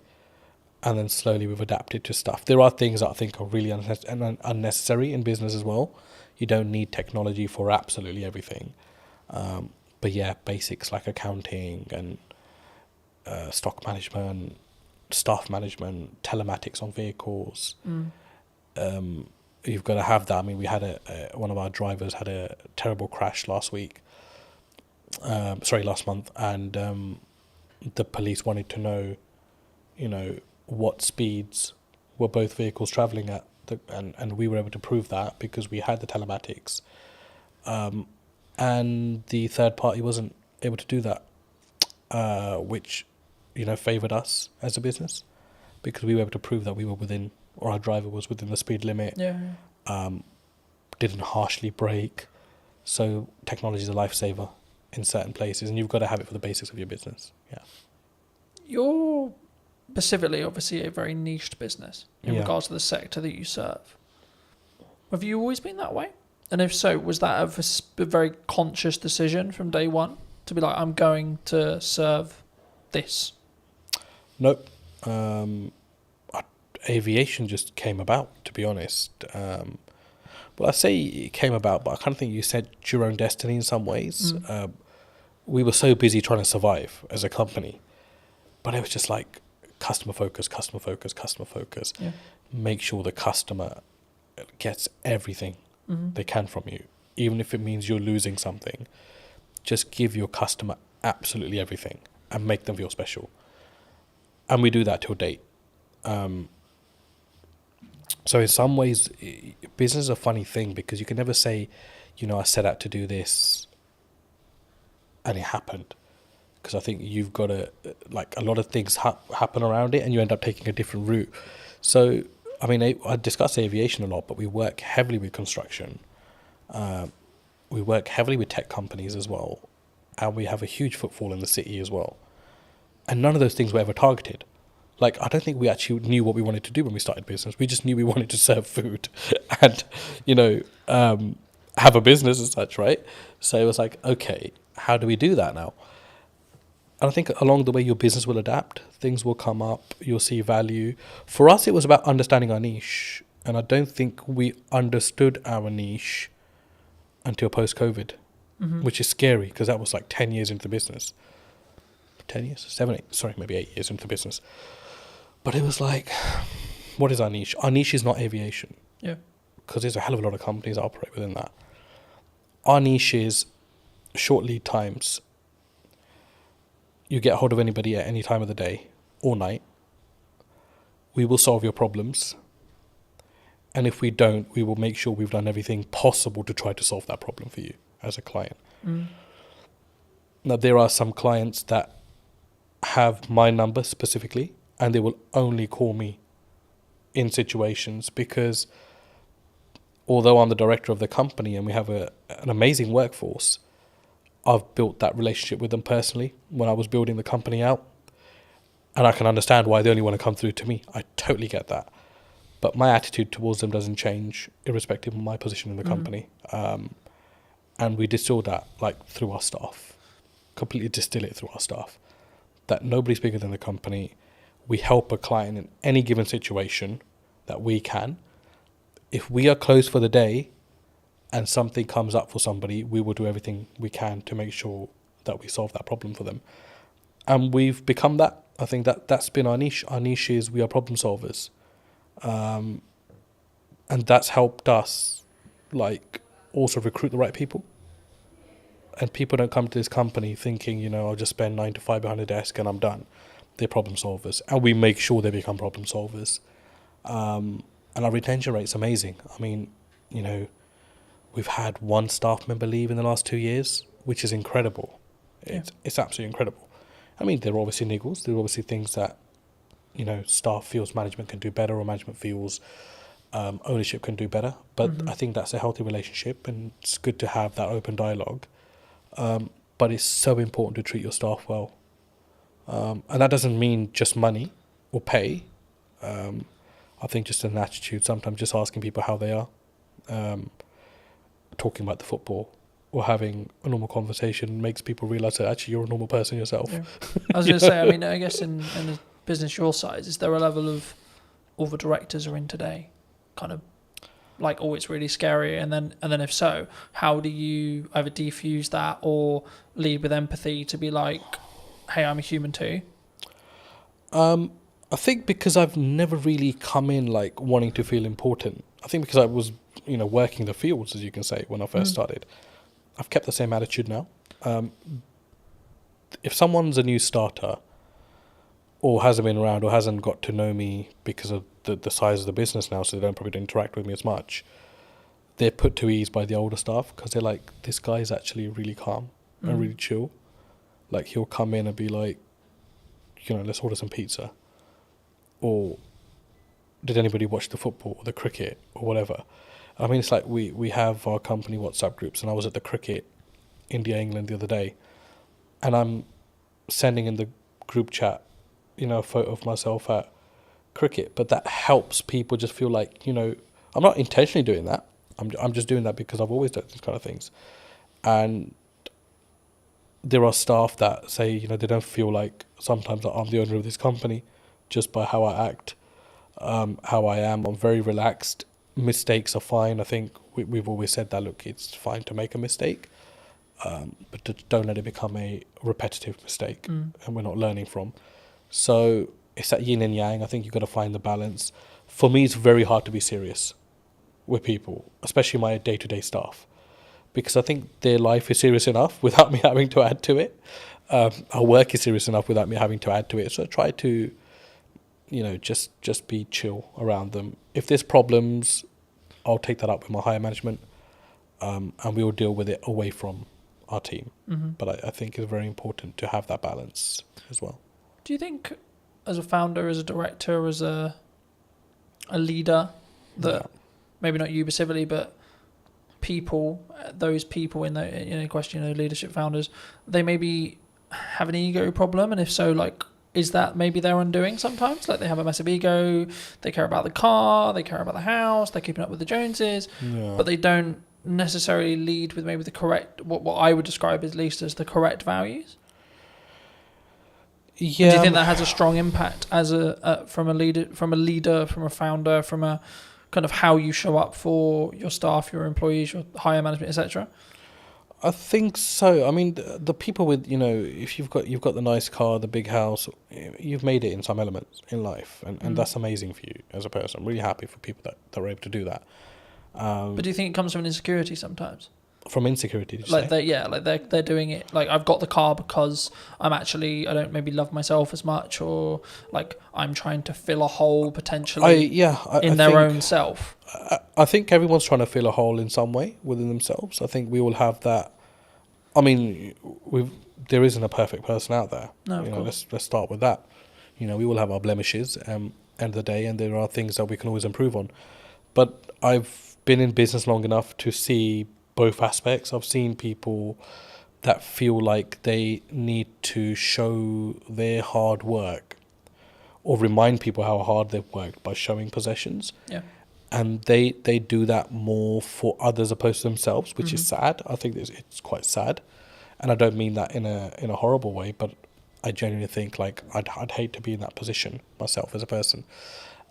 Starting out younger, I was obviously the general perception around business, one day I'll have a really nice car and I'll wear those clothes, and I'll wear, I'll buy this and I'll buy that.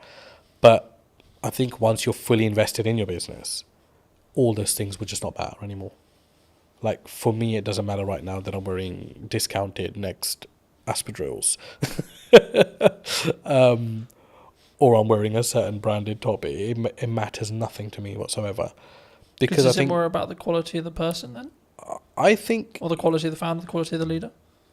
It's like, what's your higher purpose? Like, you've got to think, that's what you've got to think of. And I think if your purpose goes beyond materials, you've got a bigger purpose in life.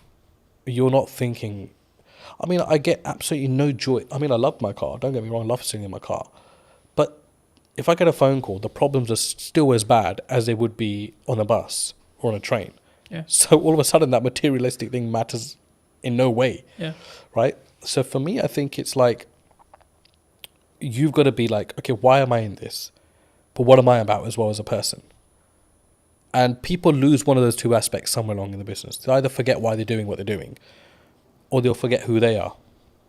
And for me, I can't do that, because I grew up eating dinner on the floor. I never sat on a dining table, because traditionally, my dad grew up, there was no dining tables, in his household in 1960, whatever it was, in India, because he was from a very poor background, post-partition of India, Pakistan. So they grew up sitting on floors and eating. So he distilled that in us. And there are times where we're just out and about and we're having a working lunch, and I'll just sit on the curbside because I'm totally happy with that.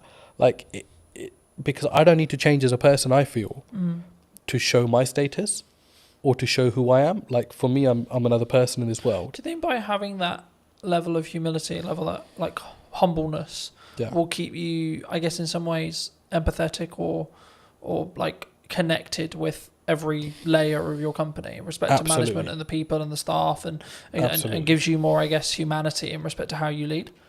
Absolutely, because you'll be a human before you're anything else.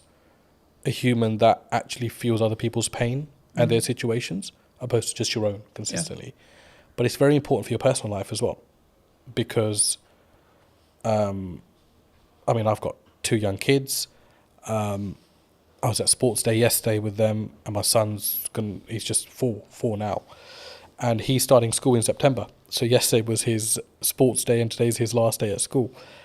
And the parents were all sitting together, and we're talking about schools, and we talked about, you know, where he's going to be schooling and where they're going to be schooling, and it was just like an amazing conversation, because no one's judging everyone, because everyone's on the same footing at this moment in time. Yeah. But you start to get a feel as life goes on, as you grow older, that it becomes, who's going to the independent school, who's going to the state school. Oh no, they must have so much money because his or her son's going to the independent, or his or her daughter's going to the independent school. But it matters nothing if you as a person still have humility, I think. And it doesn't matter whether you're sending your kids to a certain aspect or spending X amount on yourself. It's how you are as a person, how you treat people. I think it's hugely important, and even more so when you know that the person you are treating well can't give you as much value back as you can give them. I think that's a huge aspect of you as a character. Yeah. I think also it's a pay it forward mentality to an extent, right? Like, I think what you output will also reflect back on you in 3 months, 6 months, 12 months, etc. At some point, it will definitely reflect back on you. Whether you believe in karma, whether etc. Right? Whether maybe don't go about our belief system, but like whatever your belief system is, there's always a crossover there. And I think, especially when we go back to business, I think that's true in marketing as well. Yeah. Right. A lot of the work I'm doing at the moment is actually, how can I scale out what I'm doing and then build systems so that it allows me to be more present for clients. So then in turn I can do a better job, which in turn means then when I take on new clients, I can ensure that the quality is the same, right? And actually, I think partly because I will say no to certain projects or certain clients or certain things. Do you look at that when you potentially look at a client or working with a customer, etc.? Do you say no sometimes? And if so, where does that mindset come from to be able to have the humility, I guess, or the confidence to say, actually, no, you're not the right fit for us? I think as a leader, you're responsible for a lot within your organization, and I think you realize that the more you grow as a business. It's something which is easy enough to ignore if you're stagnant, or if you're growing through, the growing pains, right? And it's a very painful area when you're growing as a business. And I mean, by no means is Anand a multinational business, but I feel the pain of it every day when we grow. And majority of the time it's financial pain, because the bigger you become, the more restraints you get on your cash flow. And there's times you're thinking, I just want to be small again. I just want to be that business that everything was done on account, payment on receipt or whatever, right? But all of a sudden now we've got payment terms. There's clients that rack up huge bills, but we know we're not going to get the money for 60 days or 30 days. And, there's clients there was a client that came in, and we're absolutely wonderful with each other now, but they started and they said, we won't pay you for 90 days, but we'll give you this much business. And everybody was like, oh, that's an amazing deal to be done. And it was somebody from our team, actually, because when I consulted him, and he said, there's absolutely no point to take this business on, because if this client's going to be giving us £150,000 a month, we won't have that for 90 days. So all of a sudden we would have racked up something like $500,000 in 3 months. Or this business would have racked up $500,000 with us and that's a huge risk, because we only get paid 150,000 out of that 450 after 3 months. Yeah. And then it becomes that again. And then it becomes that again. And if that goes down tomorrow, we're going to be losing $500,000 as a business. And that's not just the revenue, there's the cost that comes with it as well. Yeah, because you have to pay out the cost anyway. Of course. I think sometimes when people look at business, they maybe don't appreciate it, right? They'll see them with the nice car, they'll see them with the new studio, whatever it is. But I look at it and go, oh, that's a lot of money. Yes. My God, that's a lot of costs. Yeah, of course. Right? And I think it's how, I guess in some ways we develop as people to stomach those costs as leaders. Definitely. And I think it's got to be your attitude as well. Yeah. I think you've got to, I do not think that there is a company in the world, I do not think there's a single company in the world that should ever come to you and try to take advantage of the size of your business. Yeah. Or play on the vulnerabilities. But unfortunately they do, because that's the way the world works. And that's where I think you've got to show your mettle. Like, how much do you value yourself as a business? How much do you value your services as a business? But be able to back that up with quality as well, which is a fine line, right? And that doesn't necessarily mean you've got to have the best product in the market, but absolutely deliver on everything that you say you're going to deliver on. If it costs you to deliver on it, you deliver on it irrespective. You don't just shortcut and then leave yourself exposed in the market for having a bad reputation. But I think it's self-belief. But I know that doesn't come when there's no income or little income, because only self-doubt's there at that point. But my last 2 years in particular in business have taught me, gotta value yourself. And that doesn't mean you go and shit on people's parade, or you go and mistreat clients, or if somebody comes in trying to bargain with you, that you mistreat them. You've got to hold your firm in a polite way, but you've got to know what your business is about, and you've got to know where you're strong and where you're weak, and you've got to be able to make the right decisions. And sometimes the first decision is not always the best decision. But leave the ball open where you're still able to have dialogue with clients. There's times where we made, mistakes. We've misjudged, and we wouldn't be human if we didn't. But it's how do you react to that? How do you go back and manage that? How do you have the humility to say, we got this wrong, but still be able to have that relationship with your client? I think as well, and I had a very fortunate conversation a couple of weeks ago about this, and it was like, we just worked with a brand new client, and one of the things they said to me about why they chose us or me, however you want to perceive it, is that because I was the most expensive out of the ones they were talking about, and for like maybe a newcomer or etc., that sounds weird, right? Because it's like, why would you win the work but you're the most expensive? And I think from what they told me, it sounded like it was like, well, I've got the gonads, I've got the balls, or whatever you want to call it, I've got the confidence to say, no, this is how much my work, this is what I'm going to commit to price wise, but then also I'm going to follow it up with the value that I'm going to lead with as well. Huge. Do you think sometimes people get really challenged on price? Always. You're always going to be challenged on price. And then how do you deal with that? I guess would then be the conversation, like, is there certain scenarios where you're like, no, we're going to maybe negotiate by this much, but our final price is non-negotiable here? I think there's two ways to do it. I mean, I've been on the opposite end of that spectrum where I've bargained just for the sake of taking on the business, and I've negotiated myself into positions that are like the least favourable in the end. But it's easier said than done as well. But I think you've got to know your costs, know where you sit, know what you're trying to achieve out of that deal, because sometimes you take on a deal with the hope that it's going to lead to bigger and better things, which is fine if you know your market. And that doesn't necessarily mean that it's going to happen in that way, but it's a calculated risk. Do you think sometimes you have to take something that's maybe not ideal client, if it is just I need to make this money? Or would you still say no? For us, I don't think we really have that, because we're quite niche in what we do. So everyone that comes to us generally needs us, or we need them in some aspects as well. But there are, you won't know until you start working with someone, I always say. And the ones that you think are going to be troublesome end up actually being the better clients. And the ones that you think, because they're a big brand, sometimes extracting money can be an absolute pain, which is why relationships are very important. And you've got to go above and beyond. A business deal is not just, here's my service, I've provided it, here's my invoice, you pay it, thank you very much. It's all the stuff in between, the dialogue, the things that you don't cost. It's impossible to cost a project, you know that, to the T. You can't do that.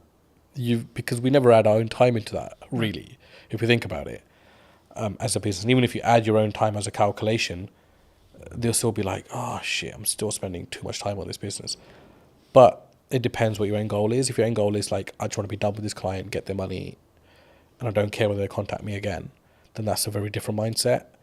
Or if you want to always leave you never know when a client might need you, that's a very different mindset as well.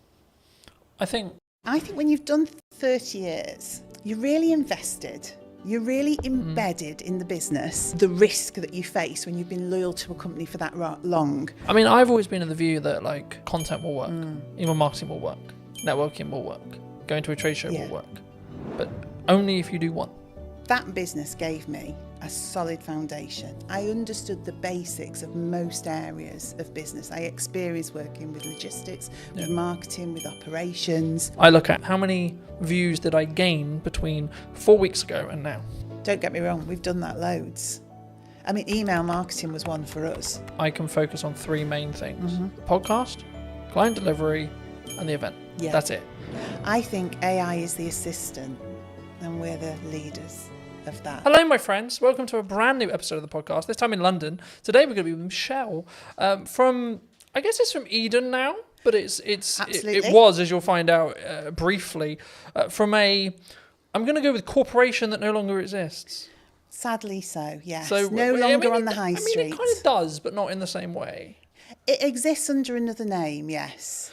Should we stop being elusive? And We should definitely stop being elusive. It's W.H. Smith's. For those of you that didn't guess, it's W.H. Smith's, yes. I'll start here. How did it feel? Because obviously you were, correct me if I'm wrong, but you were a regional manager. Yeah, so I looked after the north of the country for W.H. Smith's, yeah. I was with them for 30 years, so I grew from being a Saturday girl on the till to that position of looking after all the stores in the north. But yeah, at the point I finished, I looked after about 304 stores in the north. And what made you make the leap? Did you transition out? Because I think when you're in a position like that, maybe the money's good, or was it just like, oh my God, not this again. I hate the inside of my car. I don't know really, because I think when you've done 30 years, you're really invested. You're really embedded in the business. You are earning really good money. And you're super comfortable. And the reason you're comfortable, and this to me is the sort of the risk that you face when you've been loyal to a company for that long, you've kind of got into the zone of corporate muscle memory. So I didn't really have to think that much anymore. Yeah. So I was earning a good wage. I was doing a job that I liked for a company I was really invested in. But ultimately, I'd kind of lost the ability to be myself. The company had changed, I'd changed. And it was just time, I think, to find something that was me. I guess there's a natural kind of, sometimes there's maybe a disconnect. Like you were who you were then, you grew 30 years and then you wanted to go this way, but they wanted to either downscale or go that way. I don't know if it was a case of they wanted to go this way and I wanted to go that way. Because in all honesty, I could probably have done another 20 years for them. Because genuinely, I was really embedded in the business and I loved it. I loved the people. You literally know everybody when you've done 30 years. You know every store you've been to, every place. But I just sensed that it wasn't going to be right for me in the future. I think you just get a knowledge of, I've got all this experience, I'm getting my own mind, my own voice more, and that needs to be somewhere else for it to develop and grow. Yeah. It's not going to develop and grow here. Or I can stay and carry on doing what I've always done for another 20 years. So was it, I guess, in some ways a personal development shift for you? Because we were talking just while we were setting up about, the difference that you now have with where you are with Eden. Yeah, I didn't know it at the time. I honestly didn't know it at the time. So it was a leap of faith moment, really. And then the weird thing for me was COVID literally happened on the Friday of the week that I left. So I gardened for about 12 months. So in that period, I really did start to think, well, what's going to work for me now? And do you know what? It is not an easy thing. I now see people going through that same process of leaving something really big and corporate that they know well and then trying to find their way. It's difficult. Do you think that it comes with because we were talking before we started, that I'm going to find it very hard to go into corporate now because I've got the freedom of self-employed. I guess you could say I know what works marketing-wise, especially right now. Yeah. And I would have to fit perfectly into a team culture-wise for it to work. It would depend what you'd want that for. For me, that business gave me a solid foundation. I understood the basics of most areas of business. I experienced working with logistics, with marketing, with operations. It taught me to be resilient. You know, they were a company that was adaptable. I mean, they survived on the high street. So it did give me an understanding of how you support a business to survive, to protect its people, to protect the brand, etc. But yeah, on the other side of it, the thing that you're talking about, having your own voice, that freedom to shape a culture, shape a business, shape the dynamics of what the team are doing. For me, that didn't exist in that type of business, because I think they have to have really clear communication, real clear clarity of message. Yeah. And if you're someone who wants to divert or disrupt that, that can be very regardless difficult. of maybe how good the idea is. Regardless right? of how good because the idea it is a triangle Yeah. in that respect. You know, you have to follow the top. And I always found I was always in a box. I think so, and as well, and you can have, and also it's the ability to push that idea through, because some ideas do make it through. But what do they say? It's like steering an oil tanker, not a speedboat. Yeah. So it's the perseverance, it's that just ability to doggedly slog through with that idea till somebody says, yeah, we can make that work, and you get people behind you. But you learn so much from that. So I could see you going into corporate and learning a ton of stuff. But because I know you, I can't imagine you there, because you're more entrepreneurial. Yeah. You shape things, you do things that you believe are right, not what people tell you is the right thing to do. So Smiths was all about just execute, and deliver. Whereas now I get to shape and change and mould and mentor and support elements of that in a business like WH Smiths, but now with a lot more heart and my own voice behind it. Do you think, I mean, obviously, for those who don't know, you've moved into Chief Strategy Officer. This is the first time I've heard of it. I mean, in a nutshell, what is that? What is it? What does actually your day-to-day look like and feel like? I guess it's about, ultimately, it's having the long-term plan and strategy for that business, so the growth plan. So looking at quick wins, middle term, long term. So saying, where is Eden as a business going? But then from that, understanding, I guess, some of the fundamental change. So what are the operational and robust things we need to put in place to get it there? Yeah. But also having the freedom to be inventive, to work with the team, to generate ideas. So I would say I'm the person who knows the long term, but I'm also the person that wants to generate all the bits in between that move us in that direction. And some of it is quite simple. Some of it is really quite complex. It's about building teams. It's about building roles and responsibilities and processes. Yeah. But then it's about looking at innovation, deciding what we want to do, NPD, all the fun side. And I think for somewhere like Eden, Chief Strategy Officer is because we want to scale up and grow the business, but we don't fundamentally, well, I don't believe fundamentally we can lose the heart of what Eden is. Yeah. It started in somebody's house with the founder and his partner and a couple of people working for him. And it's grown now into its own HQ, its own warehousing, employing 26 people. There are loyal customers who've been with that brand for that whole 12 years.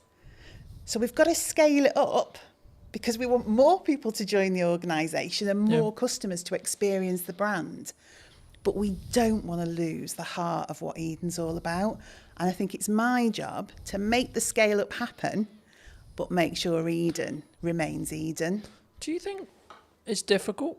Because by proxy of scale, you have to somehow, like I'm in this, as we were discussing before, I'm in this struggle at the moment where actually things have gone like a lot better than planned.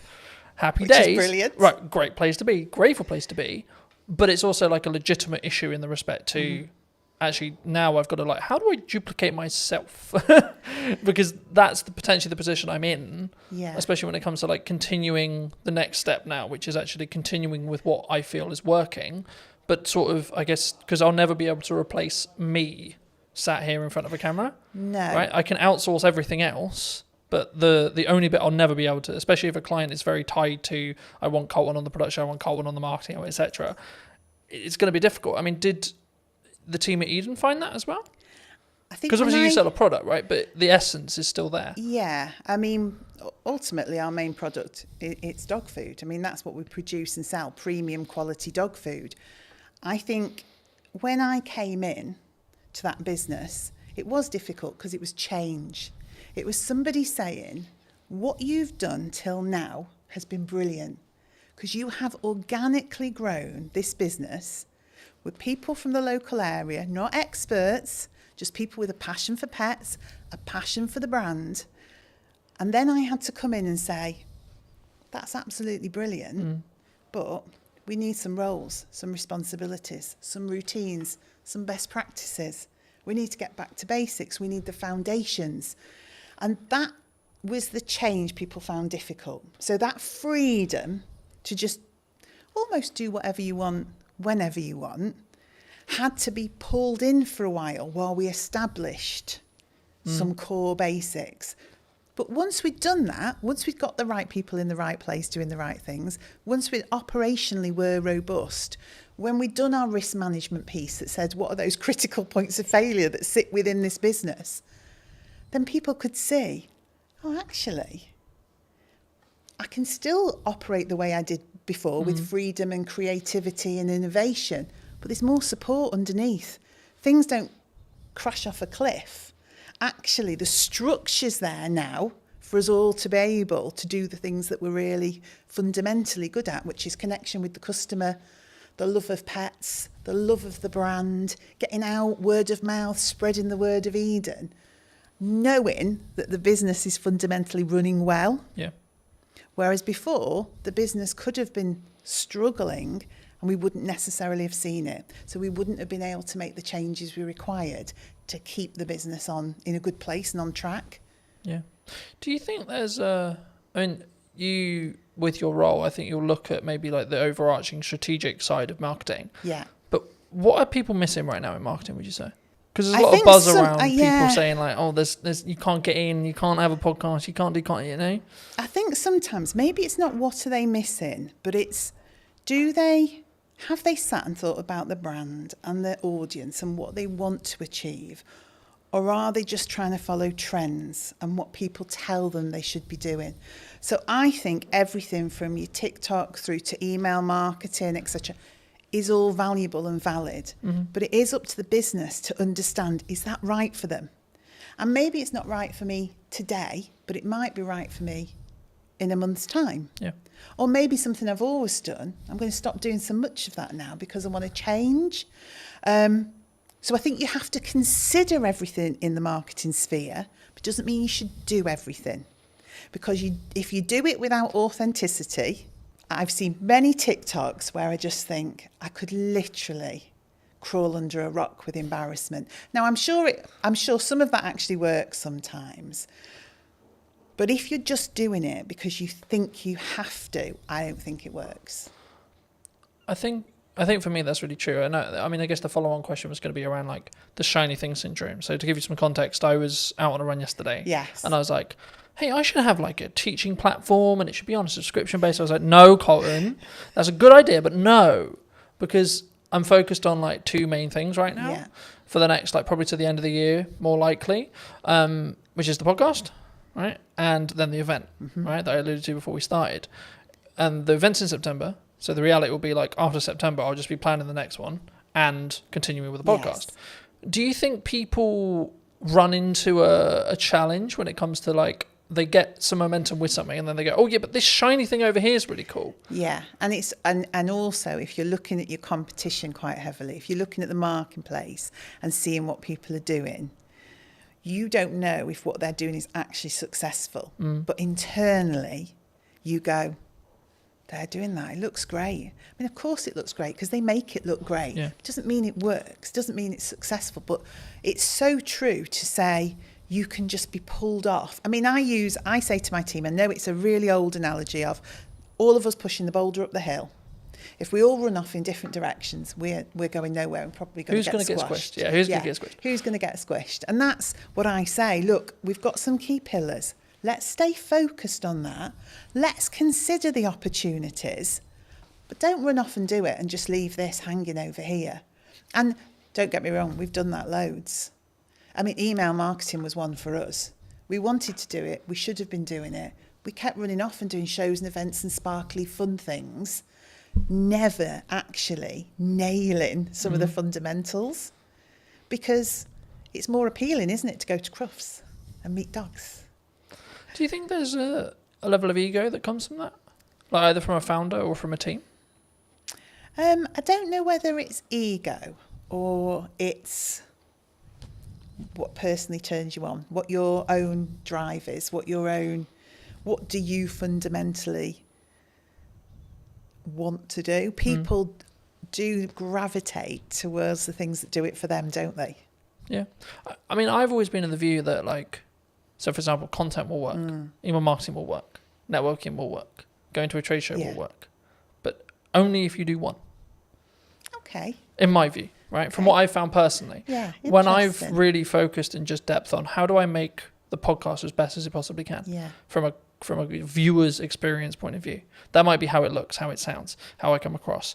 Can I outsource it? I've got to balance it because it doesn't directly make me money, but actually the marketing collateral that I get from it will make me money. Okay, cool. So then it becomes a game of we're keeping those costs and balancing those costs, sure, but actually how can I focus on the viewer experience? Yes. And then when I look at maybe something like the event, it's like, okay, how can I make this client experience incredible for the people coming, even if there's only 5 people in the first event, right? Yeah. And I think sometimes we get, and that's why I mentioned ego, I think sometimes we go, but I'm only going to sell 5 tickets. It might be the possibility that I sell 20 tickets or 30 tickets, but like, what if I only sell 2?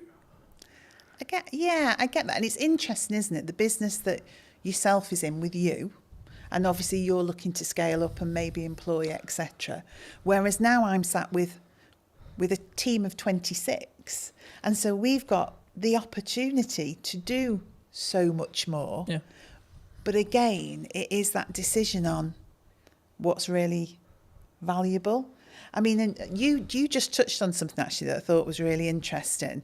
Doing things really well, making sure that the experience for the customer is, well, I mean, we were in a whole cycle of wanting to be perfect and never actually doing. So we had 20 things we should have been doing. So we were going to a show, we were doing email marketing, we're creating a newsletter for B2B, but actually all of those things had to be, to us, absolutely flawless. Yeah.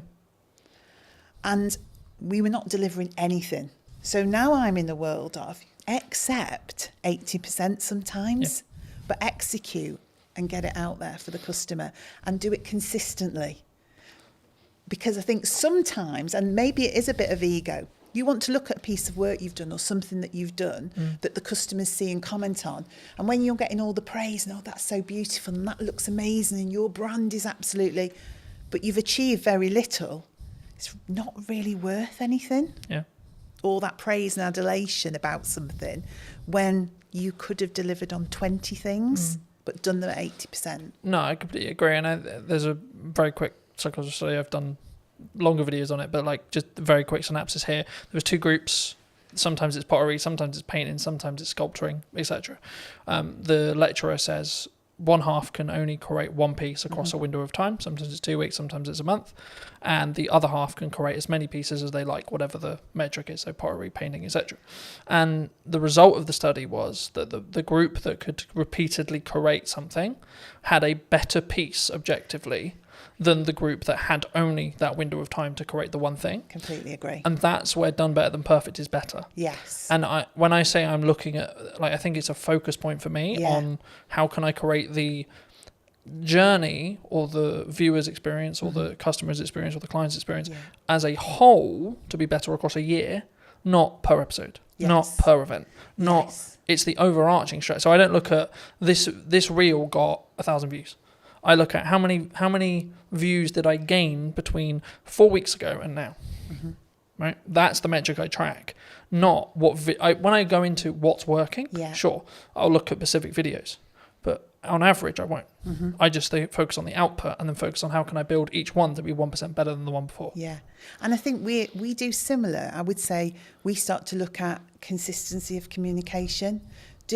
Are we building a community? Do people feel like we're engaged with them, and so that they're engaged with us? So it's a similar sort of metric, but in a different way. Because if you're brilliant once, those people soon just disappear. Yeah. But if you're constantly there, talking to people, engaging with them, they're able, you're responding to them, then over time, that just builds into we call it a community. We're trying to create a community, and we're always trying to draw people in to that community. Yeah. So the end result is growth. But I think we sometimes get into the world of we need it all to happen in one day, 2 days, 3 days, 4 days, 10 days, etc. That's me sometimes. But actually, in reality, if we just focused on, I can't remember the exact quote, but something along the lines of, we underestimate what we can do in a week, but we completely over-egg what we can do what we can over-egg in a week, but what we can do in a year is really underrepresented mostly. Yeah. And I think for me, actually focusing on that 1% is what that matters overall. Yeah, because then you're building that compounding effect. You're pushing the snowball down the hill a little bit faster, a little bit faster, a little bit faster, a little bit faster. Yeah, and also I think people can understand more. So if you are constantly jumping from one thing to another, your team just cannot grasp where we're going. They can't grasp the brand. What is the message? What is the strategy? So that continued delivery, that momentum that builds, you onboard the team. And by onboarding the team, you onboard the customer. And particularly in our business, because we've got customers and consumers. So the dog's the consumer. It's the dog we're trying to get to, but it's via that customer.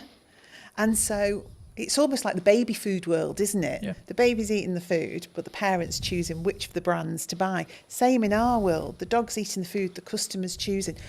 A lot of that comes through trust.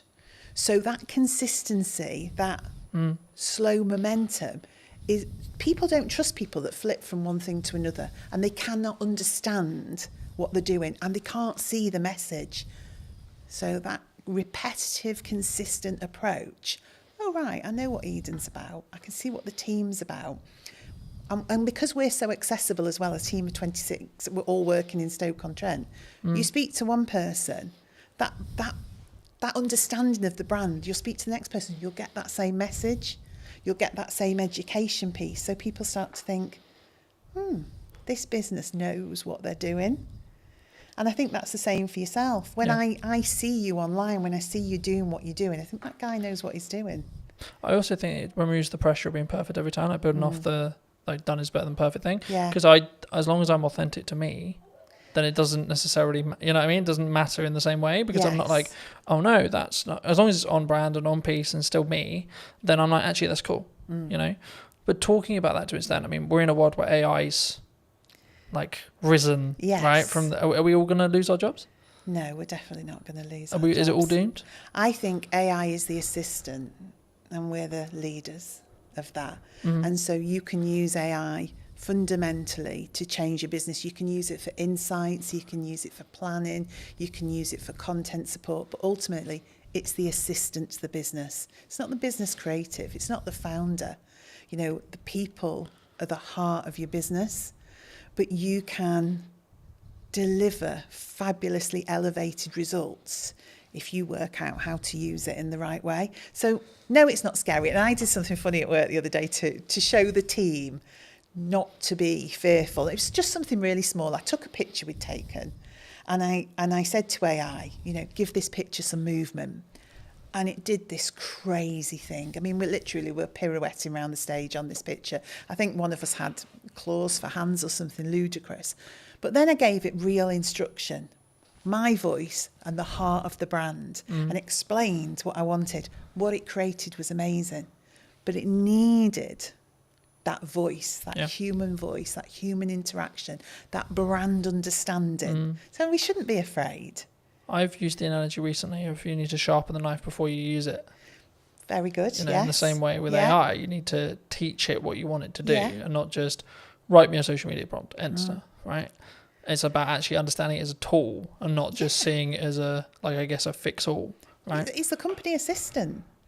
It's like your PA. It's part of the business. It's part of your business. It's a tool of the business. Yeah. It hasn't become the business. And I would hope some of the more routine tasks that it will support people then to be able to drive more creativity and innovation because they've got the capacity and the space to do that. You know what business is like. Sometimes it's incredibly busy, just getting tasks done, just executing things. And then you end up working in the business all the time doing. And you don't step away and think, right, okay, let me listen to the customers. Let me look at what's happening in the marketplace. Let me analyse some of the insights. And when you stop and do that, and I hope AI gives us that, so we can stand back and go, do you know what? This is what we need to do. Because I've had time to think about it because AI is my assistant. Something that I found really interesting, and I'll be curious on your thoughts as I'm bringing it up here. I mean, I'm rapidly approaching the end of Mel Robbins' the 5-second rule. Okay. I don't know if you know it, but it came out a handful of years ago, and the crux of one of the things I read on the way here was procrastination is actually a reaction to stress management. It's nothing to do with like not getting the work done. It's how we cognitively distract ourselves and have that stress break. And it kind of links to the AI thing because I think the performance, you could say that, especially when you're in C-suite or you're, a chief marketing officer or a chief exec officer or a chief strategic officer, etc. We can be so do. How do you personally balance it, but also allow yourself to have that time to, I guess, think up the more creative ideas or like have that more synergized approach in respect to actually, no, I'm going to step back now and say, let's look at the problems I may be facing and how I can like strategically fix them, but not with the pressure on having to fix the answer today. And sometimes I'm really bad at it. So if I'm overly excited about stuff, then I'm just do, just as you describe, really. There'll be days that fly by and I'm not quite sure what that day was about. I think there's a point in business though where you have to do that, right? Probably, yeah. Well, you do it because it's necessary, in the moment. But then what I also find, I like to be planned and organised. We were talking about this. I like my notebook. I like to think ahead because I like to show up in the right way. Yeah. I am myself. I'm always the same, but I do give thought to how do I need to show up tomorrow? What are the things that I need to achieve? Am I planned and organised around that? And when I am, that gives me those periods of time to step away with people. Do that for people in the business as well. Say, hang on a minute, let's just stop.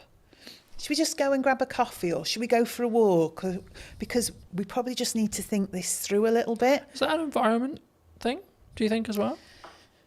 Like you need to physically remove yourself from the office, the home, to get a change of scenery? For me it is.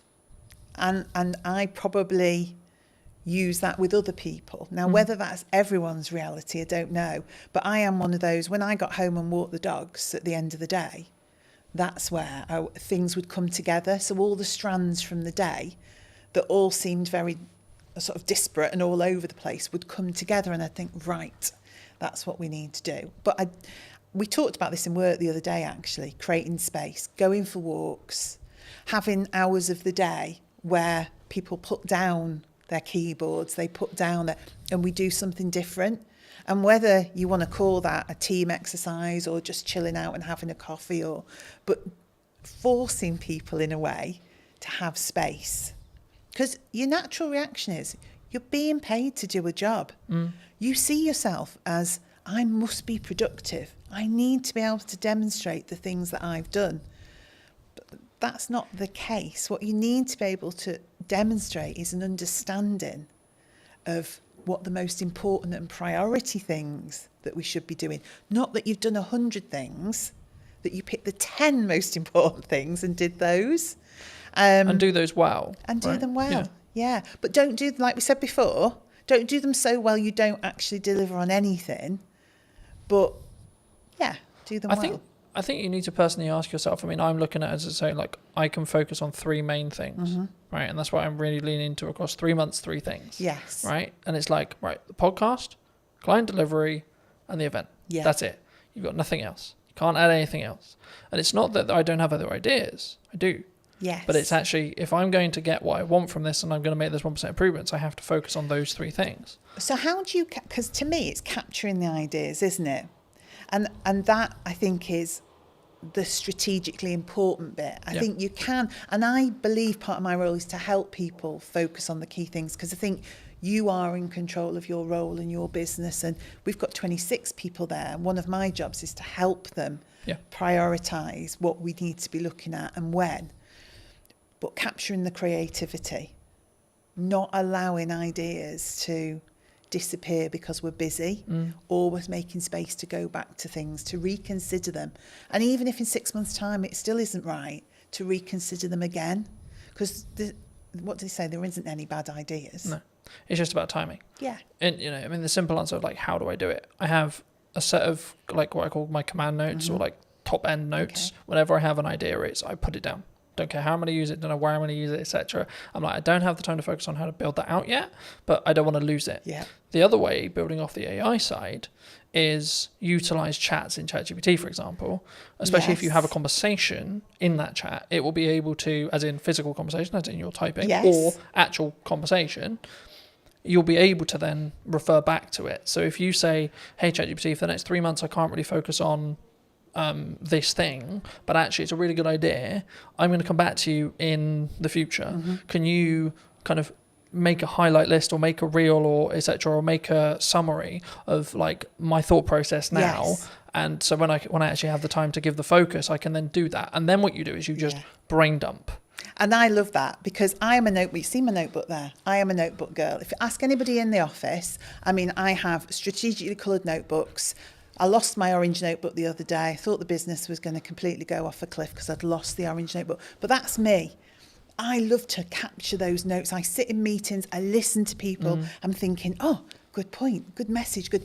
But I have started using the chat GPT to do just that.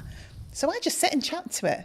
I say, so-and-so thought of this today. Yeah. In terms of and it seems bizarre at the time. I mean, I did think I was losing my marbles a bit that I'd found this new best friend of ChatGPT.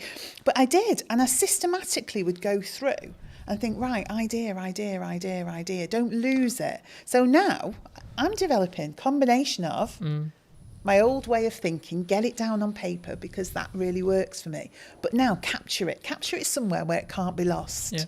And I think as well, like if you are capturing it either written wise, like some people are really into writing, there's a couple of things I would say, like get a tablet with a pen so you can just write it and it can digitally transcribe it for you, or just get into the habit of taking photos of those pages, because if you give those to ChatGPT, it's probably nearly smart enough from what I've found to actually be able to capture that information and then convert it into like a text format or whatever you want it to do, or even just capture it inside the chat's memory.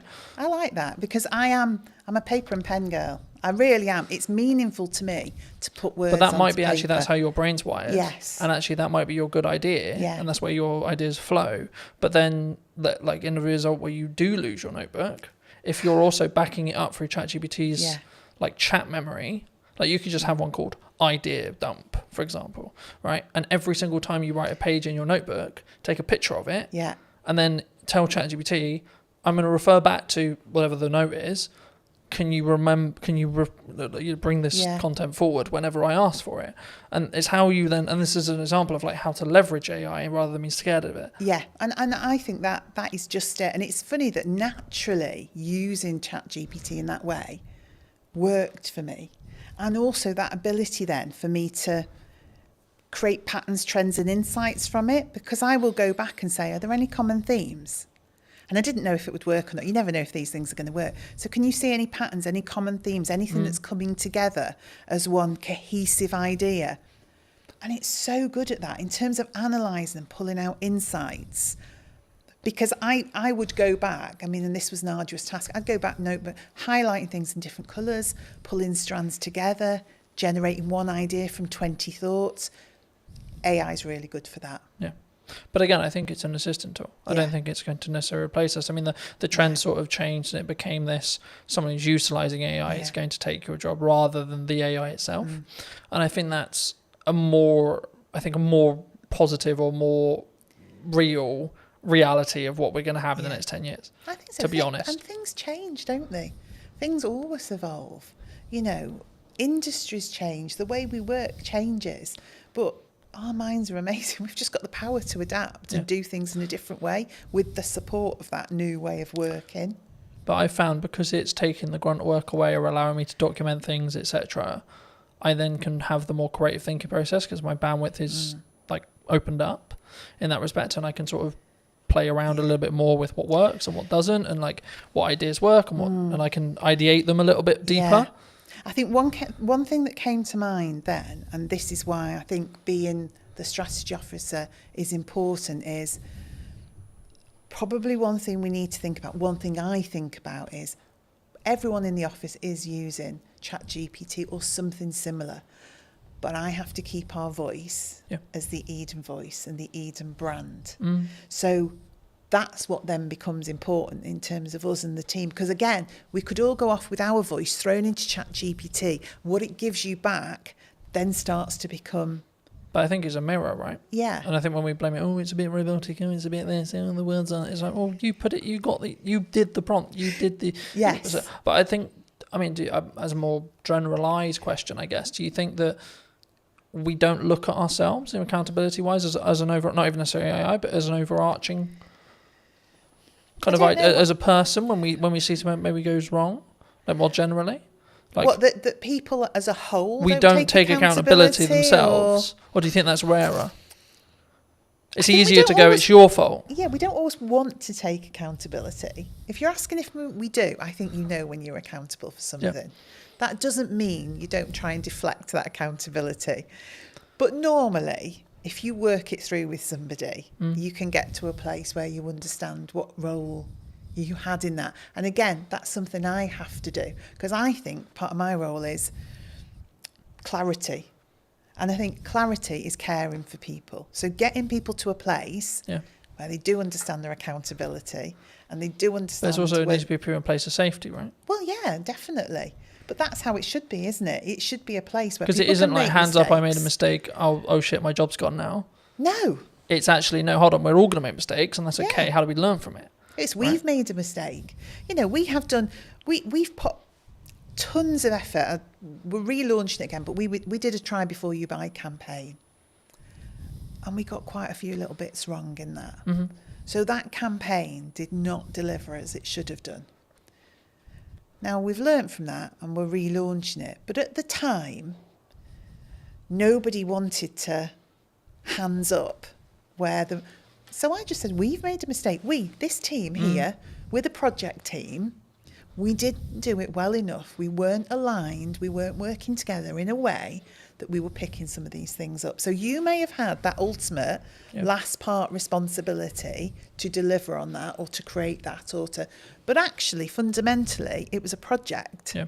So we all bear the responsibility. But let's go back and say, what was your part? What was your part? What was your part? So next time we do it, we've got clarity. Yeah. Clarity is a form of kindness. If you don't give people clarity, what you're saying is, I want you to keep making mistakes. So ultimately, at some point in the future, this is going to blow up and you're going to be in a whole heap of trouble. Where it's much better to say, oh, that's not quite right. What can we do about that? Yeah. Or I just want to have a chat with you because I've just noticed. That's much better. A way of having accountability than waiting for something to crash and then saying, you did that. Yeah. Do you look at it as in your role, because obviously you work with a larger team, so I'd be really curious, do you look at it and go like, do you come at it from a perspective of like, are you okay? Like when you work with someone one-to-one, like if they are making mistakes, because it's like you good? Like what's going on? If it's out of character. Yeah, I don't necessarily say I always would do the you good, because different people respond in different ways. But I like to be in touch with the team. I like to have sat with people before we get to that point, so I know a bit about them. So some people want to share more than others do, but fundamentally, you know the dynamics of the team, and you can see if they're having a good day or a bad day, if they need a bit of space but a business, and also SME, I have to say, one of the things I noticed about being in a small business, it is a lot more personal and emotional to me, because I know all those people. I know their dreams, their passion for their role, but equally, that's really positive as well, because just as you described, there are days when I can say, hang on, that's not like you. Or do we want to just take 5 minutes? Or actually, is there anything we can do today? You know, is there anything you just... So, because I feel differently about a small business. I definitely feel it. There's a lot more heart in a small business because that connection is so close. I'm so close to the team. I'm very close to the product. I'm much directly closer to the customers. Yeah. So those decisions you're making, those things you're doing are much more personal. So I would say it's made me more thoughtful. I use my own voice more. I use my own judgment more, and I deal with things in different ways at different times rather than a blanket approach because I just need to get things done. Yeah. Do you think that do you need to, I guess, lead with empathy as a leader in some scenarios? Definitely. I mean, I would say for me, what has always been important to me in the roles I've had, outside of the things you need for life, like your money and all the rest of it, absolutely.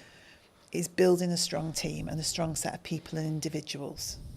So, yeah, you've got to have empathy for that. You've got to have some kindness for that.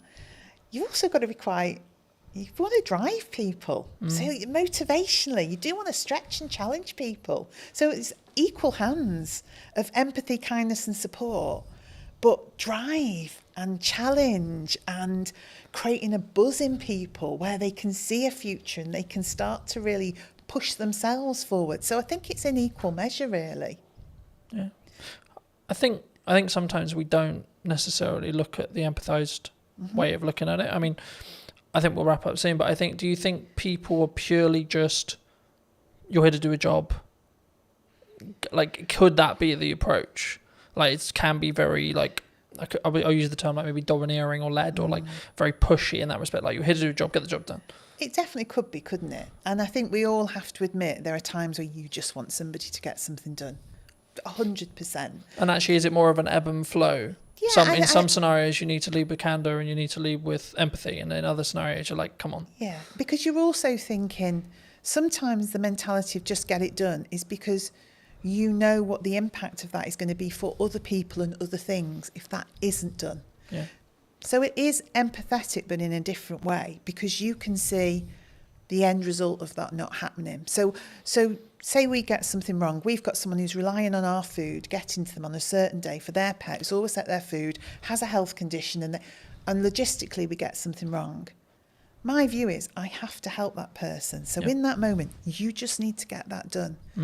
Because we really need to care for that customer, that pet. We have to do the right thing for them.